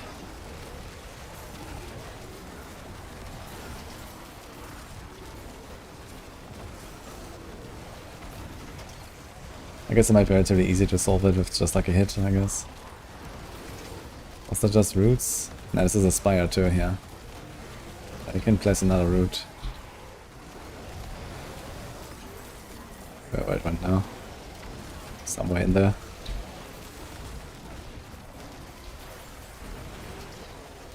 Yeah, I don't really know how good the roots are exactly, yeah? But I kind of just pop them here when I see a soul spire. Oh, there it is.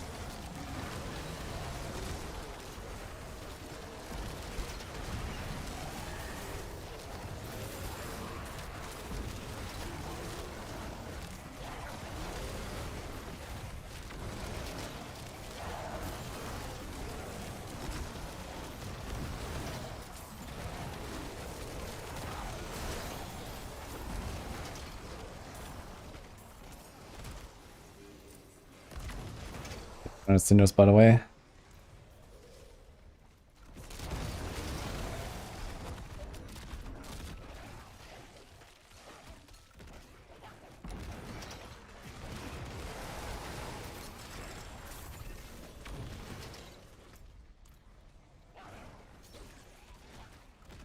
Heavenly Strength is better than Juggernauts.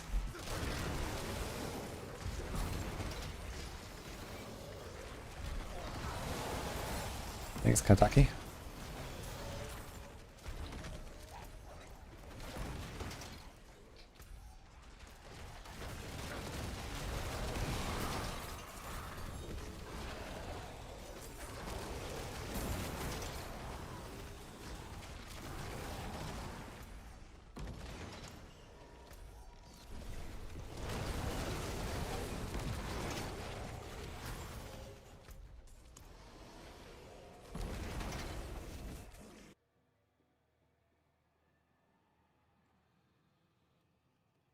Okay, you can use Lucian. Damn. Interesting.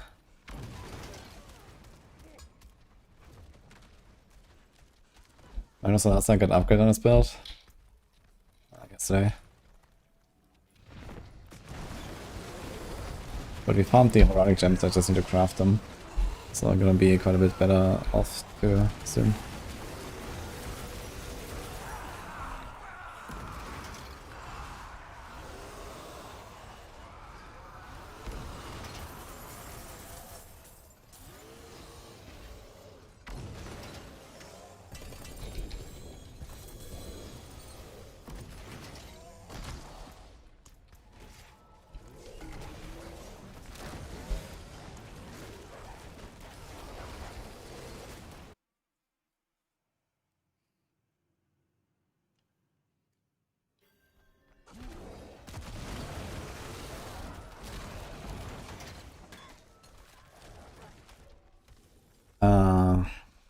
if it's a legendary, you can only chaos. If it's not a legendary, you can remove resource and then add offense if you want to craft your weapon.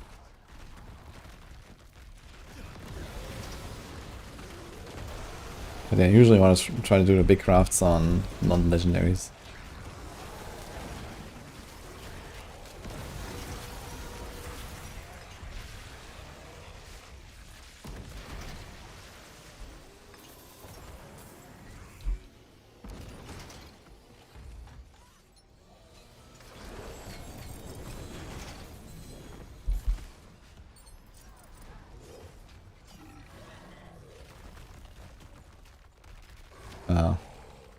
Oops, I summoned him again. Oh well.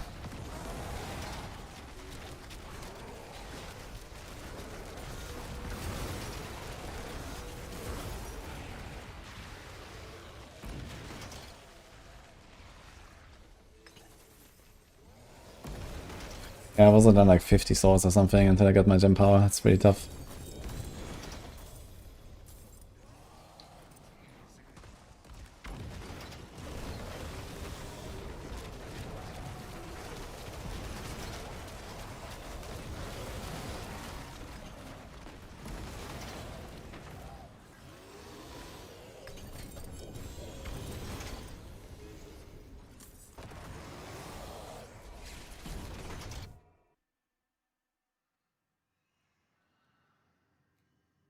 Do you just Swanky go off with another gloves and helm? Yeah, that's what you want to do.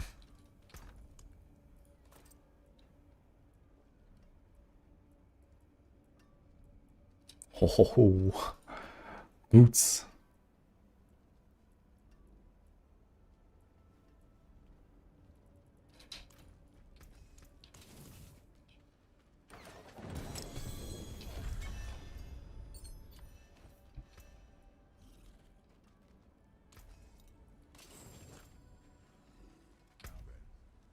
Where would you begin?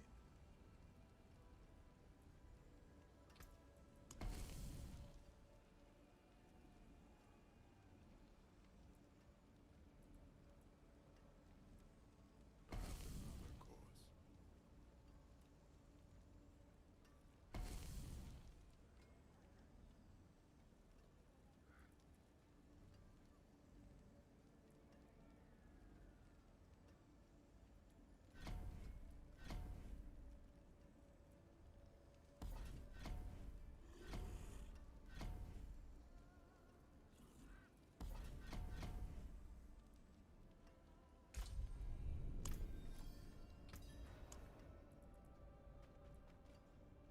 Oh.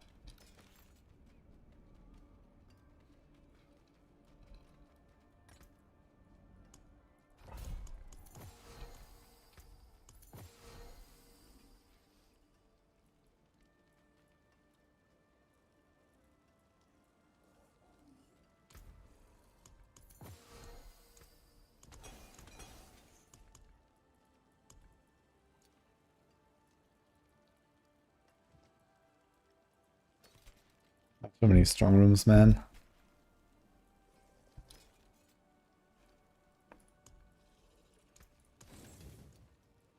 May you find your way back.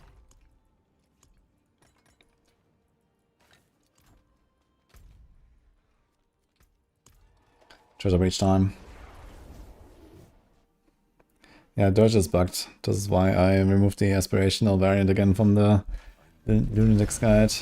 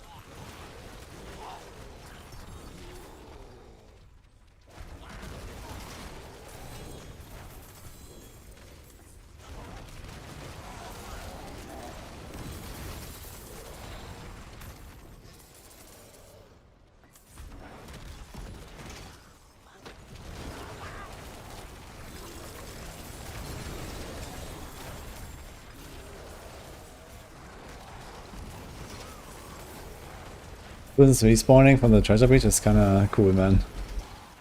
The shrine.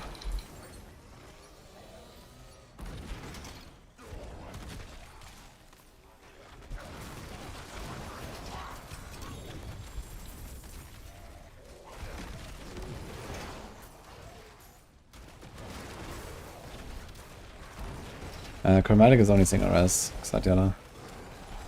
The all res is defense.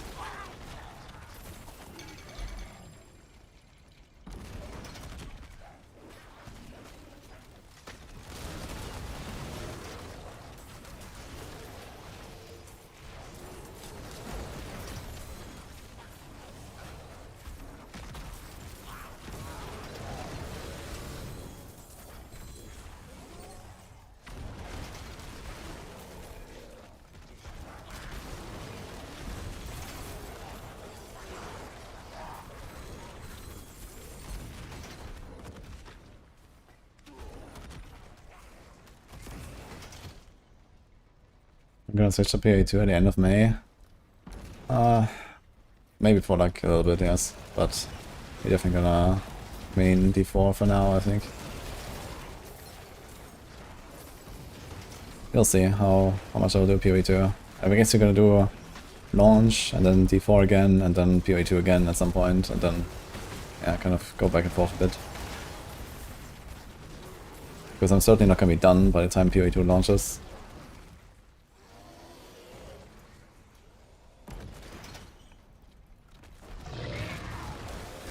What the hell? Lava worm.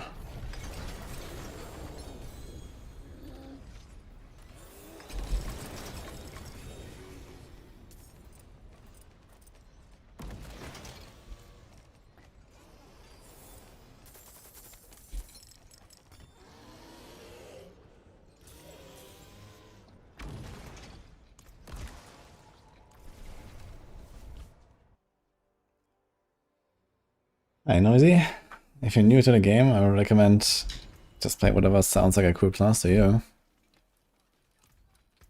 The meta right now is probably Barb, but if you don't want to play a Barb, you don't have to.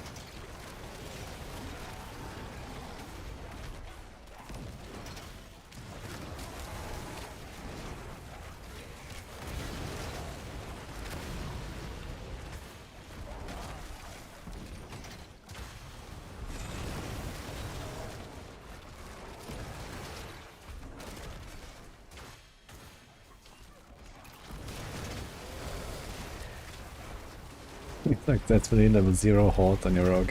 Sick.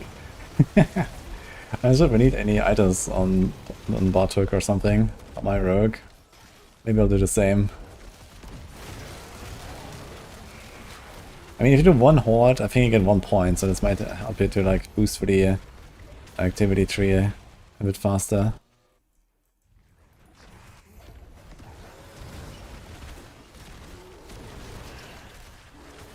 get it through Belial. What? I mean the loot. Okay. Yeah. I mean husks are pretty rare, but I have actually like 50 husks at this point or something.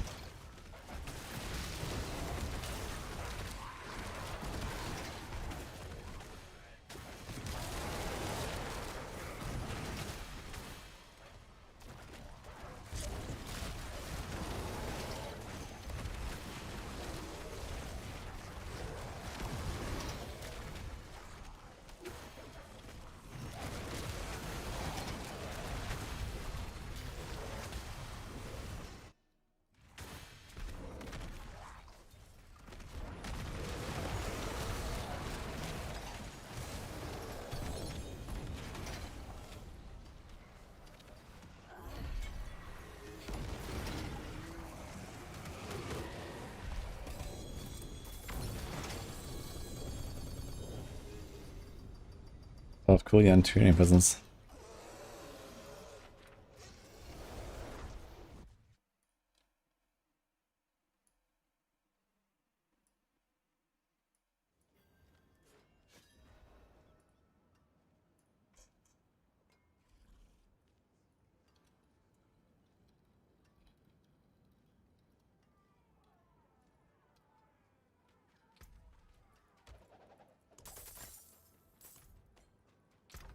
Pretty good, man. 29.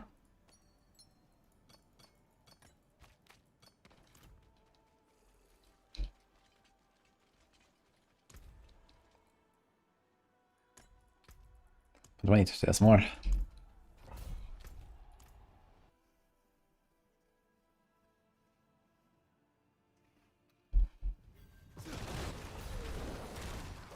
Okay, 2 hours, but the lowest cool secret pit boss done. Nice. In 2 hours? That's not bad actually. So now I wonder, let me know Dini, but I wonder if the boss can now permanently appear in the pool, or you have to do the whole thing again, or it's like a one-time thing.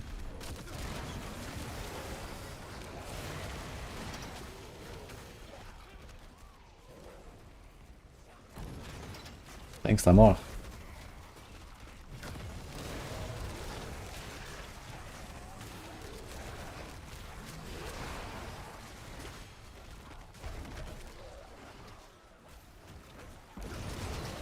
Oh, I didn't take that spot.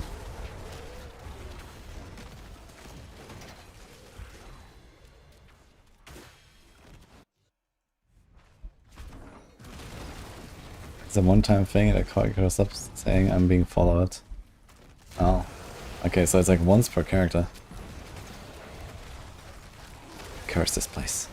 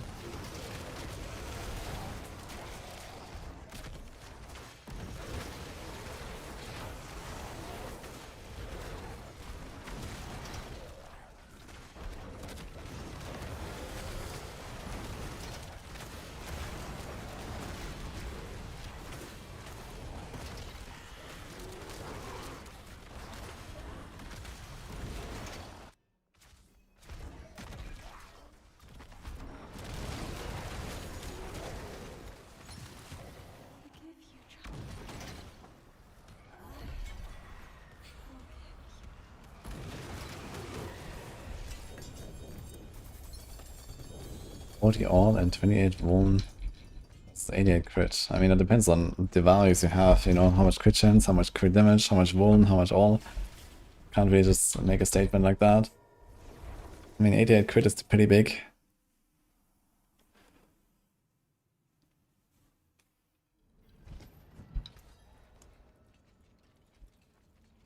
No, oh god, Obol Reserve. Everything is Obol Reserve. I will see you again soon.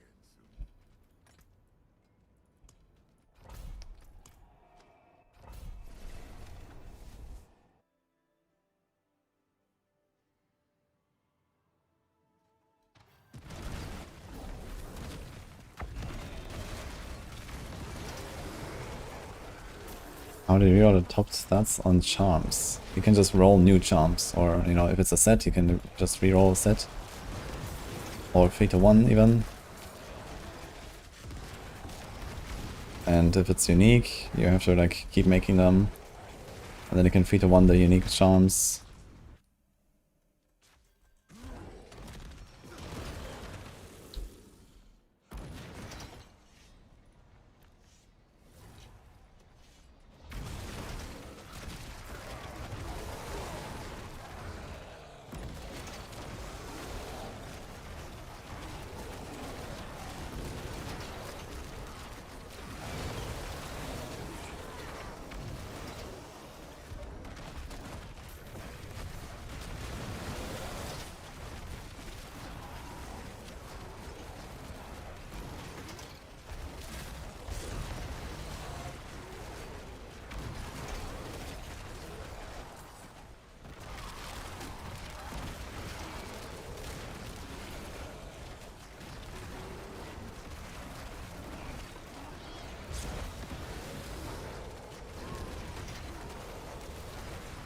I'll probably keep the crit one, honestly. Crit is pretty big.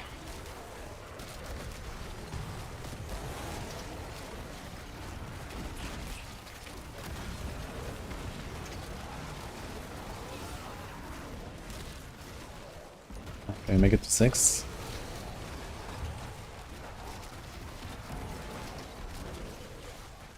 Ugh. Unfortunate.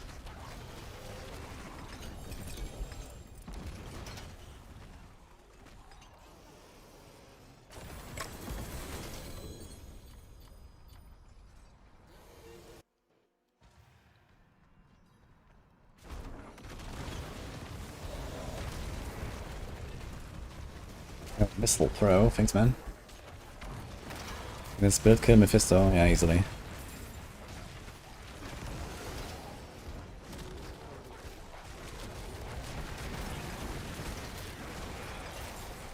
Yeah, they made strong rooms generally much faster, like the intro of the strong room is much shorter, then the second encounter is completely gone. Then I think it's 60 seconds instead of 100 seconds now. Or maybe it was 60 already, I'm not sure.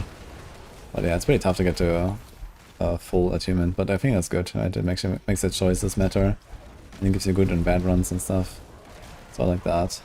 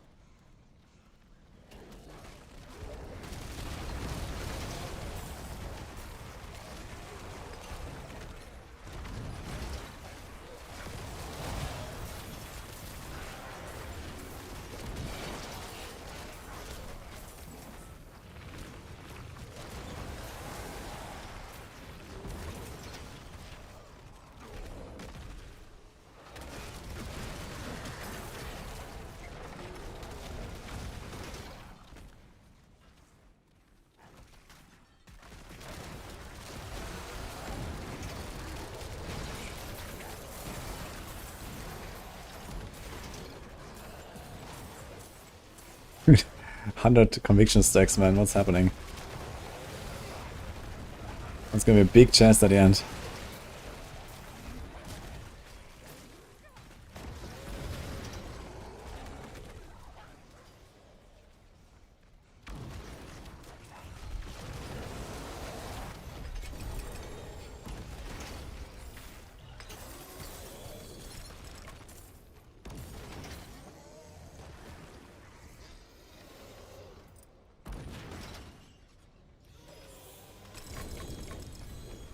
What? Debated, guys. I think it probably caps out at some relatively early level or something. 100 stack seems insane, but this was nothing. Blizzard actually said it's not intended. I mean, the gold fine seal is clearly not intended. What do you mean? I think that is obvious. They don't need to say anything. They just did an oopsie with the percentage. You know, it's two digits. Too much. That's it.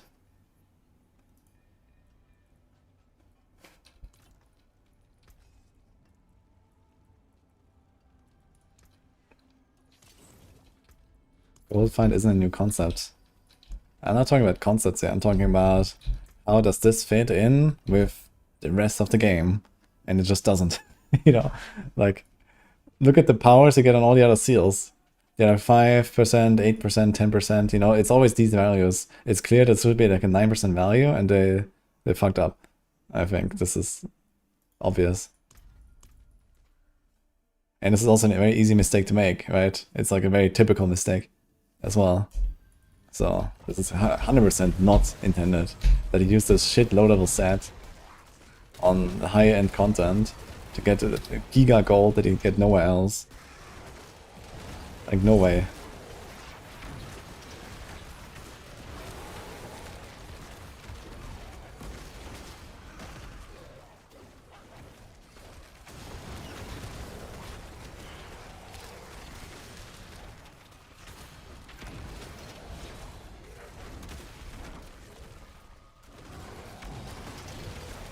The dev who made that seal is a gold seller.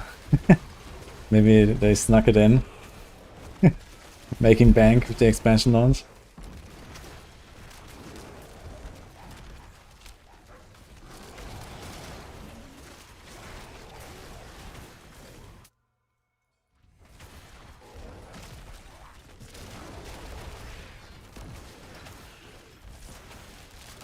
How do I get this set before they nerf it? You have to 3-1 seals in a normal difficulty. And then the same thing with the set charms, I guess, to get the sets. I guess you can probably open like caches as well. There's like talisman whisper caches.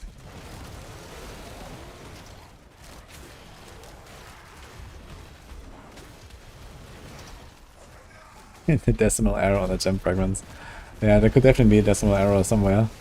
I don't know what they did there, but oof. But then again, do you really want to have those gem fragments? Do you really want to farm 52,500 forgotten souls to craft flawless erotic gems? I don't know. Actually, we can almost do it now, right? Oh, we can do it. Fuck.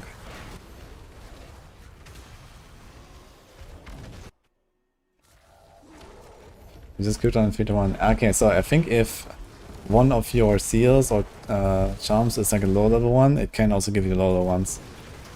Like if it already has a bonus from one of the level sets, it will have, like, they have hidden item power. So when you do 3-1, it will take the lower one, I think. So maybe you don't have to switch necessarily if you already have one.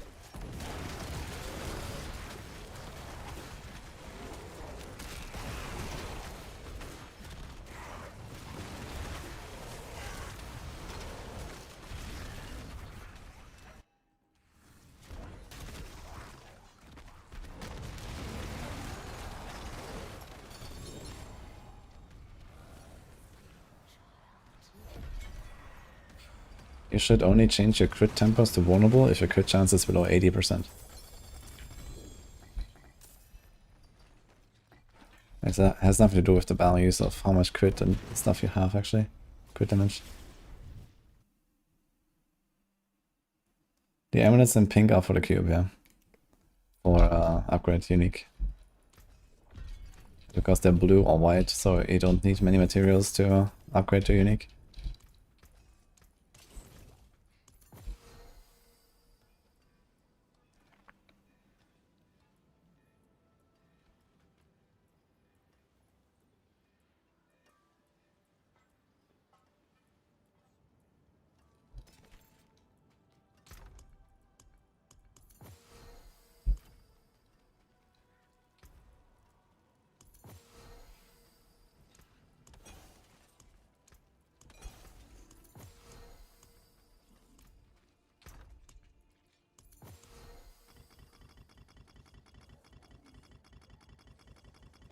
Hey guys, I'm gonna do a quick break. And then we record our big wall plants video. Trees and stuff.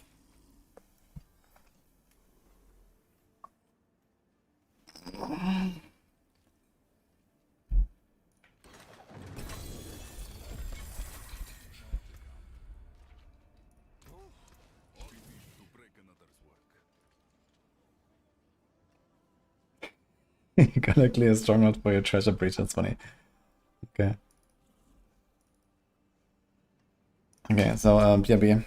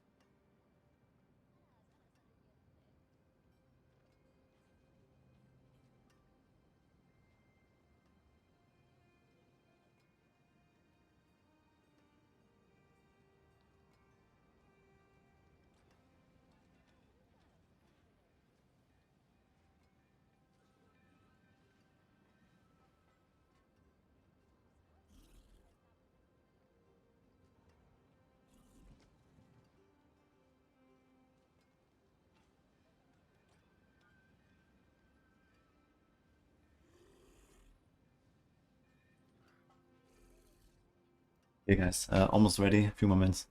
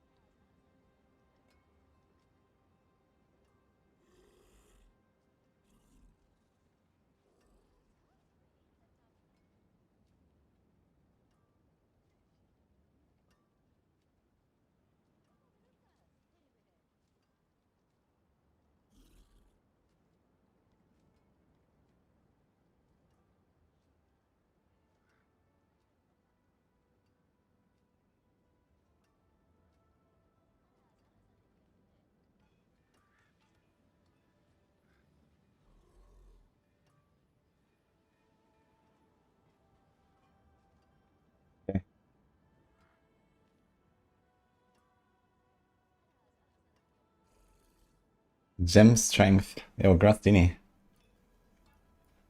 Let me see that. Rebecca's Cremator, Stephen Blade. Okay, 237. Very nice. Yeah, it's for Apocalypse, right? Very nice.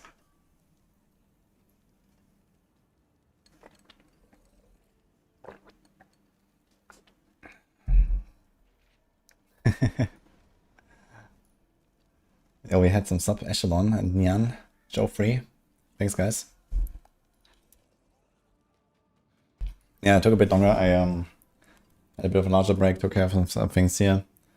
Had a snack, so we're good. Yeah, they made uniques random affixes now, Joey.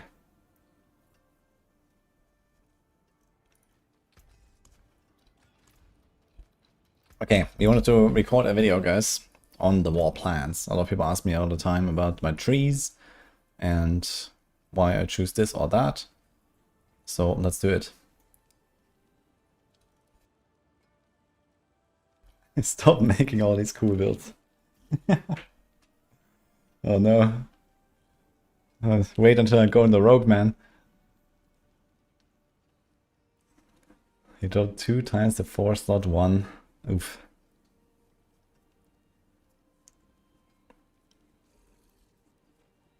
Yeah, I haven't done the rogue yet, so I can't really, like, you know, talk about details for the rogues.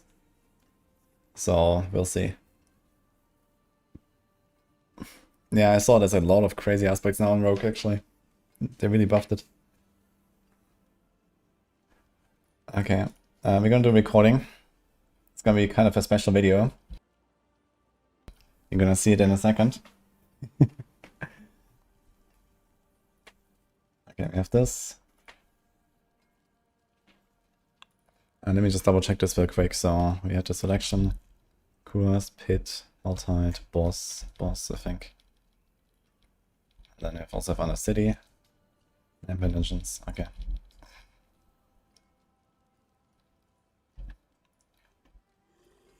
Okay.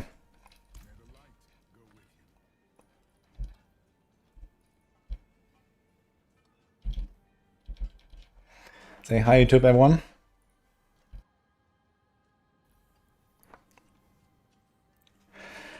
Hi everyone, a lot of people ask me about my war plans trees, how to min-max in the endgame, what to choose, and just how can you get the most out of this new system.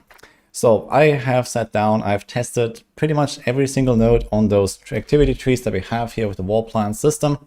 There's a lot of stuff to unpack here, and I'm gonna try to be as concise as possible, but also give you the important background knowledge about all of the stuff I have gathered. Now, a few things might not have been fully understood just yet, because there's a lot of different things and there's immersion gameplay, you know, like it's very hard to really find exactly like a benchmark for everything and get the data, for example.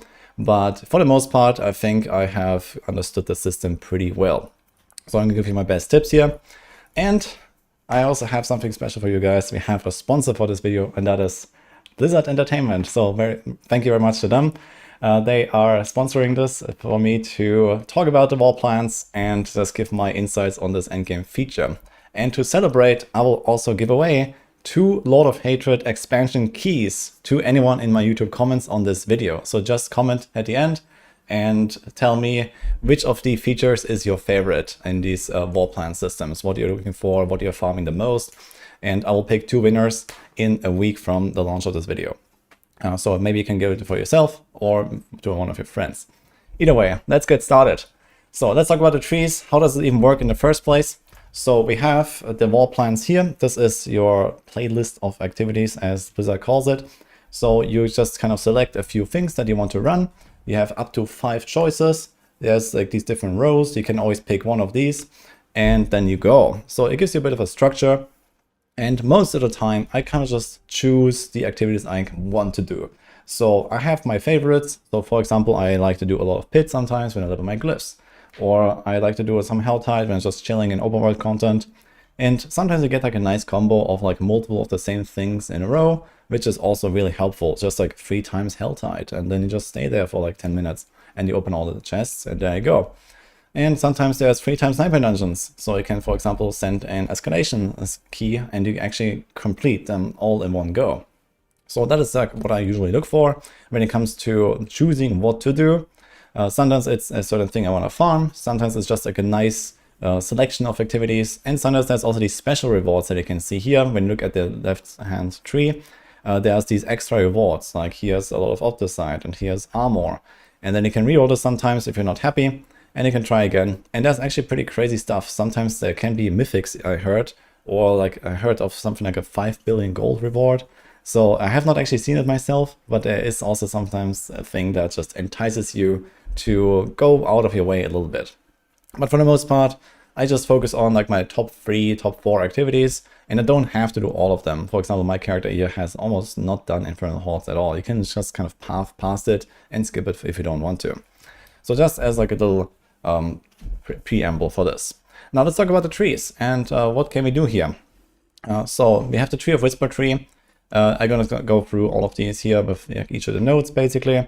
Tree of Whispers just auto-completes itself, kind of. It has no actual selection for Tree of Whispers, so these are just the objectives you have on the map, and sometimes you get them. Sometimes you can look for example, a Nightmare Dungeon sigil that has it, and so on. But there is actually some pretty juicy stuff in here. In particular, I really like picking up the Tree of Plenty, the 4th cache. So every time you turn in, you have another option that can give you pretty good stuff. That can give you sometimes the upgraded caches. In general, turning in these caches is kind of nice. So I just pick this here right away, and it helps out with a bunch of stuff. And then you have the Whisper ambushes. I really like the right side here. So there is Whisper ambushes that appear sometimes when you finish a Whisper. So this can happen inside a pit, this can happen in the Undercity, anywhere you do one, and then like a guy pops out and he drops a bunch of loot. You can upgrade this, and sometimes there are bosses, which is kind of fun. So sometimes you get like a random boss encounter, which I really love. And sometimes it can even be Varshan as well. So you can get a random Varshan in your Helltide or something, and he drops out a lot of stuff. So that's kind of cool, and also brings like some exciting moments sometimes. So I really love the right side here. And then there's the left side here that I also spec'd into, which has these roots. So you see this, these corrupted roots, you pop them on the ground basically. I can show this maybe as well if I kind of go through some of my recording here. I did a bit of Helltide here earlier, where I did exactly that. So this is here. So you just put it on the ground, looks like this, and it just attracts monsters, basically. So especially in a Helltide, I really like doing this when there's like one of these soul spires here, where you kind of just run in a circle for like 2 minutes, and then there's even more stuff spawning. And you can see I start this soul spire with like 170 cinders, and I have spec'd into the Helltide tree a little bit as well. And then this whole thing finishes, and I have like 600 cinders at the end or something. And you can even pop another roots there. So this is kind of neat. It can also be combined with some stuff in a Nightmare Dungeon tree where monsters respawn. So I like doing the roots, and they kind of just add up and give you more stuff. So yeah, pretty cool. So that is what I went for, but it's not really so crazy. So I can also go, for example, for the other Whisper cache upgrades. So there is, for example, stuff where you can get greater quality or junk. I don't like this at all. Because usually when you have 4 choices, there is already, something in there that you care about anyway. The XP orbs is kind of like a good choice here.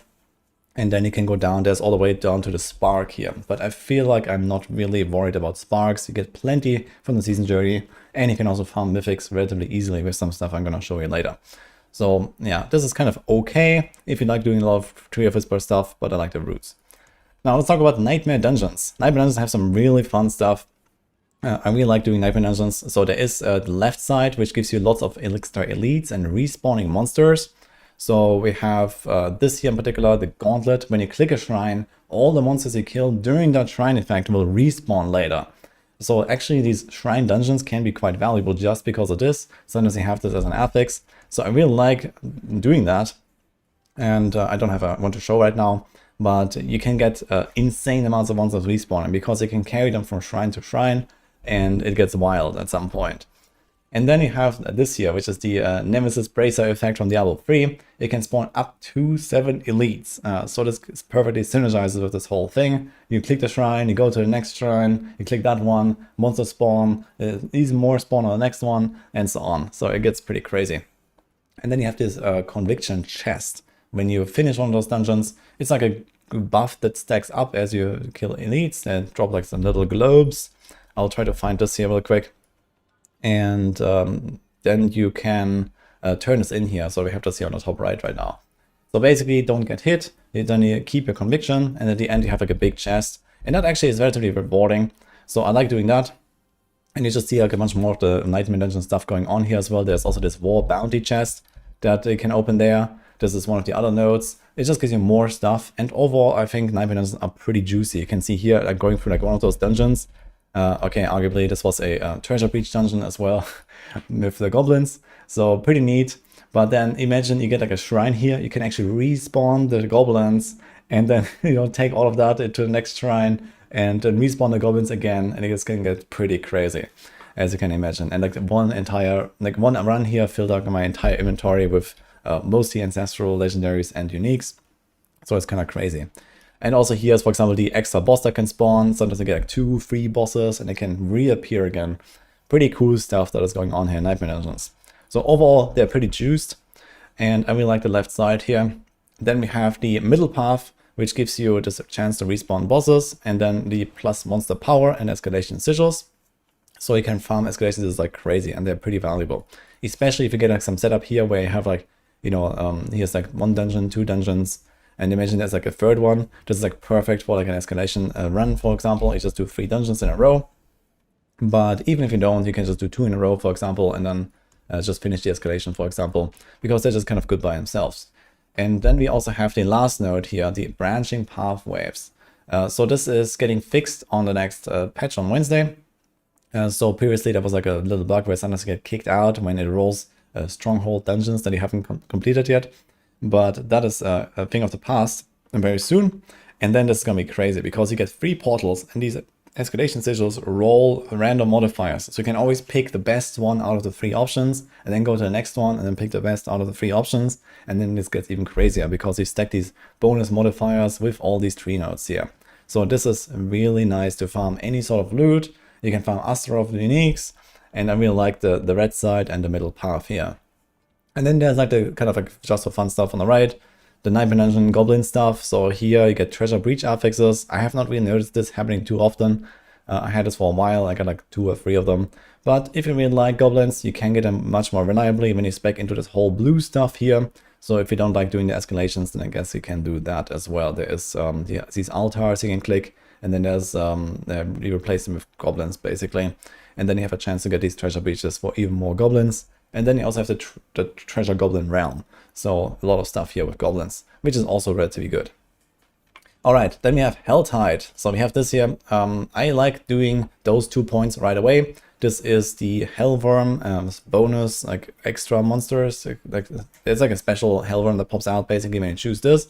That has 3 new choices compared to just like spitting out a bunch of demons. But the good one here is the Maggots in my book. Maggots give you insane amount of XP, so if you want to farm Paragons, which at least early in the season is quite a goal, then I really like doing this. This just kind of gets you started very easily. The other choices are not bad. I have done the Chaos Wars a little bit, and that's just like a bunch of normal extra loot. It's just rewarding by itself, I would say, if you don't care about the XP. And then there's also the Blood Seekers, and Blood Seekers are also pretty juiced with extra loot. So overall, they are also really nice. You can just walk through the Helltide and get lots of stuff there. It's very rewarding. But at least for me, the XP has been a bit of priority, so I went this side here. And then you can kind of choose to go either left or right side. So I'm going to talk about the differences a little bit. Right side is when you farm a lot of Helltide, I would say. If you want to open all the chests, and in particular, there's also this really big chest here. If you want to spend all of your cinders, this is really nice. So you get an extra really big chest if you spend a lot of time in Helltide. And you can also get more cinders here, so you can just go around, open everything. And that is really nice because of especially lair boss keys. You get them in Helltides quite often. Also the Crux, for example, from Mephisto. So you can like farm this guy. I have 15 of those keys here right now. So most of them came from Helltides and sometimes from Whispers as well. So this is really juicy. And then you have the left side here. This is more like if you don't care much about the chests, but you want to just like have a bit more extra monster like threat and power and loot. There's, for example, the Butchers that can spawn instead of Hellborn. There's like the more Hellborn and with higher chance for uniques. So you have a bit of like a target farming option here as well for this like more stuff. And you can also find these Hellborn here in Nightmare Dungeons and get profane mine cages. I have not actually tried the mine cages yet. They were a thing from way back in the past. And they're also allowed to like boost all monsters in open world areas basically. So again, if you spend a lot of time in open world content, then this might also be really nice to run with the mine cages here. All right, let's talk about Undercity. So Undercity, I usually go straight for the invasion portals here. This is like the first point. So you have just like more attunement basically as you go through. It's kind of nice. And then I go to the right side here. So on the right side, there is the extra experience orbs, which is kind of nice. So you just get a bunch of XP, kind of similar to the Helltide. It just helps you to boost through the Paragons, which is a bit slower these days. And then we have the tuning prisms. So this helps you to craft a lot of gear. You can see here I have a lot of these tuning prisms. I have 1,000 of this, for example. It's kind of crazy. So this helps you. Generally, you get more than this than you need, but the Undercity stuff helps a bit. And then you have like the really big stuff is down here. This is the initiative. So you get higher attunement over the maximum. Normally it goes to 4 when you go through an Undercity. So we can show this here maybe. So as you progress the Undercity, you have these like 4 reward bars. And then you get basically 50% extra of that reward by going to 6. As long as you go fast enough and defeat the boss in like a certain amount of time. So this is usually kind of trivial to accomplish if you're farming on the right difficulty of your build. And it can juice up the actual rewards that you're looking for because you have these tributes when you go into the Undercity. And some of them are really important and really rewarding. So for example, there can be the higher legendary loot, which eventually can be upgraded into a mythics. So there's like the highest version of these. You can get more mythics per run, for example. And there's also like talisman and material tributes and all that kind of stuff. And like this one here, for example, you just get more of this. So this is really good about the Undercity. So I went with that. And then we have the left side here. So I'm trying to get the last point right now. So we had the portals. And then the last thing here is going to be the portal pranksters. So this is also just more juice in your run. So it's like a perfect combo of 4 points here and 3 points there when you have 7 out of 7. And the portal pranksters just give you more of the chests that give you like more stuff at the end basically. And you get as many of them. So pretty nice. There is a bunch of other stuff here in the middle. I don't really like this too much. So yeah, more time when you're like out of time. I don't know. Like this should not be a problem most of the time. Then we have this merchant here that can sell runes, but Undercity is already the place to farm runes, so I don't really feel like this is too helpful, and the prices are not really great most of the time. And then we have like this here, so this is kind of the only enticing like reward, I think, of this whole thing. So technically you could spec into this, farm a bunch of these tributes, and then spec out of it, and then for example go back to this and do like a big Undercity session. But yeah, this is like maybe for like more advanced play if you want to spend that gold here and there. Now let's talk about the next tree, lair bosses. So lair bosses has one really cool node, like this path here in the middle, effectively, the 2x2, and then the greater nemesis and the ultimate nemesis.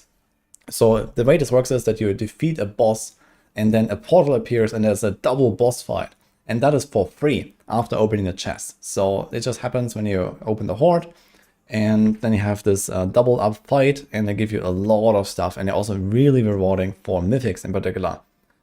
So I've gotten plenty of mythics there. I have like an entire mule character full of mythics at this point, and most of them came from that. I've gotten double drops, triple drops, multiple times from those nemesis lairs, so they're really good. And yeah, I really recommend to spec into that as soon as possible when you do lair bosses, and make sure that you open a chest every time you have an objective, and then sometimes you get a nemesis lair. So very good. And then sometimes you can go even deeper and get 2 more bosses, and they can also give you all that loot. And it's also for free if that portal opens. So that's just a really good part about it. You don't even need the keys after the initial portal. And then there's the ultimate nemesis. So I have spec'd into this. It's kind of fine. It drops a lot of random legendaries and uniques. It's kind of rewarding, I think, for the cost. So when that happens, it's nice to have. And for everything else on this tree, it's kind of up to preference, I would say. It depends a little bit on, for example, what are the uniques that you're hunting for. So for example, here I'm playing the Lunatic Warlock. I care about Greek war loot. So yeah, I just put this here. It has Greek war stuff. You just get a bunch of these items sometimes. And likewise, I do sometimes nightmare dungeons. So here's the Beast in the Eyes, he drops an item I care about. So we just get Beast in the Eyes loot when you go for nightmare dungeons. Kinda nice. Same thing with Astaroth here, with the Amalgam of Rage. You saw that in a clip earlier when I finished this dungeon. The Amalgam of Rage pops out, you kill it, that's it. Really nice. And yeah, kind of depending on what you want. There's Vashan, there is Bartok loot here. There's like all kinds of stuff. There's Andariel here that can ambush you in the pit if you want. So you kind of just get these for free, and you don't actually have to farm like about these lair keys to even get the uniques that you want. So that's like the good part about this whole lair boss tree. It's really rewarding to try to get these points early on and then just spec into whatever you need basically. And then if you really have way too many keys, you can also go for the Lair of Plenty and just send them way, way faster with the +1 Horde chest. But yeah, overall, this is really good, but also really comes down to the build that you're playing. Then we have the Hordes. So this character doesn't have much Hordes, but I had another character that way I went, I think, to level 6. So I tried all of the nodes and some combos. Personally, I'm gonna say I'm not too impressed with most of the choices here. Hordes in general is not too juicy right now, and I think a lot of people are kind of skipping it. But if you're a Hordes enjoyer, you can get some funny stuff out of this. So there's first of all the Doomsayers, which have like some crazy AoEs you have to dodge, but they give you a bunch of Ether, for example, here. Then you have the Scale Taphomet that just cleans the entire wave. So this can also take care of a Butcher for you, for example, which is really tanky. That can be nice. And you also have this challenge here where you get 200 flat Ether. Personally, I'm not impressed by this because sometimes it gives you a challenge that you can't even complete, like Ether Lords, but then you have to first get the actual upgrade to even spawn them in the first place, and sometimes you just don't get it. So I didn't like the right side too much. And the left side, on the other hand, there is one thing in particular, the Chest of Talismans. I think this is really good. It costs 100, so it's extremely cheap, and it just pops out a bunch of seals and charms. And that is kind of like a pretty rewarding thing here, because this is like one of the min-maxing tools for the late game. This can also help you to get, for example, mythic seals in the late game. So I really like that one. And whenever you do hordes, then you just pick this basically. And there's a bunch of other like ways to customize rewards, get more out the side, get more fragments. But most of this is kind of irrelevant here, I would say. But the middle path is actually kind of interesting. So you can choose to get more of the same offerings all the time. And this is really what I like about the Infernal Hordes upgrade here. You can pretty reliably do exactly the strategy that you want. You start on the first wave, you pick Ether Fiends, and then the next wave there will be Ether Fiends again, and then the next wave there will be Ether Lords, right? And you kind of like build a strategy as you go through the waves much more reliably. So I like that part about it. And this is kind of like this one point here, so it's kind of worth investing into it right away.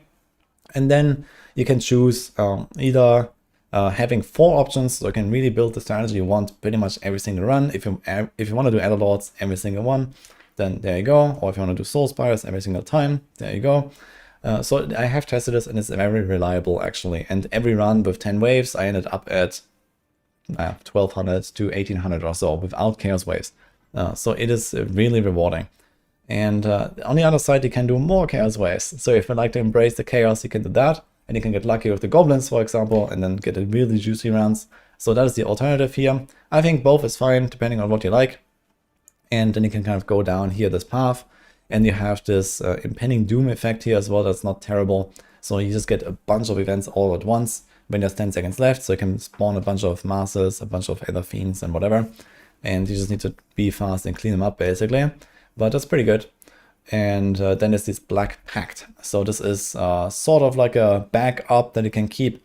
So it's like another offering choice that you can make that spawns in the middle. And this is sort of, if all the other choices are not what you want, then you can also pick this.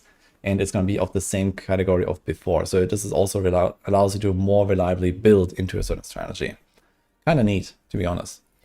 And lastly, we have the Pit. So the Pit is actually much upgraded here with a lot of this stuff.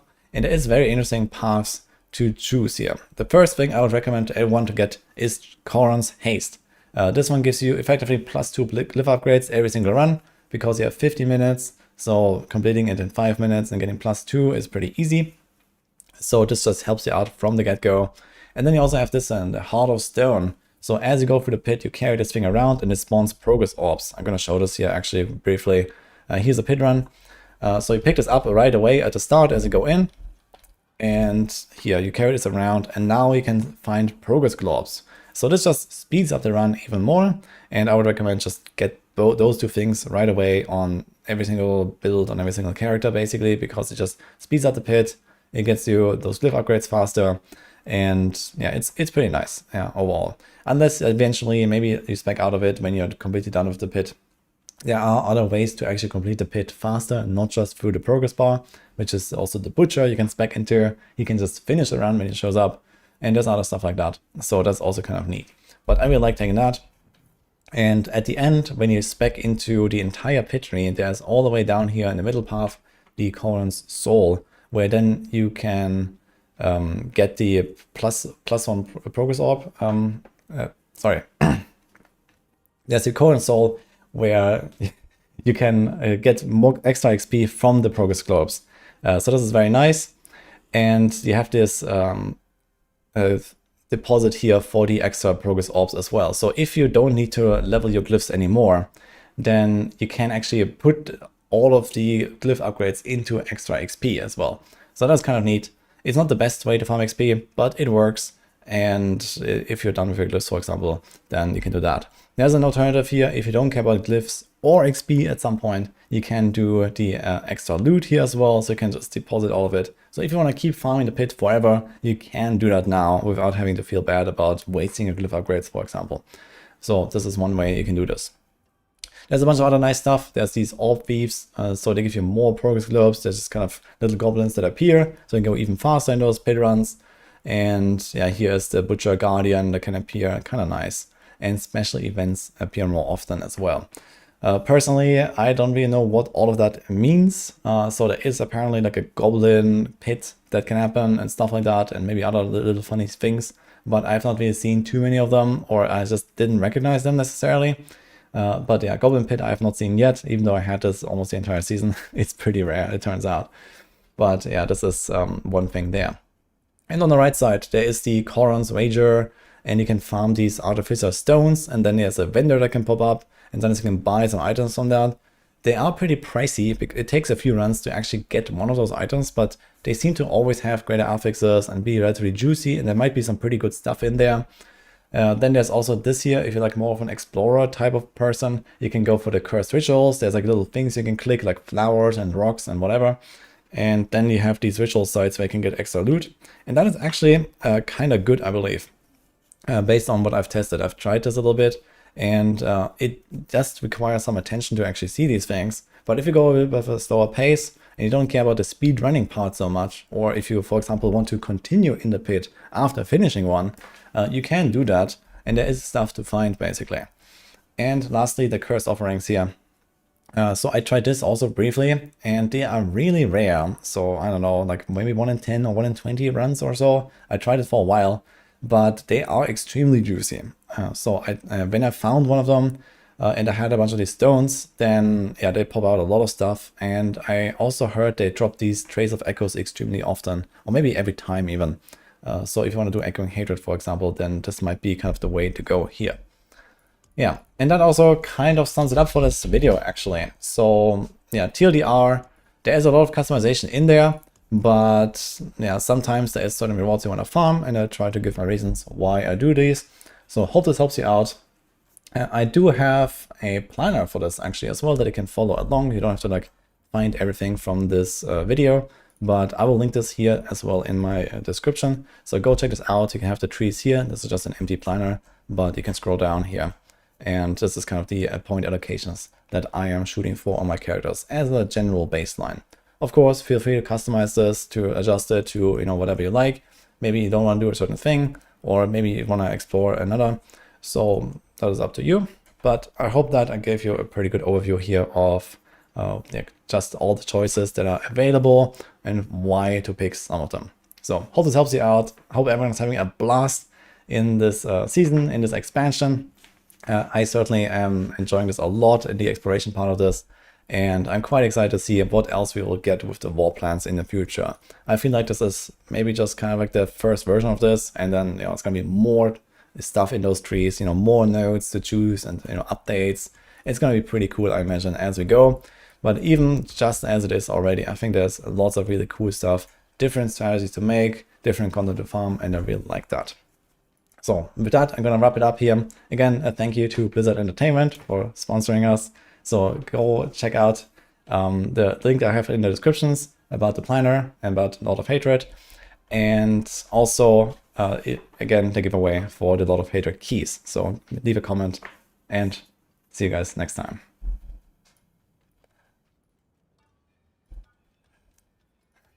Okay. Thanks for that.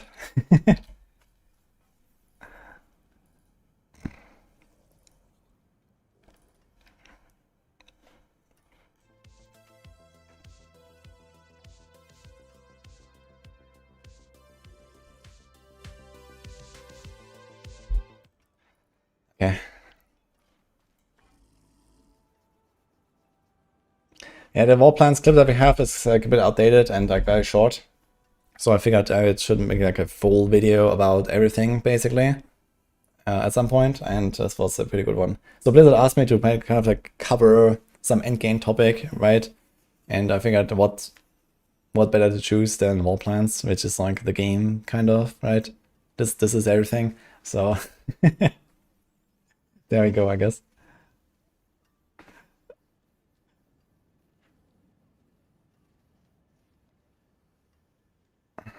Is the wall plan link not updated? I guess I can actually put this planner here, right? That I actually just showed. So let me do this. We also put some music again. So here, basically, like this is just a link, and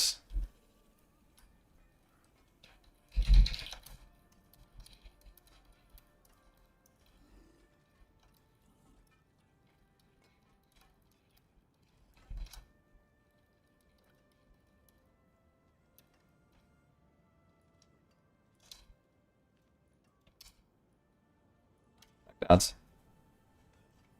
So here you have the stuff. You can also do this here, by the way. So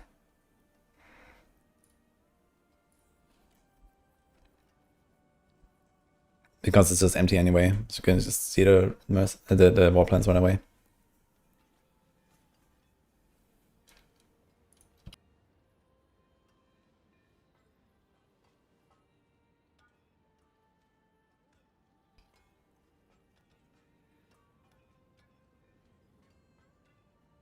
Have I put legendary codex on the Hammered Stone in the guide? I think the endgame version should have a legendary aspect here. How do you add an aspect to the Horizon next? It's with the cube. Julian Tuning Prism is one of the materials.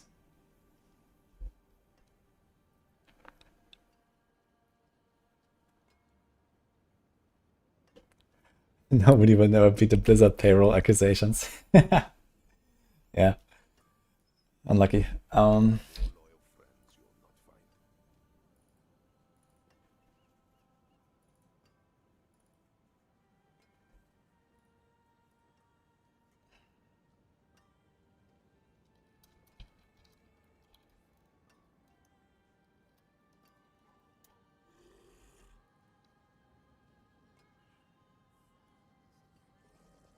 Just gonna put this out here.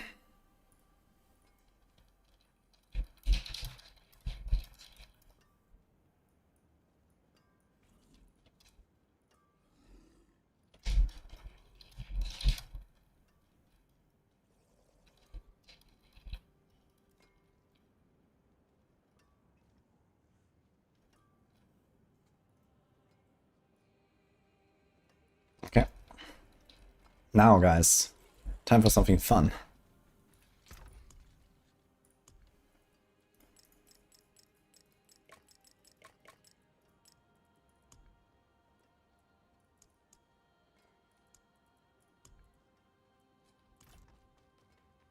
Six hours of gem farming.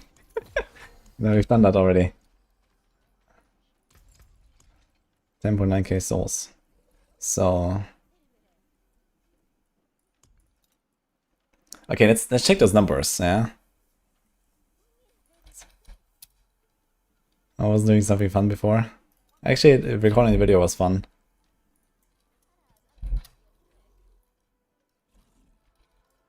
Okay, so we have this.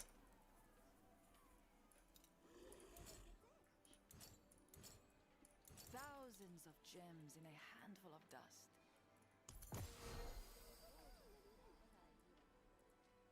So we can do that already, this already, that already.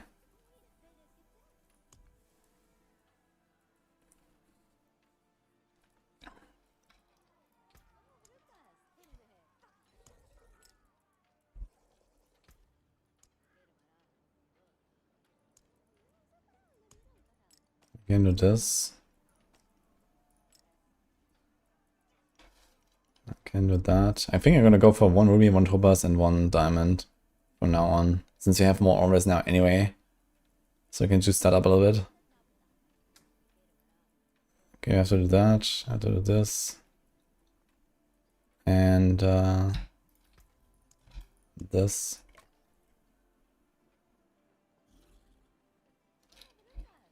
That's it.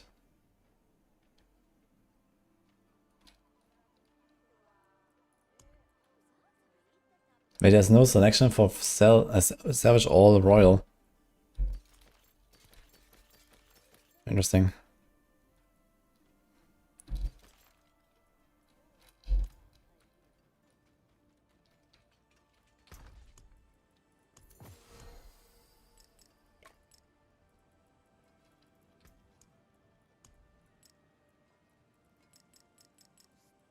So this will be fine.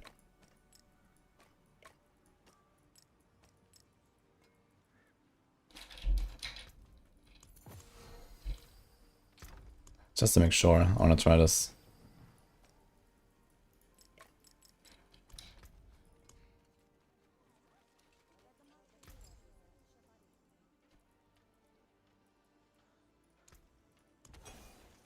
Okay. Keep your treasures close.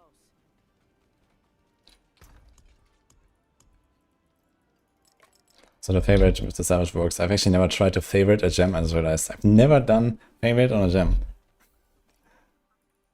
Okay. Does it actually stay when it's socketed? Are you sure you want to socket a favorited item? That's funny. Here's what remains. It does not stay favorited, actually. Okay. Yo, Eliami and Sam Fedek. Resto Shocks. Bartering Ram. Magia Mage. Angu. Remix. Thanks for the subs. This build is lunatic. That is your favorite gem. Yes. Okay, so 3 skulls. Oh wait, 5 skulls. Dude, 1500, man. Actually, I don't need all my souls now, as I realized, because I already have some grants. So you do this. Okay, topaz. Okay, ruby, doesn't even need any. We need sapphire. And we need diamonds. Well, that wasn't that bad at all, actually, since I had so many grants already. Okay. Good news, I guess.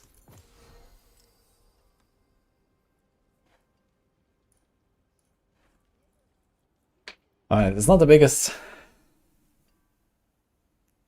But okay. It's not much, but it's honest work, guys. Okay? Is it honest?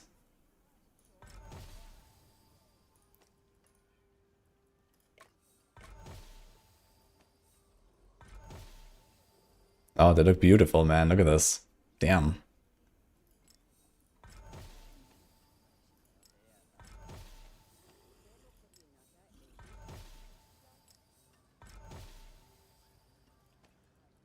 It turned blue. True, they're magic gems now. Then there's rare, then there's legendary, then there's unique, then there's mythic, guys. Get ready for some CS reach action.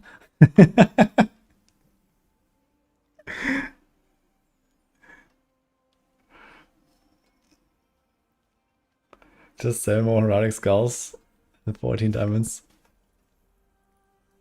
Okay. Let's see this actually. So let's put a diamond first. So we go from, yeah, it's a 74.9, 74.8, 76.9. So this is plus 2%. And it's only, it was only like 25 in the first place. So this is like around 8% DR to everything. And now let's see the fire. 76.9. 83.3. So it's like 6.4 on a 24. This is like a quarter reduction, roughly, for a ruby. Damn. Yeah, it's roughly a quarter. So it should be the same on the lightning now. Yeah, it's the same number actually. Okay. Now let's do this. I have gem strength on materials. Oh, 259, man. Okay. And we have gem strength on the weapon. 82, dude. So, toughness, I wrote it down. So we had 6.11 damage, which is now 6784. So that is 11% more, roughly.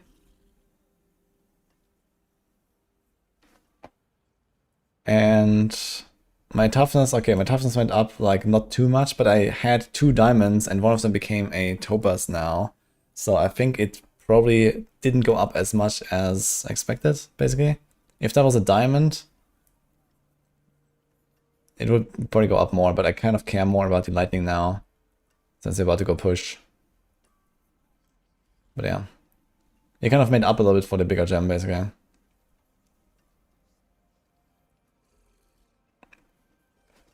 Hours of gem farming for 1 pit here. I gained, I don't know, almost half a pit here, I think. Or something like that, yeah. Nice.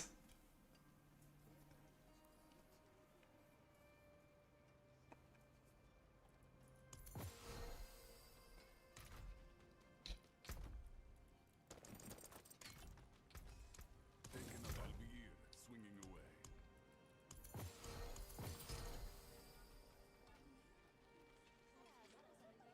How hard is it to get gem strength for an item? Very hard.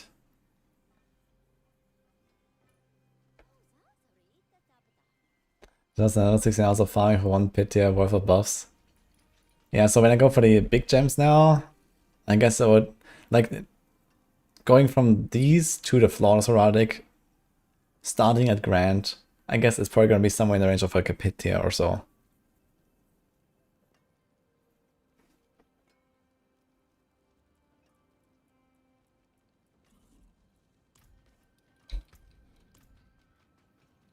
I'm gonna target from attuned primordial dust. I think there's a nightmare dungeon option for that actually. Here. Yeah, it's the conviction chest. You can try this. I have plenty of this stuff.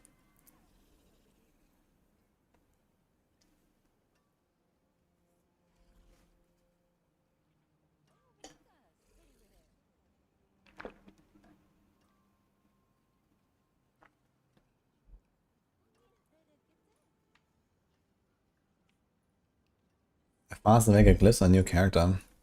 Just on Pit basically. Pit kind of reliably drops them. Alright, I think we do a bit of pushing.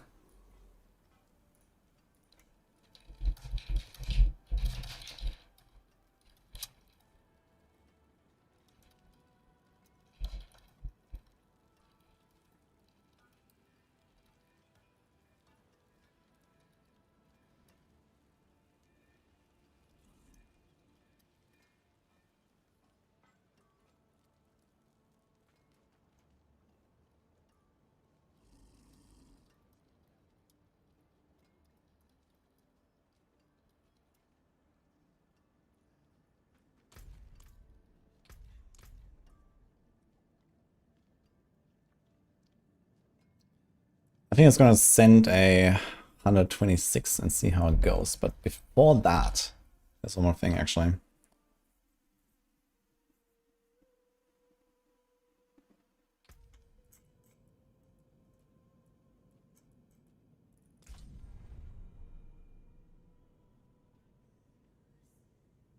Is damage bonus on a fallen cat at 1000? Nah, there's no cap. Where's Rob on the leaderboard? Well, he's not playing the same game as me, so he's not on my leaderboard at least.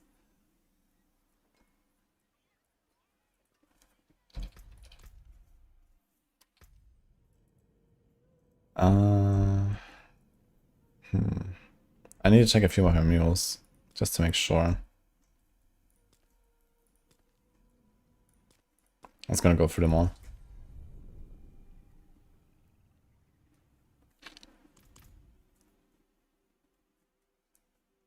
Is only Penshot bugged? I think Penshot is like the worst one, yeah, I'm not sure about the others exactly.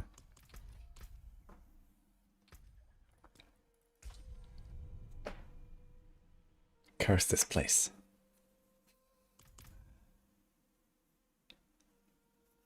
You got a 250 gem strength on a 3GA grandfather, what the fuck?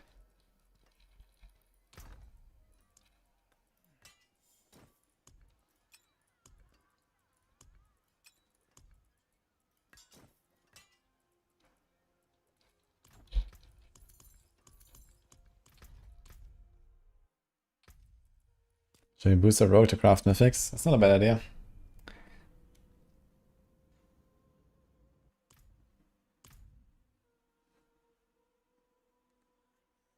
Magic, common, and rare items are dropping and not auto-salvaged. Yeah, this is a thing of the past.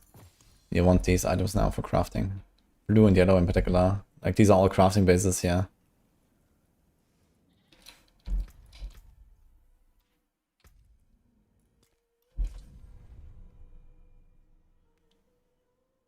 Like, it's way easier to craft a non-legendary item than a legendary because you have the remove affix option that you don't have on a legendary. You cannot go below 4. So once an item is legendary, it's almost impossible to craft on it, outside of like some small things.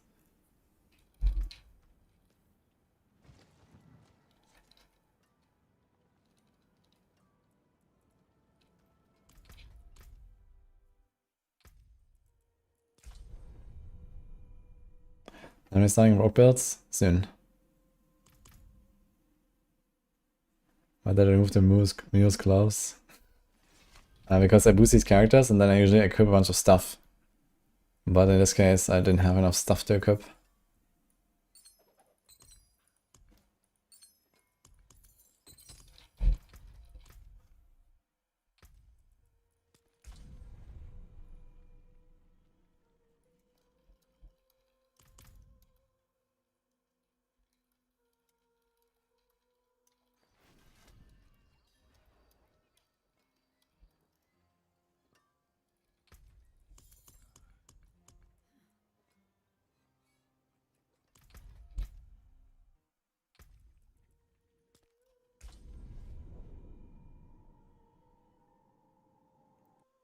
Are we all capping cap 1 attack speed with sword tempering?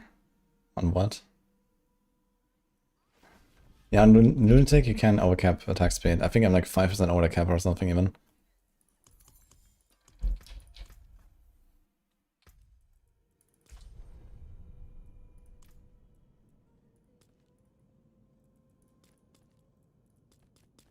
Okay, so there's actually no other... Okay.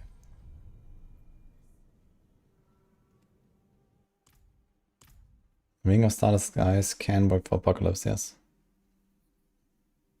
I can use that to stack crit together with the Perdition, and then stack more crit on the rest of the gear. And then there's a combo there, yes. But I'm not really a big fan of it. It does have some extra attack speed, which makes it feel nice though.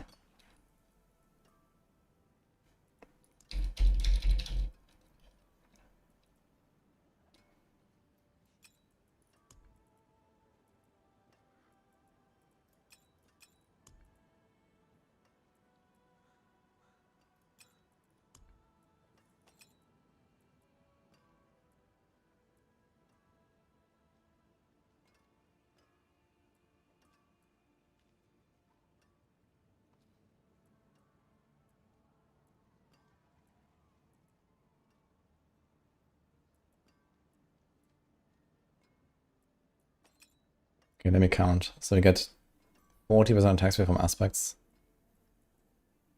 Then we have 18 there, it's like 60.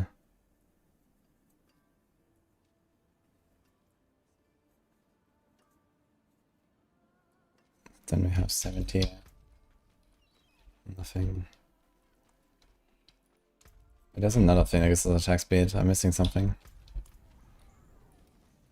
Ah, I get 25 here. Okay, so 25, 45, 65,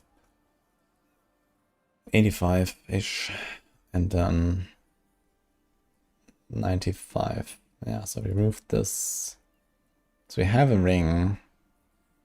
It just doesn't have the GA and the life.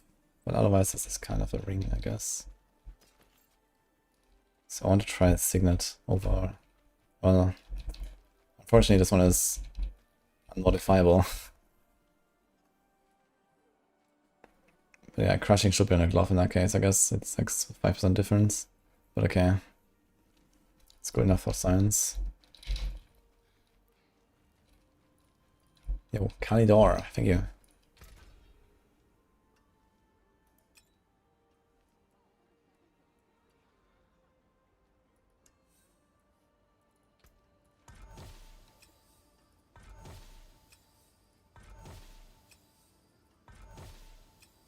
Let's go straight for the 20, come on.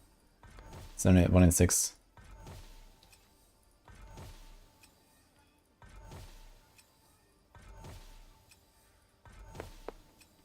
Yeah, exactly. Okay.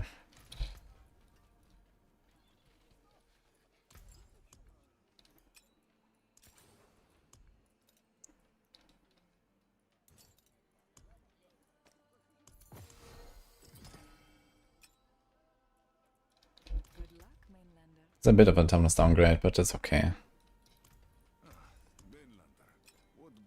Maybe I get lucky and I replace the life on kill with something. Should I send it? I'm gonna send it actually.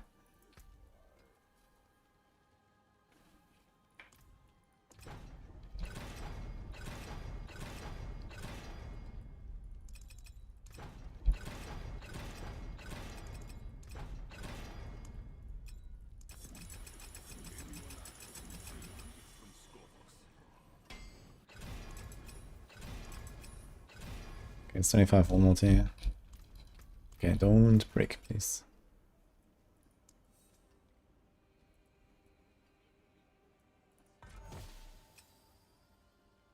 Cooldown reduction. Oof.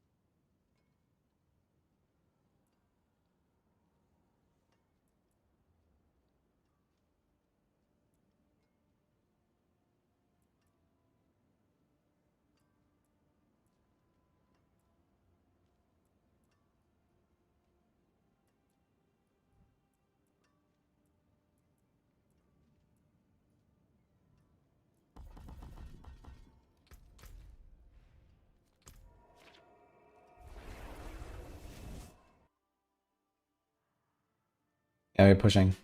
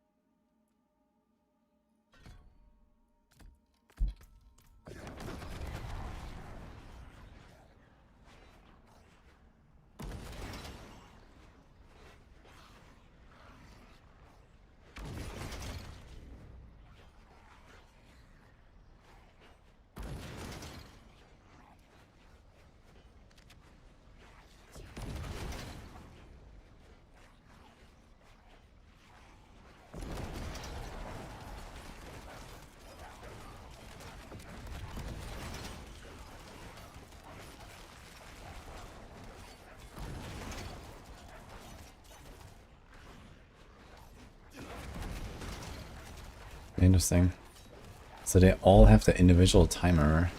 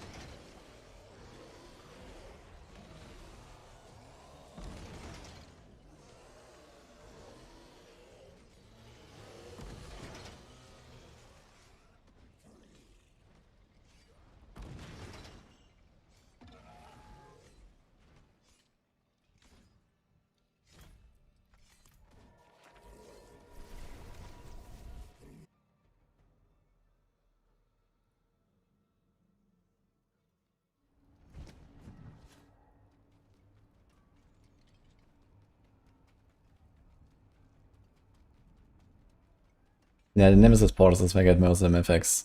Still boy, I need to hunt for those. Just keep going until I get it. You can get like double, triple drops there if you're lucky. It's kind of crazy. Okay, we're trying to go with Wall of Agony. Funny enough.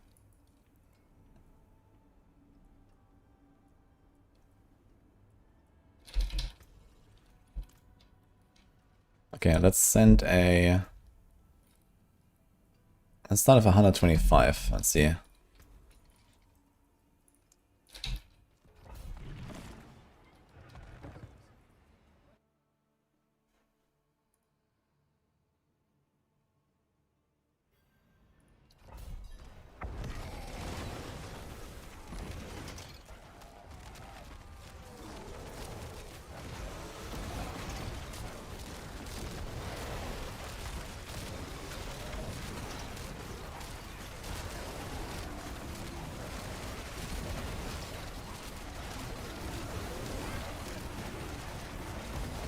Physical resistance first pack, okay.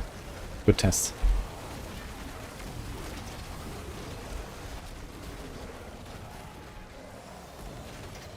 Wait, we're in the pit.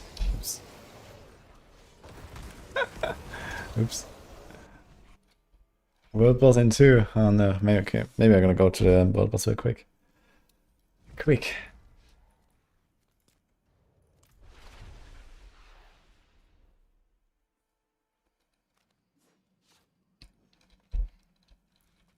Got a Mythic Seal from Rashan, followed by Nemesis. Dude, it's the second person who says Mythic Seal from Rashan.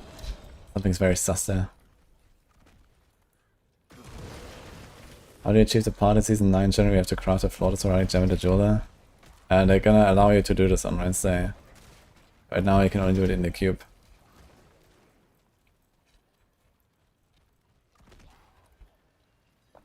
I can get another aspect on Unique Neck. This is the Kudian Tuning Prism. Transfiguration in the cube.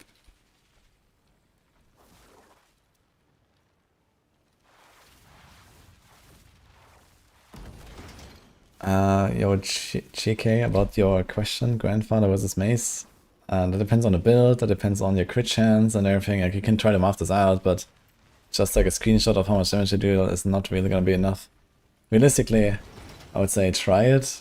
You know, do like a tower push of one and one with the other if you're not really unsure, if you don't want to sit down and do some math. Yeah.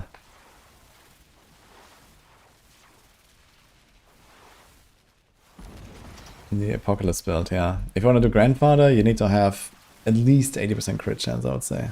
Probably more. Oh, few man. Thank you.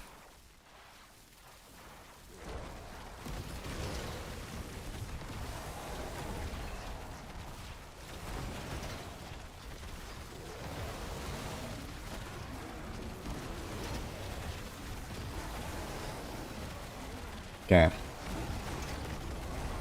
275 Paragon, Giga Juice Warlock. About to hit rank 1 hopefully. Versus 216 Paragon Random Barb. Who will win? I know it's not me actually.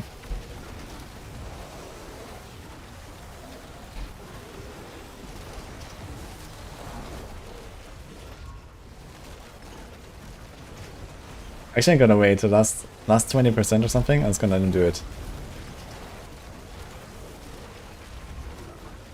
Okay, I stopped DPS. Let's see.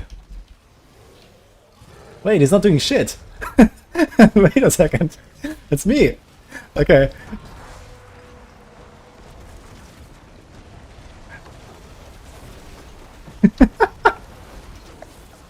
He's not doing anything. Okay. I guess I did win after all.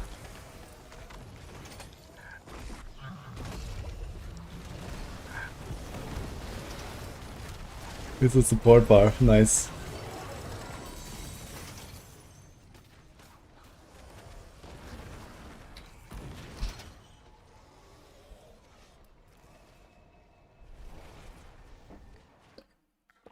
Should buy the expansion, haven't played Diablo 4 in 2 years. Yes, dude.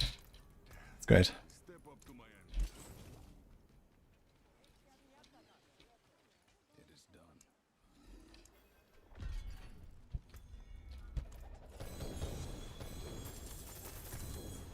Okay, good news, we are melting world bosses. In like 20 seconds, so I think that is good. Ooh. Ooh.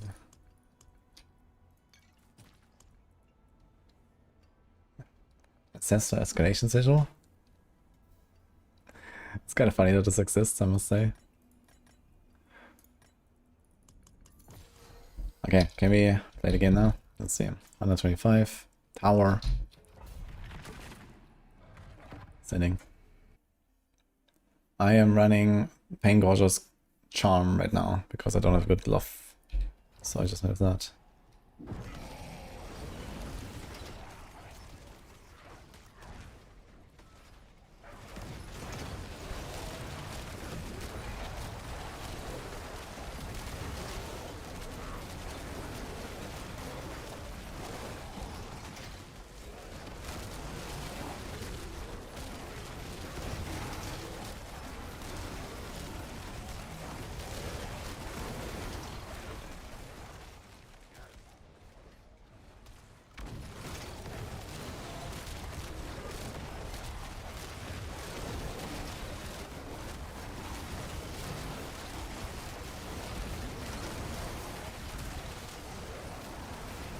We are melting this 125.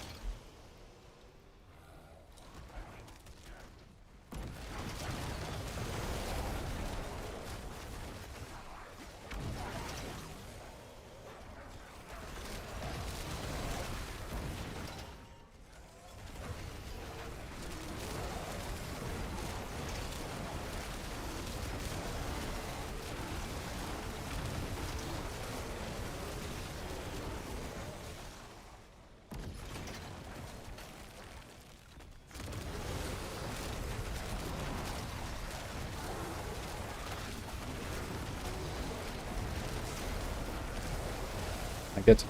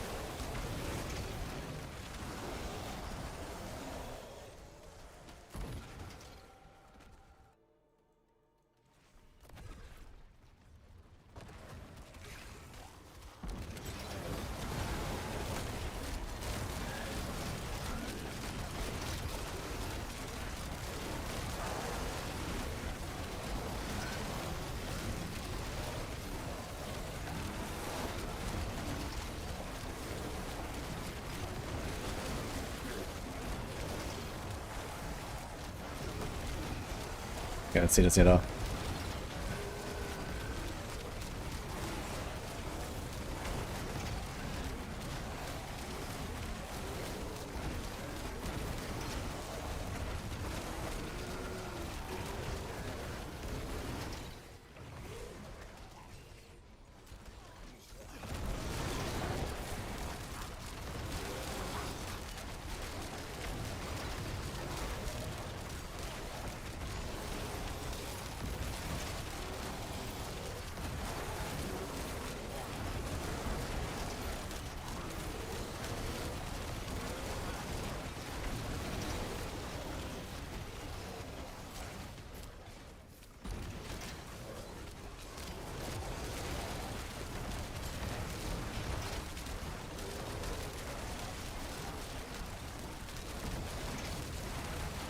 Oh, Sepper is still in the game. Does that actually kill like acidic people? Or is it not so bad?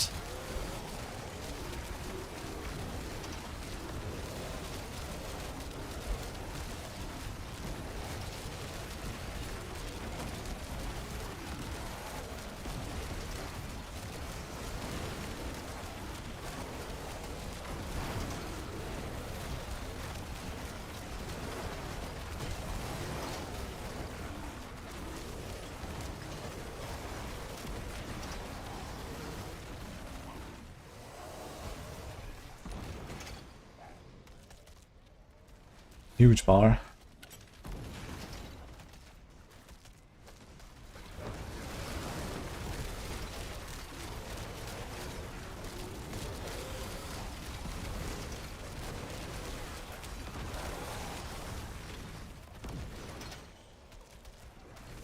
It's so funny, just like walking through the pit on a push. It's a speed. And there's how much speed is this?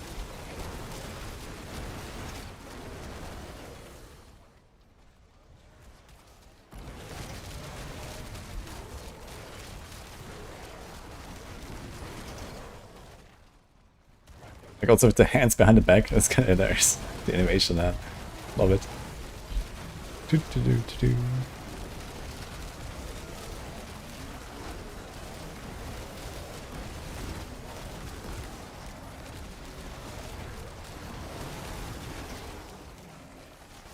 Oh, longer lives. I think Signal of Pelgan is really good. Just on the feel of it. I see the ramping pretty clearly. See it on the boss.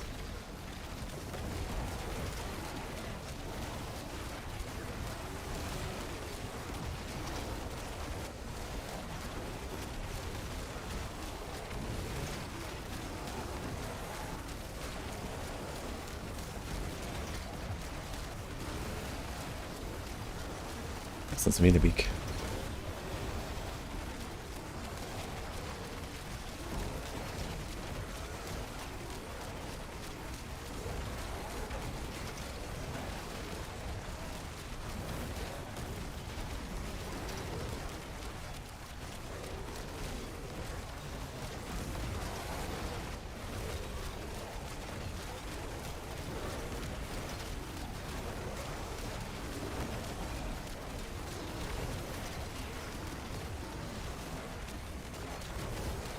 Constantly moves away as well, it's kinda annoying. Kinda shitty boss.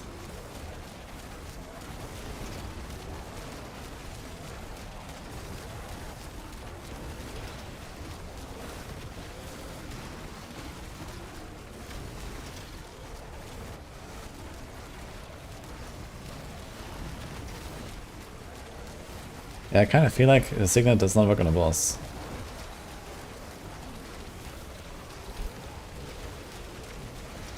It should though.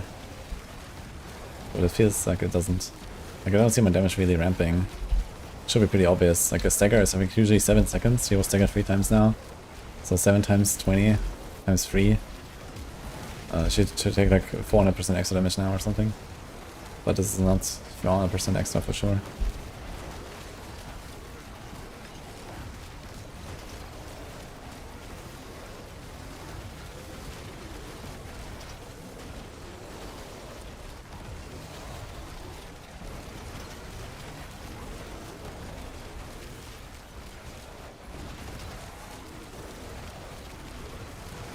Maybe it only ramps up during the stagger itself and then it drops again.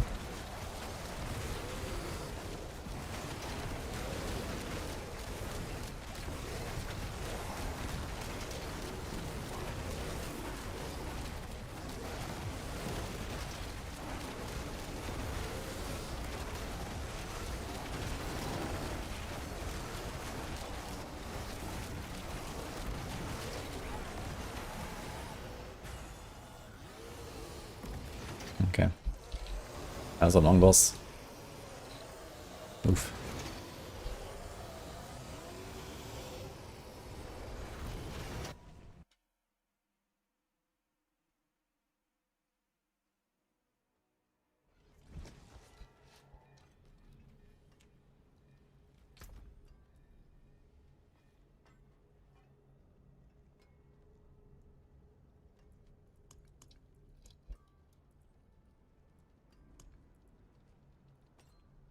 Take the other ring and see.